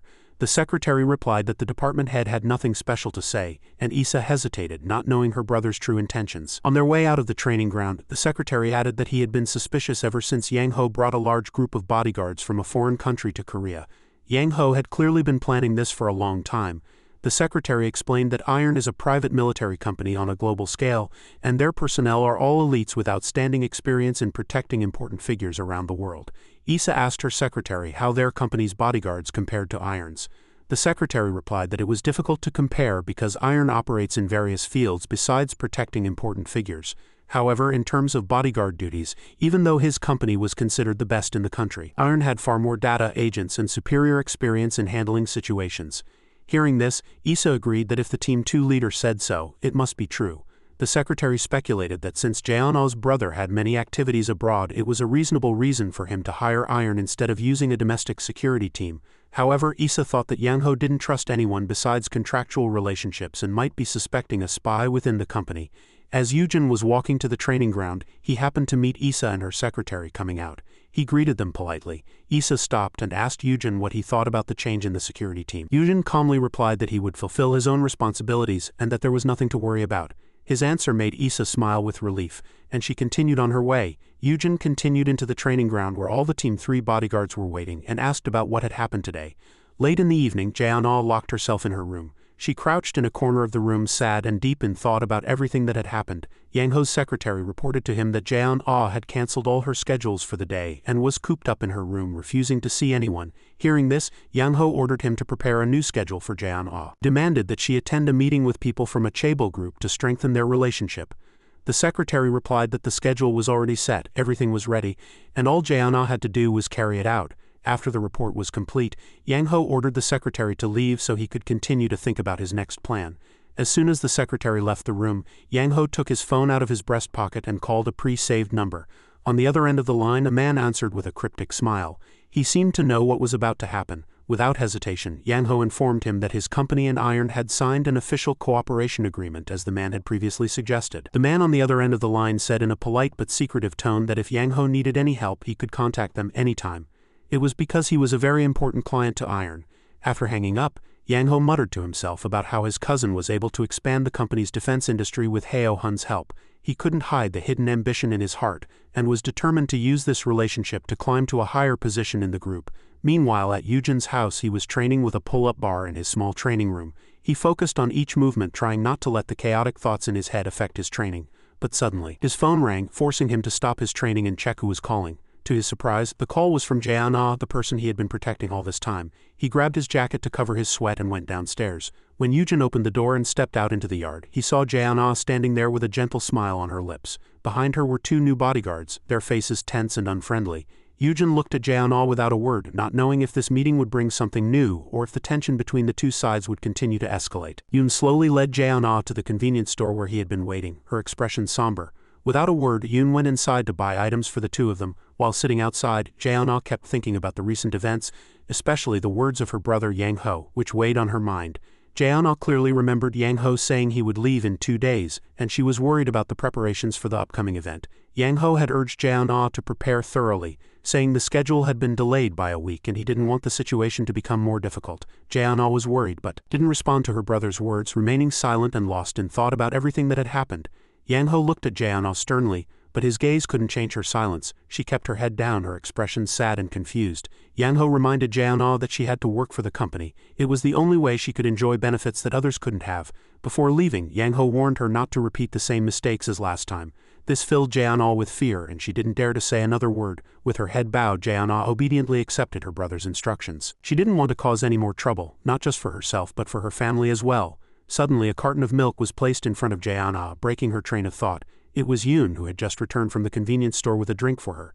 Jae-na apologized and asked Yoon if she had called him out too late. There was a slight hesitation in her voice, but her manner of speaking was still friendly. Yoon replied gently that since he had been working out, it was no trouble at all to be out at this time. Hearing that, Jae-na was impressed that besides training with his bodyguards, Yoon also trained more on his own. This made her admire his diligence. It also explained why Yoon always gave his best in every situation. And it was no wonder that while many wanted to beat him in training sessions, it wasn't easy. Yoon replied nonchalantly to Jae-na's words with a short, "Is that so?" But his gaze remained focused on what she was saying. Jae-na smiled gently, her eyes filled with admiration, but a sadness she couldn't share with anyone still remained in her heart. Despite being in the middle of a conversation, Jae-na mentioned that she was supposed to go to a PC bang with her friends today but had to cancel her plans in the end. She was disappointed she couldn't go with everyone. She stood up, approached Yoon, bowed her head and whispered that she had decided to practice her gaming more at home because Jung had made fun of her skills. Yoon smiled and gently promised to keep her secret, and Jae-na smiled in satisfaction, relieved by his promise. Afterward, Jae-na boasted to Yoon about her improved gaming skills, proud of how hard she had practiced. The pride in Jae-na's voice as she talked about her achievements surprised Yoon, but he didn't say anything. He just listened and observed quietly. The two talked for a long time until late into the night, not realizing how late it had gotten. Yang Ho's secretary approached to remind Jae-na that it was very late and she should go home. His eyes were filled with sternness and a warning. The secretary glanced at Yoon, but Yoon met his gaze with an equally sharp look, making the secretary not dare to say anything more. Jae-na apologized to Yoon, feeling sorry that she would have to study abroad soon. These words surprised Yoon, who had known nothing about this decision of hers. Today, Jae-na had come to say goodbye to Yoon, telling him she would no longer be able to continue studying at her school. This change shocked them both, and a long silence fell. No one said a word, only private thoughts swirling in Jae-na's and Yoon's minds. Although there was still an unspoken sadness in her heart, Jae-na managed a gentle smile, while Yoon said nothing and just watched her quietly. Jae-na said it was time for her to go. She said goodbye to Yoon, her eyes filled with emotion, but she tried her best to remain calm. Yoon silently watched her get into the car under the escort of her bodyguards, not saying a word, just following her every step with his eyes. Jae-na entered her house but suddenly heard a voice call out from behind. It was Seo-yu, a loyal bodyguard of the family. Jae-na quickly asked Seo-yu what he was doing here, and he in turn asked if she was really going to study abroad, which surprised her a little. Jae-na hurriedly said she had meant to tell him beforehand but couldn't, and apologized. Her eyes were filled with guilt in front of the bodyguard who had always protected her. Seo-yu said he wouldn't be able to go with her this time. His words surprised her, and she couldn't understand why. Her eyes were filled with worry and confusion. Seo-yu said that this time Yang Ho had forbidden him from going with her, so he couldn't. This left Jae-na in shock, at a loss for words. At that moment Jae-na's face gradually darkened, and a sense of loss was clear on her face. However, she quickly understood that Seo-yu was just following her brother's orders. Jae-na gently told Seo-yu that she understood, because if he didn't listen to Yang Ho, it was certain Yang Ho would take his anger out on everyone around them, causing more trouble. Seo-yu went on to say that since he noticed she had changed a lot from before, she had been smiling more, talking more, and seemed much happier. At these words, tears suddenly streamed down Jae-na's face. She couldn't hold back her emotions and asked herself where she could find true joy. Jae-na said sadly that she didn't know where to find joy, but she didn't want to make others sad or disappoint them because of her weakness. Meanwhile, in another room, Yang Ho was meeting with the chairman. His eyes were filled with determination as he spoke about his upcoming overseas business trip. Yang Ho said that this time he would establish a firm foothold abroad and bring back important achievements for the company, making everyone proud. The chairman listened to Yang Ho's words but still sat in thought without saying anything, his face seeming to contemplate the future and upcoming plans. As Yang Ho left the meeting room, he noticed someone waiting outside. It was Yoon, dressed in workout clothes and ready for a challenge. Yang Ho's eyes suddenly sharpened, a murderous aura emanating from them. However, he said nothing and walked coldly past Yoon, leaving behind a tense atmosphere. Before leaving, Yang Ho advised Yoon to come back and give up on Jae-na, because in his mind, Yoon was not a match for her and shouldn't hold out any hope. The three of them, Yang Ho, Yoon and Seo-yu, passed each other in silence. But this time Yoon was able to glance back to assess the situation. His eyes were filled with determination. In the room, the chairman apologized to Yoon for calling him in again so suddenly. He expressed his sympathy but wanted to hear more about his meeting with Jae-na last night. The chairman asked about Jae-na's current situation, if she was okay and if everything was proceeding as he wished. Yoon calmly replied that what Jae-na truly needed right now was her family. These words made the chairman pensive, as if he had heard something very important. After hearing Yoon's words, the chairman was silent for a long time without saying anything, seemingly considering a major decision about Jae-na's future. The chairman began to explain his role in the company, saying that managing and operating the company often prevented him from taking care of all family matters. Yoon sympathized with the chairman. He understood the responsibility he shouldered and knew that one couldn't always balance work and family. Yoon went on to talk about the time he realized after surviving on the battlefield that his family was everything to him. It was his greatest motivation. Hearing Yoon's words, it seemed something awakened in the chairman's mind, as if he were seeing the relationship between the company and family in a new light.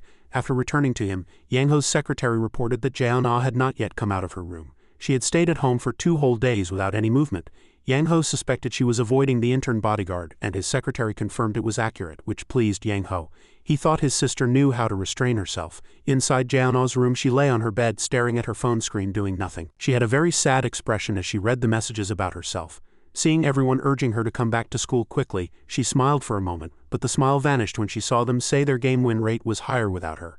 A surge of anger rose in Jae-na's heart, and she immediately tried to send a message scolding them, but she stopped halfway through, her heart filled with sadness and hesitation. She put down her phone and lay on her bed as if she didn't want to face anything anymore, and at this moment it felt as if the outside world meant nothing to her. The next morning, the long line of cars was already prepared in front of Jae-na's house. Inside the car, Yang Ho sat solemnly while his secretary reported a change in plans. The secretary said that the Sewon group had suddenly requested to meet Jae-na earlier than scheduled. Yang Ho coldly replied that Jae-na should be ready immediately upon their arrival. In his heart, Yang Ho thought that Jae-na was a good pawn for him. She would be the perfect tool to connect him with other major corporate partners around the world. He was convinced that nothing was more important than the benefits this naive sister would bring him in the future. At this time, Jae-na had already come out of the house. Her bodyguards were loading luggage into the car, but her face looked very sad, as if she didn't want to leave this place. Suddenly, a familiar figure appeared. It was Yoon. However, he was blocked by one of the bodyguards, who stretched out his arm to prevent him from moving forward. Jae-na cried out in surprise, asking why everyone was stopping Yoon. But before she could react, another member of the security team appeared in front of her and blocked her path. Jae-na asked what the bodyguard was doing, but he didn't answer her, his face expressionless as if he had no emotions. Before Jae-na could understand what was happening, the voice of Yang Ho's secretary was heard, asking her to get in the car quickly so as not to miss her scheduled plan. Jae-na pleaded, asking for just a little more time. However, when she saw Yang Ho's cold gaze from inside the car, she was too afraid to say anything. Suddenly, a voice called out from a distance. It was Yoon, still being blocked by the bodyguard. He asked her what she truly wanted in this situation. Jae-na was taken aback and didn't immediately understand Yoon's question, but he quickly explained, asking her to clearly state what she truly wanted to do, not what others were forcing on her. Yoon's words made Jae-na think more deeply. For the first time, she asked herself what she truly wanted, not for her family or the group. At that moment, Yang Ho got out of the car and angrily asked Yoon what he was trying to do, holding Jae-na back, who had ordered him to act so presumptuously. Yoon didn't answer. This made Yang Ho even angrier, enraged at being ignored. He angrily tried to step forward, but Jae-na ran and stood in her brother's way. Yoon turned to Jae-na and told her that she didn't need to care about others right now. Just tell him what she truly wanted. Just listen to her own heart and decide. Jae-na looked back, and memories of happy times with Yoon and Seo-yu flashed through her mind. At the same time, she remembered the urging messages from her close group of friends. With those memories, her eyes suddenly blurred, and she realized that what she truly wanted was not to leave all this behind. She didn't want to study abroad. She wanted to stay in Korea. Yoon smiled upon hearing her answer.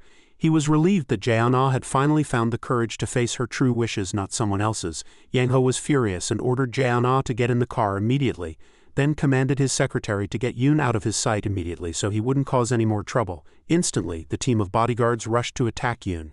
However, all their attacks were quickly and effectively blocked and countered by Yoon. With a single kick, Yoon could take down one of the bodyguards. This left Yang-ho and his secretary extremely surprised, unable to believe Yoon could react so quickly.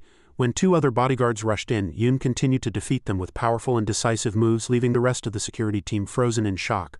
Jae-na watched all of this with trembling eyes, not knowing how to react. Yoon stepped in front of her, his eyes filled with determination, not at all afraid. Jae-na asked Yoon what he was doing, worried that this action would get him into big trouble. She knew Yang-ho wouldn't just let it go and would retaliate against him and his family. Yoon just smiled and assured her he would be fine, and that this was his job, not just to protect her as a bodyguard but also for what he believed was right. When Yang-ho saw this scene, he couldn't contain his rage and warned Yoon not to be presumptuous and that there would be serious consequences if he defied his orders.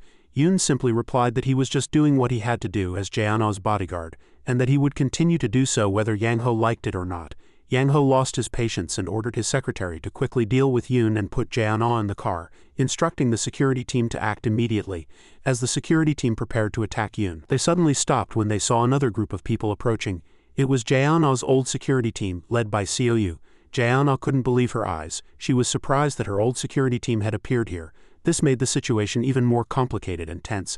The old team leader stood in front of Jae-na with a solemn expression, taking a stance to confront Yang-ho and the current security team, putting everyone on edge. Yang-ho asked them what they were trying to do, his face filled with anger as if he couldn't believe all of this was happening right in front of him. Yang-ho lowered his voice and with an authoritative tone, asked Yoon's group what they were doing in front of him. This made the atmosphere even more tense. He turned and with a cold gaze immediately demanded a clear answer from the Team 3 leader, trying to find a reasonable explanation for the situation. The Team 3 leader calmly replied that they were just fulfilling the team's responsibilities, and that Team 3 was doing what it was supposed to do. However, Yang-ho still couldn't understand the team leader's words. Everything was vague to him, and it was unclear why Team 3 was acting this way in this situation. The team leader slowly and clearly explained that they had a mission to protect Lady Jaeon, and that if she didn't want to, Yang-ho could not force her to leave. Hearing that answer, Yang-ho with a solemn face asked the team leader if he could take responsibility for his words and actions. He constantly threatened that the entire Team 3 would have to be held responsible for their current actions if they dared to defy him. Yang-ho's threatening words made Jae-na tremble. She saw the determination in her brother's attitude, and fear arose in her heart. The Team 3 leader remained silent at the threat, but his entire team confirmed in unison that they were prepared to take responsibility. Yang-ho sneered, his eyes mocking, and said that if they wanted it that way, he would gladly comply. His voice was cold and challenging as he spoke. Jae-na abruptly interjected, firmly telling him not to bully her bodyguards. At these words, everyone turned to look at her. Jae-na thought to herself that she could no longer stand to see Yang-ho harm the loyal bodyguards who had bravely stood up to protect her. She was determined to protect them all, vowing that they would not be harmed in any way. This sent a shockwave through the entire security team. Yang-ho said nothing. However, a suppressed anger flashed in his eyes. No one knew what he was thinking at that moment. After a moment, he opened his mouth and said that if Jae-na wanted it, he would not harm the bodyguards. But he added that she had to get in the car quickly if she didn't want to miss her flight. This time, however, Jae-na firmly refused, her voice no longer holding any fear. She declared that she would not go to study abroad no matter how much her brother forced her. At her refusal, Yang-ho was enraged and ordered her to get in the car immediately, even as he was still trying to speak gently.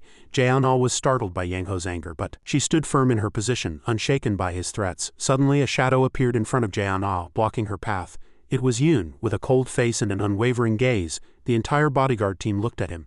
Jae-na also looked up at Yoon, feeling confused in her heart but also protected by him. She gritted her teeth and continued to approach Yang-ho.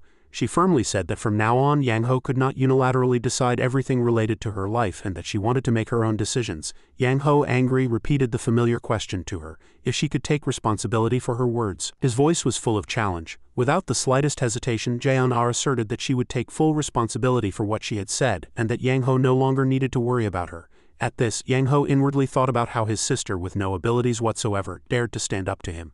This both amused and angered him. As Jaeon-ah was about to go back home, Yang-ho immediately called her to a stop and did not let her go easily. But just then, Issa intervened on her behalf. Issa approached with her own security team and firmly said that since Jaeon-ah didn't want to go, why was Yang-ho still trying to force her? Yang-ho coldly replied to Issa, telling her not to get involved in this matter. But Issa firmly refused and asked if Jaeon-ah couldn't decide anything for herself. The argument between Yang-ho and Issa became more intense, but Issa continued to say that Jaeon-ah was too naive to realize she was being used. At these words, Yang-ho was startled. Issa challenged Yang-ho that if he wanted to confront her, he should face her directly and not drag Jaeon-ah into his schemes. At these words, Yang-ho's face darkened. Suddenly, Jaeon-ah's phone rang, breaking the tense atmosphere. She hurriedly answered the call. To her surprise, it was the chairman's voice. Both Issa and Yang-ho were startled that the chairman had called directly. They turned to look at Jaeon-ah with disbelieving eyes at what was happening. The chairman asked Jaeon-ah a simple but meaningful question: what she truly wanted. At this question, Jaeon-ah was confused, not knowing what her grandfather wanted to say. The chairman gently told her to just answer without needing to think, and finally Jaeon-ah replied that she wanted to stay here and do work unrelated to business. She asserted that forcing someone with no ability like her to take over the business was an irresponsible act that would harm others. The chairman accepted Jaeon-ah's wish. This surprised her so much that tears burst out. She had never thought her grandfather would agree so easily. Meanwhile, before Yang-ho could even understand what was happening, his own phone rang. When he answered, it was the chairman. The chairman clearly stated that from now on Yang-ho could not decide Jaeon-ah's life. At these words he was shocked. Yang-ho still stubbornly tried to excuse himself, saying that he had done everything for Jaeon-ah's sake, but the chairman cut him off, asserting that it was his business to worry about, not Yang-ho's. Yang-ho was extremely angry but could do nothing. He reluctantly followed his grandfather's words and hung up the phone. His heart was filled with anger and frustration. At this time, Jaeon-ah was still crying, but her heart felt lighter than ever. It was because she could finally decide her own future. Yang-ho coldly glanced at his sister's side, and there was no emotion in his eyes, and he ordered his bodyguards to leave this place and end everything. The entire security team silently helped each other into the cars, and no one said a word. Only a gloomy atmosphere hung around, and it felt as if everything had ended reluctantly. At this moment, Jaeon-ah turned towards Yoon and Seo-yu, smiled, and said that the three of them should go to school together. At her words, Yoon and Seo-yu also smiled. The team's bodyguards also felt a weight lifted from their hearts. The tense atmosphere gradually dissipated, and everything became more relaxed, as if all burdens had been lifted. From a distance, Issa muttered. The road ahead would not be easy, but she was ready to face all the challenges that were to come. Inside the company, the chairman leaned back in his large chair. He closed his eyes as if to shake off all the fatigue from his tired body. He said that living as a chairman was never easy. Elsewhere, Yang-ho's partner was on a phone call. He apologized that there was a problem with the plan and that everything had to be delayed.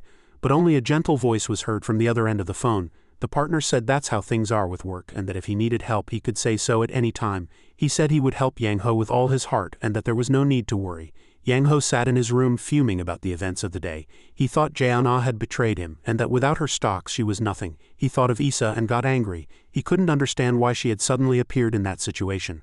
A knock on the door interrupted his thoughts. It was his secretary, coming to report on the relationship between Jaeon-ah and Issa. He said that Jaeon-ah often invited Issa over. At these words, Yang-ho was surprised and had a look of disbelief. He slammed his fist on the table, thinking this couldn't be happening. In his heart, a fear arose that Issa was plotting to surpass him and seize power. At the same time, in Yang-ho's partner's room, he called his partner to ask for help. He asked if the previously promised support was still valid, and the other party answered with certainty, of course. Yang-ho asked his partner for help in resolving the Jaeon-ah matter, and the partner agreed immediately without hesitation. After the phone call ended, the partner ordered his subordinates to take action immediately.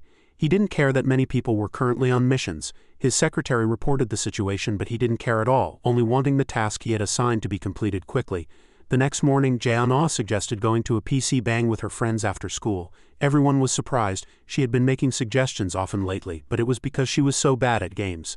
Those words hurt Jaeon-ah's pride, but her friends reluctantly agreed, and she was happy again like before. She asked Seo-yu why Yoon hadn't come to school today, and he replied that Yoon was on a bodyguard mission with the Team 2 security team. Jaeon-ah couldn't hide her disappointment and replied perfunctorily. In the evening, Issa was sitting in the car with Yoon protecting her from the side. Suddenly, his phone rang in his pants pocket. Issa looked at him and told him to check the message. But Yoon politely replied that he was on duty now, so he would check it later. Issa smiled slightly and told him it was okay to check it now. After all, they were just sitting in the car and there was nothing urgent.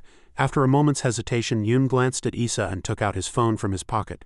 It was a message from Jae-jun, asking if he was going to the PC bang with everyone after school. Yoon smiled gently, and Issa, seeing it, guessed it must be a message from his family.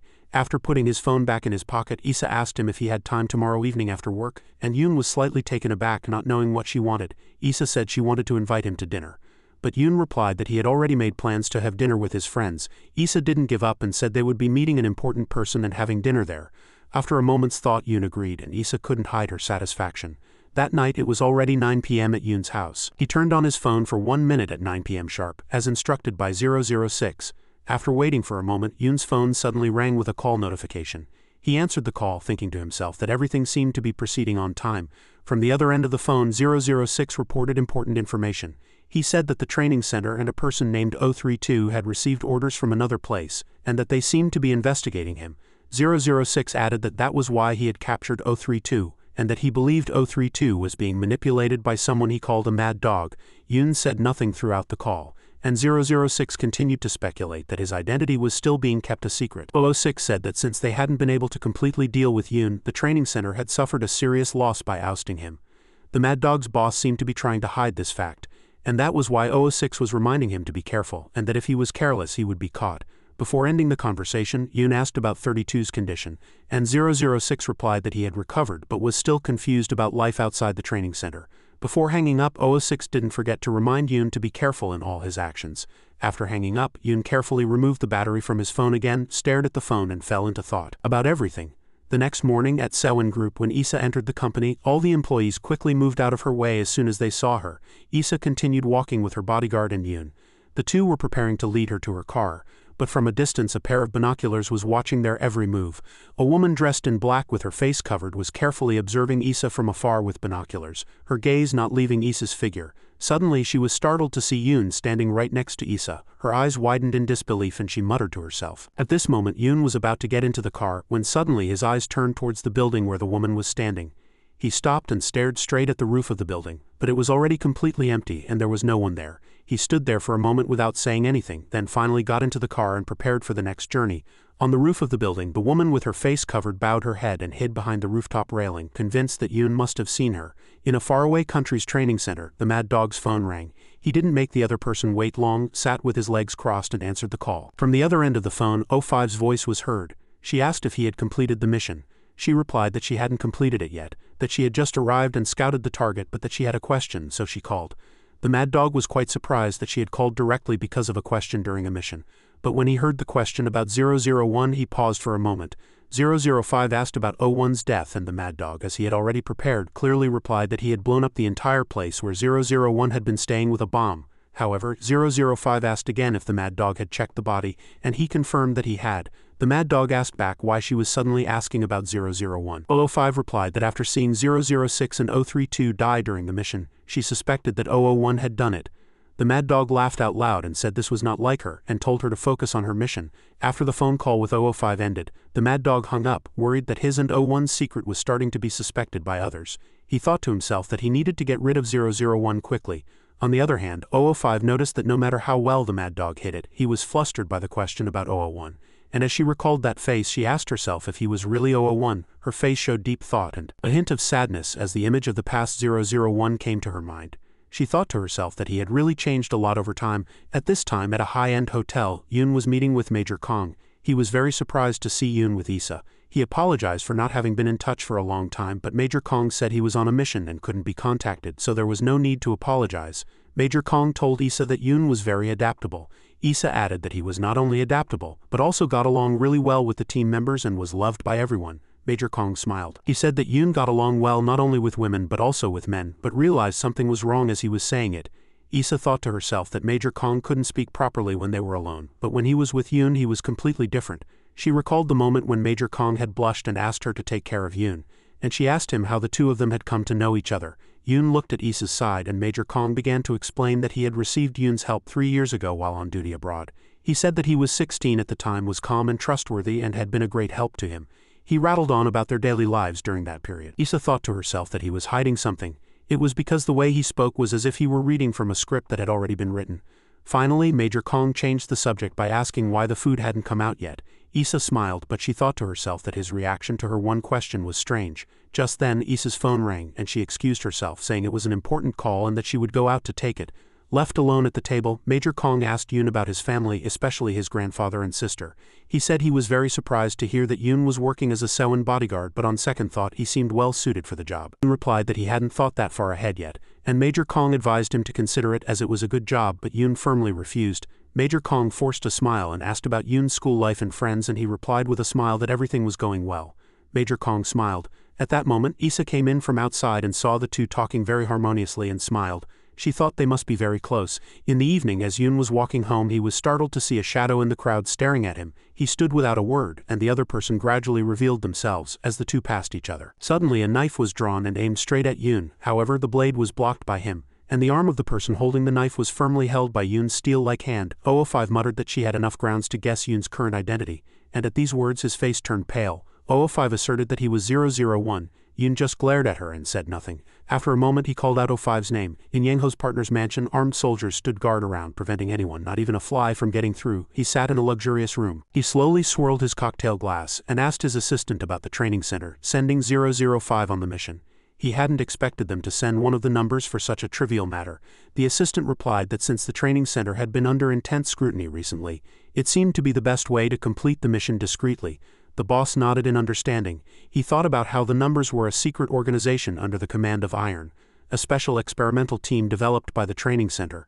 Out of 1,000 participants, only 40 had endured years of harsh and dangerous life-threatening training. After completing that phase of training, they were officially deployed for field missions. In a short amount of time, Iron grew rapidly, achieving outstanding results with ever-increasing profits. The boss, who had been working for Iron tacitly for a long time, had lost many comrades from the numbers and the core when the training center's operational system collapsed due to the betrayal of some leaders. He regretted that if he had been able to control things better, the situation would not have deteriorated to this point. But now the training center continued to operate under someone else's direction with the remaining numbers. Outside, new mercenaries were hired to complete missions he couldn't carry out himself. And now, thinking back, he still felt a deep sense of regret. At an abandoned construction site, 005 stared straight at Yoon. She said she was surprised that 001 was still alive after everything that had happened. Yoon said nothing, and 005 continued, saying he was alive and well, the complete opposite of what Mad Dog had said about him being dead. Yoon calmly replied that if she didn't know he was alive, Mad Dog would not have sent her to kill him. Upon hearing this, 005 immediately realized that Mad Dog knew 001 was alive, and she became furious, unable to understand why he had hidden it. Yoon continued, asking that if he wasn't her target, then her target must be in Korea, and he guessed that she must have seen him while tracking her target, thus concluding that her target must be one of the leaders of the Sewon group. 005 smiled coldly, saying she was very happy to see 001 again, while simultaneously pulling a pistol from behind her back and saying she could kill him instantly now. Like lightning, Yoon ducked to dodge the first bullet, then rushed at 005 with incredible speed. Just before the second bullet flew, he quickly twisted to the left, giving 005 no time to react. Yoon closed in on 005 and landed a stunning attack, striking her jaw with the back of his hand. 005 stepped back to avoid the attack, and the impact knocked off her mask and baseball cap. She tried to land a third shot in Yoon's abdomen, but he immediately knocked the gun aside, causing it to miss its target, and the gun flew into the air. Not missing a beat, 005 pulled a knife from behind her back and launched a series of sharp slashes at Yoon.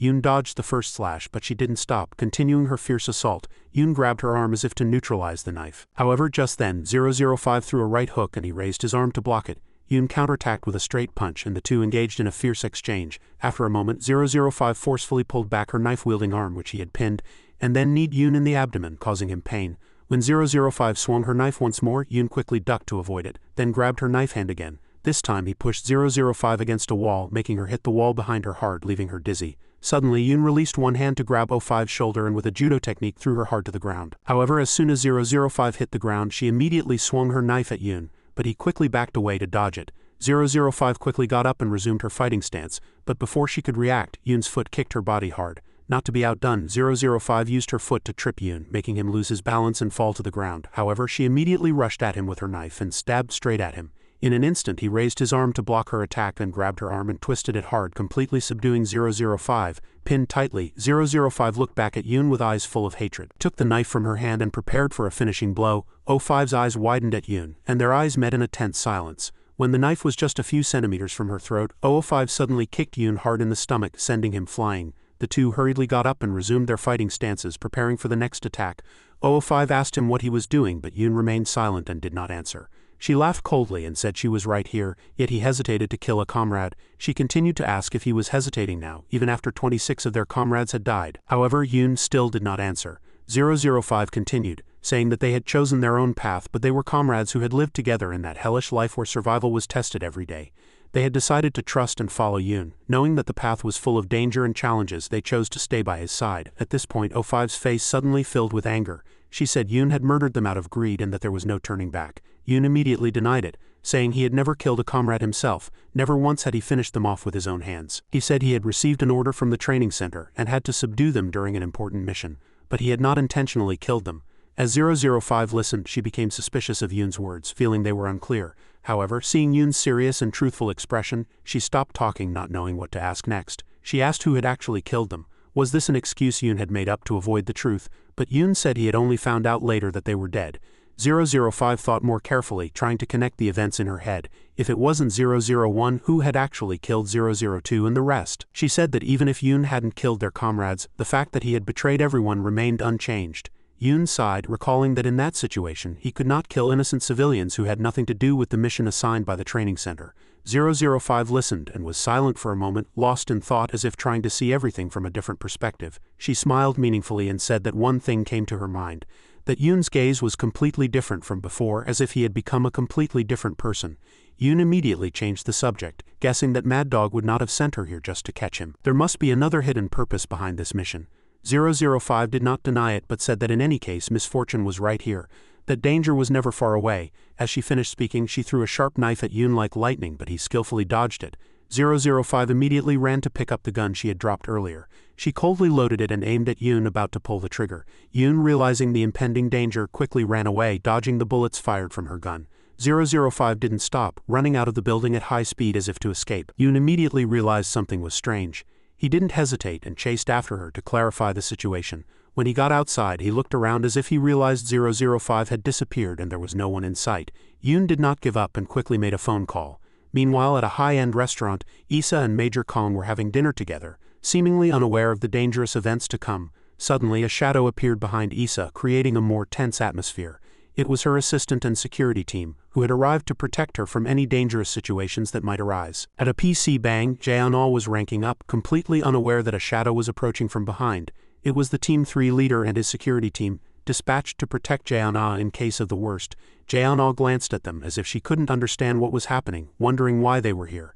At this time, in a separate meeting room, the chairman was listening in silence to his secretary's report on the security situation. The secretary said that according to Yoon's warning, key figures of the Sewon group had returned home safely, and bodyguards had been deployed in case of an emergency. The chairman nodded, saying he had anticipated this, especially when the Sewon group ventured into the defense industry, where unpredictable dangers always lurk. However, he had not expected this problem to resurface so quickly, making everything more difficult to control. In a small hotel room elsewhere, 005 was bandaging a wound on her arm, thinking about what had happened. She recalled that Mad Dog knew 001 was alive, but had said nothing to her. This made her unable to understand at all. She gripped her phone tightly, wanting to immediately confront Mad Dog with the conflict in her heart, but she couldn't do so until she knew the real reason. 005 kept thinking about Yoon's words about his claim that he was not the one who had killed their comrades. She wondered if that were true, who had killed the other numbers, and it might not have happened just once, but several times. She thought about the possibility that they had died during a mission, meaning they had been attacked by someone or defeated during an operation. A faint smile appeared on 05's face. She thought that no matter how the situation unfolded, there were still many ambiguous points that had not been resolved. Suddenly, a sound from outside the door made her immediately alert, and she focused on where the sound was coming from. She glanced at the door, wondering what was happening, prepared for any situation. Outside, a delivery man stood in front of her door with a box, looking completely normal and harmless. However, what 005 couldn't overlook was that two masked men were hiding on either side of the door, both holding guns, preparing for an unexpected attack. One of them skillfully and carefully drilled a hole in her door lock with a drill, not making a loud noise. The delivery man, now with his entire face covered by a mask, signaled to all three of them with a clear objective, to enter the room and subdue 005. As the three men entered the room, they split up to search each corner, but the room was empty, with no sign that anyone was inside. Without stopping, the three immediately signaled to each other and split up to search other areas of the room to find their target. One of the three entered the bedroom, still in a state of high concentration. Suddenly, a gun barrel was aimed coldly at his temple, and he had no time to react. 005 did not hesitate to pull the trigger, and the man immediately fell to the ground, unable to even scream. The sound of the gunshot immediately drew the attention of the remaining two, who knew that 005 was still in the room and ready to face them. From one side of the wall, 005 quickly stuck out her gun and aimed at the remaining two, who were on high alert. She pulled the trigger in succession, and the two were taken down in an instant in just a few seconds. One of the two was shot in the abdomen and fell screaming in pain but still tried to grab his gun. 005 approached and stepped hard on his hand, giving him no chance to resist, while at the same time aiming her gun at his head and asking who had sent them here. However, the man remained silent, not revealing any information, which made her even more suspicious. Seeing a radio hanging around his neck, 005 realized he was not acting alone. Someone might be monitoring them from a distance. Wasting no more time, she immediately finished him off with a single cold shot. After taking down all three, she walked out of the room with an unwavering stride, wondering if they were from the Sewen group. However, she immediately dismissed the possibility, as firearms were not freely used in this country. Therefore, these assassins were definitely not from the company. She thought they might be people Yoon had sent to attack her. This made everything even more complicated. In a narrow dark alley, 005 walked with her body covered, trying to hide herself from anyone's sight. Suddenly, she noticed something strange. From a distance, an assassin was quietly aiming a gun, trying to snipe her. She immediately ducked around the corner of the alley to dodge the bullet, her eyes never leaving the enemy. 005 quickly drew her gun and aimed in the direction the first shot had come from, not delaying for a moment. With a single, precise shot, the assassin was immediately taken down with no chance to resist. However, right after that, more bullets rained down on her, a sign that more people were after her. 005 was not shaken by this situation. She immediately turned around and found two other assassins getting out of a car and aiming their guns. From the car where she had shot the first assassin, another one also quickly got out, a loaded gun in his hand. Now she realized she was trapped in a dangerous situation, surrounded by two cars with no way out of this narrow alley. Just when it felt like things couldn't get any worse, a shadow from a distance ran quickly, drawing the attention of the people aiming at her. 005 hurriedly turned her head and saw a man in black clothes running over and sending one of the assassins flying with a powerful punch. Without stopping, this man quickly got on the hood of the car and with a precise kick hit the remaining assassin, taking him down in an instant. The assassin in the other car quickly aimed his gun at the man in black, intending to shoot him dead immediately. However, 005 did not miss this opportunity, quickly raised her gun, ran towards the assassin and aimed at his head. The sound of a gunshot echoed and the assassin fell on the spot with no chance to resist. Once the situation was under control, 005 stood up and glanced at the person in black who had saved her. Upon closer inspection, she realized that the person was none other than Yoon, the person she had confronted before. As the sun set and darkness slowly enveloped the outside, the atmosphere in the room was broken only by the sound of the wind blowing through the cracks in the window, with faint lights illuminating the dark walls, casting bizarre shadows on the floor and adding tension to the dark space. In that tense space, the gang boss's subordinate entered with a worried expression, approaching the desk with heavy steps. As if crushed by suspicion and pressure, he bowed his head and reported in a heavy voice that they had lost contact with the dispatch team. The gang boss leaned back in his chair and listened to the report quietly, a faint smirk crossing his lips. He had seen a slight change after a long time, but unfortunately, that interest quickly faded. He lifted his glass, tilted his head back, and soothed his confused mind with the intense flavor. The subordinate hurriedly tried to reassure him, showing confidence that the boss had no need to worry.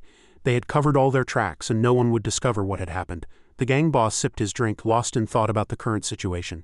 He was well aware that danger always lurked like an unpredictable ghost, and every decision could lead to unforeseen consequences. It could affect not only himself but the entire organization he led. In an abandoned warehouse, tranquility reigned. Darkness enveloped everything, and the cracks in the walls and a thick layer of dust further highlighted the desolation of the space. The place where 001 and 005 were staying seemed as if all light had been blocked out. 005 was sitting in an old cushioned chair. As she lifted a water bottle and took a long drink in one go, fatigue was evident on her face.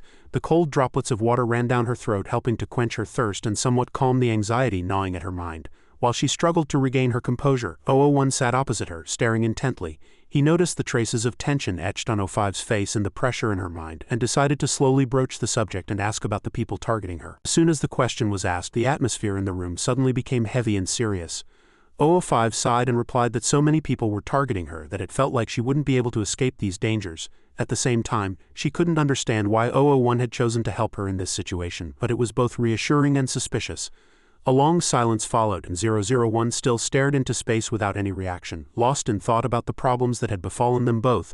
After a while, 005 broke the silence and asked him if he had remembered everything.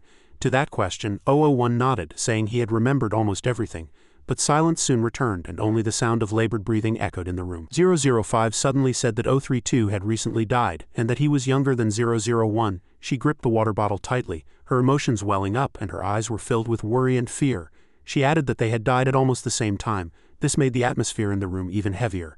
005 said she had heard that 032 and 006 had died during a mission. They might have been defeated by the one who had tried to kill them. She looked back at 001 waiting for his reaction, but he was just silent, and his avoidance of her gaze made 005 even more irritated. Her worry turned to anger and she frowned, asking what his reaction was. Did that mean the other numbers didn't matter? Unlike the others, 006 and 032 were always with him. Hearing that, 001 lowered his mask and asserted that it wasn't true. But 005 didn't accept it, stood up and with furious eyes asked him if he had killed them. 001 was surprised by the sudden question. He stammered that he hadn't, but 005 didn't let him go. She pressed him, asking if he knew something. Under the pressure of her question, 001 just lowered his head, and his silence only fueled her anger. She asked again if that was the case, and 001 replied that they weren't dead. At her question, 005 froze. Without blinking, it was as if everything had stopped for a moment, and the two were lost in their own thoughts. She covered her face, showing her helplessness as questions and worries piled up in her mind. What would happen if those mad dogs found out? 001 answered calmly. How could they be found if they didn't meet them? 005's anger flared and she pressed him, asking what he was talking about. She asserted that the camp wouldn't just let those who tried to leave go, because the investigation would become more thorough, and if that person returned, the punishment would be even harsher. 001 cut her off and asserted that given the camp's current situation, they couldn't afford to investigate those deaths, and that the commander wouldn't stop until he was eliminated, because he was the one who had caused the commander's death. This statement sounded like a warning, and the atmosphere in the room grew tense. Hearing this, 005 was so surprised she couldn't believe what he had just said. In a worried voice she asked again if Mad Dog had some purpose, which was why he couldn't reveal the fact that he was alive. She couldn't find out any more details, and 001 nodded. His eyes were filled with agreement. He continued, saying that 032 had followed 006 and met him, and that he was now with 006. This question made 005 worry about what would happen next. 005 covered her face, and as she thought about those kids, a sense of helplessness washed over her again. They had always wanted to escape from dangerous places. Thinking about the dangers surrounding them, 001 sighed, his heart heavy. Suddenly, 001 recalled an old memory. On a rainy and windy day he was sitting with his knees hugged to his chest, suffering from the wounds etched on his body. At that moment he felt alone and weak, but then a pair of feet approached. He looked up and saw a stranger approaching.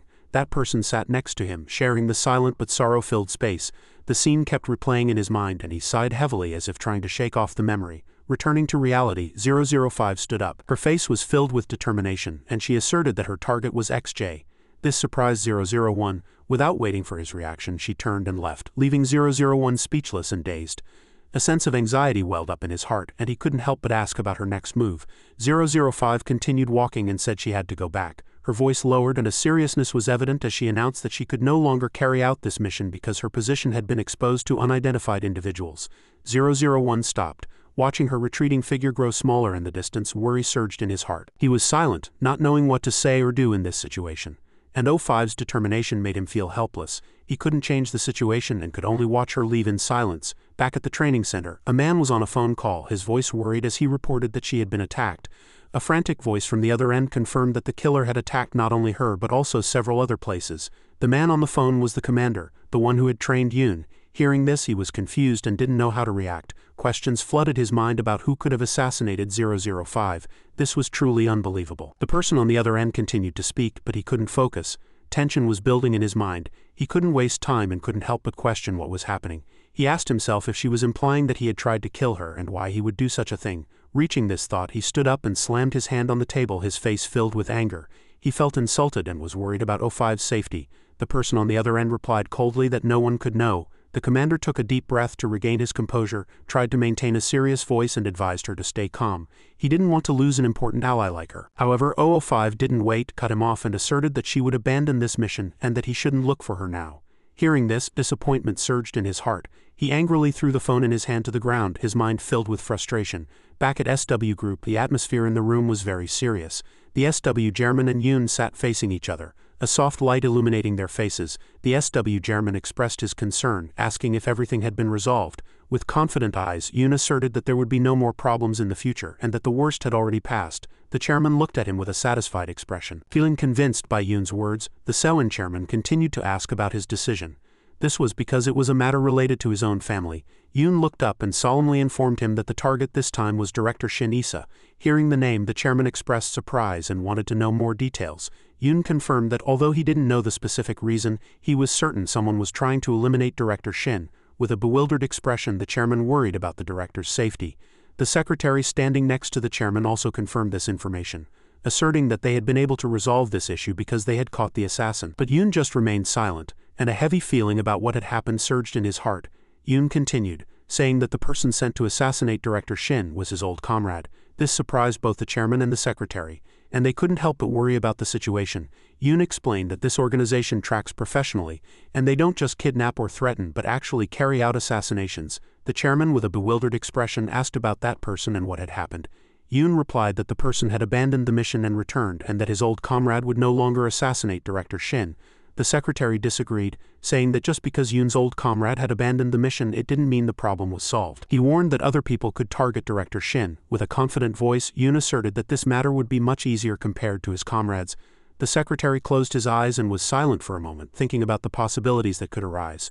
Yoon emphasized that those who had failed would not risk assassinating the same person again.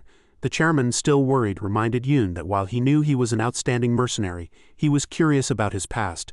Yoon looked the chairman straight in the eye and said without hesitation that being a mercenary was his job when he was abroad 5 years ago. However, when he spoke about that time 5 years ago, he suddenly hesitated. As if a memory was flashing through his mind, he didn't know how to continue. In a secret training center hidden deep in the forest, a group of people were discussing something, and the atmosphere was more tense than ever. Their eyes were pensive, and they occasionally glanced at each other. A member of the group began to speak his mind with a serious expression. He mentioned that he had found a boy at the site of a plane crash investigation a few days ago. At that time, the boy was in a coma, and he asserted that he was the sole survivor of the tragedy. This information made the atmosphere even heavier, and another member of the group also nodded in agreement with what the first member had just said. However, one member of the group was confused and questioned why they had brought the boy to this training center for treatment. Wondering why, as this was not a place for children, he couldn't understand the other's choice. Another member replied with a confident voice that the boy could participate in training here. The others were also unsure of the situation and thought that having the boy participate might be a reasonable choice. That person disagreed and continued to wonder, emphasizing that the boy wouldn't be able to train. He said that even experienced people struggled in this harsh environment. His concern for the boy's safety was clear. Another member of the group asserted in a firm voice that there was no need to worry too much about that issue. The decision had already been made. They had to focus on their mission despite the concerns around them. Inside a small tent in the training center, Yoon lay weakly, his body covered in wounds, and because of the pain spreading throughout his body he couldn't properly grasp what was happening around him. Then suddenly he heard a whisper in his ear as if someone was trying to get his attention. "If you're awake, sit up," a voice urged. Yoon turned his head and saw a man standing with his back to him, a hat covering most of his face. He was in a daze, staring intently at the man, trying to figure everything out without understanding what was happening. Suddenly the man turned around, roughly grabbed him by the collar, and pulled him out of bed. Yoon's body was still weak and he could only crawl on the ground, but the man didn't care at all. He mercilessly threw Yoon to the ground, his body still full of wounds. Yoon knelt on the ground, his hands and feet trembling as he tried to regain his composure. He looked up at the people standing before him, and fear and confusion surged in his heart. He rubbed his eyes to see better, but everything was still blurry to his eyes. When he opened his eyes, there was a pair of feet in front of him. Yoon looked up and saw a tall, well-built man with a cigarette in his mouth. He was the commander, seemingly in control of this place. Seeing the scene before him, a man standing to the side said that Yoon hadn't fully regained consciousness yet. With a cold face, the commander said it was just an after-effect of the accident and wasn't important. He ordered him to start training from today, reminding him that before that he would have to pay back the cost of medicine and meals. The man in the hat standing beside him nodded, confirming that he understood the instruction. The commander looked at him with furious eyes, emphasizing that without their help, Yoon would have died long ago. He reassured him that Yoon wouldn't get hurt, but his gaze was intimidating, not tolerating any opposition. Yoon realized he was caught in a world full of danger and mystery, and was overcome with a sense of helplessness, a place where life was connected to death by a thin thread. Small and fragile, Yoon knelt on the ground looking at the men before him with fearful eyes. In the quiet space he felt like an outsider among the strong and intimidating men. As soon as the commander ordered them to leave, the two men turned and left, and the commander said in a low voice that he didn't know if luck would follow. The words sounded like a prophecy, making Yoon even more worried. He just sat quietly on the ground, his mind swirling with confused thoughts. Suddenly a voice cut through his thoughts, calling him in a not-so-friendly tone. When he turned his head to look in the direction of the sound, before he could even grasp everything, a madman kicked him hard in the head. The strong kick made him dizzy and pained. The man shouted in a furious voice that the newcomer would have to go through a welcoming ceremony. Seeing the scene, another guy standing by watched the madman stomping on the weak Yoon's head and hesitated, saying what if Yoon couldn't take it and died. He said Yoon was still young and looked very weak. Yoon lay on the ground in pain, feeling as if the whole world was crushing him. The madman seemed to have no intention of stopping, continuing to assert that if he couldn't take it, there was nothing to be done. He said it as if it were a matter of course. Finally, they laughed cheerfully together, and the sound of laughter echoed in the air, creating an atmosphere full of cruelty. Not long after they laughed, a girl suddenly ran up, kicked the two men hard, sending them flying, and then quickly punched them. The girl was none other than 005, a brave and decisive person. 005 looked at the two madmen writhing in pain on the ground. One of them, with a surprised expression, couldn't understand what was happening. He was puzzled by her actions, but 005 just replied with anger, asserting that her actions were because the two madmen were being too annoying. 05's eyes burned and she clenched her fists, creating a powerful yet fearsome image. The madman still couldn't believe his eyes and was confused by her fierce reaction. With uncontrollable anger, 005 continued to reply, emphasizing that she didn't need another reason for such actions. Her voice was filled with power, making it impossible for anyone to doubt her decision. The two men, defeated, gritted their teeth, feeling wronged and angry. In the end, they had no choice but to run away to another place, leaving 005 standing with a proud expression. At this moment, 005 glanced at Yoon with determined eyes and said that if he didn't want to die, he had to stand up. Yoon looked at her weakly, his body trembling with fear and pain. He wanted to listen to her, but he still couldn't move. Seeing Yoon still sitting, 005 shouted at him. "Didn't you hear me?" Her voice echoed like an intimidating command impossible to refuse. She did not accept his hesitation. Seeing Yoon still kneeling on the ground, 005 continued to press him, asking why he couldn't hear her. The patience in her voice gradually disappeared. She grabbed Yoon's clothes and roughly lifted him, clearly showing her determination and strength. A phone bell rang, cutting through Yoon's hazy thoughts. Seeing the name Meyer on the screen, he knew something important was waiting. Immediately, Yoon stepped outside to take the call, a slight tension rising in his heart. Meyer began the conversation in a serious tone, not wasting time on pleasantries. He said he had heard a rough outline of the situation, and informed him that Jay was the target this time, and that the assassin was Yoon's old comrade. In a worried voice, Yoon replied that he hadn't caught the assassin yet, and didn't know who had ordered the hit. His voice was filled with fatigue, as if the entire burden was weighing on his shoulders. In an irritated voice, Meyer replied that the assassin would not be active for a while. However, finding out his information would be anything but easy. His voice was heavy, revealing his dissatisfaction and concern about the current situation. When Yoon didn't respond, Meyer continued to ask about his condition. He worriedly asked Yoon if he was okay. Yoon was surprised and replied that he was fine, but his voice lacked conviction. Meyer did not agree with that answer. He said how could he be okay when an old comrade suddenly appeared and tried to assassinate the person he was protecting. He emphasized that Yoon did not want to meet people from his past again. Meyer's words made Yoon silent, bringing back the painful memories he had always tried to bury. With nothing more to say, Yoon could only quietly accept the frightening reality he faced.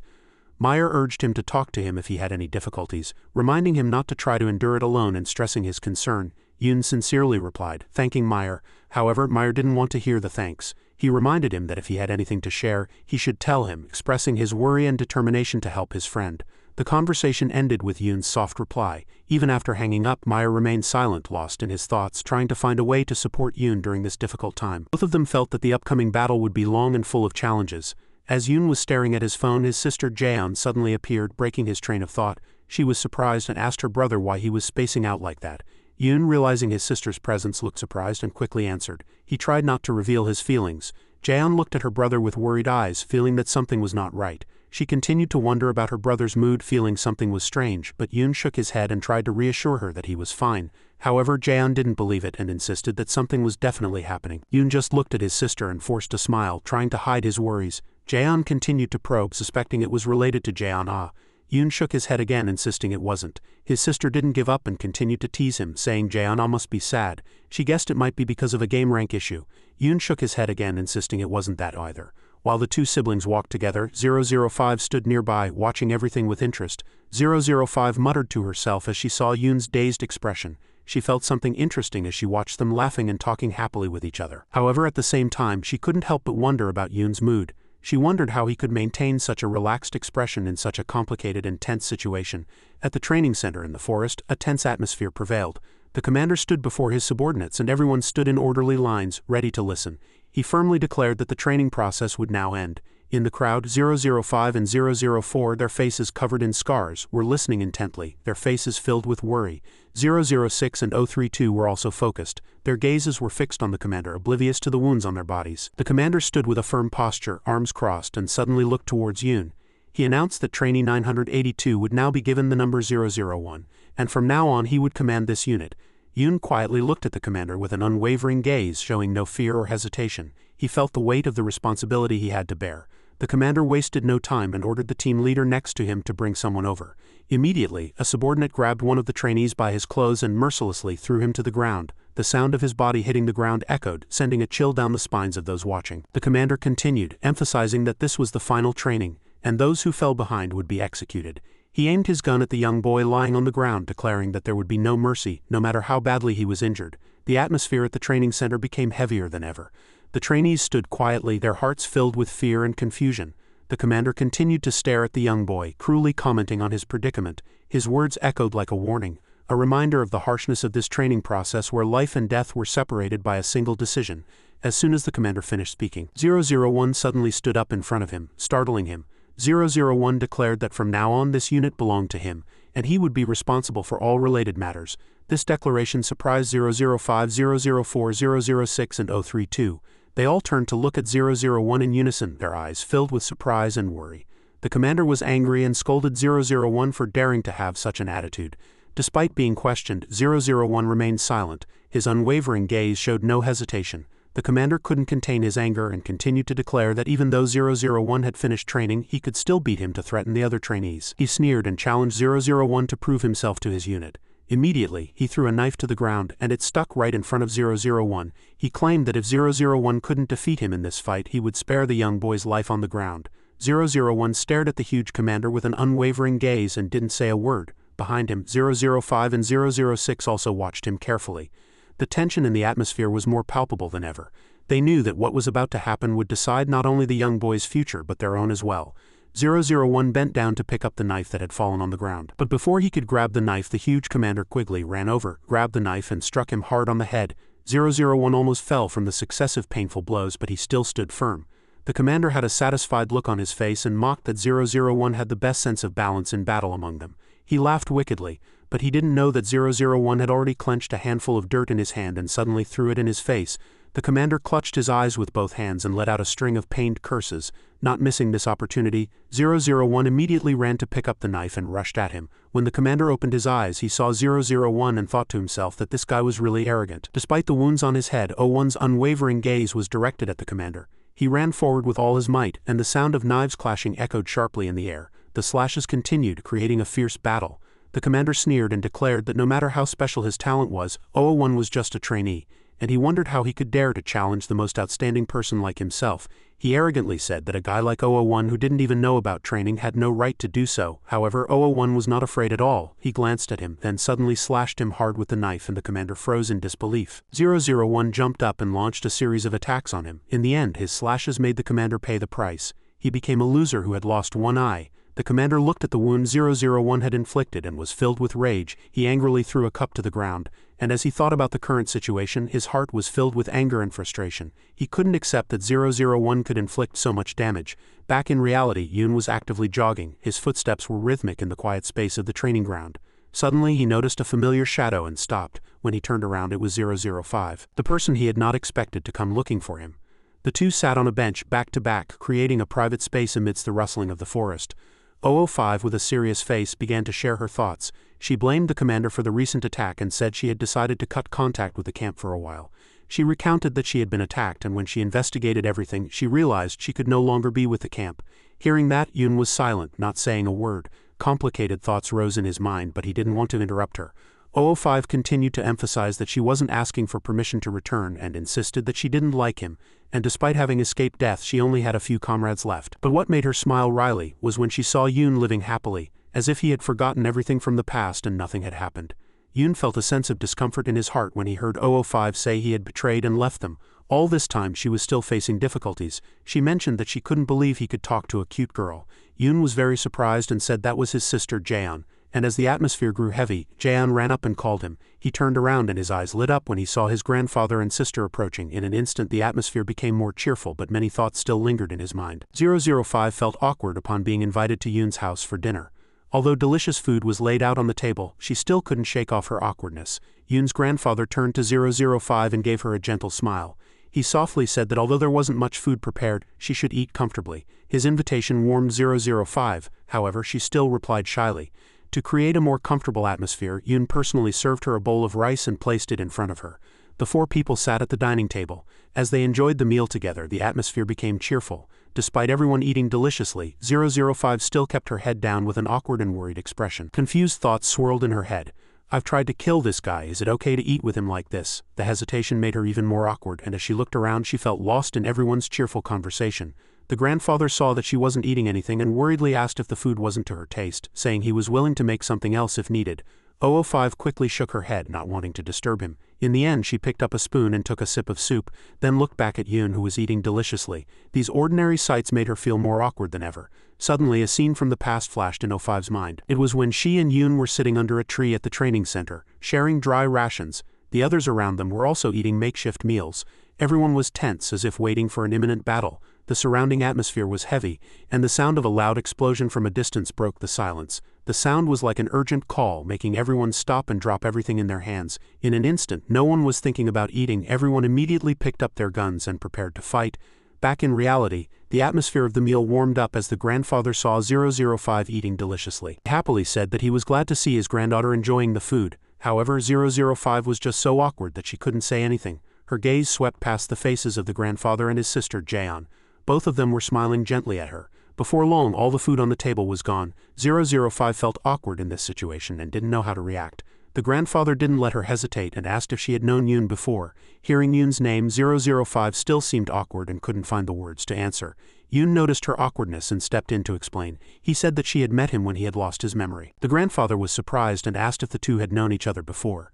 Yoon confirmed yes and began to recall his past memories from when he had lost his memory. He thanked 005 for helping him a lot and said that as they trained and fought together, they felt like family. The grandfather was impressed by his words and expressed his admiration.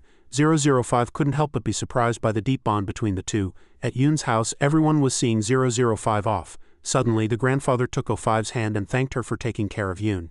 He said that if she considered him family, then she was his family too. His words genuinely evoked a warm feeling in 005. He continued to urge her not to hesitate and to come to him if anything happened. Hearing that, 005 was very surprised by her grandfather's sincerity. She understood the affection he was showing her. Jaeon, who was standing beside her, also bowed her head to say goodbye, showing her respect. The grandfather smiled and told 005 to see her again next time. This promise warmed 005, making her feel as if she had truly become a part of this family. After saying goodbye, 005 walked towards the stairs, lost in thought about their recent meeting. She raised her hand to feel the warmth of her grandfather's touch again, as if finding comfort in a weary moment. She followed Yoon, but suddenly anger surged in her heart and she kicked him hard in the back, making him fall forward. She was angry about Yoon's actions and said she couldn't understand why he had taken her to his family. Yoon turned around and calmly explained that his grandfather had invited her, not him. She was flustered by his words, thinking it was absurd. She emphasized that she was his enemy and that he had brought a wolf into his home. She couldn't believe Yoon could forget something so basic. Yoon firmly said that he had never thought of her as an enemy. That was why he wanted to introduce her to his family. Hearing that, 005 was so surprised that she fell silent, not knowing how to react. She questioned him, asking if he was trying to hide his identity by speaking carelessly to his family. Yoon insisted that he had no such intention, but 005 asked him again why he had introduced her as family. Yoon explained that she wasn't family to his grandfather and sister, but that the others were truly family. 005 was surprised by his words. Yoon looked at her with a gentle gaze and introduced himself, saying his real name was Yoo Yoon-jin. Hearing that, 005 was very surprised, and pulling down her hat to cover half of her face, she introduced herself as Aya. Seeing her reaction, Yoon smiled gently and constantly. After that, he handed her a phone and said she had to accept it. She was surprised and asked about the phone. Yoon explained that 006 would contact her on this phone and that she just needed to turn it on at 9 p.m. once a week. He said that 006 and 032 would also want to contact her. This made 005 surprised and worried, but in just a few seconds her face turned cold. She hit Yoon hard on the back, making him fall forward. 005 was angry because she couldn't accept the fact that he had suddenly betrayed them. Yoon sat on the ground wounded and looked at her with sad eyes. After that, 005 turned around and left alone, leaving Yoon in a difficult situation. At the same time, two men happened to see this scene and looked at each other with disbelieving eyes. They wondered if they were dreaming. To see a high school student get hit and fall over. One man was so confused that he asked if they should pretend they didn't see it, and the other man agreed. Moving to a new location at the base of a new gang boss, a subordinate reported that 005 had been attacked by mysterious mercenaries during her mission. He said it was not an appropriate time to carry out the mission now. He continued to report that since they couldn't identify the people who attacked 005, it was very difficult to mobilize more people, and that Yang Ho was continuously rushing them because there were no results. The gang boss heard this and said Yang Ho must have lost his patience. He emphasized that they had crossed the line, but there were still no results. The boss ordered his other subordinates to contact Yang Ho and warn him that if they didn't act, Yang Ho would act on his own.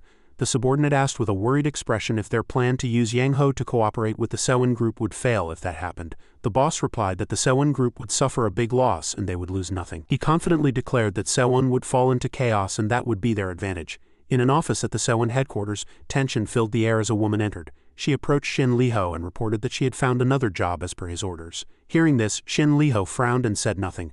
When the woman saw his silence and continued to ask for permission, Shin Liho finally spoke. His voice was mixed with irritation, and he stressed that his own position was also unstable, that he had warned her a long time ago, but she had always ignored his words and needed to be more careful. The woman bowed her head, a look of regret clear on her face. She replied that she understood, and a thought crossed Shin Liho's mind. He thought of the chairman of Iron, who had offered to help him but was now delaying things, forcing him to act. He wondered if the chairman thought he could do nothing without him. A resolution rose in his mind, and he asserted that he would make the chairman realize that was not the case. He felt that the current situation was actually good for him, and thought that if he received help from Iron again from now on he would just be used. Finally, Shin Liho decided to deal with Shin Issa himself and take over Sewon. His gaze became colder and more determined. In a quiet park, where green leaves rustled under the gentle sunlight, Yoon was sitting on a bench. Beside him was an old friend. This friend started the conversation with a serious expression. He said he had come to see Yoon before returning to the military. After a moment of silence, the friend asked about Yoon's old comrades, wondering how they were. Yoon replied that they had withdrawn. His voice was mixed with deep thought and fatigue. The friend sighed, not satisfied with that information, and a hint of sadness seemed to cross his face. Yoon felt he had to reassure him and asserted that there was no need to worry about that person anymore, because they would no longer be targeting Director Shin Issa. He emphasized that everyone was trained to work without suspicion, although there were many things he still hadn't said. But his friend seemed unable to bear repeating things he had already said. He cut him off and said irritably that he had already explained it on the phone. Yoon, not understanding his friend's anger, looked at him in surprise. The friend continued to explain that he had come to see Yoon's face before returning to the military. These words confused Yoon, and he didn't know how to respond. The friend stood up and said that since he had seen his face he had to go. Before leaving, he seriously asked Yoon why he had returned here, but with just one reminder of the past. Yoon replied that he remembered him, and the friend advised him to live according to his age. Finally, the friend turned away, not forgetting to say goodbye, leaving Yoon there to watch his retreating figure grow smaller in the distance. The next morning, a long line of luxury cars was parked in front of the Sewon Group headquarters, creating a lively yet solemn atmosphere. Inside a car, Director Shin Issa was sitting comfortably, but her face was full of concentration. She asked Yoon, who was sitting beside her, if the major had already returned to the barracks. Yoon replied briefly that they had met before. Director Shin Issa continued, saying that the reason the major had gone out early was to meet him. Her voice was soft but mixed with a slight worry. She said that throughout his last vacation he was always by her side. She teased herself, saying it seemed that people around her got bored being with her as she couldn't move around freely. Hearing this, the bodyguard sitting in the front seat was silent, but his face was wrinkled with clear worry. Issa noticed this and continued, saying it seemed like it had been a long time since Yoon had actually had a vacation, and that it seemed he had no reason to request personal leave. Yoon remained silent, not answering Issa, revealing the hesitation in his heart. In a private conversation before, the bodyguard had met Yoon and asked if he had requested the chairman to keep it a secret that Shin Issa was the target. Yoon confirmed it. The bodyguard looked satisfied and explained that many people in the chairman's family had gone through similar things. They had to live with the worry of kidnapping and threats since they were young. Recently, both Jae-ah and Director Shin Issa had been in kidnapping situations. He emphasized that if news of a plot to assassinate her were to leak, it would cause a huge stir, because an assassination plot was of a completely different nature than a kidnapping. The bodyguard, considering Director Shin Issa's personality, constantly said that although she would continue to do what was necessary, it would severely affect her mental state. Sitting in silence, Yoon thought about the bodyguard's words. He mentioned again that it was fortunate the bodyguard team had someone who knew the assassin. Otherwise he would have faced many problems. These words made Yoon worry even more about Jae-ah's safety. Returning to the present, Issa suddenly asked Yoon if he was going to school today. Yoon was surprised and couldn't react in time. Staring blankly out the car window, Issa, seeing that Yoon didn't seem prepared to go to school, asked again in surprise. Finally, Yoon hesitated and replied that he didn't want to go to school. His words were mixed with a slight hesitation. Issa was surprised and couldn't believe her ears. She said humorously that she had only just now realized she was old. The car fell into silence. Everyone seemed to be lost in their own thoughts. The traffic light turned green. The car began to leave the Sewon Group headquarters. In a messy room on a desk cluttered with cans and fast food wrappers, a phone suddenly rang. 006 quickly picked up the phone and saw a picture of Director Shin Issa on the screen. Then 006 told 032 that they needed to contact 001. 032 immediately agreed and began to call 001. When the other person answered the phone, 032 quickly informed them that he had something to say to 001. However, when he heard the other person's voice, he was surprised. It was 05's voice, and he shouted, asking if this was 005. 006, hearing this, was also startled and asked 005 why she had that phone, and if she had killed 001. 005 immediately ordered 032 to be quiet and hand the phone to 006. In fear, 032 agreed and handed the phone to 006. Surprised, 006 still took the phone, sighed, and then asked 005 what was going on and if she had met 001. 005 confirmed that she had met 001 and said that the person who was supposed to be dead was still alive. Hearing this, 006 couldn't help but laugh and repeat the surprising fact. He looked at the phone with director Shin Isa's picture and told 005 that he had to go see 001. Hearing this, 005 was very surprised and asked him what he was talking about. 006 explained that there was no other way, because she had the phone they used to contact 001. 005 was silent for a moment, then admitted he was right. 006 couldn't help but smile at this unexpected conversation. At school, a group of friends were actively discussing rumors about Yoon. Jaeon-ah was the first to speak. She said there was a rumor that Yoon had gone abroad. Jaeon confirmed she had also heard that Yoon met an old acquaintance during his trip. Jaeon-ah continued to wonder, but Jaeon said she didn't know the details, but there was a rumor that Yoon would be back in a few days. Hearing this news, Jaeon-ah's expression suddenly became disappointed. She sighed and said that Yoon hadn't been answering her calls lately, which worried her, and she didn't know what was going on. Meanwhile, at Terminal 5 Airport, Yoon had landed safely. He looked around, feeling a bit of tension. Suddenly, he was surprised by a mysterious figure. A man with his face covered was standing in the distance. After observing for a few seconds, he realized they were 006 and 032, the friends who were waiting for him there. The sunset cast long shadows over a beautiful building. It was a picturesque scene. In a small room, 006 told Yoon that 032 had heard information about Sewon, and as a precaution, he had investigated it himself. He found out surprising news. Someone was looking for an assassin, so 006 had changed his identity to take on the mission. After that, he received a photograph. He was tasked with killing the woman in the photo. It was Isa. Yoon silently looked at the photo, then asked who had hired 006. 006 laid out the photos he had taken of his employer on the desk to show Yoon. He recognized her, but said his real client was probably this person. He then showed Yoon a picture of the man who had actually hired 006.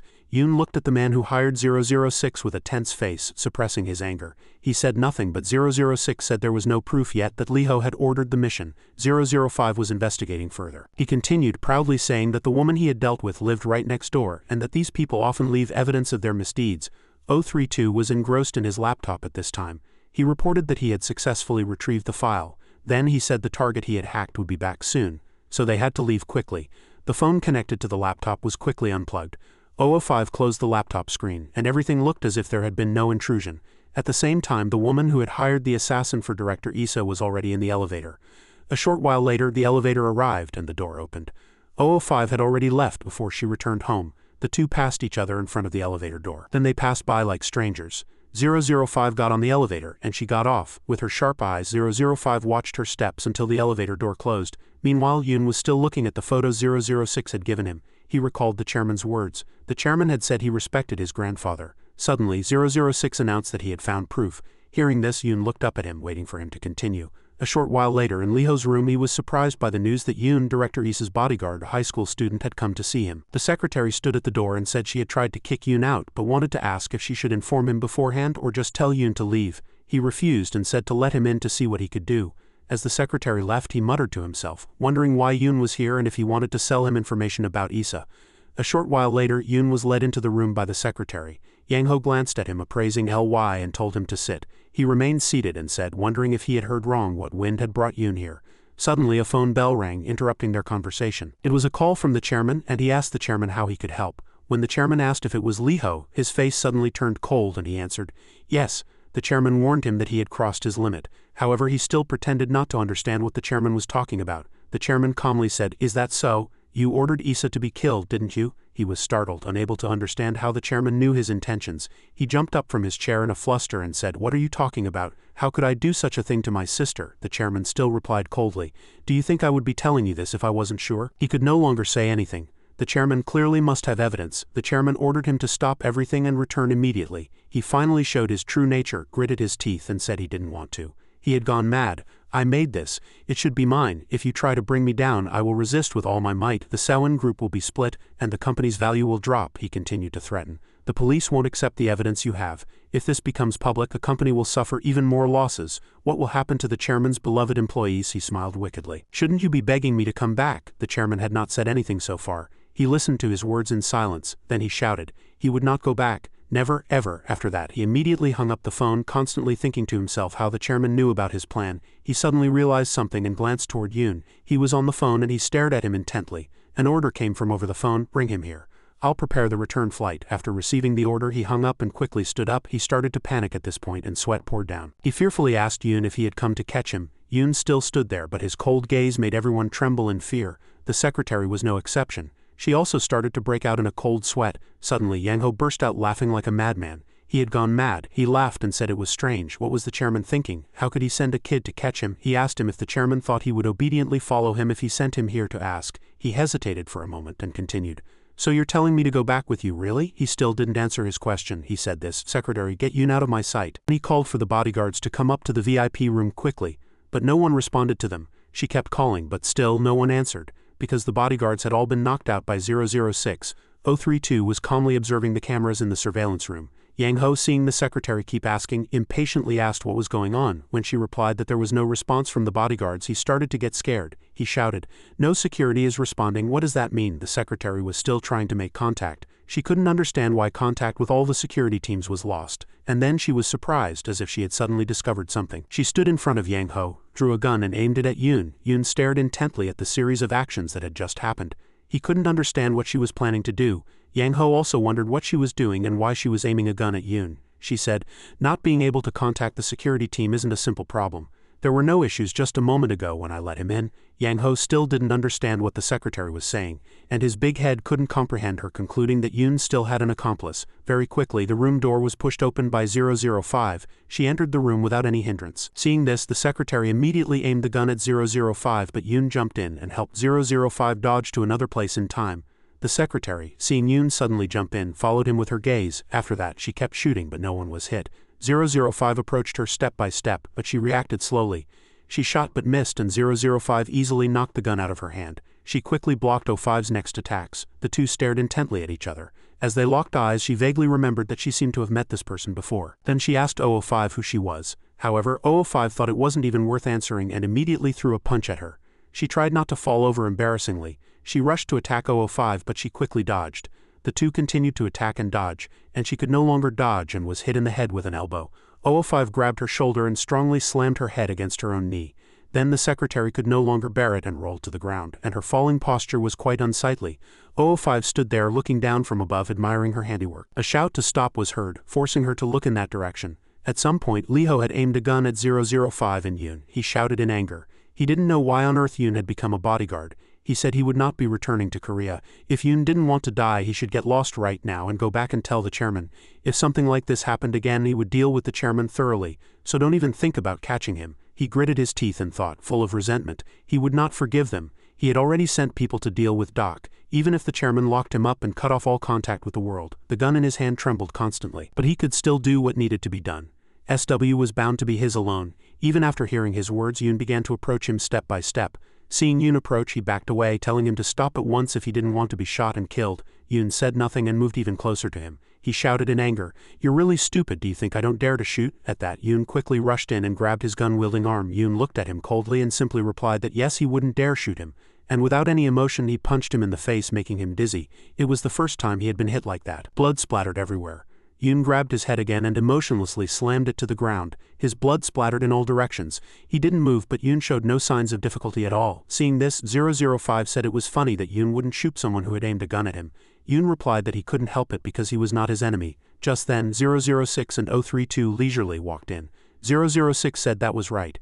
Yoon was a bodyguard, not an assassin. Hearing that, 005 turned her head toward Yoon and stared at him intently. She seemed to be thinking about a very difficult problem.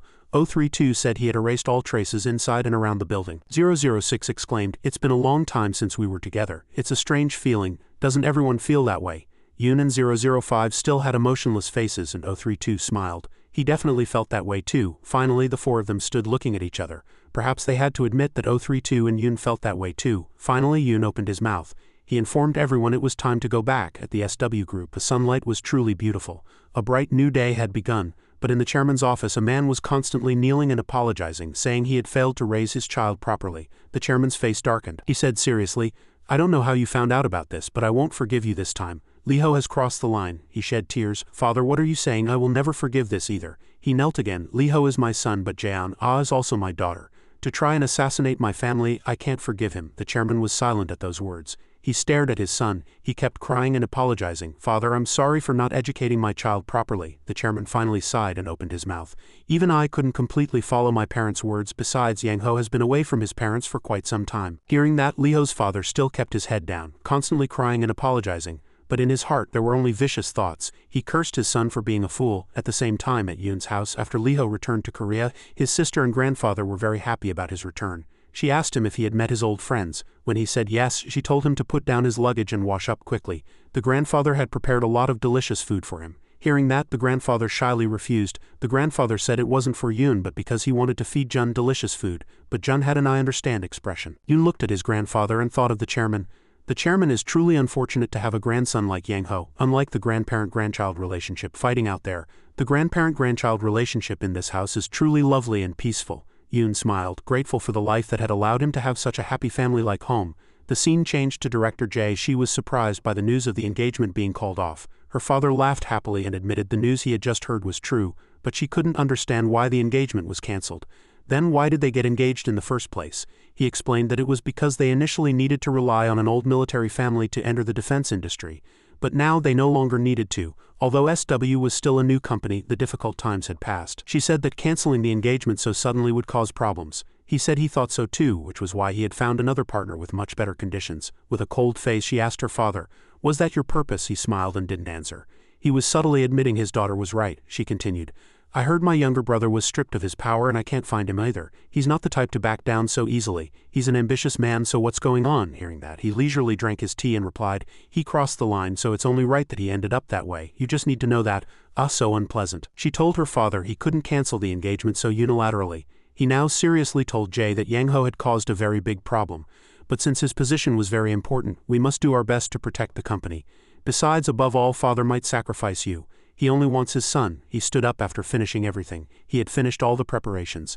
Jae just needed to know that, and he left without another word. Yoon stared at his footsteps. He quietly observed and evaluated Director Jae's father. In him, he was very pleased. Fortunately, the chairman was only angry at Yang Ho, but my position could also be shaken by this. If I can control Doc, everything will be fine. I must make sure this engagement is cancelled. Jae was now sitting motionlessly at her desk. She couldn't hide her sadness as she thought about her father's coercive demand to cancel the engagement. She recalled when she first met Humchin. He was shy, blushed, and introduced his name. He could sit quietly and wait without any complaints while she handled her work. He advised her not to worry about anything by her side, thinking about such memories together. Being told to cancel the engagement now was truly heartbreaking. A bodyguard came in and informed her it was time to go now. She ordered him to find out where Yang Ho was. No one was to find out where Yang Ho was. The bodyguard understood the order and quickly replied yes. A short while later, she was in the car, but Jae was still constantly thinking about the engagement cancellation issue. This was just an alliance for profit. There were no such things as feelings. So why do I feel so unpleasant? She kept thinking and thinking, then sighed. The atmosphere in the car was extremely tense. Yoon stared at her and the bodyguard broke out in a cold sweat. Suddenly she called out to Yoon. She asked him what kind of person he thought Major Hamchin was. Yoon replied that he didn't know much about him, but he was a good person and the person he trusted most in this world. Jae was surprised by Yoon's unbelievable answer. For someone as cold as Yoon to say that, he must be a really good person. He still couldn't understand why Director Jae had suddenly asked him about his feelings for Major Hamchin. At that, she closed her notebook and to his delight decided to cancel today's schedule. Yoon couldn't understand her actions even more. He was very confused. The bodyguard was also very flustered. Was canceling a schedule such a simple thing? A short while later, at the military barracks, the soldiers were very happy about Yoon's appearance. They constantly asked him how he was. They couldn't believe Yoon was the Major's lover's bodyguard. A group of bachelors were constantly envious of the Major. They said they didn't know where the Major had found such a beautiful lover. Their faces darkened as they lamented. Even someone like that has a lover, so why don't I have anyone? Then they glanced at Yoon to see if he still didn't have a lover. Yoon didn't understand the meaning of their rambling and said nothing.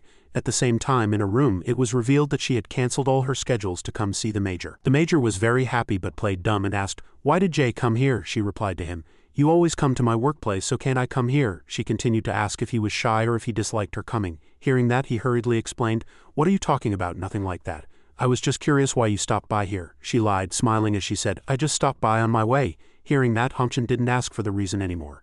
Then Jae said that the road to this place was long, so she could only stay for a little while. Suddenly, he asked if she had something worrying her. Then he shyly scratched his head. He said he didn't know why he thought that, but she seemed different from usual. She thought to herself, "Do I look that strange? How can he notice my mood?" he asked her.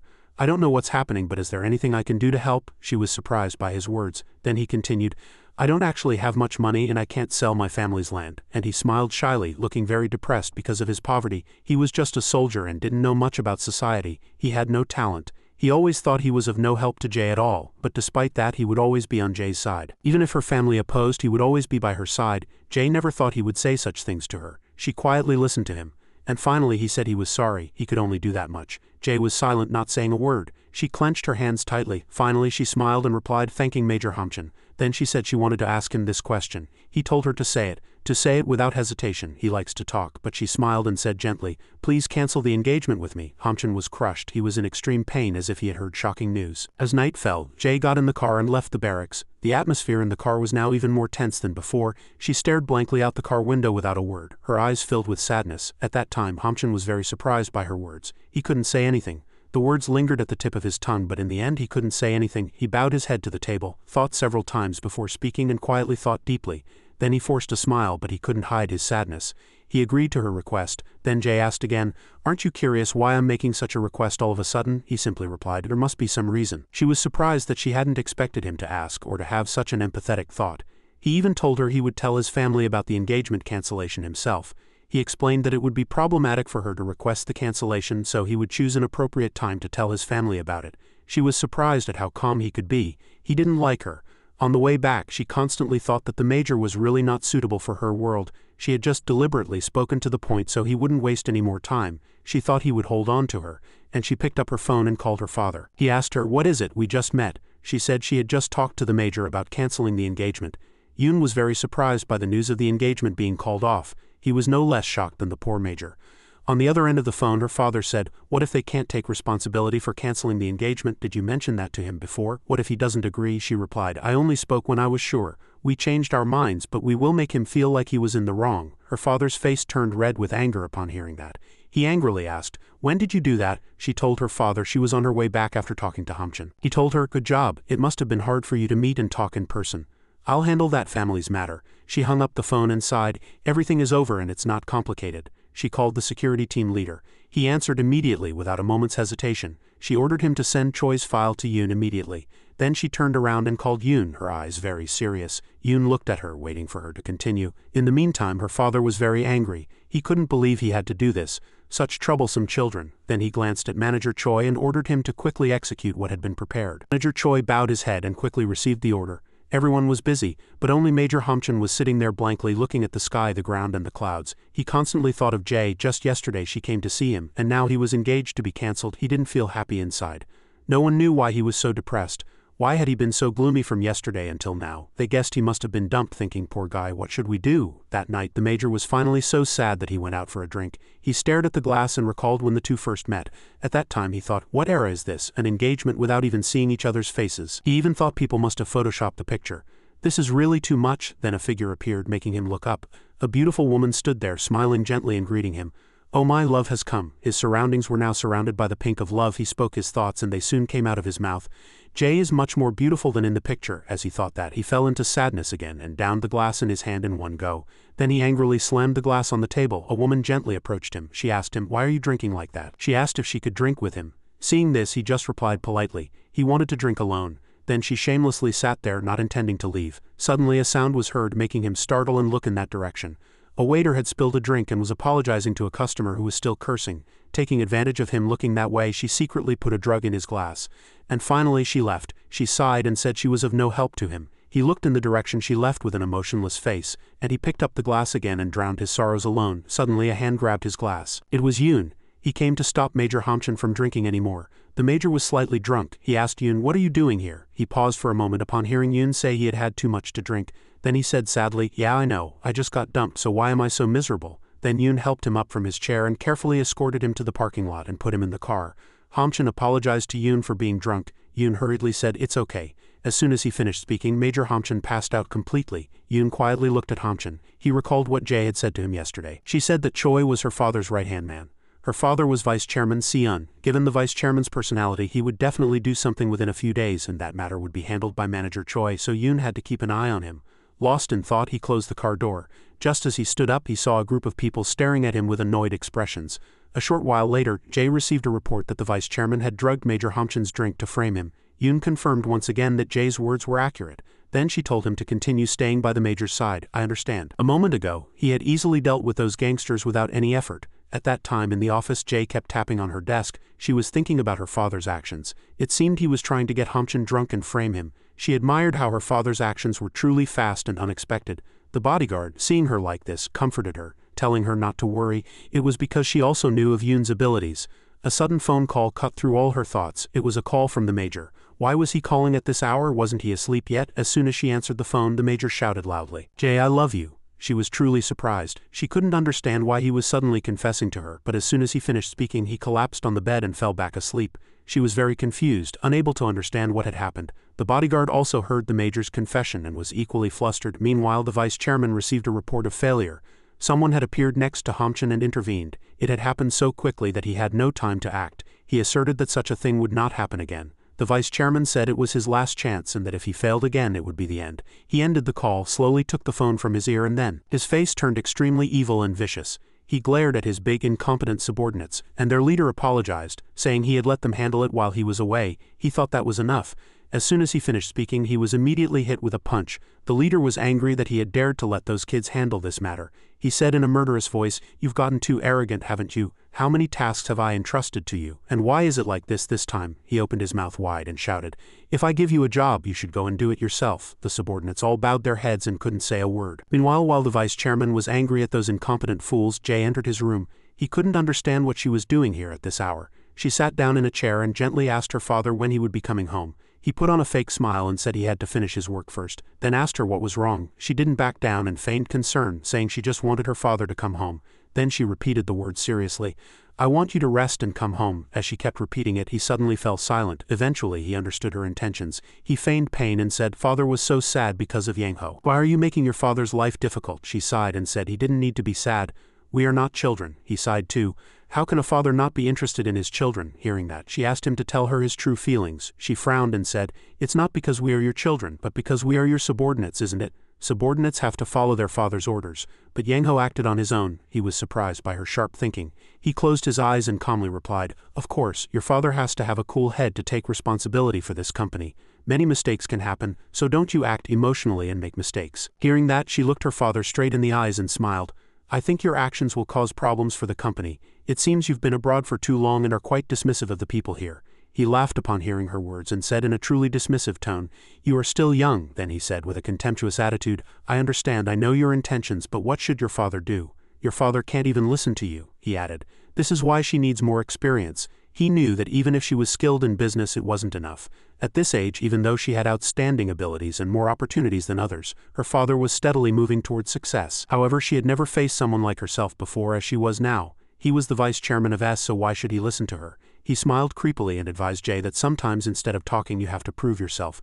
Jay had been listening to her father's words in silence until now. Amidst the tense atmosphere, a phone call came in. A call from Yoon. He had already dealt with the gangsters her father had sent. They were all sprawled on the ground. Yoon stood there like a god. Look, even Manager Choi, known for his ferocity, had been thoroughly beaten by him. After receiving the call from Yoon, she calmly told her father, "I think Manager Choi is injured. Go and visit him." He couldn't understand why she was saying that, why she was mentioning Manager Choi. Jay leisurely crossed her arms and asked, "Wasn't he your right-hand man?" He realized there was a problem with the recent phone call and this made him angry. In the end, he had to admit that Jay had also grown up. She stood up and replied gently, "You are no longer young enough to act as you wish either." Before leaving, she told her father to be careful on his way home. She wasn't going to the airport because she was busy. She left leisurely, and her father was so angry he could have died. The beautiful day began again. Major Humchin finally woke up from his drunken state. He couldn't even remember when he had come home. The doorbell kept ringing once, then again, but he still sat motionless. Only after a long while did he get up and open the door, his face full of annoyance. It was Ji who had come to see him. She stood outside the door with her arms crossed and asked him if he had just woken up. Seeing that it was Ji who had come, he stammered and sweat poured down like rain. She continued to say, "I worked all night and didn't get a wink of sleep." Then she invited him to eat with her. She was hungry. The major was delighted. The beautiful light of today finally shone on him. His life was beautiful again. At the construction site, Yoon stood with his hands in front of him looking very tired and weary. He was breathing heavily. The fox approached and asked him if he was okay. He had been looking unwell until now. As Yoon was about to say something, the fox pushed him to the ground. He kicked Yoon hard in the stomach with his foot, and Yoon felt an indescribable pain. The fox smiled cynically and looked down at Yoon with amusement. "All your supplies are mine now," Yoon glared at the fox. He lifted his foot hard and kicked his shin, and the fox lost his balance and fell to the ground with a thud. Then Yoon stood up, grabbed the fox tightly with both legs and seized his arms with both hands, twisting them hard. The fox screamed in pain. When Yoon stood up, the fox was still lying on the ground, groaning and clutching his arm. A voice of praise, "Well done," was heard from behind. Yoon turned around and frowned. Seo was standing in front of him with two other people. He crossed his arms and smiled at him. He said, "If you don't want to die, don't show your weaknesses to the other trainees and comrades. Don't show them later." Yoon's eyes widened in surprise and he sat up in bed. He was in his room now. It seemed he had just dreamed that scene. His face looked very unwell and he was still panting. At school, Yoon was walking on the playground with Jun, and Jun asked him if he was feeling okay. He looked pale. Yoon looked very tired, but he replied that he was fine. Jun just looked at Yoon and said nothing. Jun said goodbye to Yoon and went into class, not forgetting to remind him to tell him if he was sick. Yoon returned to his own classroom.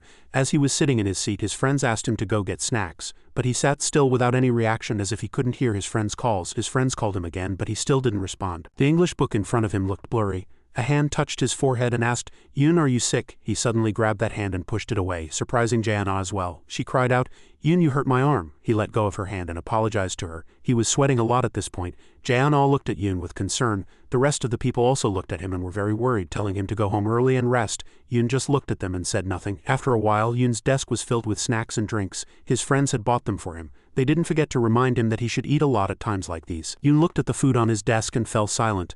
At the gym, everyone was running in groups. Yoon was panting and tired with both hands on his knees. Everyone looked at him with concern.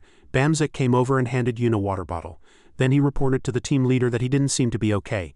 The team leader looked at him and told Yoon to go home early and rest, but he was very stubborn, refused to go home and insisted on staying. The team leader couldn't say anything more to him. He just fell silent and frowned. A car was driving on the road and Yoon and JWI were sitting in the car. JWI asked him if he was feeling unwell today. Yoon looked pale, but he insisted he was fine. At this time, Trat closed his tablet and ordered the Team 2 leader to call Professor Kong and tell him he wanted to see him. The team leader followed the order, and Yoon said nothing. At the hospital, the doctor had just examined Yoon and informed him that he had a high fever of 40 degrees. Jae-na's cousin and the team leader behind them were surprised that he had such a high fever, but Yoon felt very lucky. After that, they returned to the front of Yoon's house. Jae-na's cousin didn't forget to remind him not to go out until he got better.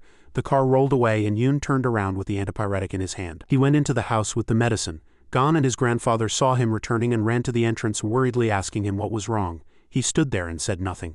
When they called him again, he was startled and replied that he had been to the hospital and everything was fine. His grandfather was worried and told him to rest.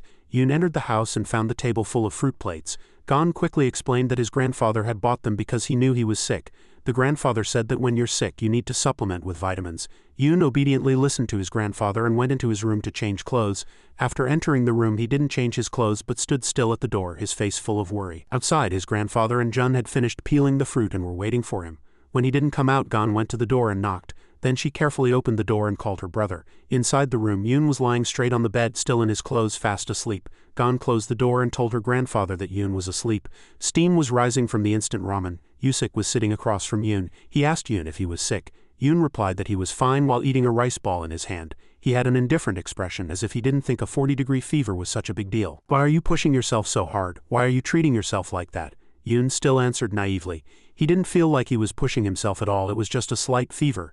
Yusik looked at Yoon with a disdainful expression, thinking he had nothing to say to him. He didn't say anything more and picked up a piece of rice ball. After the meeting, Yusik was driving home in his car. A subordinate reported to him that Assemblyman Kim was still very firm. He felt that Assemblyman Kim was not in his right mind yet. He had been kicked out of the party, yet he was still being stubborn. His family had been in politics for several generations, and even his wife's family was very rich. But he lost everything. It's only right that he was kicked out of the party for such a shameful thing. Anyway, he wasn't worried. He wasn't afraid he would touch him. At this time, a family meeting was being held at Assemblyman Kim's house. He told everyone that the family would be preparing to go to the United States. Heejin and Gisu obediently replied yes without raising their heads. Heejin's face darkened and she gritted her teeth. She was sure it was all because of Doc. Chairman Kim continued. "Just live there for a few years and everything will die down. It would be really nice if you live well." Then he ordered the two children to leave. Only Mr. Kim and his wife were left in the room. His wife demanded that he not give up because of this. She said his political career and their children's lives would be ruined. Mr. Kim's face darkened at this point. He would never forget this. He would get his revenge. The sun was slowly setting. The sky was colored red and purple, looking very romantic. Yoon was on the phone with Jaeon. He was scolding her for going to the supermarket alone. She said she would be home soon and asked him what he wanted to eat. After the call ended, he hung up. At this moment, a strange number called his phone. On the other end of the phone was Chairman Kim. He recalled the memory of seeing the video of his daughter bullying Lejun before. From the other end of the phone, Chairman Kim said loudly, "There was a promise between us, but you broke the promise." Yoon immediately replied, "It wasn't me who broke the promise, it was you." The two confronted each other. He said he had agreed and sent his 2 children abroad, but Yoon didn't give him all the evidence he had. Yoon countered that they shouldn't have returned to Korea so early. Besides, Kim Heejin had tried to attack Lejun again. Chairman Kim couldn't say anything. He decided to reveal everything to Yoon. He threatened him that he would show him the consequences of his actions. Yoon stood there and said nothing, only a sharp and determined look shone on his face. At night, Yusik was standing in front of Yoon's house door waiting for him and smoking a cigarette. He was startled when he saw Yoon's grandfather and quickly threw his cigarette on the ground. Then he bent down and bowed politely to Yoon's grandfather. The grandfather greeted him back and said he would make him more food. He blushed and replied that he was fine. Then Yoon's grandfather continued to go into the house. Seeing him walk away, Yusik took out his lighter and lit another cigarette. From behind him, a motorcycle carrying 2 people was approaching quickly. Yusik was startled when he saw the motorcycle. The motorcycle was heading straight for Yoon's grandfather. One of the 2 people on the motorcycle was holding an iron club. As he was about to lift the club, a hand struck his helmet, shattering the helmet's glass. Yusik quickly ran up and stood right in front of the 2 robbers. The motorcycle fell over and the driverless motorcycle rolled away. Yoon's grandfather, who was walking in front, had no idea what was happening behind him. After Yusik had resolved everything, he looked behind him and watched him walk away. Yusik turned around and looked at the 2 guys who had just been sprawled on the ground and bleeding. He was sure they were definitely targeting Yoon's grandfather. At this moment, his phone rang and he answered the call. A voice came from the other end of the phone. "This time you're in trouble. Assemblyman Kim wasn't targeting the 2 of us but Yoon." At this point, Yusik seemed to have understood everything. He looked at the 2 gangsters lying on the ground. He worriedly muttered to himself, "This can't be happening." Yoon was standing on the road and Chairman Kim's threatening words kept ringing in his head. A call came in and he took out his phone to answer it, when he heard someone calling him very loudly. He saw a man holding a club, no, not just one, but countless gangsters standing in front of him. Yoon didn't continue to answer the phone and the call from the other end was disconnected. The person who had just called him was Yusik. He was sitting in his office talking about Chairman Kim with his subordinates. He ordered his subordinates to send people to protect the rabbit and his grandfather. The subordinate quickly ran out the door to carry out his mission. After glaring at the phone book, he called Chairman Kim. Chairman Kim happily answered the call, and without rambling, he directly asked Chairman Kim what he wanted. At first, Chairman Kim pretended not to understand, but eventually he did not hide his evil intentions. He told Yoon that he had dared to play with the family of a pathetic fellow. But Chairman Kim was not interested in these things. He thought his family was in danger because of Yoon. He sneered and said, "Is it just for that reason, this old man, he's really gotten old?" It was Yusik, not Yoon, who had spread the bad rumors about him. Assemblyman Kim was speechless. He threatened Yusik, telling him not to forget who he was, but Yusik wouldn't have spread such rumors if he were afraid of him. Assemblyman Kim was too furious to do anything and just shouted Yusik's name into the phone. Yusik hung up. Just then a subordinate returned and reported that his assigned task was complete. Yusik quickly ordered him to gather all the men and while smoking a cigarette said that since things had come this far, they had to settle everything thoroughly. The subordinate did as he was told without a word. Meanwhile, Yoon was fighting the gangsters he had encountered. A precise kick slammed into one man's face, making him spit blood. Another man who was about to swing a club was taken down when Yoon kicked him in the stomach and landed another blow to his face. The gangsters were no match for Yoon alone. He rushed in, dodged their attacks, and landed a powerful punch to one's neck. Before the club even fell, the gangster clutched his throat and collapsed to the ground in agony. The remaining gangster, seeing no other option, pulled out a sharp knife. He charged at Yoon, trying to stab him. However, Yoon grabbed his hand. He twisted it behind his back and simultaneously kicked him in the stomach, sending him flying far away. Yoon picked up the bag that had fallen to the ground, calmly glanced back at the mess he had just made and turned and walked away, leaving only the bruised gangsters lying there. As he neared his house, he saw a car parked out front. He grew wary without saying a word. Inside the car, Yusik's subordinates were sleepily yawning. Suddenly, with a crash, the car door shattered and a hand shot out, grabbing one of the subordinates by the neck. Yoon, thinking they were more gangsters come to harm him, was startled to see Yusik's men, but they quickly explained, "We're with Mr. Yusik. We've met a few times, right?" Realizing his mistake, Yoon released the subordinate's collar. He asked them what was happening, and they replied that they were there to protect him and his grandfather. While training on a punching bag, Yusik received a phone call. He answered it. It was 001 calling from the other end. He asked Yusik to track Assemblyman Kim's whereabouts. A convoy of cars was driving down the road. Inside one, Yusik was talking to 001 on the phone while Yoon sped along on his motorcycle. Yusik explained that because he had a grudge against Assemblyman Kim, he had sent his men to protect Yoon's house. He reassured Yoon not to worry, telling him he would root out the problem completely. Yoon said nothing and continued to ride his high-performance motorcycle. A subordinate asked Yusik if he owed Yoon a debt so large that he had to handle this himself, especially since this all started with him. However, Yusik countered that it all began with Assemblyman Kim's children. The subordinate couldn't argue and agreed with him. The two fell silent. At Assemblyman Kim's house, a subordinate reported that Yusik and his men were approaching. Assemblyman Kim was worried but knew he couldn't fight Yusik right now. His subordinate agreed. "I'll take care of Yusik." Assemblyman Kim asked if he could beat him. The bald subordinate, full of arrogance, said he was the strongest man there and that the assemblyman had nothing to worry about. Outside the house, his men were on standby for the impending fight. Assemblyman Kim smiled. Suddenly, the subordinate's phone rang. He answered it. It was the men he had sent to deal with Yoon. His face hardened as soon as he heard the situation report. He shouted in anger, "You useless fools, get back here now!" Assemblyman Kim waited in silence for the subordinate's response. The subordinate apologized to Assemblyman Kim for failing and promised to handle it personally. Hearing this, Assemblyman Kim felt he had picked the wrong fight, but there was nothing he could do now but sigh and entrust everything to his burly subordinate. Yoon arrived at Assemblyman Kim's house and saw it was heavily guarded by gangsters. He quickly approached a small group of them who were smoking. They saw him and wondered what he wanted. He leaped up, caught the edge of the high wall and vaulted over it. The men standing outside were left gaping in astonishment. He landed in the courtyard. The gangsters inside spotted him and demanded to know who he was. He ran straight at them, kicking one man down. Then he charged another and took him out with a punch. The startled subordinates all rushed to attack him. He quickly ran for Assemblyman Kim's house. A burly man with a knife stood in his way. Yoon glared at him, then kneed him in the face. He smashed through the glass by the front door and went inside. Hearing the commotion, Assemblyman Kim and his subordinate assumed Yusik's men had arrived. The subordinate tried to reassure him, but then they heard shouting from outside. Assemblyman Kim asked if Yusik's men were already inside. Just then, the shuttered door to his room flew open and a bloodied subordinate stumbled in, having been shot and collapsed. The two men stared at the door in shock, and Assemblyman Kim's eyes widened in terror. The person who walked in was Yoon. He stared straight at Assemblyman Kim with cold, sharp eyes. In another room, Assemblyman Kim's wife and two children were talking. His wife reassured the children, telling them their father had promised never to forgive Yusik. Heejin smiled viciously, looking at her mother with satisfaction. They heard sounds of a fight outside. The three of them, not knowing what was happening, just stood and watched. Across the room, Assemblyman Kim's subordinate demanded to know who Yoon was. However, Assemblyman Kim seemed to recognize him then. Yoon looked at the two men without a word. Noisy sounds came from outside. Yoon leapt, flying towards Assemblyman Kim. The subordinate stepped between them, blocking his path.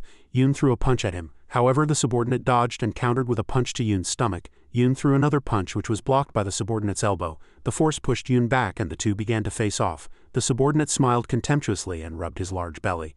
"Not bad, I see." Yoon didn't waste words, noticing that Assemblyman Kim was getting up behind the subordinate. He quickly dodged to the left, then slammed both fists into the subordinate's stomach. The subordinate, not to be underestimated, threw a punch of his own, but Yoon dodged it. The man's fist hit the ground, cracking it, and he winced in pain. Yoon landed another punch on his stomach. The subordinate was getting angry now and swung his elbow down at Yoon. Yoon not only dodged it but also landed a punch on the man's face, drawing blood. He then grabbed the man's arm, locked his elbow, and repeatedly kicked it until it broke.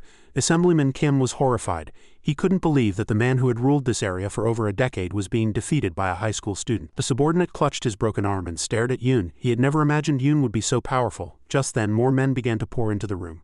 Seeing reinforcements, the burly man shouted at them to take Yoon down. They all charged at him, but Yoon knocked them down one by one. The burly man could only shout helplessly for them to kill him. One man with a knife rushed him. Yoon blocked his hand, twisted his arm back, and used the man's own knife to slash him. With a weapon in hand, Yoon was like a tiger with wings. He quickly dispatched Assemblyman Kim's men. Just then, Assemblyman Kim's wife and children arrived. When they looked inside the room, they turned pale at the scene. It was a horrifying sight.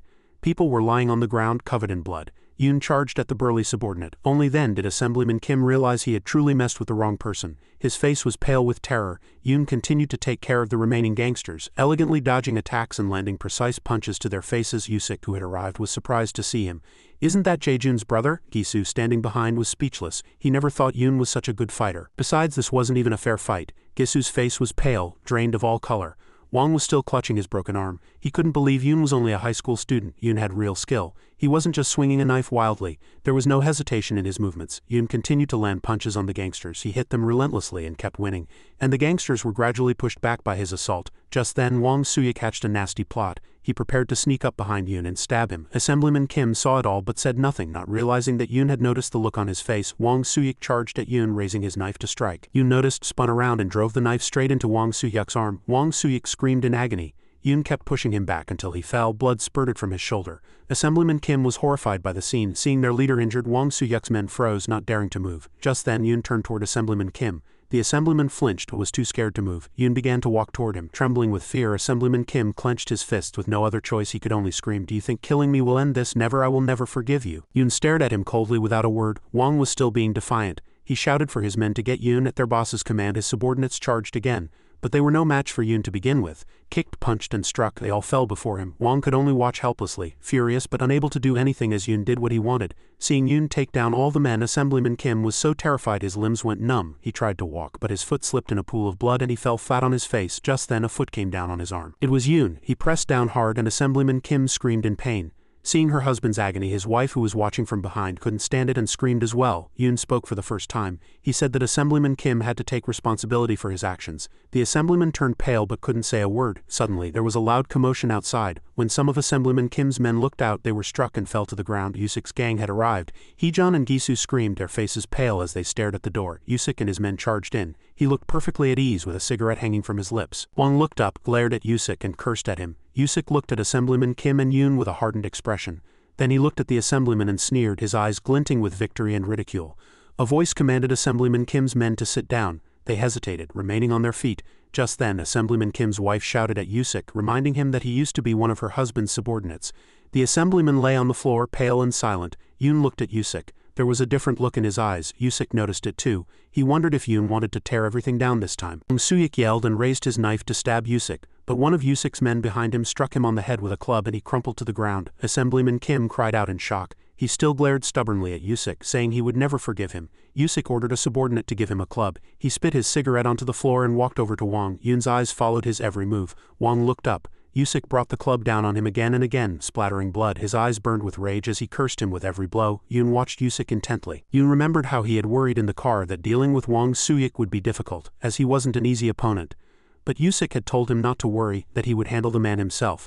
He had resolved to take on all the trouble and make any necessary sacrifices. That's what Yusuk had said.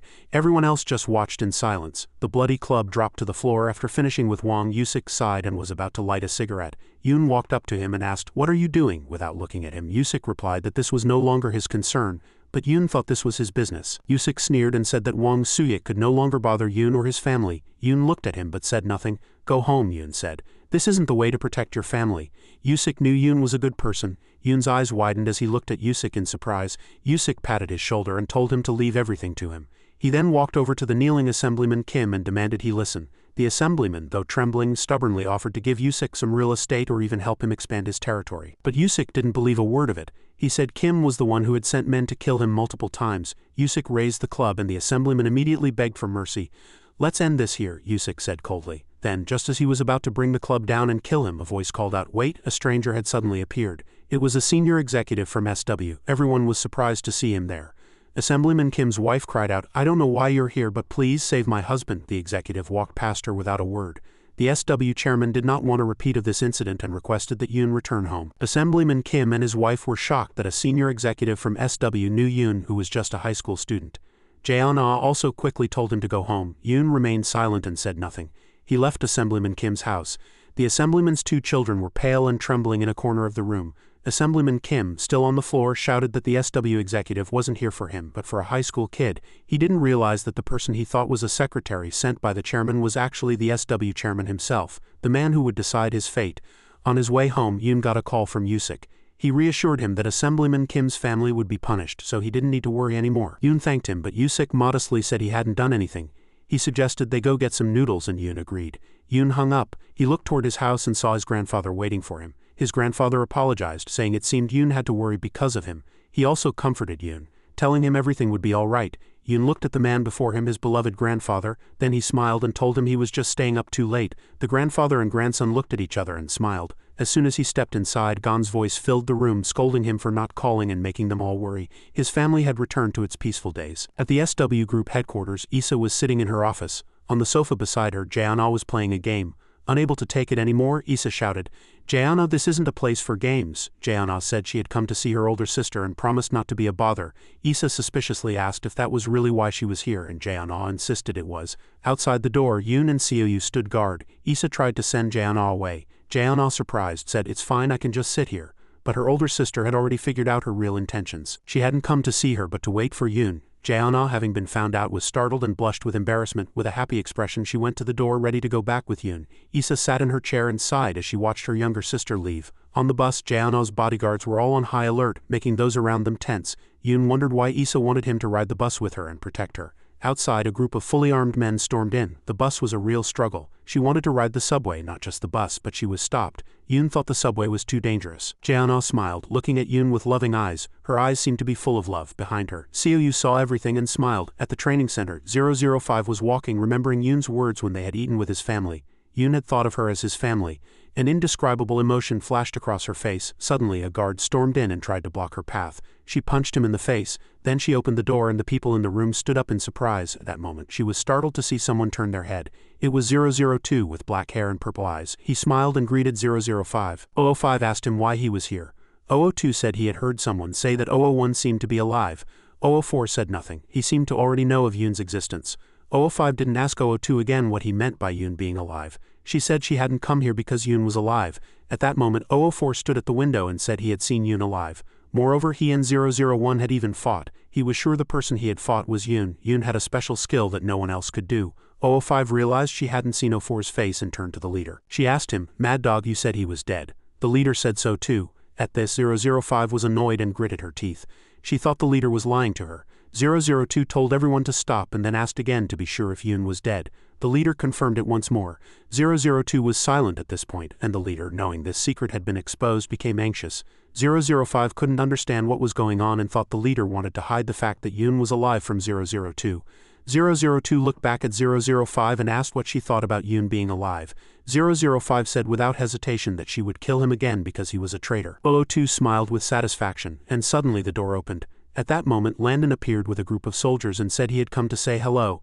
The leader angrily demanded to know what was going on and told Landon to get out. However, Landon had a shameless expression and didn't obey. The leader glared at Landon with cold eyes. Landon turned a nearby chair, sat down and began to complain that no one was listening to him. Everyone was still annoyed at this point but didn't react. He continued to tell the leader that they were the leaders here, but they were always being oppressed by the numbers. He advised the leader to clearly understand the difference. He continued to provoke everyone with his shameless tone. The leader at this point was consumed by anger and shouted. Landon stood up and suddenly drew a gun, aimed it at 002's head and threatened him not to come to the training center anymore. Saying he was a useless person, 002 didn't raise his head and sneered. 004 sighed. Suddenly, 005 grabbed the muzzle of Landon's gun, twisted his arm, and took the gun away. Then she aimed the gun at Landon's head, pulled the trigger, and didn't forget to sneer. Everyone looked at him and said nothing. At this, the leader became angry and cursed. Seeing their captain killed, the subordinates immediately raised their guns and fired, but they were taken down by 004 with lightning speed. Looking at the people sprawled in front of him, the leader couldn't say a word. Outside, everyone heard the sound of gunshots, and suddenly a person's head exploded unexpectedly.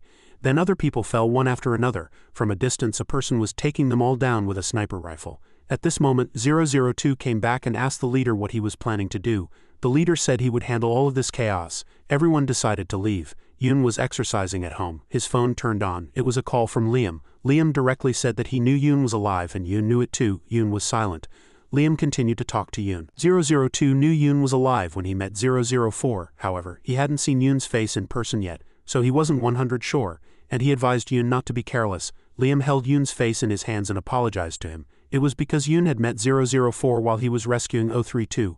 Yoon said there was no need to apologize to 004, it was what he had to do. Without talking any longer, they hung up. At this moment, 032 sighed beside Liam.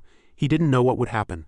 Liam said 002 had already started to suspect, but 032 still hoped everything would go smoothly. So did 005. No matter how crazy 002 was, he had listened to Yoon. Liam didn't think so. He knew 002 was very angry when he found out Yoon had betrayed them. 002 had taught Yoon many things, especially combat skills. But Yoon took his place as leader. According to Liam, 002 was annoyed by that fact but still accepted it. Therefore, when he found out Yoon had betrayed them, 002 was the most furious person. 032 couldn't say anything at this point. He buried his face in his arms, feeling guilty that he had exposed Yoon. He realized Yoon had changed. Yoon had become a happy and cheerful person, unlike the old Yoon. It was because he could be with his family. This fact made him feel even more guilty. Liam comforted 032, saying he would still save him if he could do it again. At the training center, Yoon was punched square in the face for his lack of concentration. Everyone was very surprised by it. At that moment, the training instructor came in and asked, "What's wrong today?" Yoon could only apologize to the instructor. The instructor advised him to go home early and rest, because this kind of training was useless. Yoon didn't know what to do and could only obey. He smiled, took off his gloves and left the arena. From behind, his colleagues asked him what was wrong, but he didn't want to say anything, said he was fine and left. In the locker room, he plopped down on a chair and sighed. 002 was now suspecting that he was alive. He recalled his past training days. He was always injured and bullied by his old comrades. They would beat him and hold him down while others kicked him. He had to face all that bullying alone. So when he met 002, he threw a punch, but 002 hadn't come to hit him. He saw Yoon, smiled, and said that if he wanted to live here he had to fight, then left with his friends. That night in a warehouse, Liam called 005 to talk. Liam wanted to know where 002 and 004 were. 005 didn't answer and wanted to know the reason why 002 was trying to find them. She guessed that Liam wanted to deal with 002 and 004 in her stead. Liam said he couldn't let them interfere with 01's normal life. 005 didn't want to think that doing so was too dangerous, but Liam had already decided, and he decided to strike first. 002 and 004 also thought he was dead. That could be his advantage. It was an ordinary morning with the wind blowing and clouds drifting outside the house. In the room, 005 sat on the bed, clenching her hands tightly. Her hands were trembling slightly. She shouldn't have told him that fact. She recalled last night. The two were standing facing each other, and she said this was too dangerous. He shouldn't have revealed his identity. But 006 told her he couldn't just watch 01's new life be destroyed. She remembered the moment she had eaten with Yoon's family. The scene was truly peaceful and warm. 006 confessed that he had been exposed when he went with 001 to find 032. This remark left her speechless. Suddenly she heard footsteps at the door, and she looked towards the door in surprise, a hint of vigilance in her sharp eyes. The footsteps came closer and closer, as if the person was standing right in front of the door. She grabbed the gun hidden under her pillow and carefully approached the door, trying not to make any sound. Standing near the door, she preloaded the gun and slowly brought her eye to the peephole. Suddenly a person outside said, "Stop looking and open the door, I have something to say." Was it 002? Why is he here? She wondered, looking at the empty chair in the room. Her eyes narrowed in tension. She hid the gun behind her back and faced 002, who was sitting in the chair. He asked her, "Why are you standing? Sit down quickly," she said directly, not sounding very pleased.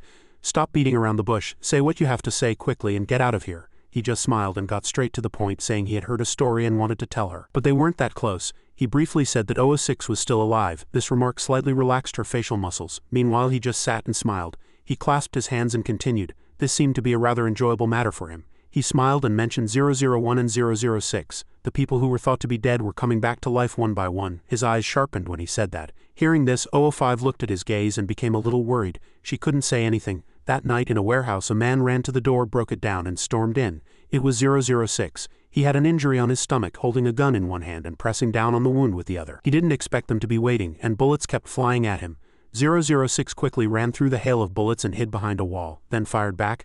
After a few shots there was a clicking sound and he ran out of bullets. His face showed a slightly worried expression, and sweat dripped down, making him squint. Footsteps were getting closer. From the sound of it just now, "You must be out of bullets." The familiar voice made 006 a little uneasy. The person shooting at him was 004. He smiled and said, "I didn't expect to see you, that you're still alive, 006.